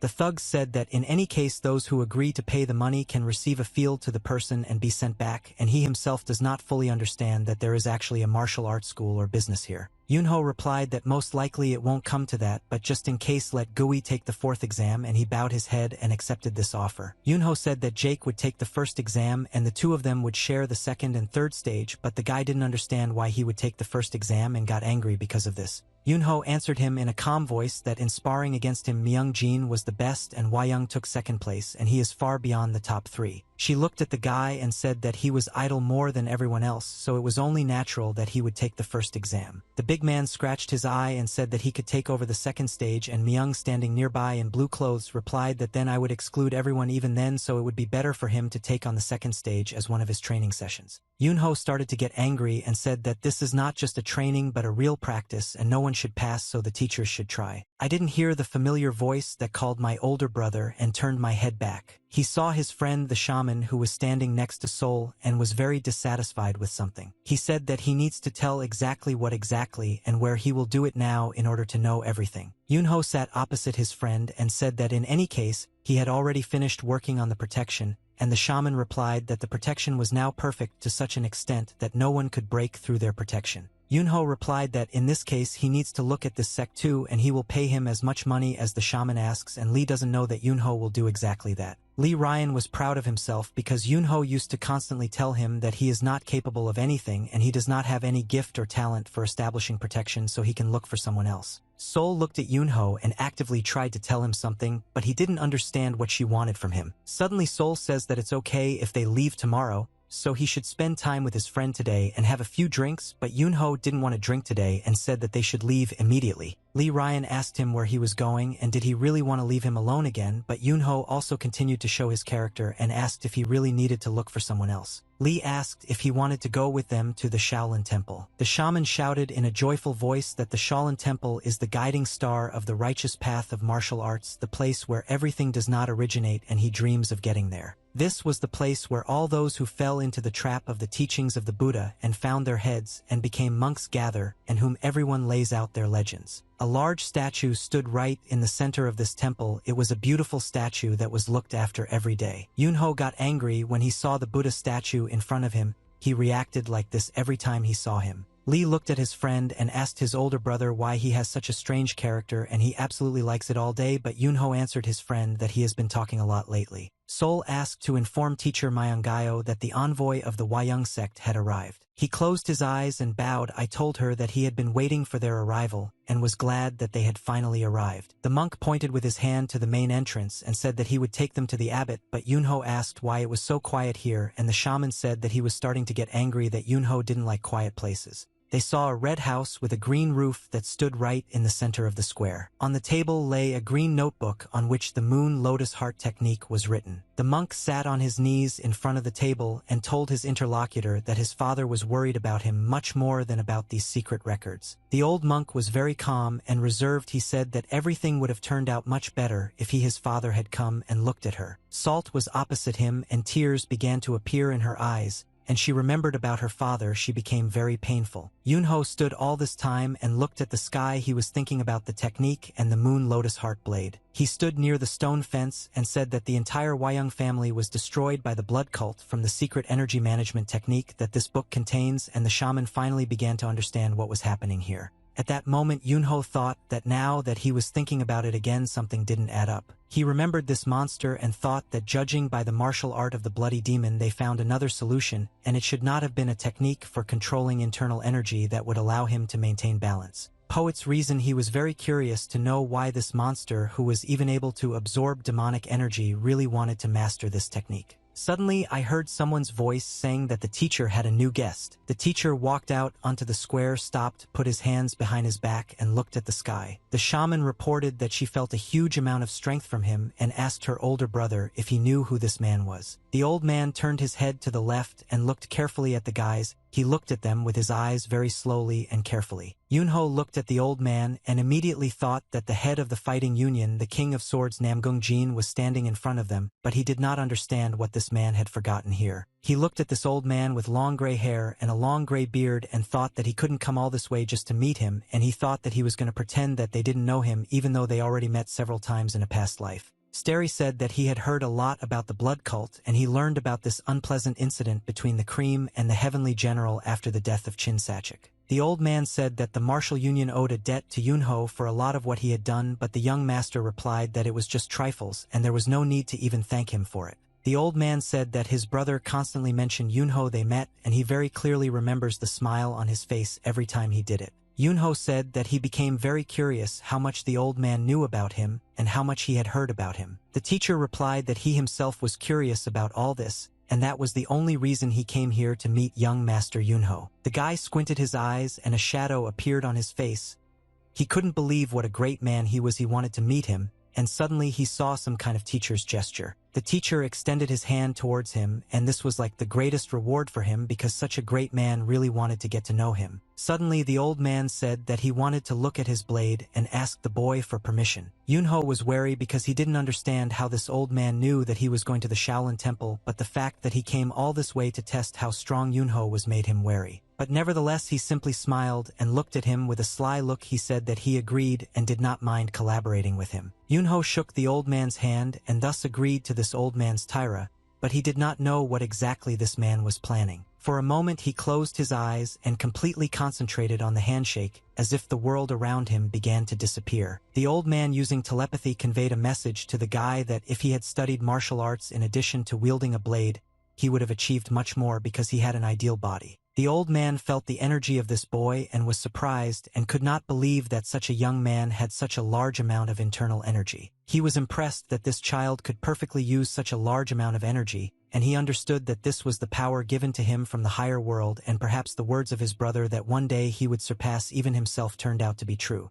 But the old man suddenly said that this was still not enough and he must make sure of this during the fight with a blade in his hand. Yunho continued to look at him carefully and did not take his eyes off him. Little by little this old man can be very dangerous. Yunho suddenly asked the old man why he was so indecisive and acting like a modest girl, and these words angered the old man and made his eyes sparkle with rage. Yunho looked at him with his signature steely gaze and said that in order to start fighting you don't have to ask permission. At that very second he used his internal energy and his hands began to emit bright lightning that scattered in different directions. The old man watched all this and couldn't believe that it was actually true. It turned out that it was some kind of fiction. Around them the space began to change and the power of this boy stopped incredibly large, as if he was purifying everything around him with the help of his energy. Yunho said that there are many ways to show him what he has achieved even without using a blade. At that moment the old man's eyes lit up and began to laugh. He said that he had become too cautious in his old age. Ice was extremely stupid when he limited him to just one click. Their fists crossed and rivalry began between them, and they wanted to measure their strength and prove to each other that one of them will still be stronger. At this moment they emitted such a large amount of energy that lightning began to appear in the sky, and two energies, blue and black, at that moment touched in one place, and even the stones under their feet began to crack and break. The old man looked at him with his narrowed cold gaze and said that it was not because he looked at him from high. Yunho exhaled blue steam from his mouth and said that the old man should have prepared himself in order to know all his strength.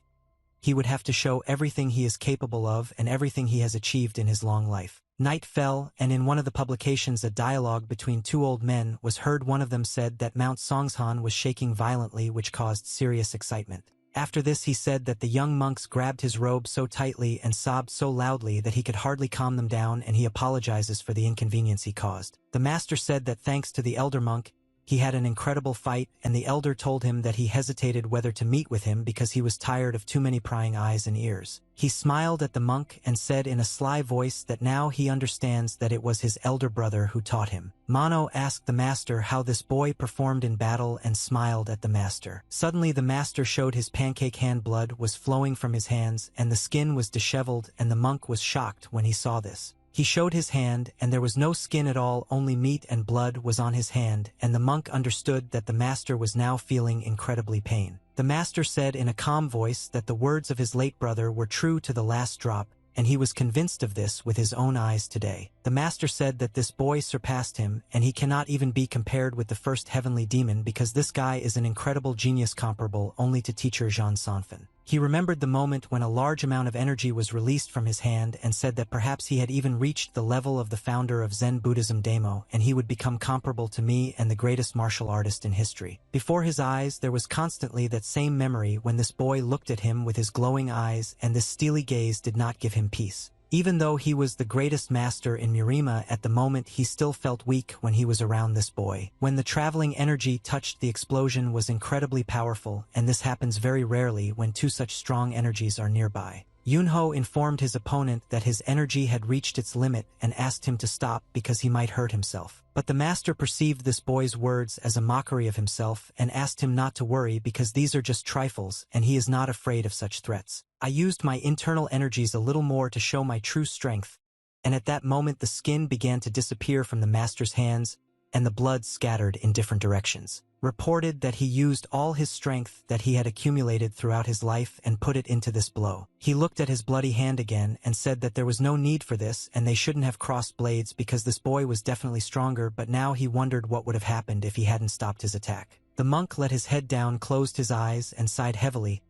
He said that if everything that the master said was true, then this is all very serious. The monk asked the master in a curious voice what the master was going to do next with this boy, and the master answered that he himself did not understand yet. The monk looked the master straight in the eyes and by the light of a candle told him that the monks would no longer be able to fix everything on their own because it was too late, and in order not to leave difficult times for future generations they desperately needed his strength. The master closed his eyes and also sighed heavily. He said that even if they need this power, do they have the right to ask this boy for help? The monk began to get a little angry and said that there was no need to reproach himself for this, although their choice then was not the right one, but it was better than solving the hopeless situations in which they found themselves. He looked at his interlocutor and said that they must do everything possible to keep this boy around, and he thinks this was also one of the reasons why their brother mentioned this boy. The master looked at the monk carefully and did not answer him. He had to think about what to do next. Yunho was in some strange place. He was a grandfather in white clothes, and his hair was loose. He heard a voice that said that they had not seen each other for a very long time. Yunho saw a silhouette approaching him and said that he was familiar with this voice and that the same Buddha was now in front of him. It was a small child who was flying in the air.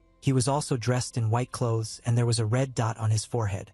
Buddha asked him how he was doing. Yunho sharply turned his head away and asked the Buddha what these strange places were and where he brought him this time. Buddha answered him that it was just a dream. We are now in medicine, so worry about it. Yunho got angrier and asked the Buddha who he thinks he is wandering into other people's dreams without permission. Little God started laughing and said that Yunho is still the same as he was before and he has not changed at all. Buddha flew closer to him and offered to take a little walk in his dream, but Yunho didn't understand why on earth they should walk together, and he doesn't even want to see this brat next to him in his dream. Yunho turned around and started to leave. He said that he was tired after using internal energy and now he was just imagining this. This is nonsense, and he should have guessed that he would have nightmares in which Buddha would come to visit him. Suddenly he stopped and froze in place. His arms were crossed on his chest and he was very unhappy. A bright light appeared behind him. He narrowed his eyes and continued to stand with a dissatisfied face. No matter how much he wanted to, he still had to walk with the little god, and Buddha said that he had been watching him for a long time and saw that the guy was having a good time, but Yunho asked him what he wants to hear, words of gratitude, and if this is so then he better get out of here. Buddha smiled again and said that according to the law of causality he and that child met as a result of certain reasons, and he only observed all this without interfering at all. Yunho began to get even angrier because it all seemed like some kind of nonsense to him, and he didn't understand why this flying child even clung to him. Yunho said that Buddha was trying to prove to him that he was simply forced to live a human life in this weak body, and most likely Buddha had a hand in this, and the child did not deny this. He said that he influenced such a decision of the gods. Buddha smiled and said that this is also the result of the law of causality, and Yunho should know this law perfectly and understand how it works. Yunho looked at this arrogant god and thought that his facial expression remains unchanged even when he openly lies to him, but Buddha suddenly said that he can read minds, and it is unlikely that it will be possible to hide such thoughts from him. Yunho answered that he came across something interesting, so since they have already met, he wants to ask one question and find out what it is. He asked Buddha what was happening now in the Yukai world because it seemed to him that something had happened there, and Buddha replied that he didn't understand why he asked exactly such a question and why Yunho couldn't get rid of his attachment to that world. Yunho explained that to Buddha that he understands everything and asked this question for a reason because the bloody demon absorbed some dark energy of unknown origin. The Buddha looked straight into the eyes of his interlocutor and said that if he thinks that the answer to this question lies in the world of Yukai, then he must return his fox pearl and find out for himself. Buddha said that when he returns his pearl he will regain his powers and become a Yukai, but he cannot become human again after that, and the path to the human world will be closed forever. But Yunho wasn't particularly upset after hearing this. He rather looked at this child with his eyes and thought why he didn't know about this before. Yunho said that Buddha knows perfectly well what he had to go through to become a human and still invites him to return to that world. He wanted to hit this stupid child, but Buddha did not want to hear such words from him. Yunho raised his head up and said that he doesn't miss the Yukai world, and he's only worried because clouds have appeared in the human world. He shouldn't be there, at least to deal with it. Buddha narrowed his eyes and said that the fox pearl still belongs to Yunho and Buddha is just keeping it, and if he wants to return it back you can just say so and he will arrange everything. Yunho answered him that he would definitely think about it when he was dying, but now he didn't care about it and began to walk into the distance to leave the dream. Buddha continued to remain in place and watched as his friend went into the distance and disappeared over the horizon. Yunho was lying on the bed at that moment and could hardly open his eyes. He felt very tired. When he fought with the master he used a lot of energy, and in order to restore this energy he needed a lot of sleep and rest, but when he woke up he still felt tired. In the valley he could be heard loudly dissatisfied that he hates Buddha and he likes it when someone comes into his dream without permission. He went outside and saw Sol holding some things in her hands. He asked her if she had packed all the essentials properly. Sol answered him that she put everything in her pockets or wrapped a cloth around her body, and that's why she doesn't have so many things with her. Just as they were about to leave, they heard the voice of the master, who asked if they were leaving so early already. The master stood and looked at them. He was motionless and clearly wanted something from them. Yunho asked the master how his hands were doing, and the master immediately showed his palms wrapped in bandages. He said that the doctors in Shaolin are real geniuses in their field. The master looked at his hands and said that the time would come for some time to drink tea with his left hand, but this was all nothing and his nephew need not worry about it. Li Ryan was shocked when he heard that the master now called his elder brother his nephew, and Sol said that he didn't hear it, she also heard it. Yunho answered the master in a dissatisfied voice that only he should decide, but he doesn't consider himself a local, he calls himself a nephew because he is in no way connected with the union, but the master answered him that he is his brother's student, and he will call the boy his nephew because no one can stop him from doing this. He said that on the way he would definitely stop by the clan and inform everyone that Yunho was his nephew, but Yunho replied that there was no need for this and he liked to accept everything as it is now. The master scratched his long beard and said that he would like his nephew to be under the protection of his clan, and this would help them in the future, but Yunho replied that he thought that it would be enough just to meet and discuss martial art over tea. The old man was immediately happy and smiled. He said that in this case, if he had free access, the military union would not be able to meet without these grueling procedures and bureaucracy, and for his nephew it would be much easier because he would make him the head of the unions. When Li Ryan and Sol heard that Yunho would receive the position of head of the military union in exchange for a cup of tea, they almost fell into the ground and their faces immediately turned pale in surprise. But Yunho as always stood and looked at him with a dissatisfied face. He replied that he didn't need it, it was a stupid position, he was already sick of all this trouble. The master looked at his nephew and said that he may not participate in the affairs of the union and not live in it even if he becomes the head, but Yunho replied that he still doesn't need all this. The old man said that the head position is one of the key in the world and he can control a detachment of warriors and do it without the approval of the union, but Yunho continued to stand his ground and said that he was not interested in all this. He narrowed his eyes and realized that he needed to convince his nephew and told him that every month the head of the union would receive a generous salary, and this was a very large amount of money. Yunho was going to answer again, tell him that all this was not interesting to him and refuse this opportunity. But suddenly he stopped for a moment and thought that if you can drop in for tea with this old man, you don't need to participate in the mess of the union and be the head of 200 warriors and own your own small personal army and receive a large amount of money just because he will drink tea. It became very interesting for him. He suddenly asked the foreman how much money the head of the union was paid in order to understand whether it was worth agreeing to this position. The master took his question as agreement, said that he would be paid enough money so that he would not deny himself anything and would be happy, so from now on he will be the head of the union, and wished good luck to his nephew, after which he began to leave.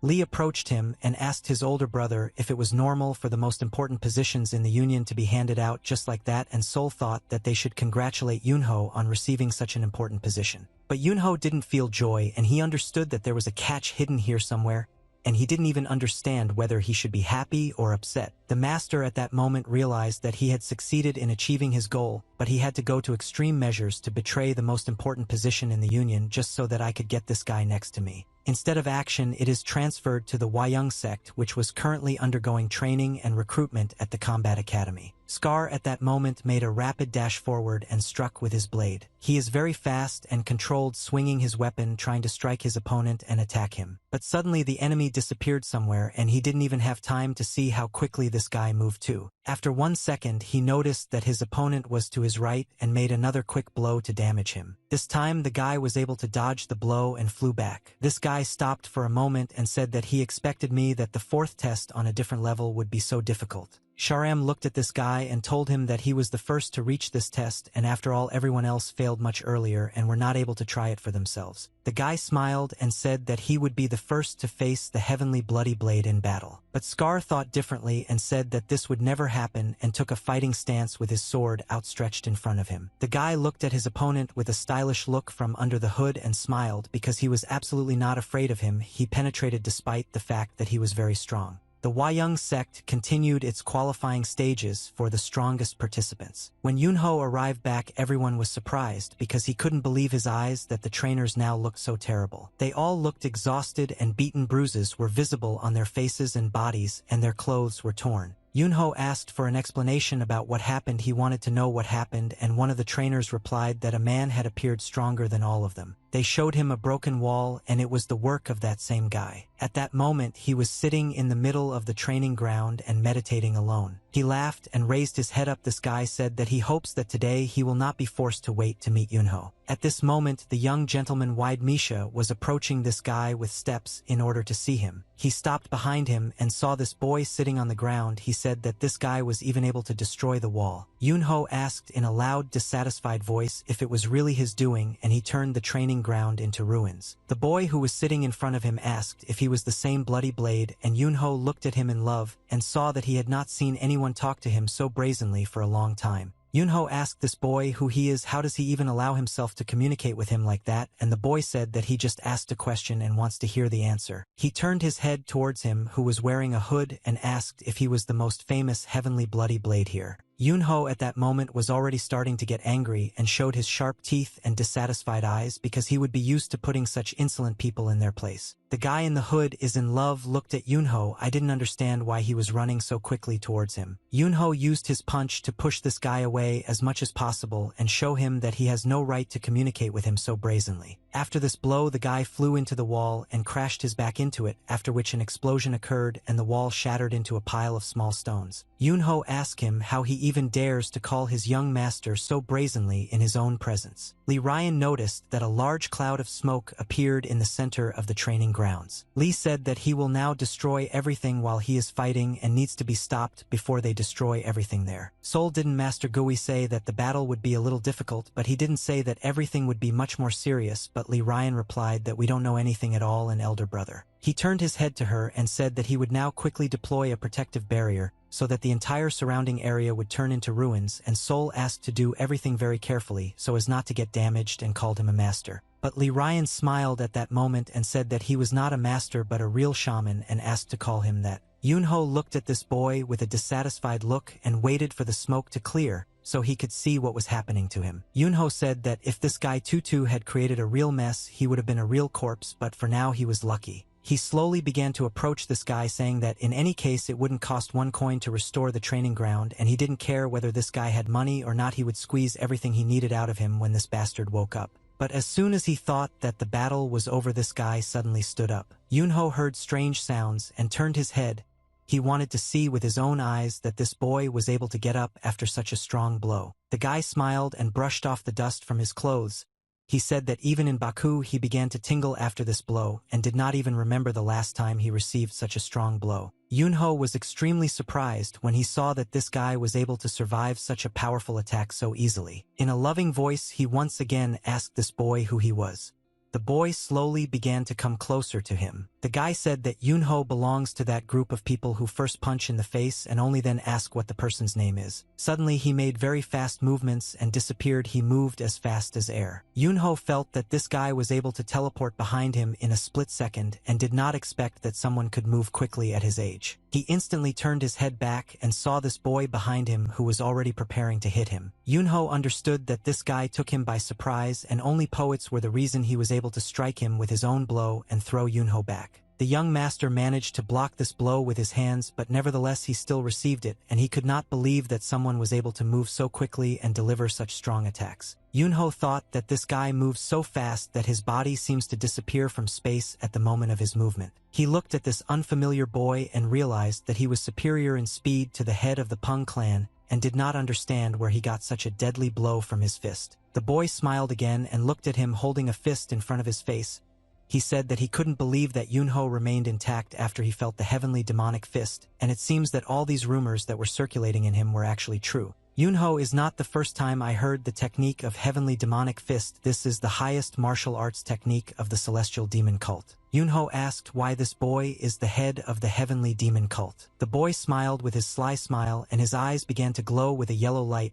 He said what would happen if this turned out to be true, and would Yunho really be scared and not fight with him? He immediately made a rapid lunge forward, pushing off the ground with his foot. Yunho suddenly realized that this guy is actually the head of the Sky Demon cult. He put his hand forward to block the guy's fist and prevent him from causing damage. The head of the cult was very young, but nevertheless he could deliver very quickly and powerful blows. His technique was special. Yunho remembered that his teacher mentioned this guy several times, and the heavenly demon is not a bad person, but he has a rather strange character. Yunho understood this perfectly well, but nevertheless we began to wonder why this eccentric decided to come here right now and why he started this battle. Yunho dodged his blow and realized that this guy's speed was incredibly fast and he had to spend his internal energy to fight him. He pushed off the ground and jumped up to fly over this guy's head and stop behind him. The boy looked at how he was penetrated and dodged and said that he would not be able to cope with him if he fought with only one hand and he would have to use all his strength. Yunho landed on the ground and thought that he needed to come up with some kind of strategy, but the infiltrator was already quickly running towards him and preparing his fist to strike and said that Yunho should draw his sword. Yunho put his hand forward and tried to grab this guy by the fist, saying that he only has one try and he can't make a mistake. Yunho waited for the right moment and was able to grab this guy's fist with his palm and stop him. Yunho was already starting to get angry and dissatisfaction was clearly visible on his face, and he was ready to fight someone today. Yunho threw this guy aside and said that no one can call him your blade because this is a sign of disrespect for him. He threw this guy several meters away from him, and after that they did not stand opposite each other and waited for the right moment to start the battle again. This boy looked at him and talked about what he saw in the eyes of his opponent. He turned to him again and called him the blade that cut the bloody demon in half. He said that Yunho was powerful enough to pass through to hurt even him, and if he was worried that this would lead to a war with the Sky Demon, he might be right. Yunho held his sword in his hands and said that the battle of the heavenly demon was already interesting and he didn't even think about it. Yunho looked at his opponent and ordered him not to be mistaken in his abilities, because the reason he still hadn't taken out his blade was just because he wasn't going to fight anyone today. Ryan continued to read the spell at this very moment and remove the temporary barrier. Suddenly the heavenly demon felt some strange sensation in his body and a bright light began to appear around him. He saw that the barrier over the training ground was beginning to disappear and they were left here absolutely unprotected. Ryan asked his older brother to stop because Ms. Seol Wayung was starting to get very worried. Lee said that he couldn't guarantee that this barrier would last long,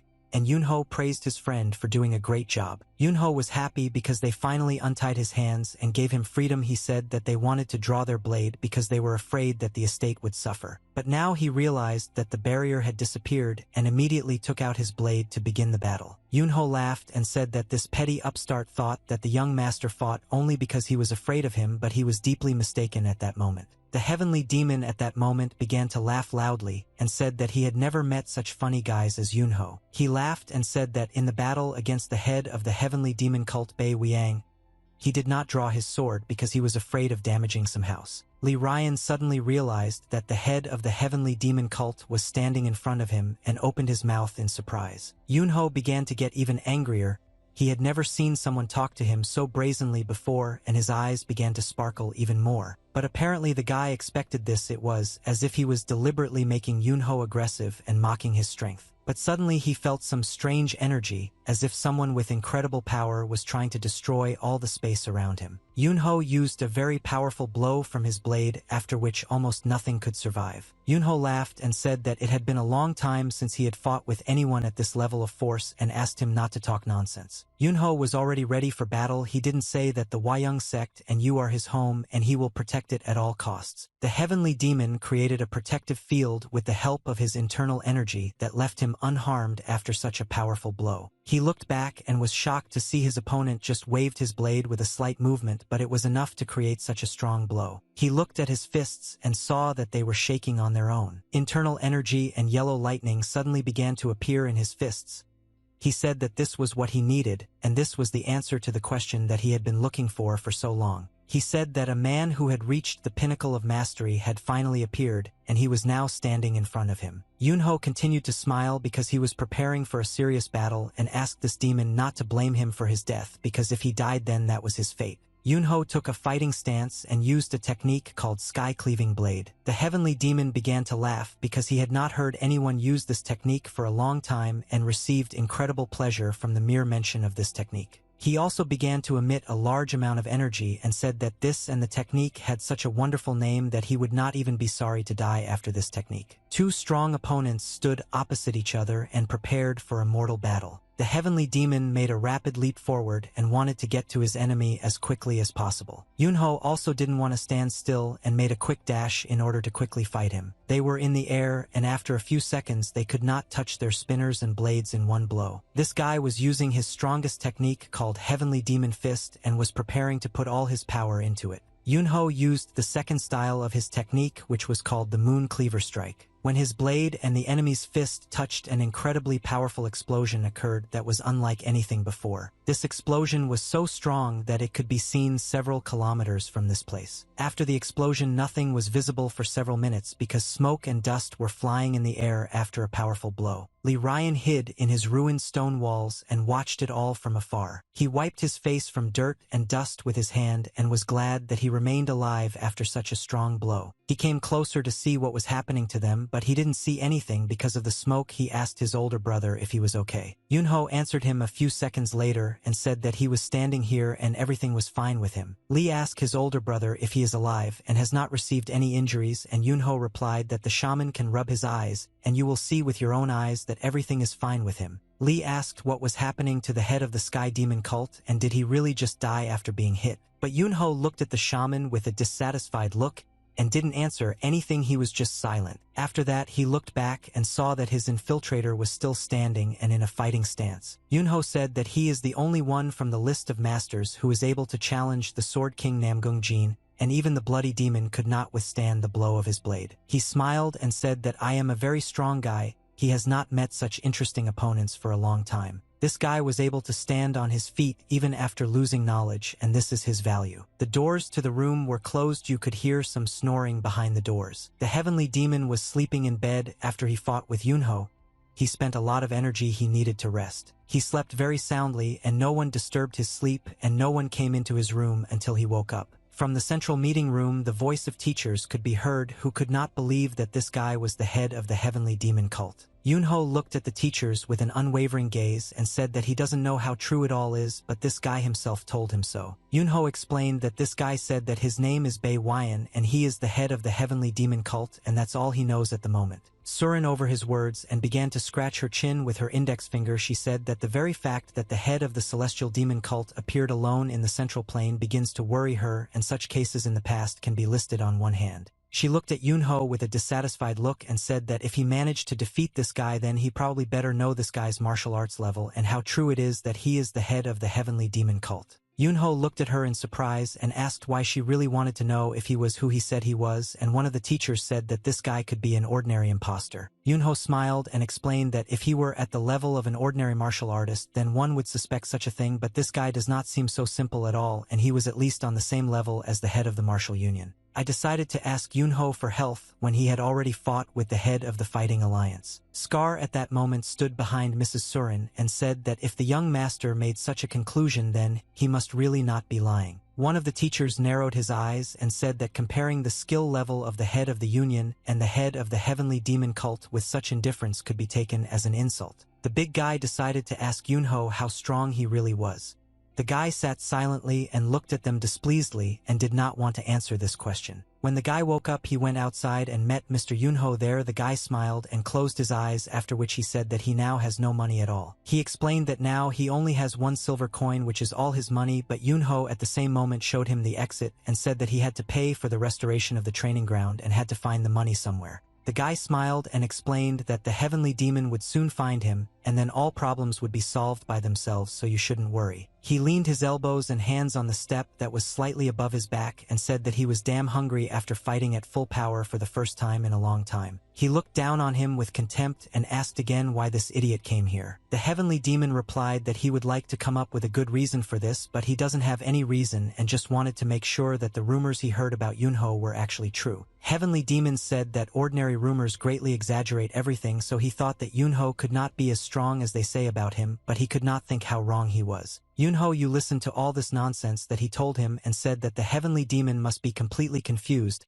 He perfected the martial arts of the heavenly demon and still could not match the strength of Yunho, but the heavenly demon said that he was still very pleased. He was happy because now he has a new goal that he wants to achieve through training. At that moment, the clouds were thickening in the sky and there were incredibly many of them. Where tomorrow some people appeared dressed in gray clothes and on their heads they had gray Panama hats which you looked out with long hair tied in a ponytail. The commander of these fighters said that they were guards of the cult of the heavenly demon and were greeting their leader, after which the celestial demon told them that they had done a great job. Scar said in a quiet voice that these are actually the very people he is thinking about, and now there is no point in doubting the words of this stranger. The heavenly demon smiled and ordered his soldiers to change clothes and come here again, and for them there is one thing that cannot be postponed until later. After some time, his fighters immediately began repairing the training area and began polishing the stone slabs. They were engaged in repairing the territory that their leader had destroyed and tried to do everything as accurately as possible so that everything looked like new. The head of the heavenly demon carefully watched the work of his subjects and saw that they were doing an excellent job. Yunho approached this guy and said that he only asked to restore the training ground, but the heavenly demon is again doing what he was not asked to do, but the guy replied that he wants to make this place several times better than it was before so that during training the students would not inhale dust.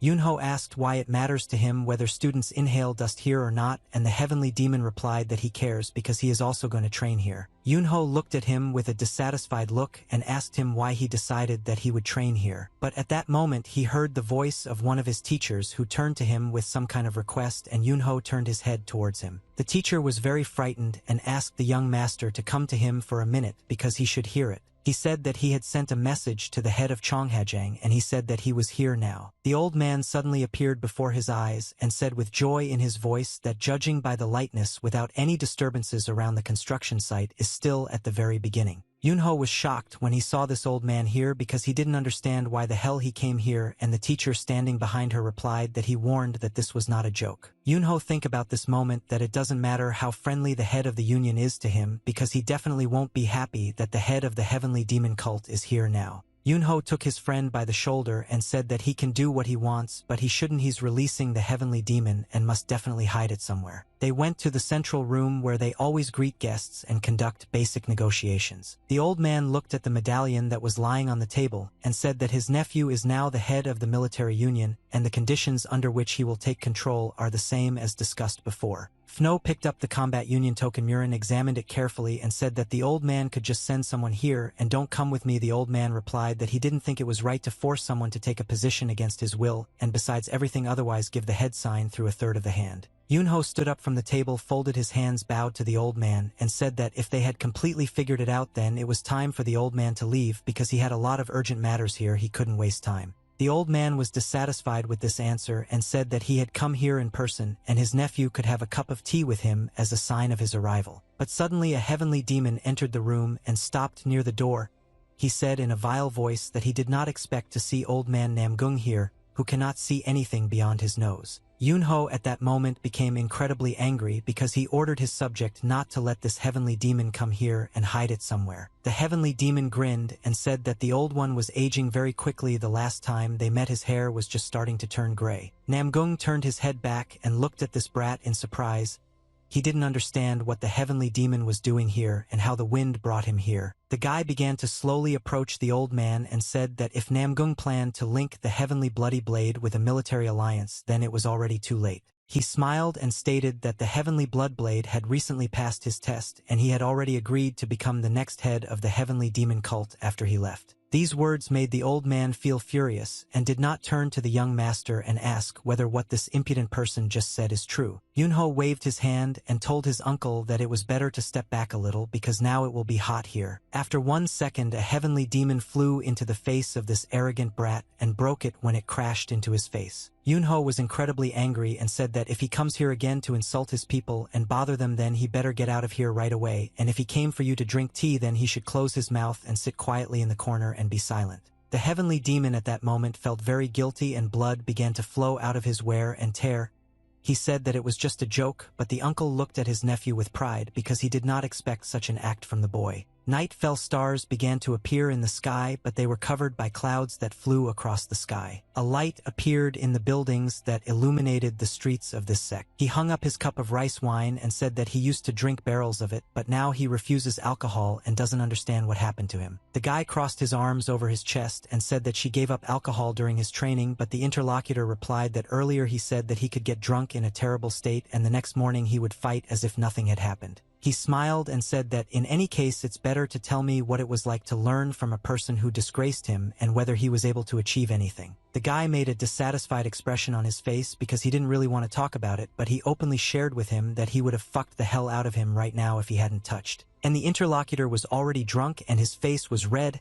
He said that he wants to find out about the arrogant girl who presented him with a blade throat at the Primordial Dragon Tournament and wants to find out how she is connected with this son of the merchants Yunho. He raised his head up and looked at him because he felt a catch. He asked why his interlocutor was so interested in this. The guy smiled and said that he couldn't forget this moment because she is called the Flower of Murima, and she is so beautiful that she attracts the attention of all men, and in general, if they are not connected in any way, then he wants to make her his concubine. He continued to talk about how a woman reveals herself only when there is a man next to her, but it was all unpleasant for the young teacher to listen to. He asked his friend to stop in his stories and asked him not to do anything stupid because this is the woman who is valued by his head. Well, the guy didn't like these words. He said that judging by this answer, his head also values this woman and now she attracts him even more. At that moment, he didn't understand what to answer and made me the stupidest facial expression he could think of. Morning came and clouds floated across the sky. Instead of action, he is transported back to the Huayang sect. A father stood on the threshold of the sect, and when he saw his son, he said that he had finally gotten here, and for some reason his child looked very tired. Yunho didn't really look very good at that moment and said that his father as always arrived on time and greeted him.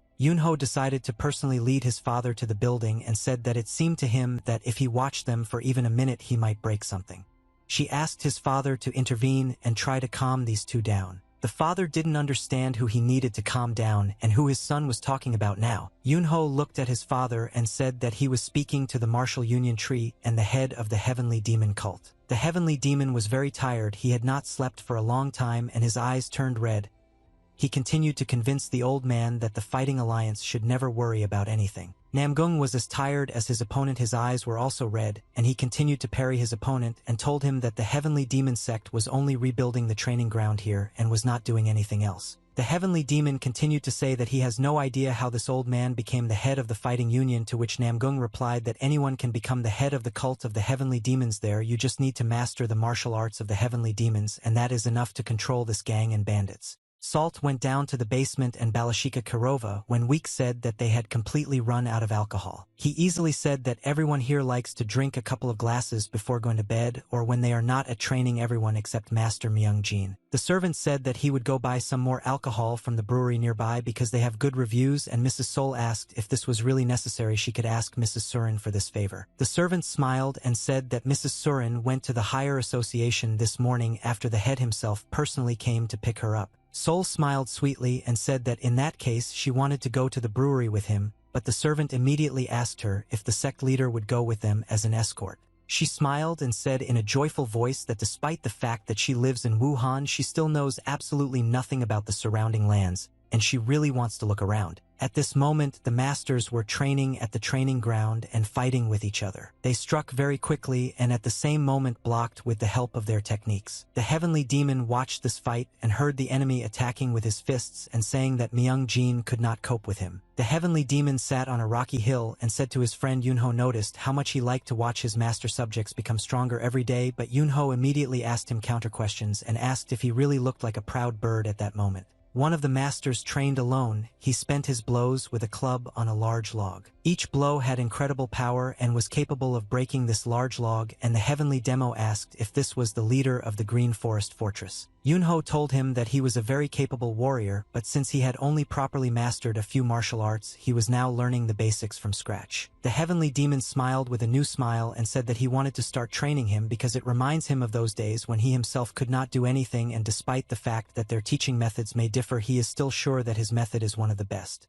The Heavenly Demon said that if he just used brute force, the angle of the strike would constantly change and he would not be able to hit the same place. At that moment, he came closer to this guy to give him some advice and asked him to relax his muscles and slowly strike the same place at once. Yunho was not very pleased that this guy was interfering with his own business, but nevertheless did not stop him. Yunho asked Myung-jin why Miss Sal Wayung didn't come to training today, and Myung, not distracted from the battle, said that she had gone somewhere with her aunt this morning. Yunho really didn't tell anyone that she left and didn't even tell where exactly she went. The servant answered the young master that they told him that they were going to go to the Chu brewery. It seems to him that they left about an hour ago. Yunho replied that they should have already gone back if they were only going to look at the Chu brewery, but the servant replied that they could decide to wander around the market a little. Yunho turned his head to the side and in a thoughtful voice asked if it was worth going to look for them and asked the rumor to go after them and see what happened to them. At that moment, a strong wind rose and began to tear leaves from the trees. A man lay dead in the forest and was bleeding. There was a large cut on his hand.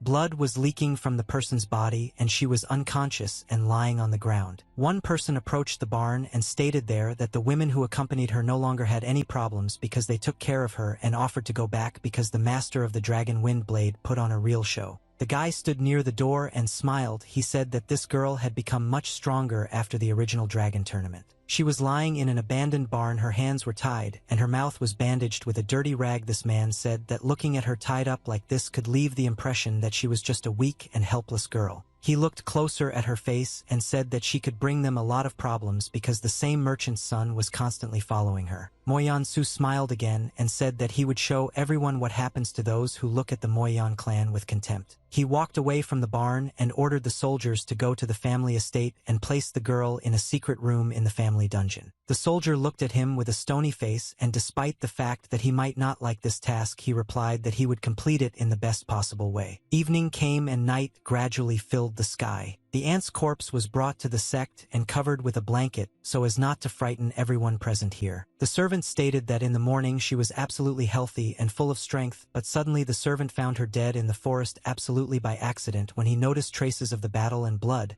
but he could not think that he would find her there stabbed to death already cold in that wasteland. Yunho could not restrain his rage. His eyes said that a couple more seconds and he would explode because some people killed his aunt and stole his beloved Seol Hwayung. The servant asked the young master for forgiveness and said that he could not find her traces after all the searches. Lee Ryan suddenly made the assumption that the lady could have been attacked by people from the blood cult who were still alive. But the heavenly demon immediately rejected this version and said that it would be too obvious and the wounds are absolutely not similar to the technique that the blood cult owns. The heavenly demon reported that the people who attacked them definitely belonged to one of the orthodox factions, and this information was enough for Yunho to know in which direction to look for her. The heavenly demon noticed that the deceased had some kind of talisman in his hands. He took out this talisman and raised it up for everyone to see. He said that this woman wanted to convey something to them even at the cost of her life. One of the masters suddenly turned pale when he saw this item. He said that it was jade. After that, he looked at the head of the sect Yunho and said that now there could be serious problems. Yunho was already very angry and began to receive an incredibly large amount of energy despite the fact that he stood motionless. He asked everyone where Miss Seol Hwayung could be now. He began to look at this guy with his angry gaze and in a rude voice asked him whose work this was. The guy understood perfectly well that he knew who could have done this cruel act, but he continued to remain silent. Yunho immediately went in search of the lady when he learned that this jade adorned the dragon wind blade from the Moyeon family, and the most surprising thing was that one of the main dragons turned out to be the son of the head of the Moyeon clan, and his name is Moyeon Su. The young master was forced to say that this guy acted too arrogantly when I last met him, and if we also take into account what he did to the Namgung family, the fact that the head of the Hwayung sect defeated him in the original dragon tournament means that all the evidence points to him. He stated that the reason for this attack is very obvious to him, but of course these are just his guesses. He cannot say with complete certainty. Yunho continued to run towards her with incredible speed. He thought that Muyeon Su is an incredible psychopathic pervert who does whatever he wants, and he must have time to find her before he does something to her. Yunho was incredibly angry and didn't want to stop for a second. He understood that every second could lead to a terrible tragedy. Yunho, I understood that for this freak to mock her, it could be some way to let off steam and make his life easier, but for Yunho it was a real disaster because he had already lost her once. He remembers her and her exhausted face when she died. She was hung on a wooden pole.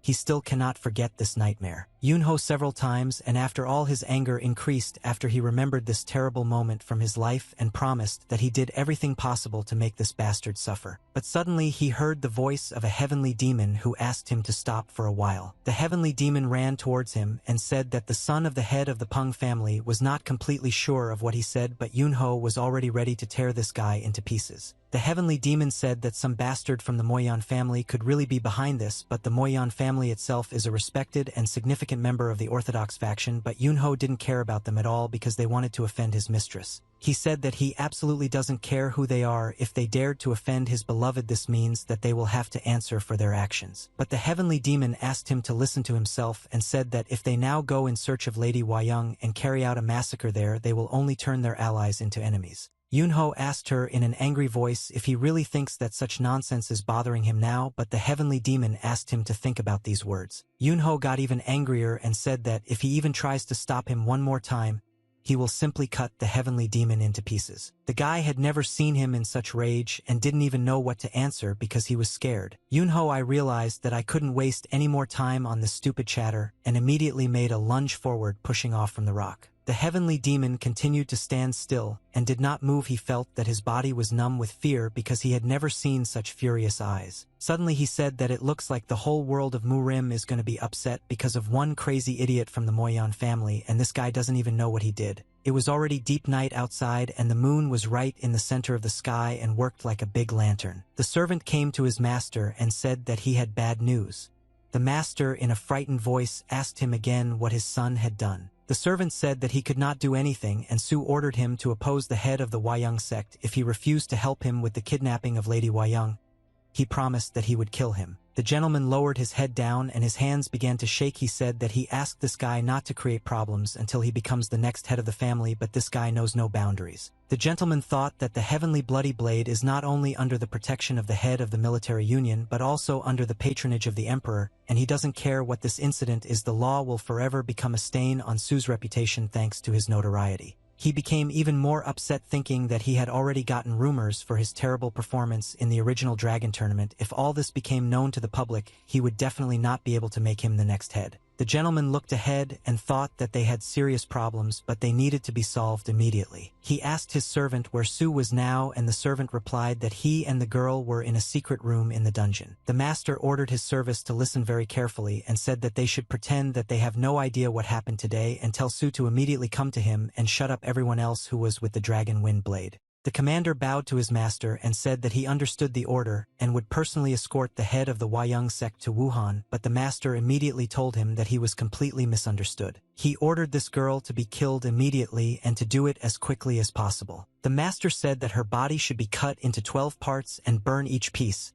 and throw the remains of her body into the river in the provinces of Liaoning and Shenyang, but the captain replied to his master that this was too cruel. At that moment they heard a very loud sound and a strong flow of wind and immediately turned back to see what was happening. Su at that moment was in the basement and was holding his right hands, but he heard the whole building begin to shake as if the beginning of a strong earthquake. He raised his head up and said that it was very strange because there shouldn't have been any earthquakes today, but this always happens when he just starts warming up. He looked at the girl who was tied to a pole opposite him and said that he had spent so much effort for this meeting and did not want to stop it all right away. Real chaos began in the settlement. Smoke was visible rising from the center of the settlement straight into the sky. People ran very quickly, taking out their weapons, and did not understand who dared to stage such an attack on the settlement. The commander ordered the soldiers to immediately run to the main gate, and at that moment the leader approached the bridge and asked what kind of chaos was happening here. He ordered the commander to immediately explain what the commotion was and what was happening here, and the commander replied that some strange person had destroyed the main gate and invaded the clan's land. The gentleman got angry when he heard this and asked the detachment commander if he left any great things behind him, and the commander replied that he did not leave any evidence. The soldiers put their swords forward and prepared for battle. The huge wooden gates were broken, lying on the ground. Someone had such power that he was able to destroy them with one blow, and the soldiers shouted that this man was outside. They waited until the smoke cleared and saw the silhouette of a man standing at the gate. One of the soldiers put his blade forward and said in a loud voice that this man has incredible impudence.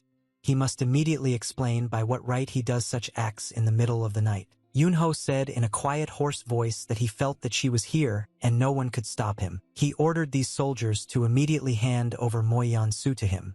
I said that there is no longer any need to cover up this useless monster. The commander shouted in a loud voice that this guy was just crazy, and not only did he break into their settlement in the middle of the night, but he was also insulting the eldest son of the head of the Muyan sect. But after 1 second his body was cut into many small pieces, and this commander did not even have time to notice anything. Yunho approached him with incredible speed and cut his body so quickly that no one even realized what happened. Yunho saw the fear in the eyes of these soldiers and understood that if they stood in his way, he was ready to destroy them all to the last. He was incredibly angry and said that Muyan Su kidnapped and brought the head of the Huayang clan here and must pay for this act at the cost of his life. Yunho told all these soldiers in the entire square that rivers of blood would be shed if they tried to stop him, and it would be better for them to just bring this bastard here. Muyan clan was horrified when he saw the heavenly bloody blade in front of him. He couldn't believe his eyes because this guy was already here. The detachment commander told the gentleman that it was better to do everything as this man says before the situation got even worse, but the gentleman replied that he intends to obey whoever you are, so the commander needs to hurry up and deal with everything. He understood that the gentleman was going crazy and did not understand all the difficulties of this situation, but he had no choice and he had to obey him. He very quickly began to run using all his speed and thought that the most important thing now is to ensure the safety of the young master, since the heavenly bloody blade unsheathed his sword and came to their settlement. He stopped in front of the door that led to the dungeon and thought that he was already sick of having to carry out these stupid orders all the time and listen to these idiots. He opened the doors in a loud voice and told the young gentleman that he needed to go outside because now there was real chaos going on there. Well, the young gentleman stood motionless and didn't even turn around when I came here as the squad leader. He continued to stand in one place and looked towards the pillar. A few seconds later, the young gentleman fell to the ground and blood began to splash out of his body, and the squad leader saw in front of him Mr. Sol, who was holding a blade stained with blood in her hands. The young gentleman fell to the ground, and it was clear that he was already dead.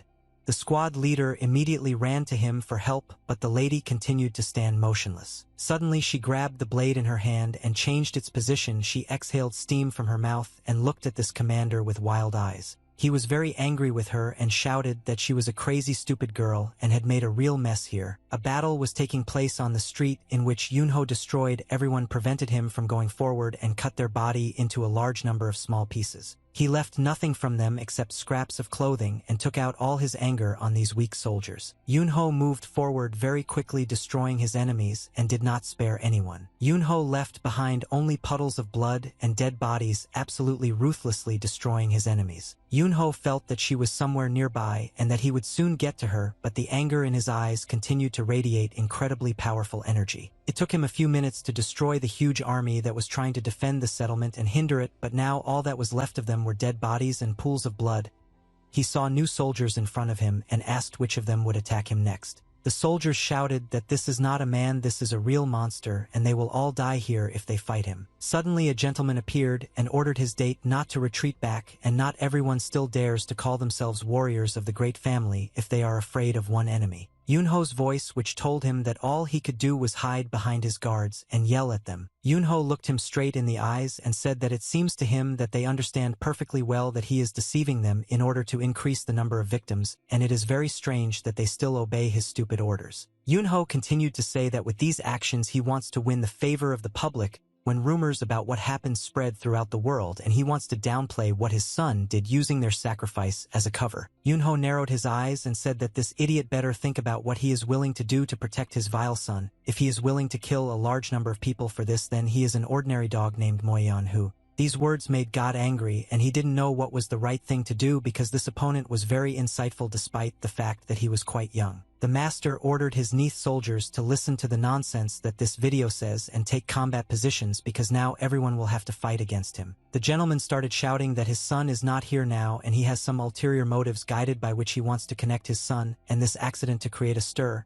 and he is just a heartless killer who commits terrible crimes under the guise of false motives. Yunho looked at him with contempt and said that the bastard finally showed his real face and began to bark like a dog. Mr. Hu thought that this guy's tongue is as sharp as his blade. This will become a problem for them in the future, and they need to at least shut his mouth since he is not able to force him to sheath his blade. I decided that I needed to take out my weapon, and that the disgusting killer should not be left alive, and whether to end all this with my sword. At the same moment he took out a weapon and thought that he would use his reflective blade because it is one of the 24 strongest, which is on a completely different level even in comparison with the Rusty King and the Steel King of Death. He understood that from one time to another, he uses the secret technique of his family, the rotating star, and he is the one who withstood more than one blow from the Emperor's blade. Yunho began to slowly approach him, and the master thought that his blade would be lost in the middle of oblivion without even making 5 strikes, and he would suffer from being killed without the opportunity to beg for mercy, and if he tried to take advantage of these small advantages he would be unlucky.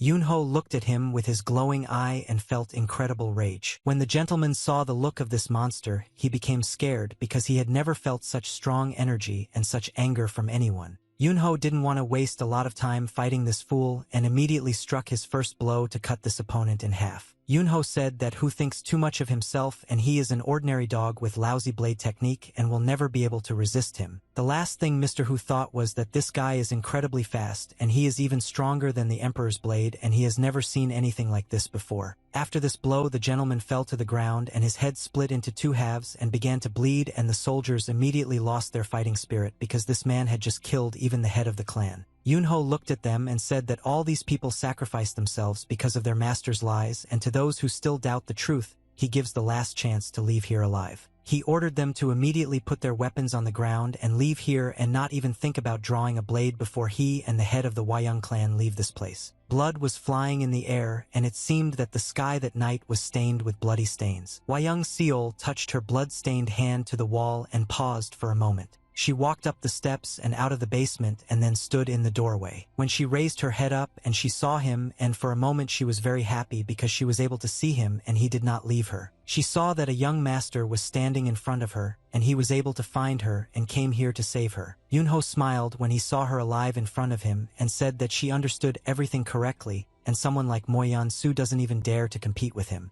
Sol raised her head up and started laughing because she was incredibly glad to meet him here and understand that he did not abandon her. Yunho hugged his lover and pressed his head to her chest. At that moment it seemed as if time had stopped. Yunho smiled because he understood that, in this life, he still managed to save her. He was lucky that this time everything was just a nightmare. The squad came out of the dungeon and watched them from afar. He looked at them and thought that everything happened as it should happen, and he is very glad that they are together again, and he will not wait on this stupid idiot because they are already dead. The night was gradually coming to an end and morning would soon come. The next day in the tavern, people were very loudly discussing the situation that happened with the Moonblade. Some person in the tavern told there that the Moonblade single-handedly destroyed the Moyan family, but who said that he heard gossip that the Heavenly Bloodblade was behind it. The third person sitting at the table in the center explained that now the title of the Heavenly Bloody Kalenko is called the Moonblade, and the guy in the green shirt answered that people said that his blade shone so brightly blue that it overshadowed even a bright ray of light.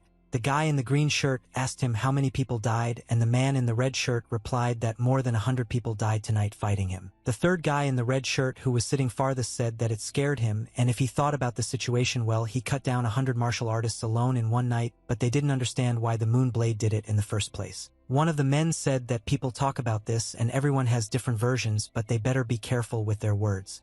At that moment during the day, a man was sitting. This man looked at them from under the visor of his hat and listened carefully to everything they were saying. The cloud in the sky was getting bigger and bigger. Some man in the tavern asked what the atmosphere was like at the meeting. At that moment, more and more people were becoming loyal. The second person told him that the evidence showed that Mayong Su kidnapped Lady Wayang, the head of the Moyan, who family came up with an evil plan to hide his actions, and even this was counted as evidence. This man continued to say that the Namgong family did not express their position because the leader must adhere to neutrality, and only the Peng family and the Wudong sect supported that the action of the Moonblade was justified. He said that, in the opinion of others, his actions were extraordinary. The historian standing opposite him said that this was all to be expected. The old man asked what they decided in the end. The man told him that the Moyan family would be in isolation for 10 years. He smiled and said that the unknown appeared and turned everything upside down, and no one could have expected this. This man said that he, the admiral of the Eastern Forces, was concerned about how to report this decision to His Majesty. He stood at the center of the stage and said that firstly, Lord Ha is a martial arts teacher of His Majesty,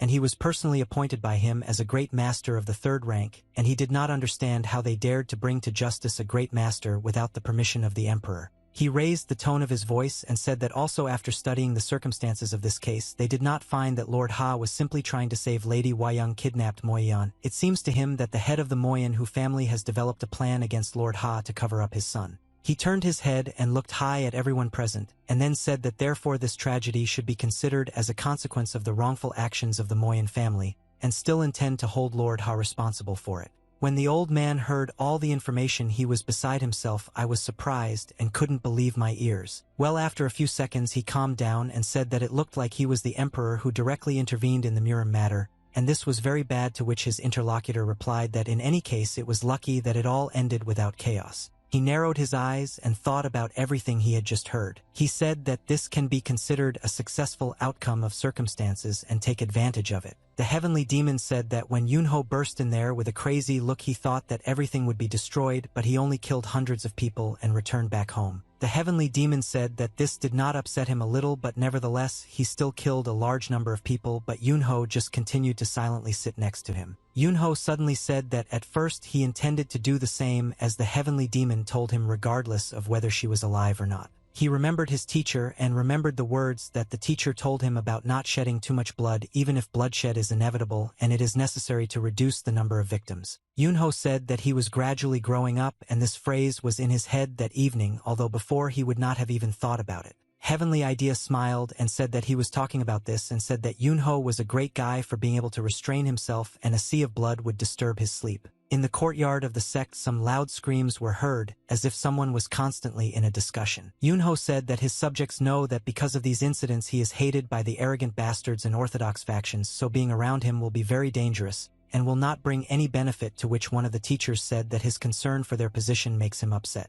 Peng said that his family absolutely doesn't care about these injections of reptiles. I don't absolutely not listen to their words, and Myung said that regardless of the place of his training, he believes that this has nothing to do with their attitude. Yunho, tired of these constant discussions, he said that there were things that they should learn from the sect leader and the head of the family, and it doesn't matter if it's martial arts or something else, such times it would be nice to study them. Peng asked what would happen to him if he refused this, and Yunho replied that he didn't mind and would just beat him half to death and send him home in a carriage. Yunho went to the negotiation room and told everyone that he thought he needed to go to the Green Forest for a while. He looked at his subject and said that he was ready to bury himself, just not to return back, and the subject replied that he was not going to return there, but recently the new leader of the group, Asolidu, who replaced him, came to see him. He said that some leaders of the forest entered into conversations and committed treason, and therefore he needed his help to deal with him. Yunho looked at him with a dissatisfied look and said that a tough battle was ahead, and why not go to Tula with Lord Amion, and the servant replied that he thought that he would not need his help since the Aso group would help them. The heavenly demon smiled and asked him why don't they go to the forest and look at the results of Li Jagwan, and Yunho's training replied that after such a heap of blood he would start having nightmares. Yunho, he said that if they couldn't hold out then there was no point in returning and would simply die there, but his subjects, and said that now he would definitely use all his strength to go there. But the last word was with the subject. He replied that he was also going to the forest. Myung bowed to his master, to everyone present, and said that when he is there he will definitely contact them. Yunho said that there is no need to contact him and there is no point in it, and Li Ryan wished them a good journey. Yunho began to go inside the building and asked the little shaman if he wanted to go with him. The shaman was scared because he didn't understand what he wanted alone. Li Ryan said that he completely forgot that when his owner calls him, he must fly at the first call like a butterfly. The heavenly demon was drinking tea in his room at that moment and enjoying the moment. He talked about how Lord Haomuna always made tea, and in comparison it always tasted like medicinal water, and Surin told him that he was too kind to her, and she was wondering why this was happening. The heavenly demon looked at the scar and addressed him by the name Amian. He asked him to sit at the table and enjoy tea. Our Scar replied that he could not drink tea with them because they were his masters. Sol at that moment was training alone on the training ground, practicing her strikes. She moved very quickly like the wind, honing each blow and trying to speed them up. She was already very tired and her face was glassy, but nevertheless she continued to put all her strength into the next attack. Her movements were incredibly fast. She quickly moved forward, striking. One of the elements of the blows was a lunge, after which she made an injection with her blade. At that very second, she dodged the blow in order not to take damage, and suddenly she noticed his hand against which her sword collided with its blade. Yunho suddenly appeared in front of her and blocked her weapon movement. He smiled and called her stupid. Yunho said that her sword loses its sharpness if her mind is occupied with other thoughts. She lowered her head and bowed to him and asked for forgiveness because she was thinking about how she could not protect her mother, but Yunho told her that she did everything she could do, and that tragedy was inevitable. There is no need to blame herself for it. Yunho asked her to calm down. Her late mother would not want to see her in this state, and at that moment she smiled and she said she won't be sad anymore. After which they began to train from the very beginning, and this time he watched her movements and suggested how to improve it. A month appeared in the sky which shone very brightly, and that night a lot of stars fell from the sky. The next day there was a strong wind that blew leaves from the trees and made the blockades move very quickly. This wind was a real element that raised dust, dirt, leaves that lay on the ground into the air. Some strange sounds were heard in the grass, as if someone was walking very quietly, trying not to make unnecessary sounds. Suddenly someone's foot appeared wrapped in rags. This foot stepped very hard on the ground, after which the stones flew into the air. Some guy quickly found the front, stepping from foot to foot. This guy's eyes were filled with rage and his smile was very creepy, and if some stranger looked at him he might get scared. Shara saw this guy and immediately drew attention to him. He didn't understand what he did here, who this man was. He took a closer look at it and realized that something very strange was happening here. Scar turned to the heavenly demon and asked him to also look at this guy, and the heavenly demon said that he felt a very strong aura. He smiled and said that he had not seen such a fighting spirit for a long time, and apparently he, like the heavenly demon, could not overcome this attraction. The boy continued to walk with a confident step forward, despite the fact that there was a very strong wind and dust was flying straight into his eyes and was ready to blow the man away. This guy walked out onto the central alley with wide, confident steps and walked forward, approaching the central gate. Yunho stood still, motionless, watched this guy. He watched his every move. The man stopped opposite him, and they stood silently for several minutes and looked at each other. Yunho said that this guy growled so loudly that he thought that some kind of animal was approaching them, but it was just an ordinary boy. But she suddenly answered him that she was not a guy as it might seem at first glance, and said that she was a woman. After that she looked at Yunho's shoulder and carefully began to look at everything that was behind him. She read the inscription on the tablet which said that this was the Moonblade sect. She asked the guy who stood opposite her if he was the very Moonblade. Yunho replied that he doesn't like to repeat himself twice and she should go back where she came from and never look in that direction again. But the girl replied that she could go wherever she wanted and no one could stop her. If she wanted to fight, she would fight with anyone. She smiled and said in a joyful voice that now she wants to fight with the Moonblade. If she loses, he can take her life. But after that she stated that if she wins it, then she will be able to take this sign for herself. At that moment Yunho stood silently and looked at her with narrowed eyes. He thought that she had come from somewhere unknown and was challenging her at the martial arts school. She smiled in a joyful voice and asked what decision he had made and whether he was ready to fight her. Yunho started to get angry because he doesn't like such upstarts who come to him and tell him what he should do. But suddenly he felt that she struck him with a blow and varnished right in the rib and did not even have time to react to it because everything was very fast. She started laughing and said that for a swordsman he has a very strong body and most would start to choke after being hit in such a place. She started laughing joyfully and said that he was strong enough to fight for as long as he fought the heavenly demon. Yunho began to get angry and even more angry because this girl annoyed him.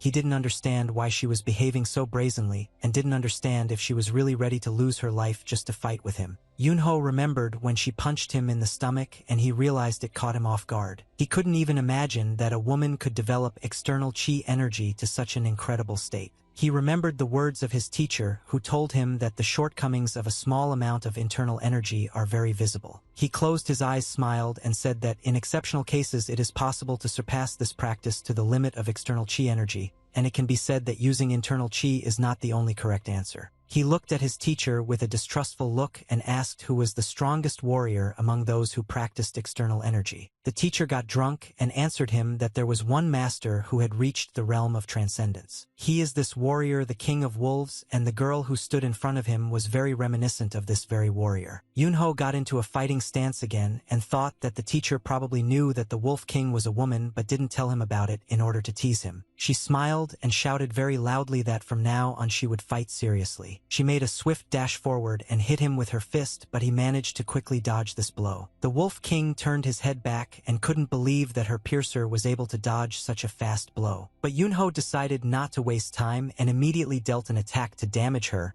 but she jumped up and dodged. The girl looked at Yunho with delight and was happy because she had never met such strong opponents before. She struck again with her fist, but he quickly dodged again and began to close the distance between them in order to attack her. The girl thought that it would be the right decision to hit him again. He dodged this blow again and jumped up. She started to get angry and asked him why he was constantly dodging her blows. This started to make her very angry and she decided to punch him right in the face so that he would finally feel pain and start fighting. But Yunho was prepared for this blow. He saw that she was angry and acting on emotions, so he simply put his hand forward and grabbed her fist, not allowing her to strike. When he blocked her hand, he punched her in the ribs with all his might. After that, he punched her right in the cheek and she felt incredible pain because this blow could be compared to a large sledgehammer. Yunho put his palm forward. You were preparing to make another blow and told her that to challenge someone to a fight, you should have the right atmosphere for it. He hit her with his palm with all his might and threw her back several dozen meters. She flew through the air and periodically fell on her back, hitting large stone slabs on the ground. Despite the pain she had just felt and the damage she had to absorb, she was still able to stay on her feet and stop. The Wolf King pointed her index finger forward and began to laugh very loudly. She pointed her finger at her subscriber and said that he was actually very strong. A few seconds later, she simply fell on her back and hit her spine very hard on the stone slabs. At that moment, she lost consciousness. Yunho continued to look at her, squinting his eyes. He understood that this girl was very impudent and narcissistic, but nevertheless she still could not defeat him. The guy standing behind him smiled and said that Yunho's martial arts skills help him beat up both men and women, and there is no discrimination in this, but this could be expected from the Moonblade. The doors to the room were closed, but behind the doors you could hear someone snoring very loudly. The Wolf King was lying on the bed covered with a blanket, fast asleep with large bruises on her face. Her cheeks swelled to an incredible size. It turned out that just a little more and it could simply burst like a big inflated pimple. A female voice could be heard from the building asking in surprise how this could have happened. The lady looked at her interlocutor with surprised eyes and said that she could not believe that the same woman turned out to be the king of the wolves. The guy replied that Lady Surin understood everything correctly, but after that he added that he was used to calling her just a wild dog. Yunho looked at the guy with a displeased look and asked what he meant by saying that this girl is a wild dog, and the guy replied that she doesn't give up until the very end, bites and rushes into battle like a wild dog. He started laughing loudly in front of everyone and said that once he fought with her for 3 days and 3 nights and he was so tired of it that he even pretended to be dead. He looked at young Master Yunho and said that he was glad to welcome Master Yunho, the fangs of the Wolf King, and Yunho replied that he would go crazy soon. Yunho looked at Lady Surin and asked her if she had any information that would help them. Will you escort her out of here? Surin closed her eyes from coughing several times into her hand and said that this girl wanders through the battlefields appearing out of nowhere and fighting until she wins and then disappears, and they don't know anything, just that she is a mysterious person. Suddenly the voice of that same girl was heard in the room, who suddenly entered the room and said that she had found that same moon blade. The girl was very happy despite the fact that she had a large hematoma on her cheek and a swelling.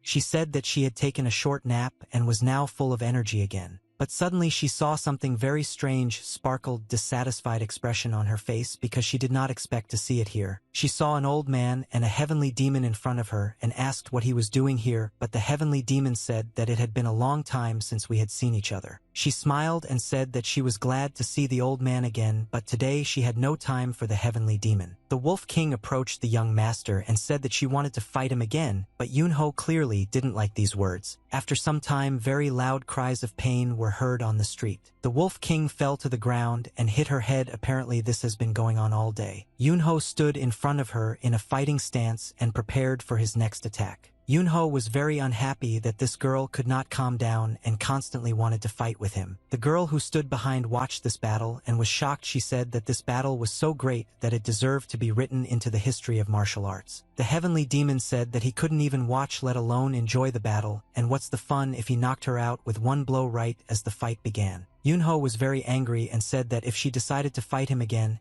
he would simply cut her with a real sword, and the girl at that moment turned to the Shadow Lord and asked him to take the Wolf King to the bed again. The heavenly demon said that this girl was the only one who could reach the limits of external energy practice and achieve transcendence, and killing her would be a waste, but Yunho did not want to continue this whole farce. The heavenly demon looked at him and said that he thought it would be better for Davletovo to answer her requests several times and then stop at the right moment. A voice was heard from the building saying that if you fight the weak, they will either give up or die, and so Yunho will get bored very quickly. Her face swelled even more, but she still continued to say that if he fights with strong opponents, he can fight for a long time, and when he wins he feels delight. If he loses, that's not bad either. Yunho was still unhappy and said that if she died she wouldn't be able to enjoy her stupid fight, and King Volkova replied that this was the only downside to this situation. Yunho ordered her to immediately decide to attack him again like an idiot and die immediately, losing the chance to fight in the future. She became wary when she heard this, and after that he suggested a second option, to politely ask him to fight. If he agrees, then there will be a new fight between them again. The Wolf King immediately asked him if she would politely ask him to fight, and he would agree. Would she be able to fight for her own pleasure? And he replied that if she wanted to be beaten half to death, that was her business. This proposal interested King Vako. She said that she agreed, but such a proposal, but in return she would also have a condition. She said that in the Huayang sect there are 2 strong masters who are capable of killing her, and she does not want to kill her no matter what. She stated her demand that she wants to stay here with them, but Yunho replied that it would be problematic to fulfill her request and she could stay here for just 1 day, but for her this was not a hotel and she could not just eat and sleep here. At that moment she put some black object on the table and moved it closer to the young master. The item was lying in the center, and Yunho asked what kind of scrap metal it was, to which she replied that it was a board and that he could sell the item for a good price. Surin was shocked when I looked at this object closer. She said that she could not believe her eyes because this is 10,000 years old steel. She said that it is the strongest metal in the world, it is filled with energy, and now lies before us. All the greatest balls in the world were made from it. Yunho asked Lady Surin how much money he could get if he sold the item, and she said that even if he sold it at a price below the market price, and at that moment he thought. But the heavenly demon immediately picked it up and said that if he sells this item below the market price, the money will be enough to buy 5 mansions the size of the Huayang sect, and Yunho was shocked when he heard this. She looked at him with a displeased look and asked if it wasn't enough for him, and how much more money he wanted to take from her just so she would stay here. The weather outside was beautiful and clouds were flying across the sky. 2 fists constantly flashed in front of each other and both opponents wanted to strike. The heavenly demon decided to fight the Wolf King in order to measure their strength. She was happy because the heavenly demon was fighting her again, but she shouted at him that the old man had weakened since the last fight. The heavenly demon simply smiled and said that she was still the same cheeky and wild dog as before. Let's say the words made her angry and she started to fight even faster and said that she doesn't hate it when he calls her that. They continued to fight, and with each passing second they increased the speed of their blows and put more and more force into them. Yunho stood silently all this time and watched their fight. He was not surprised that these two loved to fight so much. But suddenly Shaman Lee appeared from behind and called the master, but Yunho asked him to move away from here because he might accidentally get his finger in the face with a fist. But the shaman reported that a guest from the imperial palace had arrived, and he said that he could wait until the gentleman finished, but the atmosphere around him was the same, as if the matter was very urgent. Yunho turned his head to him and looked at him in surprise, and he asked if an urgent message had come from the imperial palace. Yunho left the two fighting and approached the messenger who had arrived at his palace. He slowly walked towards him and said that he had not seen the admiral for a long time and was just planning to go to the palace soon to thank him. The admiral smiled and informed the young gentleman that he was simply following His Majesty's orders, and that he would be pleased to hear the gratitude of such a great warrior. They came into the room, and the voice of the young gentleman was heard saying that even if it was just an order, the admiral still served His Majesty diligently. Yunho said that they had come all this way just to see the young master, and it was strange, but the admiral replied that the affairs of the imperial family were classified in narrow circles. After that he lowered his head and added that to his shame the situation was so urgent and that he had to turn to young Master Yunho. He looked at the boy and said that the princess was missing and that this was His Majesty's only sister, and for this reason they had to take emergency measures. He said that she constantly leaves the palace to visit her people, and that on that day she was accompanied by twice as many soldiers as usual. But the time at which she usually returned home had already passed, and only the princess's horse and one of the soldiers had returned. She said they were passing near the town of Ichang in the province of Ubei when the princess noticed a child running into the forest. She was worried that something might happen to the child in this terrible forest, and leaving all the horses led the soldiers into the forest where the child had run away. She didn't return for a long time, and the remaining soldiers also went there to see what happened to her and protect her if anything happened, but they left and didn't return. After listening to the soldier, they did not send 1,000 soldiers there to find her and began searching for the princess. Nog Big Massage Linnea, when the soldiers went to that place, they found only a huge pile of corpses of soldiers on the mountain. Yunho asked in a surprised voice if the princess had died and all the soldiers who followed her had fallen to their deaths from the cliff. Well, the admiral got angry at this point and asked the young gentleman if he didn't find this story very strange. The admiral explained that in order to understand what happened, they were sent to a neighboring village called Jinmun, which is next to a forest and a mountain of ghosts, and when they asked them, the people said that every year local women who visited that mountain disappeared. Yunho lowered his head and said that all the soldiers were dead and the princess was missing and women were disappearing on the ghost mountain. He suggested that this did not look like a normal missing person, and the admiral replied that this was the reason they were asking for help from the Moonblade. The admiral narrowed his eyes and said that if she was still alive then that was great, but if she died somewhere out there that would cause big problems, and he asked to find the cause of her death and the culprit. Yunho looked at his interlocutor and then nodded his head and silently agreed that he was ready to complete this task. Yunho went out into the yard at night and looked at the sky. He said that if you think about it, it's almost the first full moon this year. He said it brings back memories of the past when he just stands there and looks at her, and many yokai cause trouble in the human world. He thought that now was also a very good time for the yokai to wake up and start causing trouble in the human world. Yunho had been talking to his shaman friend all evening, and suddenly said that no matter how he tried to think about this situation, it was obvious that this was the work of the yokai. The shaman asked him with a trembling voice what he had just said, and whether he had just suggested that it could have been done by yokai. Yunho said that the princess could have been kidnapped by another crazy maniac who lusts after women. The shaman asked again if the yokai were really behind this. Yunho asked the shaman if he had ever heard of cannibals. Lee closed his eyes and made a smart expression. He said that there are yokai that thirst for human flesh and those that thirst for human souls, but there are those that want both, and they are called cannibals. The shaman was still under the impression and asked him if he really thought that this was all the work of yokai, but Yunho replied that it was just a guess. The shaman looked at him with a surprised look and said that it all sounded strange, but there was still a chance that the princess was still alive. Yunho narrowed his eyes and replied that he also thought that the princess was alive because it wasn't that easy to avoid the gaze of heaven and the fire of people, and he wouldn't tolerate people eating for no reason. The shaman asked him how he came up with what the cannibal yokai did. Yunho replied that this whole situation is similar to the situations that are written in the Book of Shamans. Lee looked at him in surprise and said that since the yokai of the past understood that for devouring people they would be threatened by the heavenly crust they catch and imprison people, and then eat them during a solar eclipse when the heavens are blinded.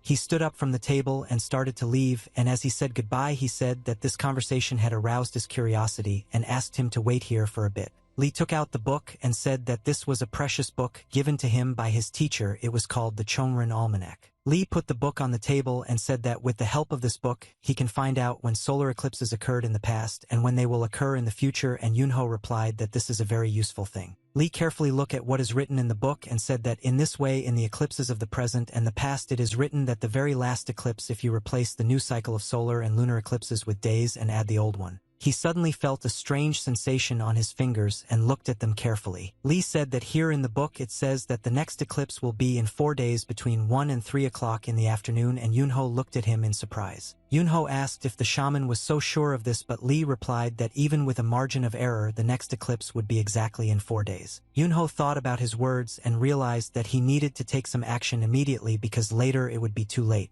He walked up to the wall where his sword was hanging and grabbed his weapon with his hand. Yunho hung the sword on his train and said that he would return tomorrow morning and the shaman should prepare because he was going with him.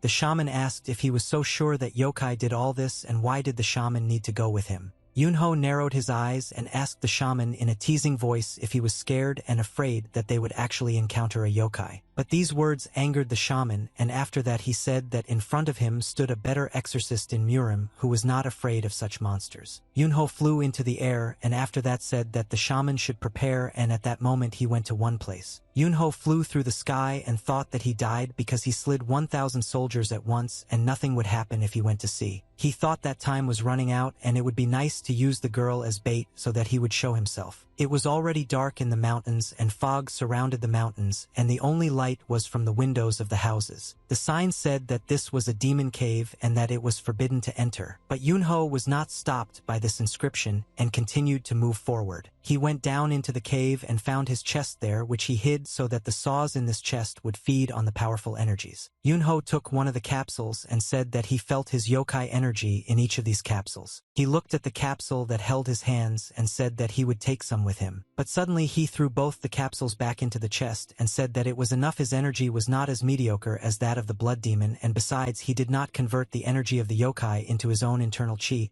Yunho looked at his hand and said that he still doesn't believe what will happen when the yokai energy enters his human body, and unfortunately first he needs to find a way to convert the yokai energy into internal human chi. He flew up into the air and said that the situation was funny and he was drooling over his own energy. There were already many clouds in the sky that covered the stars, and it was very dark and cold. There were some footsteps heard down below as if someone was training at such a late hour. The warrior honed his martial arts skills while standing on one leg holding a sword in his hand. He stood with his eyes closed and turned his head in different directions. After that, he got into a fighting stance and fixed his body in this position. At that moment, Yunho stood on the top of the mountain and watched him. Only his silhouette was visible. He smiled and thought that this early morning guy was already training. She looked at him and thought that this is how it should be in order to show herself as the best student and lead their martial arts masters, and it's all about studying the practice even if no one talks about it. He smiled and thought that he definitely had a kind heart, and he was glad that he met Mengjin. But at that moment Mengjin stopped and noticed that it was a strange leg, after which he looked up.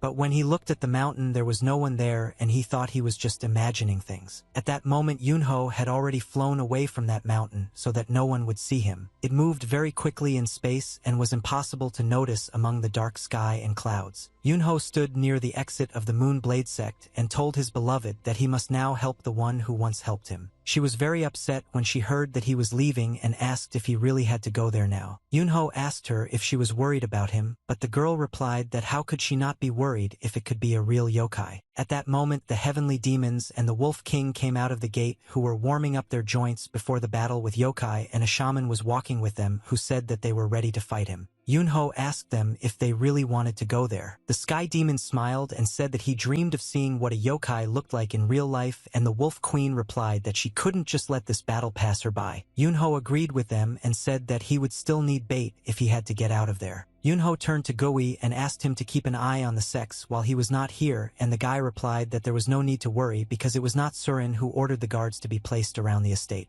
He thanked Lady Surin for already taking care of this, but the girl only turned her head to the side and involuntarily sighed. As a parting word, she asked to be careful and take care of yourself in this battle, after which Yunho promised that everything would be fine. Yunho put out his hand and ordered Li Riang to immediately assume his usual position on campaigns. Yunho took the shaman by his hand, and after that they set off on a journey. She looked at them in surprise and couldn't believe that they had already left so quickly. The mountain valley was very foggy that day. A soldier came up behind the admiral and told him that he was worried that too much time had passed. The admiral made a displeased expression and told him that if this continued he would have to tell the emperor the bad news. He really didn't want to do that. The soldier answered him that he believed that they would soon be able to drag the princess away because the soldiers were looking for her day and night, and the admiral answered him that he knew how hard the soldiers were trying, but because of his anxiety, he could not restrain himself and said harsh words to the soldiers. Suddenly a squad of moon blades appeared behind them, and they did not hear Yunho's voice, which informed the admiral that the princess was still alive. Yunho said in a joyful voice that of course she is alive only if his guesses are correct. The admiral was delighted and could not hold back his positive emotions. He began to smile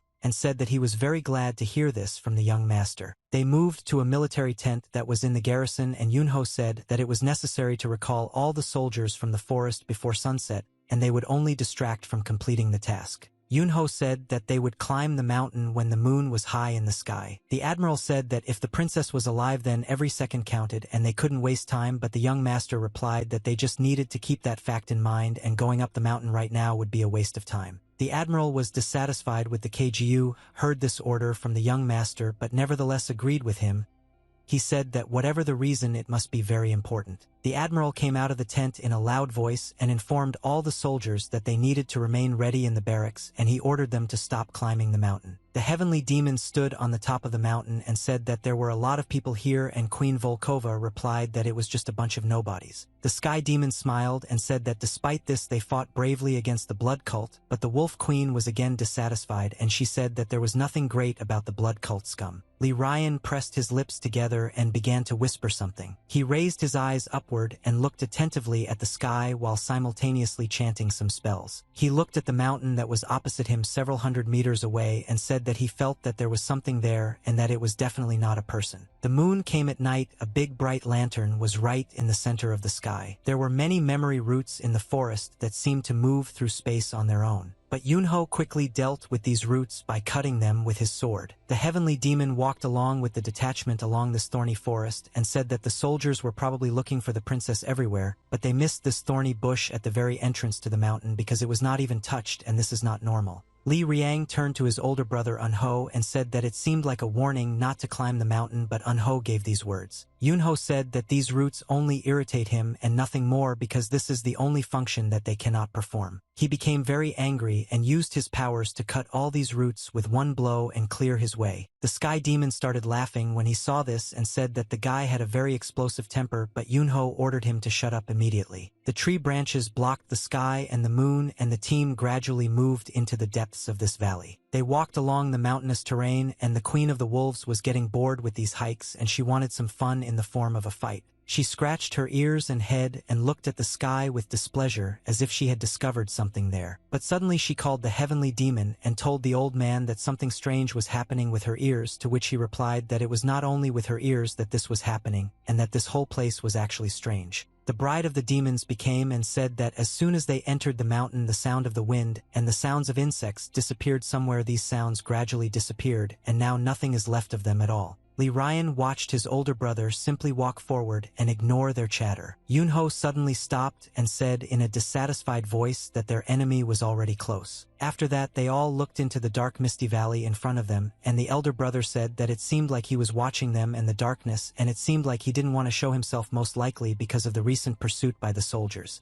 The heavenly demon lit a fire with his hand and said that he had come all this way to see the yokai that he had only read about in books. He began to smile, and in an arrogant voice, "Here is this creature, where is he hiding, and why doesn't he come out to meet them? The heavenly demon will personally pull him out with his flame of the heavenly demon." Yunho was happy when he saw what the heavenly demon was doing and said that the women and princesses he kidnapped must be somewhere on the mountain, unless his plan was to burn the entire mountain and kill everyone. He looked at him with a displeased look and ordered him to stop immediately, after which the heavenly demon extinguished his fire. Yunho continued forward and said that because of this fire he tries to hide even more and ordered everyone to wait here. Lee Ryan didn't understand what his older brother had come up with and wanted to ask him what he had in mind, to which Yunho answered him that he wanted to kill this monster with the help of bait. After that, he took out a small box of capsules filled with the power of the yokai from his inside pocket. Lee Ryan looked at his older brother in surprise and said that he couldn't believe that it was bait. Yunho threw a small box of capsules on the ground and said that for this cannibal there could be nothing better than a bait in the form of a woman. Lee Ryan started our experiments again. Here is some kind of spell entered, as if she heard something in this fog in the darkness. He became wary and goosebumps began to run through his body. He felt fear and anxiety. He looked ahead and felt the incredible energy of the yokai that was spilling out of this small box. Yunho pulled out his weapon and told everyone that he wanted to warn them in advance that they shouldn't make a noise no matter what comes out of that forest. The Sky Demon said in a dissatisfied voice that the Moonblade did not underestimate him, but Queen Volkova asked this old man not to make noise. The capsules continued to emit very strong energy, and it seemed that it was spreading faster and faster in space. This energy is otherwise seeping into the corner of the forest and mountains. She flew between the trees and left her scent everywhere. Suddenly a strange monster appeared in the forest which had a large number of paws and was located on a tree. This monster had several eyes that glowed with bright red colors, and they heard some loud noise in the depths of the forest and realized that this creature was approaching them. The heavenly demons became alert and said that this was a very strange sound and it did not sound like a human or an animal, and that this was the sound of a yokai. The Queen of Wolves felt an unpleasant sensation and said that it was as if her blades were bronze, this sound. But only Yunho was delighted that he would now meet this monster. He thought that now it was as if he had returned to the kingdom of the yokai. Yunho saw when the monster emerged from the darkness and said that most likely he was experiencing an incomparable thirst because this undersized thing was definitely drooling for energy. He smiled and ordered this monster to get out immediately. The more he tries to hold back, the bigger it becomes. This creature had a large number of paws and a vile appearance. It very quickly jumped out of the darkness. The heavenly demons, the Queen of Wolves, saw this creature and were afraid because they could not believe that he was already here. Lee Ryan also couldn't believe his eyes because in front of him now was a real yokai. It was a spider with a human face. Yunho looked at him and smiled. He said that he would now deal with this nasty spider, and he had a premonition that it was him. The spider shot a large amount of web from its backside as it flew. With the help of this web, he chained the Queen of the Wolves to the ground, and she could not move and get out of this trap. After that, the heavenly demon was also hitched to the ground with a web and also fell into a trap. The spider stopped near the shaman and looked at him with her greedy eyes, and the shaman was confused for a moment because he was not ready to see such a vile creature. The spider brought its nasty head closer to the evolution and began to touch it with its tongue. The shaman shouted that the doll's human face wouldn't scare him and ordered him to get out of here immediately, after which he swung his yellow seal. But at that moment Yunho appeared and cut his body with his sword and cut off the legs of that spider. After this blow, the spider fell on its left side and felt incredible pain as it had just lost its paws. Yunho smiled and said that he thought he would be smart only because he had a human face. He was very wrong, but he is just a useless and insignificant creature. The shaman was shocked and his body was shaking from fear. He looked at the arrow paws that were near him and could not believe that he was still alive. The spider at this moment continued to live, but despite this, blood was flowing from his paws and he felt pain. Suddenly the spider flew up into the air and tried to disappear somewhere. The shaman asked his older brother if this vile creature had decided to run away, but Yunho said that there was no need to worry about it because he had only decided a few times, but he wouldn't be able to go far. The shaman shouted that this spider could have gone to where he hid the women and the princess, and the Moonblade replied that they would just calmly follow him. The heavenly demon was lying on the ground all this time and was chained by a web. He said that he seriously could not believe it. It was very stupid. He started laughing and said that he didn't understand how this huge creature the size of a building could just fly in the air and also manage to shoot webs from this thing. He started laughing even louder and said that now he understands what a yokai looks like, but the Wolf Queen was still angry at that moment because she couldn't get out of that web. She was very angry and started screaming with anger. She said that this web was very tough and could not be broken by ordinary physical force. The heavenly demon asked them if all the yokai were that strong, and Queen Volkova replied that she was tired of the stupid chatter and needed to do something to get out of this web. Yunho ordered the shaman to leave here to die. If these so-called transcendental level masters can't even choose a normal web, then they are simply useless. The shaman extended his hand forward and said that this spider was so scared when it ran away from them that it left a trail of thread. The shaman said that of course when they don't enter the mountains, even this thread won't help them track him, and therefore they can pursue him not by the thread itself but by the energy left on it. He tied a blue seal to this thread and said that with its help they would not be able to track the energy, and this talisman would help them do it. He folded his hands in front of him and began to whisper a spell to activate the formation. At that moment the talisman flew up into the air and began to glow, and Yunho was surprised this time because it looked like real magic. They saw how the blue talisman moved forward very quickly, and this meant that the shaman's plan was working. Yunho smiled and said that his friend had finally become a real shaman who could be useful in difficult situations. After this, he ordered him to immediately run forward after this bright blue fire so as not to miss it. The spider was trying to heal its wounds at this moment and was emitting a large amount of poison from its mouth. He was on top of the mountain and tried to fill the entire mountain with his poisonous smell. Suddenly he fell to the ground and the strength seemed to start leaving this monster. Spider kept saying that he doesn't hate people, these people are damned, they do this in order to take human women away from him. He didn't understand where they got this yokaizai energy from, it wouldn't work on him a second time. Suddenly he saw a bright blue light in front of him that was approaching him quickly and with speed, and he became interested in what it was. He didn't understand why the blue flame was approaching him and what it was. But suddenly behind this light a sword appeared which very quickly flew towards him. I tried to straighten it out.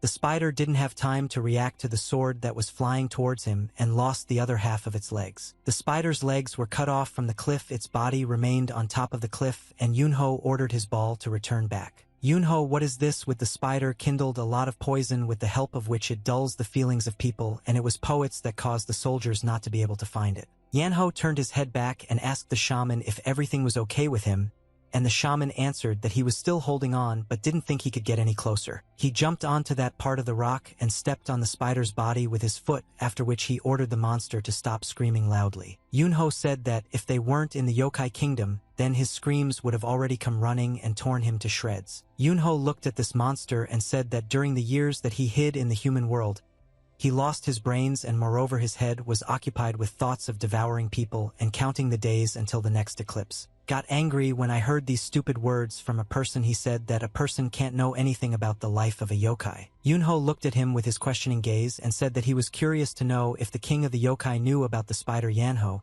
and then added that such insidious creatures as a spider are more harmful to people than other yokai, and therefore he caught such first. Yunho looked him in the eyes again and said that he still does not understand how the spider was able to hide from the king and hide in this game, because apparently the spider has been living here for hundreds of years, but the spider did not understand what Yango this man was talking to him about. Yunho looked at him again and said that if this spider is an ordinary brat who doesn't even know the great yokai Yanho, then they don't even have anything to talk about anymore. He stuck his sharp sword into the body of this vile creature and slowly pierced its organs so that this monster would suffer. Yunho looked at him again and said that he only had one question left, but if he had to repeat himself he would cut off body parts from him each time. He saw the frightened look of this monster and said that if he does not want to remain one head for the amusement of people, so that they mock him to the end, then he should think carefully about how to answer him. Yunho said he had to answer honestly until he started repeating his question again. The shaman saw how the stones began to break and fly up together with the roots and trees. Suddenly he saw a cave in front of him. He said that the stone's tree branches were so cleverly intertwined that they blocked the entrance to the cave, and now it was no wonder to him that so many soldiers passed by and did not notice anything. When he entered the cave he was shocked and scared after what he saw above. He raised his eyes up and saw many cocoons inside which were women, and it became creepy because he could not even imagine how many women this terrible spider had caught. The shaman immediately ran to his older brother and said that the guy had found the princess and the other women. The shaman said that all these women are now unconscious due to the effects of the poison but not okay, and Yunho said that this is very good news. Yunho asked if there were other women he hid in other places, and the spider replied that there were no other places and the person should believe him. Yunho smiled and said that he believed this nasty spider, but it still wouldn't save his life. The spider began to scream in fear and say that he did not want to die and asked for mercy. But Yunho couldn't just spare this monster and destroyed it with one powerful blow. The shaman was surprised when he saw such an incredible force of attack from his older brother. The shaman looked at him and thought that it didn't matter who was in front of him, a human or a yokai, because everything turned into a mess when meeting an older brother and his strength was incredible. Yunho looked at this monster with a dissatisfied look and understood that this was the only outcome that awaited this monster. After his body was torn apart, he squatted down and began searching for something inside his organs. He asked his older brother what he did and made this monster, but Yunho didn't expect the shaman to be watching him. Yunho showed him the yukai core and the sharp fangs of the spider that he pulled out of the monster's body. He said that it might be useful to him in the future. The shaman shouted very loudly that the older brother should wash his hands 3 times before eating, and he touched this abomination. Morning came and the fog gradually began to dissipate, and it became light in the mountains. The admiral began to shout in a joyful voice that he could not believe that they were able to find the princess. "Admiral, what did they do, and how does the princess feel now, and what is she like in principle?" Yunho replied that she was with the local women and they were all safe, and after these words the admiral said that he felt incredible relief, and he always knew that the Moonblade could handle this. Yunho pimpled his eyes and said that he would tell the details later, because for now he doesn't really want to remember it. He marked the location of the smoke cave, so the admiral should send soldiers there to bring women and clothes they should also take in order to dress them. Yunho stood on top of the cliff and told his squad that the princess had come here to find out why local women were disappearing. He said that she unfortunately learned from her own experience that yokai is behind the disappearance of women. The heavenly demon scratched his head and said that this is a very brave girl, and for a royal person to personally come to sort out the problems of the people, this is very commendable. The shaman said in a dissatisfied voice that she was undoubtedly a brave woman, but Yunho replied that to hell with all that bravery didn't matter at all. The princess screamed in a disgruntled voice that she couldn't believe that this disgusting guy was touching her with his dirty hands. The shaman tried to explain to her that the older brother was trying to transfer some energy to them so that they could move because there was no antidote yet. But the girl still continued to scream and was unhappy, and Yunho already wanted to kill her himself because she irritated him. The sky demon started laughing and said that now it was clear why he didn't bring her here with him, but the wolf queen said that if he had hit her a couple of times she would have become more obedient. They decided to go back, and the shaman said that there would be a great hotel on the way, so first they should have a tasty snack there. But Yunho stopped and told everyone that he needed to go away for a while to one place and they should go forward without him. The heavenly blade asked the guy where he had suddenly decided to go, but the guy did not answer that he would tell about everything only when he returned. The heavenly demon didn't think long and simply decided to go forward, after which he told the shaman not to delay and to catch up with them. The shaman looked at his older brother and thought that it was unlikely that he would go and beat the princess for her sharp tongue, although he was definitely capable of that. Yunho went to a big city that was located near these mountains. He met with the emperor in his palace, and the emperor said that the girls would get better as soon as they were given an antidote according to the recipe of their shaman. Then Yunho added that this would definitely help them because he is a very talented shaman.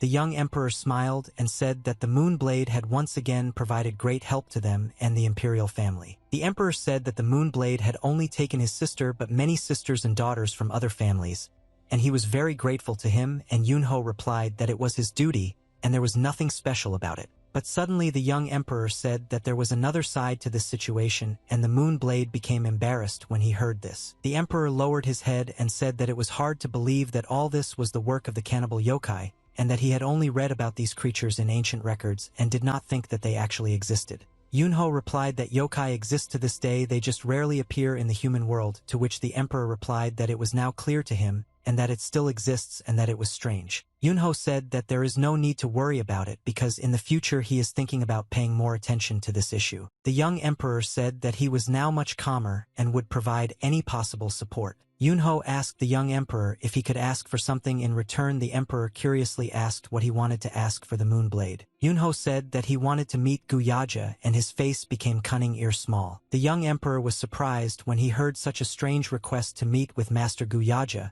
but the Moonblade asked not to ask the reason for this meeting. The young emperor was embarrassed and said that in this situation his hands were tied, and he would hardly be able to help with anything. Even at his request, there was no guarantee that he would agree to meet with the Moon Blade. Yunho continued to smile and said that there was no need to worry about it and that he would definitely want to meet him. Guyaja, when he heard this name from Surinado, it seemed very familiar to him, as if it was the name of someone from the distant past that he vaguely remembers. Yunho saw a bamboo forest in front of him on top of the traffic police and said that the forge is at the very end of this road. He walked forward and held his hand over his shirt to look neater. He said that he would find out everything that was going on there as soon as he met him and would see if he was the topic he thought he was. He walked forward and saw in front of him a large wall that enclosed a small settlement inside. On top of one of the houses, there was a long chimney from which smoke was coming out. On the street, blacksmith Bill hammers a hot piece of iron, making a weapon out of the piece of iron. Suddenly, a red-hot piece of metal was restored to its original state in the hands. An assistant approached him. He looked very strange, and his body was blue,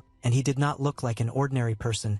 He told the master that His Imperial Majesty had again sent some person to meet the master. The blacksmith said that she had told him 100 times to decline such idiotic requests, and the assistant said that he always does so. Suddenly a man knocked on the door, and the knock echoed throughout the entire settlement. The assistant turned his head towards the gate and said that he was interested in who had managed to get so far despite the barrier. The blacksmith said that it was precisely because of his assistant Vupion that there was no progress, and he himself saw that because of his soft refusals they were already breaking down the doors like this. The blacksmith himself went to the doors and opened them with his own hands in order to see who had come to him. He got angry and started shouting, but in his rough voice, he said that this was some ordinary forge in the wilderness. If he wanted to leave the whole head, then he should get out of here immediately. But when he saw the guy in front of him, he paused for a moment and opened his mouth. He saw the sword that was on this guy's belt and couldn't believe that it was that same Donlu. Yunho stood in front of him with his hands behind his back, and the blacksmith remembered that Donlu's sword had recently changed its owner. The blacksmith came closer to this guy and asked him if he was the same Moon Blade. Yunho was happy when I realized that the blacksmith recognized him and began to smile. Yunho looked closer at the man and said that his face refreshed his memories. Yunho smiled again and said that he now remembered exactly, and he broke the balls that this blacksmith offered him and used them as a mirror, and then asked if he was the one who begged to forgive his sins for offering him broken swords. The blacksmith was shocked when he heard such a story from his life from the lips of this guy. He could not believe that this was the same creature. He fell to his knees and began to bow to this great being and said that he could not believe that the Moon Blade had visited such a nonentity as he. Yunho smiled again and asked if he really knew who Yunho was. The blacksmith smiled and said that he always recognizes Mr. Yunho. Moon Blade stood in front of him and said that he hadn't seen Guyaja for a long time. In this bamboo forest, it was very nice and calm atmosphere made me think that there is a settlement where a blacksmith lives. He poured a glass of rice wine and said that the shamans had long begged him to make balls for them, and one day he agreed, so he made several swords for them when he had free time, and they were happy. He also liked doing it. He sat opposite his guest and said that this is why he established his forge in this place and is doing what he loves, but Yunho replied that he found it very funny that the shamans turned to him with this request. Guyaja said that he heard that the Moon Blade ascended and became immortal, but Yunho wondered who told him that. Guyaja replied that absolutely everyone thinks so and there is nothing secret about it. Yunho made a dissatisfied expression and said that he was interested in how he got from being a shaman to the world of yokai. He started laughing very loudly and said that it doesn't matter whether he is immortal or human, his powers have reached an incredible level anyway, and the Moon Blade replied that he is just making fun of him because he is now much weaker than when he was a yokai. Yunho didn't like the way he spoke to him and said that all this doesn't stop him from cutting off his head at any moment, and the blacksmith asked him not to do that because it's just a joke. After that, he asked the Moon Blade what brought him here. Yunho took out the package and opened it. After that showed that the package contains 2 sharp fangs core. The blacksmith said that these were the fangs of a spider core and he had already seen them, and it seemed that this creature was about 100 years old. Yunho asked to make a yokai sword from these items, and the request surprised the blacksmith. Yunho said that when he was dealing with this spider, an interesting thought came to him. He said that if he wants, he can destroy the yokai hiding in the world of people, but there may be too many of them. The blacksmith was shocked when he heard this and said that he had permission to be here and his student also had permission to do so, but Yunho said that he had no questions for him. Yunho said that he wants to prepare for this event just in case, and among them there may be 2 powerful yokai that you will have a hard time dealing with. He thought about it and said that Donlu is a very good sword, but when he created it he did not take into account the battle with the yokai, and he will make a sword that will be stronger and cut deeper into the yokai than Donlu. The blacksmith asked to give him a week to create this weapon and said that during this time he would produce a sword that Mr. Yunho would definitely like. The guy made a displeased expression on his face but nevertheless said that in time it would be enough to create such a weapon, but the most important thing for him was that the sword was the way he asked for. Yunho said that lazy heavenly immortals are one thing, but what are Janho doing there, that the yokai are already roaming freely in the human world and even members of the imperial family have stolen them. Yunho looked at this blacksmith and said that since he received the position he became very irresponsible. Jin said that the world of yokai has changed a lot lately. He moved closer to the young master and said that 300 years had passed since Yunho's departure, and a lot had changed since then. Yunho was shocked because he couldn't believe that 300 years had already passed since that moment. Yunho became wary and said that 300 years could not have passed because he as a human had lived only 10 years, but the blacksmith hurried him to stop and said that he did not know what to answer because the answer was unknown to him. Yunho became very curious as to why there was such a big time difference, or if it was because of something related to this damn cause and effect relationship and Tathagata. The blacksmith exhaled and said that no matter what years had passed since he left their world. The guy lowered his head down and sighed heavily, saying that he didn't care because now the change in the yokai world had nothing to do with him. But the blacksmith did not know how to react to these words and simply looked at him with his eyes. There were a lot of bamboo trees growing in the bamboo forest and they were walking between them. Yunho looked at him goodbye and said that he would come back here in a week and they would see each other again. The blacksmith bowed to him and wished him a good journey and a good road, and Yunho asked him to take care of himself. This creature said that he heard that the Moonblade is not an unrivaled martial artist, he is just a human, so why does the master bow his head forward? The blacksmith smiled and asked Wupyeong to watch his tongue since he was the one who ruled the yokai world before he was born. He even commanded the great yokai like a dog, and even the heavenly immortals were afraid of this nine-tailed fox. Wupyeong got scared and turned pale. He asked if this was the same nine-tailed fox that makes up legends. He asked his assistant to pour coal into the furnace to make a fire because now they won't be making the most powerful sword in the whole world. He said that they must work day and night to make better weapons against the yokai. In the bamboo forest, the hammer struck iron. The master tried tirelessly. He constantly worked on this weapon in order to surprise the master of the moon.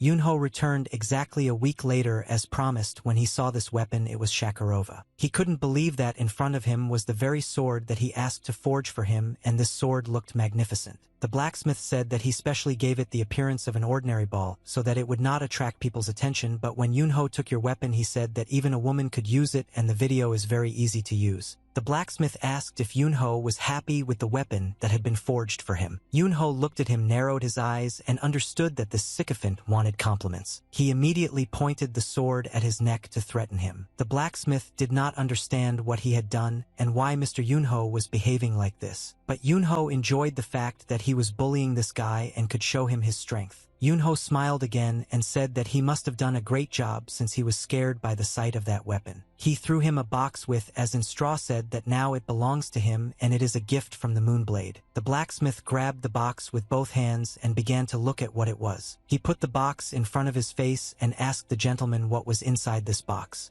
She answered that there was a gift for such a powerful weapon. Yunho said that there is a pill there that contains the remnants of energy that he left in people when he was a yokai. The blacksmith said that he could not accept such a valuable thing, but this did not interest the moon of the blade, and he slowly left the room. Wupyeong asked the blacksmith if he liked this weapon, and the blacksmith replied that he was absolutely sure that he was delighted with this ball. The blacksmith said that in return he gave him a thing worth more than this weapon. He stood and looked into the distance and said that he was incredibly happy now. He turned to his assistant Wupyeong and told him just in case not to even think about telling the other students that Mr. Yunho would return as a human and he would dig up a sword of such power for him. Wupyeong replied to the master that he had not mastered Kuni for long and was quite smart. He said he was worried that they might harm him if they found out about it. He turned his head to his student and asked him if he knew about this, and the student replied that he knew. He said that I am crazy people are not afraid of anything, and he did not meet with them because it seems to him that soon they will create a lot of problems.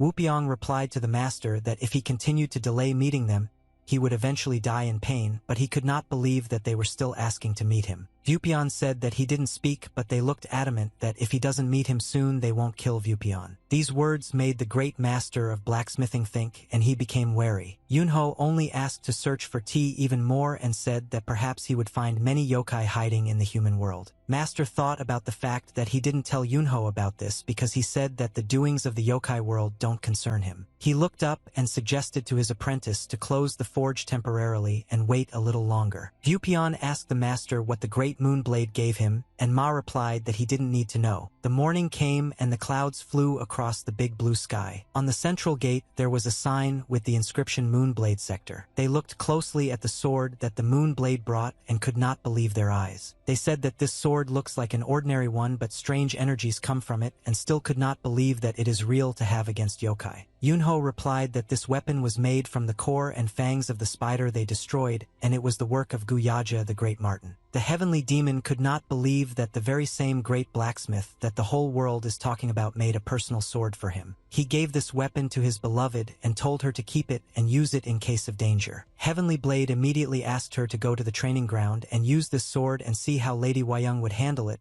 but the Wolf Queen couldn't miss it. I said that she also wanted to see and would go with them. Scar at this moment quietly told the lady that he also wanted the training ground for a short time. Surin screamed in a dissatisfied voice that she really couldn't believe that he defeated Yoyai. But when she saw that the famous master forged a yokai sword for him in 1 week, she still. But Yunho doesn't understand why she scolds him and she wants from him, and she answered that she doesn't scold, she saw him asking questions because it's hard to believe. She said that everyone knows that Guyaja does not make balls for every passerby, and it does not matter who he is the emperor, the greatest martial artist in the world. He cannot just force him to make this weapon. She continued to scream and said that he couldn't even imagine how long it took to persuade this master to install the formation in the crazy pavilion, and it took 3 years of hard work. Yunho smiled and said that he remembered the information that his shaman Li Ryan destroyed. I said that she wasted her money on it. She started to get angry and asked again how he managed to persuade her to make this sword, especially in 1 week. Yunho was already starting to get angry and looked at her with a displeased look. He said that he didn't want to tell her about it. After that, he asked if she had seen him because he wanted to talk to him. She turned around and started to leave, but before leaving she said that the shaman had gone to the upper coalition, and it seemed that someone had violated the boundaries and activated the information. Yunho smiled and said that she wouldn't even believe him if he told her the real reason why he made the sword in a week. There was a sign in front of the entrance that said Supreme Coalition. There were a lot of people in the city and everyone didn't walk the streets. We were doing our own thing. The shaman saw the spikes flying out of the trap and said that you all look very funny. He said it was impossible to just wander around here and accidentally activate the formation. He tried to fix it and said that Lord Manjima was a real rude person. The action moves to his room and the roof of this building is visible. He said in a quiet, calm voice, slowly feeling the beard, saying that he had opened it a little because it didn't look the same as before. He extended his hand forward and said that he would not have taken a step into the vault if he had known that such a disgusting device was installed there. The gentleman asked why he went there because outsiders are not allowed to go there, but the Lord replied that his creator was even more disgusting. But my father had to listen to all this nonsense, and he understood that this man was telling me something. He asked the Lord why he had arrived without warning and immediately decided to go to the forbidden place. The Lord replied that this was about the proposal for cooperation that he had offered earlier, and he sent the gentleman a proposal for cooperation asking if he was interested in it. He said that after a long time there was no response from him, and he came in person, to which the gentleman replied that his proposal was still being considered. He looked away and said that as the Lord is known, he is indeed old-fashioned and too careful in choosing his partners. The Lord smiled and said that he did not understand that it was possible to consider for so long.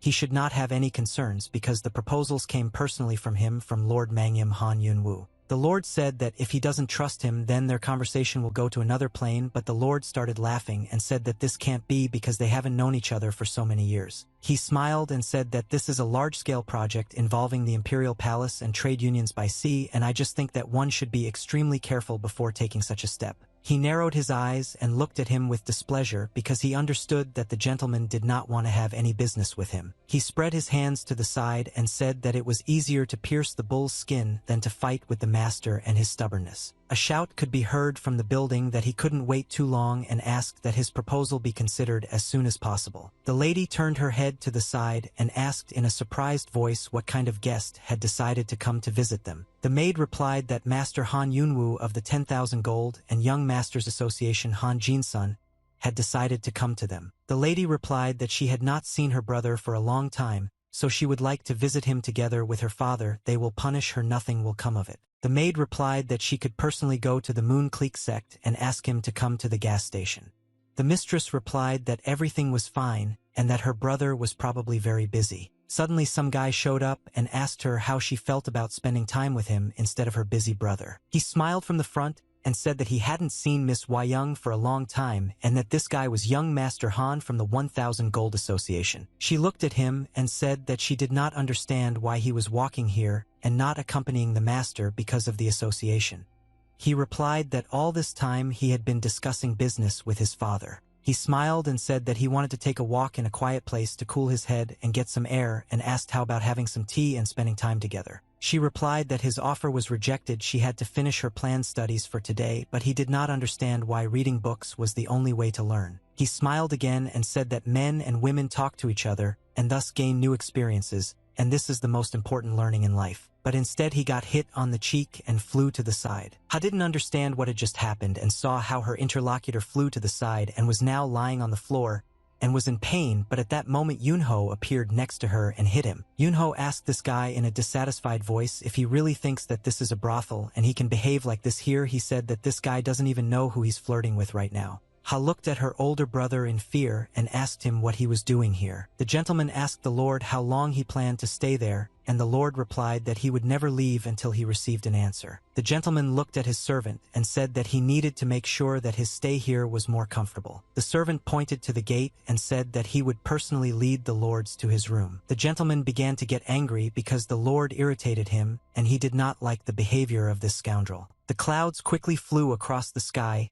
and created a beautiful backdrop for this wonderful day. Voices were heard from the building. He said that if they needed anything they should contact him at any time, but okay, answer that he won't need anything here. The Lord looked at him with displeasure and anger was visible in his eyes. Watermelon is angry because he saw his son sitting on the floor. His son had a swollen right cheek. He asked him what happened. The son sat down on a chair writhing in pain. He couldn't say anything for a long time, but then he told his father what had happened. The Lord was displeased and asked if his son had really pestered the master's daughter, but the son did not deny it, and still did not understand why he had received the club. He said that he couldn't understand what the girl thought she was doing and why she was behaving like that because there were much more attractive girls in the brothels than she was. The Lord got angry and said that in that case he should have gone to the brothel and not caused trouble here. He looked at his son with an angry look and said that he had completely forgotten why they needed to involve the Supreme Coalition in this matter and wanted to ruin everything. The boy was scared and didn't know what to answer his father. He just looked at him. The gentleman's assistant came to him and said that he had found out that they add such legal things as salt and gunpowder to their herbs, and apparently they get past the authorities by bribing them. Continue to tell that although there is a work around it is still illegal and risky, to which the gentleman replied that this is precisely the reason why they are so persistently trying to drag them into this matter.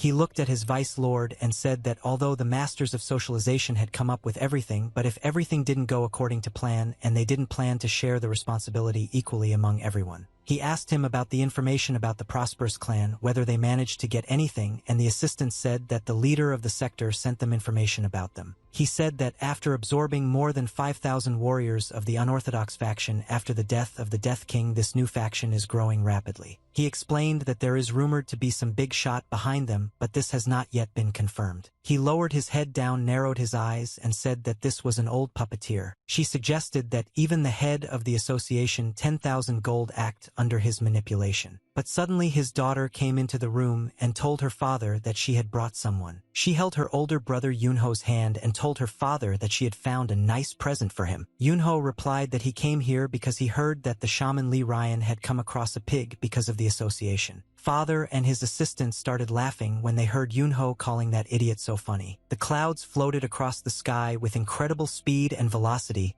and complemented the views of the area. The shaman turned his head back and asked if they had really forged a yokai sword for him, since the information had only just reached him. Yunho replied that since they no longer knew when the next yokai might appear, he decided to play it safe and have one weapon that would be suitable for fighting him just in case. The shaman made a displeased expression and said that he had been wondering why the elder brother had taken those nasty fangs from the spider's body core. He said that the battle was worth the spiders. He was curious. He asked his older brother if he had encountered these creatures before. The shaman said that even if he knew about them, the shaman's his eyes clearly see that Yunho had encountered them before and more than once. Yunho didn't answer and just smiled, looking at his little shaman friend. Suddenly he told him that in his past life he himself was a yokai, and those words surprised the shaman. Yunho replied that he was the king of the yokai world in his past life and crossed all 3 worlds and shook the heavens and earth, and even the great immortal gods trembled in fear of him. The shaman continued to look at him in surprise and did not move from his place. They stood opposite each other and just looked silently. But suddenly the shaman began to laugh very loudly, and it immediately became clear that I especially believed in the words of his older brother. The shaman began to laugh even harder and he said that if the older brother wants to tease him, then he should come up with a better story because the king of the yokai world is very funny. Yunho looked at him and thought that he knew perfectly well that he wouldn't believe this story, but it still pisses him off because no one believes him. On the central gate hung a sign with the inscription Moonblade Sect. He reached forward and said that this was the latest information about the Prosperous clan. He added that some information deserved her attention, and Miss Surin replied that it related to the Supreme Coalition. She opened the letter and began to carefully read what was written there. Suddenly her voice was heard from the building, and she shouted that she could not believe that this information was a prosperous plan. The heavenly demon looked at her attentively and said that he had never heard anything about this clan before. She looked at him too and said that this is a newly formed clan that has absorbed about half of the members of her orthodox faction of the King of Death, and their rapid pace of expansion worries them, so they do not take their eyes off.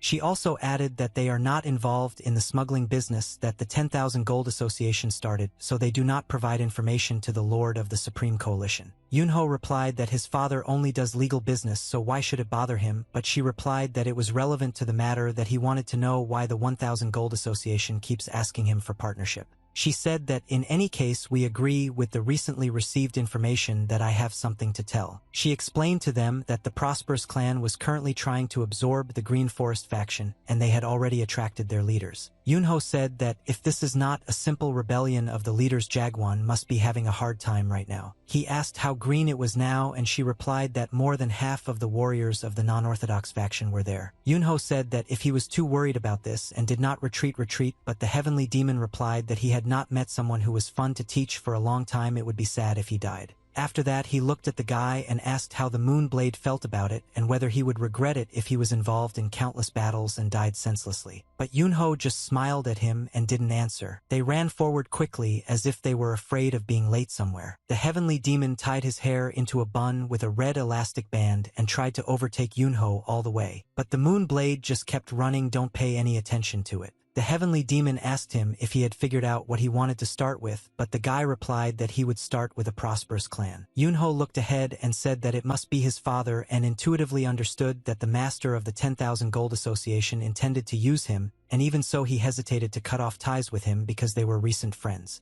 He says that this is why he wants to force this master to leave of his own free will, and in order to do this he needs to find out how he is connected to the prosperous clan. He said that if the purpose of their journey was only to save Jagwan, it would be boring, but if he gives him more ways to have fun, then he won't complain. Yunho looked at him with a displeased look and thought. The Sky Demon said that swinging the yokai ball would be a lot of fun. He continued to run forward and said that if he uses his art of the heavenly demon, everyone will know who he is, and the appearance of the heavenly demon will drown the entire Murim chaos. He said that this is the reason why he will take this sword, to hide his identity. Yunho continued to look at him with displeasure and said that if this was the reason, then any sword would be suitable for this task, but he did not understand why he chose this particular sword. Without a demon asked him if it was really less for the yokai to use only against them, and the moon of the movie answered that he would go out of his way to make this weapon. The heavenly demon closed his eyes and said that a masterpiece sword must be used in many ways. Yunho replied that I simply doubt that he will be able to handle this great weapon properly. After some time they approached a city that was located on the top of a mountain. There were 2 guards standing in front of the gate and guarding the entrance. Suddenly one of them noticed that something was approaching him in the distance, and they both became wary. They saw 2 forces in front of them. One of these forces said that they could wipe them off the face of the earth, but the second force simply suggested them. The guard extended his hand forward and ordered the bridge to stand in place and said that I do not understand, I did not appear prosperous clan. Yunho asked if that was enough, but the heavenly demon started laughing and replied that it sounded very good. He started waving his hand and said that the leader of a prosperous clan must be inside and they wanted to meet him. But the guard didn't like these two people and they ordered them to stay put and not move. The second spring took out a gun and said that they had finally become famous, and even if such crazy people come here to cause trouble, then everyone definitely knows about them. But a heavenly demon appeared in front of them and struck them with 2 fists at the same time. He moved incredibly fast and was able to stun 2 opponents and disable them with 1 blow. He turned his head back and looked at them and said that they were somehow very weak. He stood in front of the central gate and assumed that they had pulled out the balls and that their leader was inside, but Yunho asked him to open the gate as quickly as possible. The heavenly demon could easily open the large iron heavy gates as if nothing was wrong. He broke down this gate and calmly entered the courtyard, looking at all the members of this sect. They were shocked and didn't understand what was happening and who these people were. Why didn't they come out to them? The heavenly demons replied that he thought there would be a lot more people here, for the organization that had absorbed more than half of the Orthodox faction looked too modest. One of the guys shouted very loudly, asked them what they were doing there, and ordered them to be seized immediately. The soldiers immediately began to attack them for daring to enter their territory without an invitation. Yunho immediately said that we need to catch the smartest of them and interrogate them as quickly as possible. The heavenly demon smiled and waited for these guys to finally get closer to him and said that they needed to quickly drag the smartest ones. After a few seconds, their faces began to feel very strong blows and fly apart in different directions. The heavenly demon said that judging by everything they spend a lot of time on me. He continued to fight alone against all opponents and was glad that he could finally stretch his fists. The soldiers didn't understand how one guy could defeat a large number of soldiers from their faction. One of the guys shouted loudly that if it was hard to catch them alive, then you just need to kill them. They immediately took out their swords to begin fighting the enemy to the death.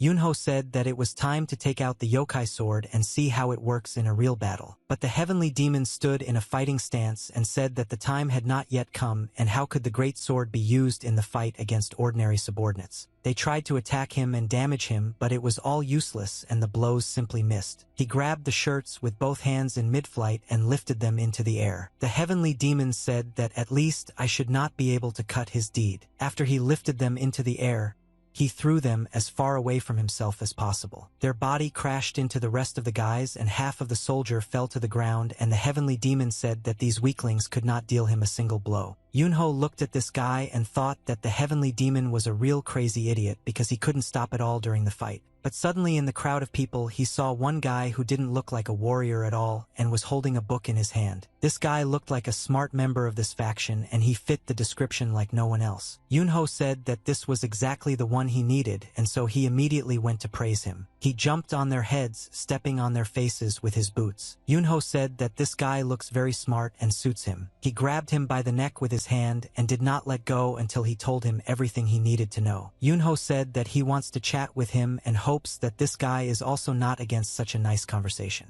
But at that moment he felt like the air stopped flowing into his brain and his face began to turn red. One of the athletes was almost able to touch the face of the heavenly demon with his ball, and the sharp blade was already near his eye. But the heavenly demon was able to dodge this blow in time and did not receive damage. He punched the soldier right in the lower jaw and knocked out all his teeth. After a couple of minutes, there was not a single enemy left who could continue to fight with him. After all, did anyone really live on Earth unconscious? He looked at them with a dissatisfied look and said that he didn't know how many reinforcements would come to them, but he doubted that he would have to press that sword. He said that the fact that these weaklings captured more than half of the unorthodox factions is very strange. Yunho looked at this guy and said that then they shouldn't hear an explanation that makes sense or this guy will have to be killed. The soldier said that those people who were just beaten were those who guarded this area and were not ranked masters. He continued to tell them that most of the elite masters had gone to Ingwan Fortress to attack the Green Forest. The heavenly demon came closer to him and in an angry voice asked when I did not go there, and the guy answered that they went there 2 days ago. ago. The Sky Demon assumed that if they had gone there 2 days ago, then the battle had probably already begun. But Yunho smiled and said that these guys weren't the type to die so easily and he better hurry if he wanted to make it. Yunho stayed here while the Heavenly Demon went towards the battle. He smiled again and said that those who went to attack the Green Forest will not survive this day, and for them this will be the last battle. Yunho said to this guy that he is a very smart guy and therefore he will not let go just like that.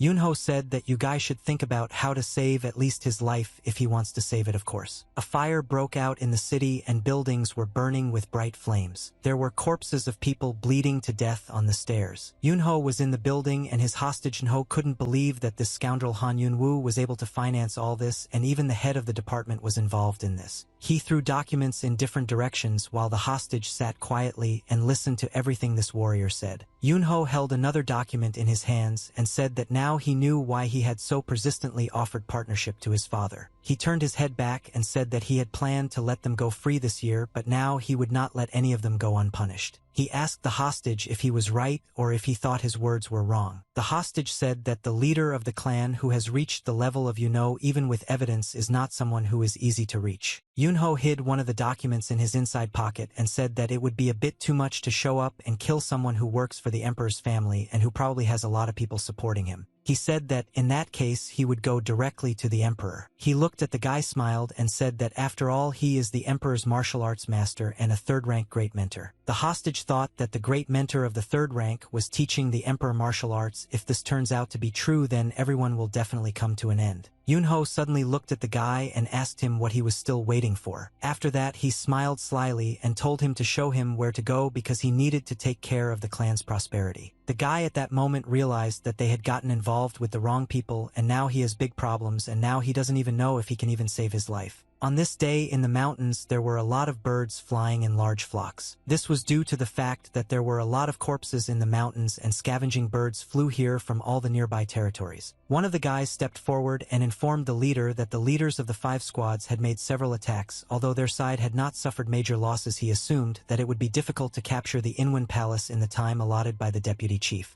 The guy in the mask said in a dissatisfied voice that the leader of 5 squads had joined the defense of the palace, but his interlocutor interrupted him and said that everything was not quite so and only part of the squads had joined them and all the leaders were dead. He looked at him with a displeased look and said that in that case he did not understand why it was only time. The city was under siege, a real battle was taking place there, which was visible from a bird's eye view. Hundreds of warriors fought each other, mercilessly killing their opponents. One of the soldiers shouted very loudly that these vile scumbags will pay for their actions. He swung his axe and cut his opponent's body in half with one blow. After that he turned his head to the side and shouted that they had no right to come here and start killing everyone they saw. He struck his second opponent with his axe again and again cut his body into 2 halves. At this moment the clan leaders stood in the distance on top of the wall watching the progress of the battle. One of the leaders said that their problems are related to the bandit who broke into their home. Well, his assistant replied that it was the former leader of the group, Aso Jagwon. He stood right in front of them and his eyes were filled with anger and fury, and the leader of the group said that this guy is no different from the leaders of the 5 squads, but his simple movements with an axe surpassed the level of a master. The assistant narrowed his eyes and said that the actions of the bandits following his orders were reminiscent of the actions of soldiers during an assault, and therefore it became even more difficult to fight him than before.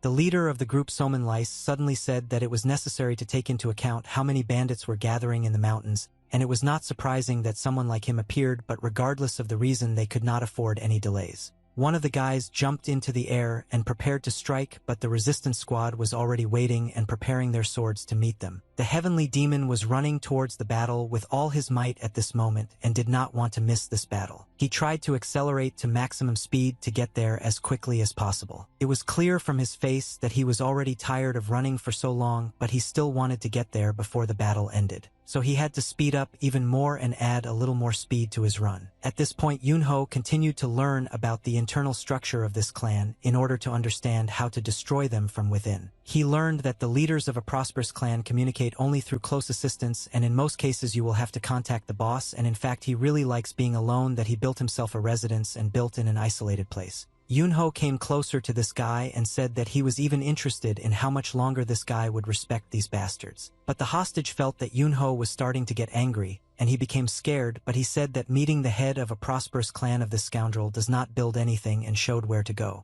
Yunho called this bastard a rat, but forbade calling him the head of the clan. Yunho explained that the roof likes dark hidden places where no one will notice them, and that's why this name suits it. Yunho took some small stones from the earth, and he had no plan on how to proceed. Yunho said that if you look in places that rats might like, then it will be easier to find him. At that moment he threw out stones which raised the earth in different directions, and they scattered very quickly. These stones began to crash into a large rock and break into small pieces. The rest of the cups hit a large rock and also began to shatter into pieces. Suddenly the stone walls began to flow with blood appeared by the force of man. A man dressed in gray clothes fell out of the wall and a pebble went through his head. It turned out that ninjas were hidden in these walls and guarded this rock. Yunho felt their energy when he approached this place and therefore immediately understood how to fight them. He smiled and said that at first he thought there would be one rat, but it turned out that there were several of them here. The hostage said that he actually didn't know that those ninjas were hiding here,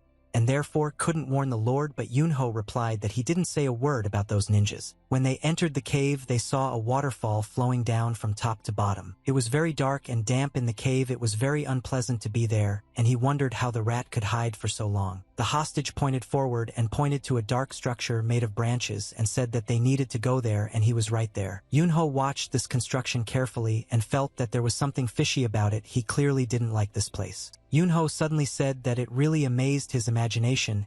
He couldn't even imagine that this place would look exactly like this. Yunho said that she calls this idiot rats because he behaves like that. This name suits him very well, but who would have thought that there would be a real baptism shelter here? Yunho suddenly stopped, smiled, and said that he no longer needed a hostage. If he did not want to suffer sleepless nights, then he should leave right now. The hostage immediately began to run away from here in order to save his life and asked never to look for him again. Yunho got slyly drunk and said that everything was becoming much more interesting than he thought. Slowly he began to approach this wet lair and prepared to meet his new opponent. As he approached this shelter closer and closer, he saw that it was a structure created from a large number of sharp branches. Inside he saw a bright fire that seemed to be melting more and more with each passing second. Near the fire there was a stirrup that was stuck into the ground, and the man was sitting on a bench opposite the fire. To his right was a ball, and to his left was a jug of alcohol and a cup. He sat silently all the time and looked at the fire.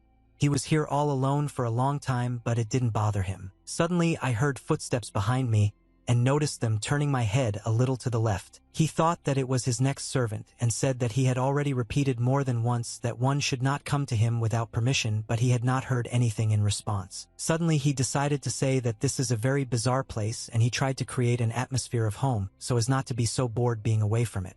Blade looked at his weapon and asked why his stick was stuck in the ground like that, and then pretended that he didn't immediately realize it was a sword. Yunho asked the roof if he really practices martial arts, but he was already starting to get angry. Suddenly he grabbed the hilt of his sword with his hand in order to start the battle. He ran forward to make the first strike and cut down his opponent. But Yunho had anticipated such a hot-tempered measure of battle from his enemy and immediately blocked his blow. Yunho said he was impressed, but he was actually hoping for more. Yunho looked into his enemy's eyes and said that for an ordinary yokai, he fights quite well. The rat jumped to the side when he heard these words and decided to separate himself as far as possible from his enemy because he clearly knew more than the others. They stood opposite each other and were silent for a while because the rat did not understand who was standing in front of him now. He looked at him with his evil gaze and asked him who he was and where he came from. But Yunho didn't answer him. She just looked at him and smirked. Yunho said that most likely in the yokai kingdom this rat was simply thrown into the mud,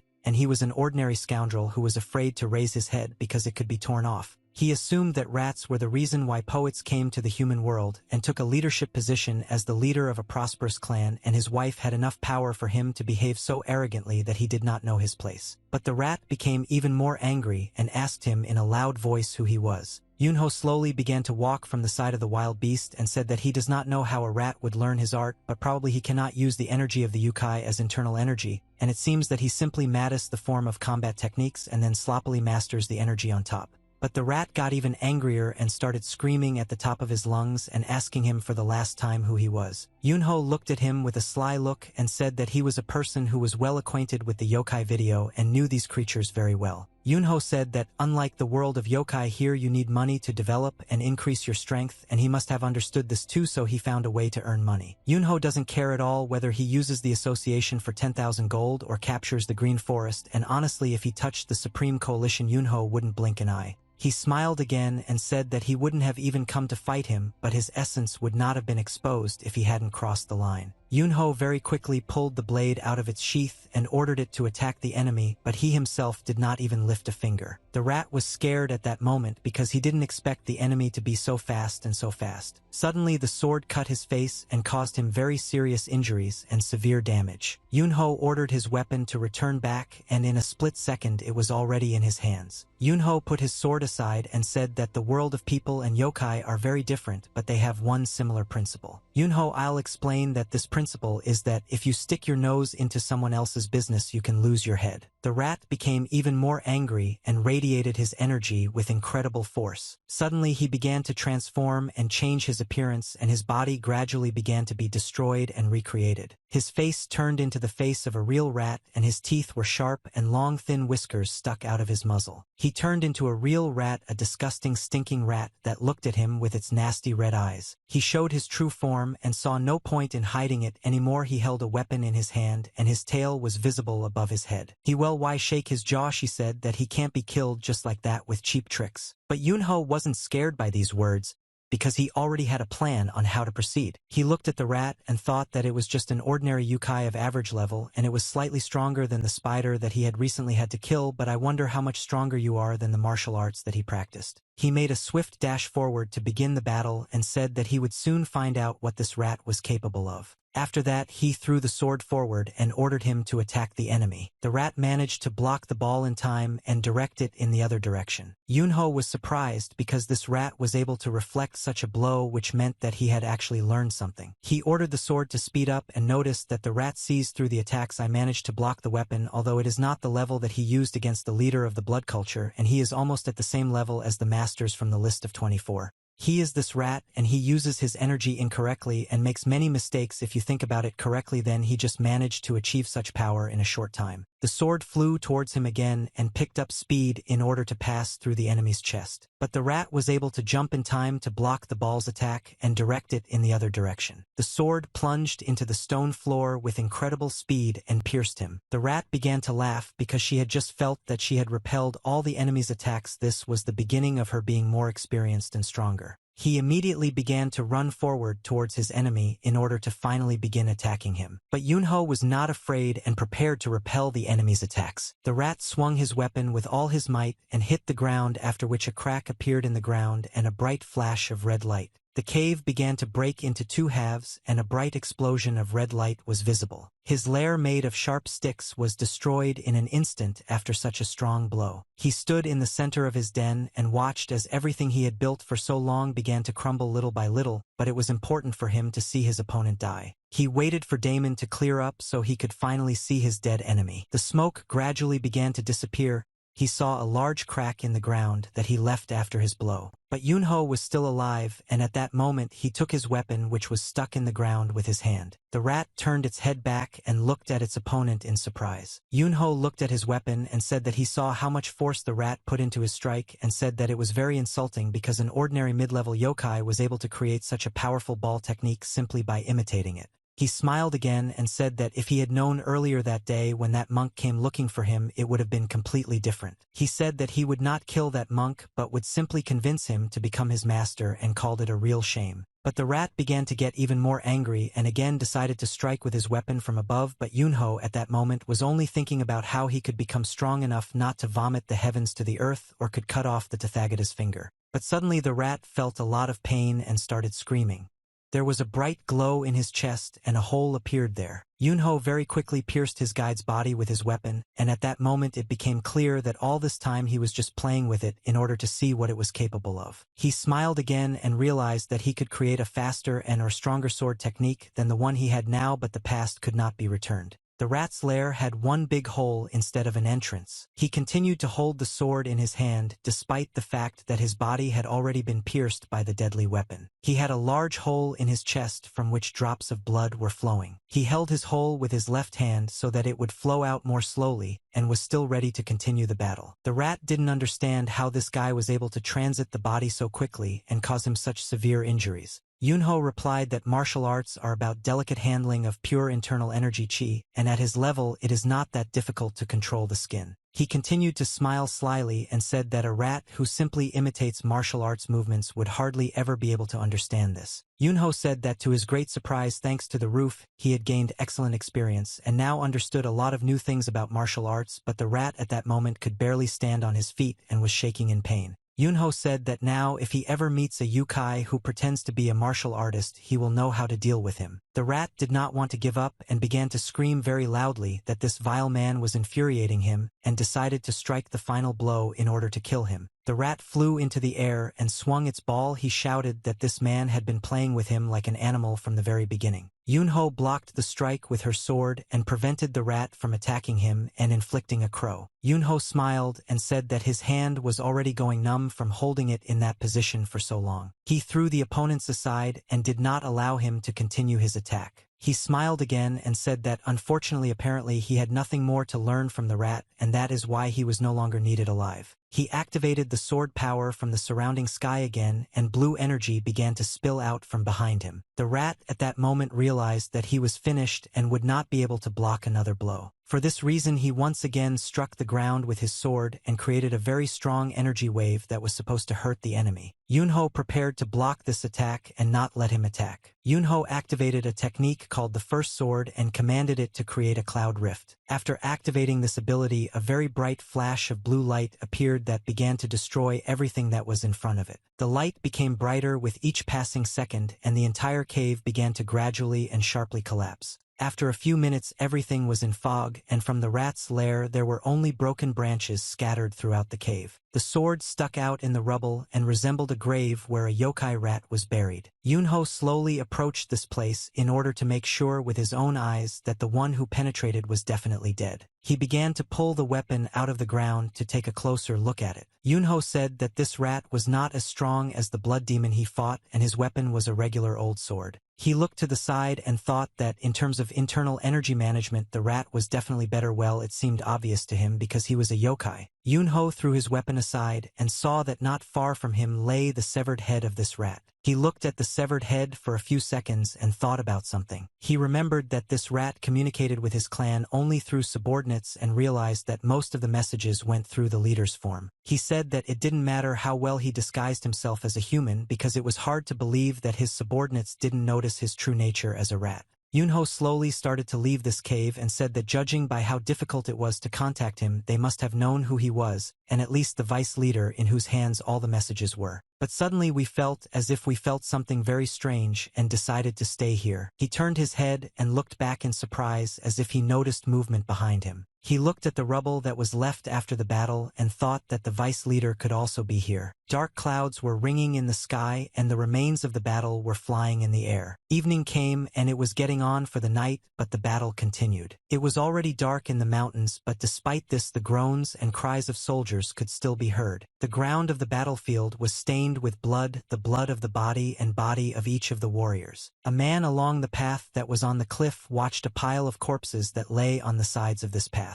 He looked at the dead people and couldn't believe that the battle was so brutal. The siege was coming to an end, and around this village there were a large number of dead people who were piled up in one big heap. The guy was angry and grinding his teeth. Blood was running down his face, but he was still ready to continue the fight. He held an axe in his hands, and despite the fact that there was a fire behind him, he still asked the enemies who would attack him next and who wanted to make peace with him by force. But with Scar he said that 70% of his people were already dead and the rest had fled and overcome the fortress. He got angry and started shouting, saying that he doesn't understand why he's still fighting and what he's trying to achieve, because if he's left alone in such a situation he definitely won't win. But the warrior replied that from the very beginning this battle was hopeless and he was simply grateful that up until this point they had fought Bobo with him. He smiled despite his tiredness pain in his body. I said that if dying together means devotion in that case, he does not understand why his opponents are still alive. But Scar started to get even angrier and shouted that he was just a fool and was talking complete nonsense and didn't understand what was going on here. But suddenly a man appeared on his day and said that this was the most interesting opponent he had ever seen. He put on his mask and showed his one white eye in which there was no pupil. He kind of asked if that was the reason he spared them, and this man was the vice leader of the sect. He came a little closer to the enemy and said that as soon as he entered the mountain he saw dead deeds and veins scattered everywhere. The mountain bandits killed quite a few of their elite warriors. White-Eyed said that from what he heard the enemy was one of the bandit leaders, but the warrior did not understand what exactly he was saying now. One Eye said that he was right to bring them in that his skills were too valuable to kill him, and therefore he offered him more than he deserved and to join their main forces and benefit their clan. The warrior replied that he was not a coward and would not be afraid of death and join such vile weaklings as they were,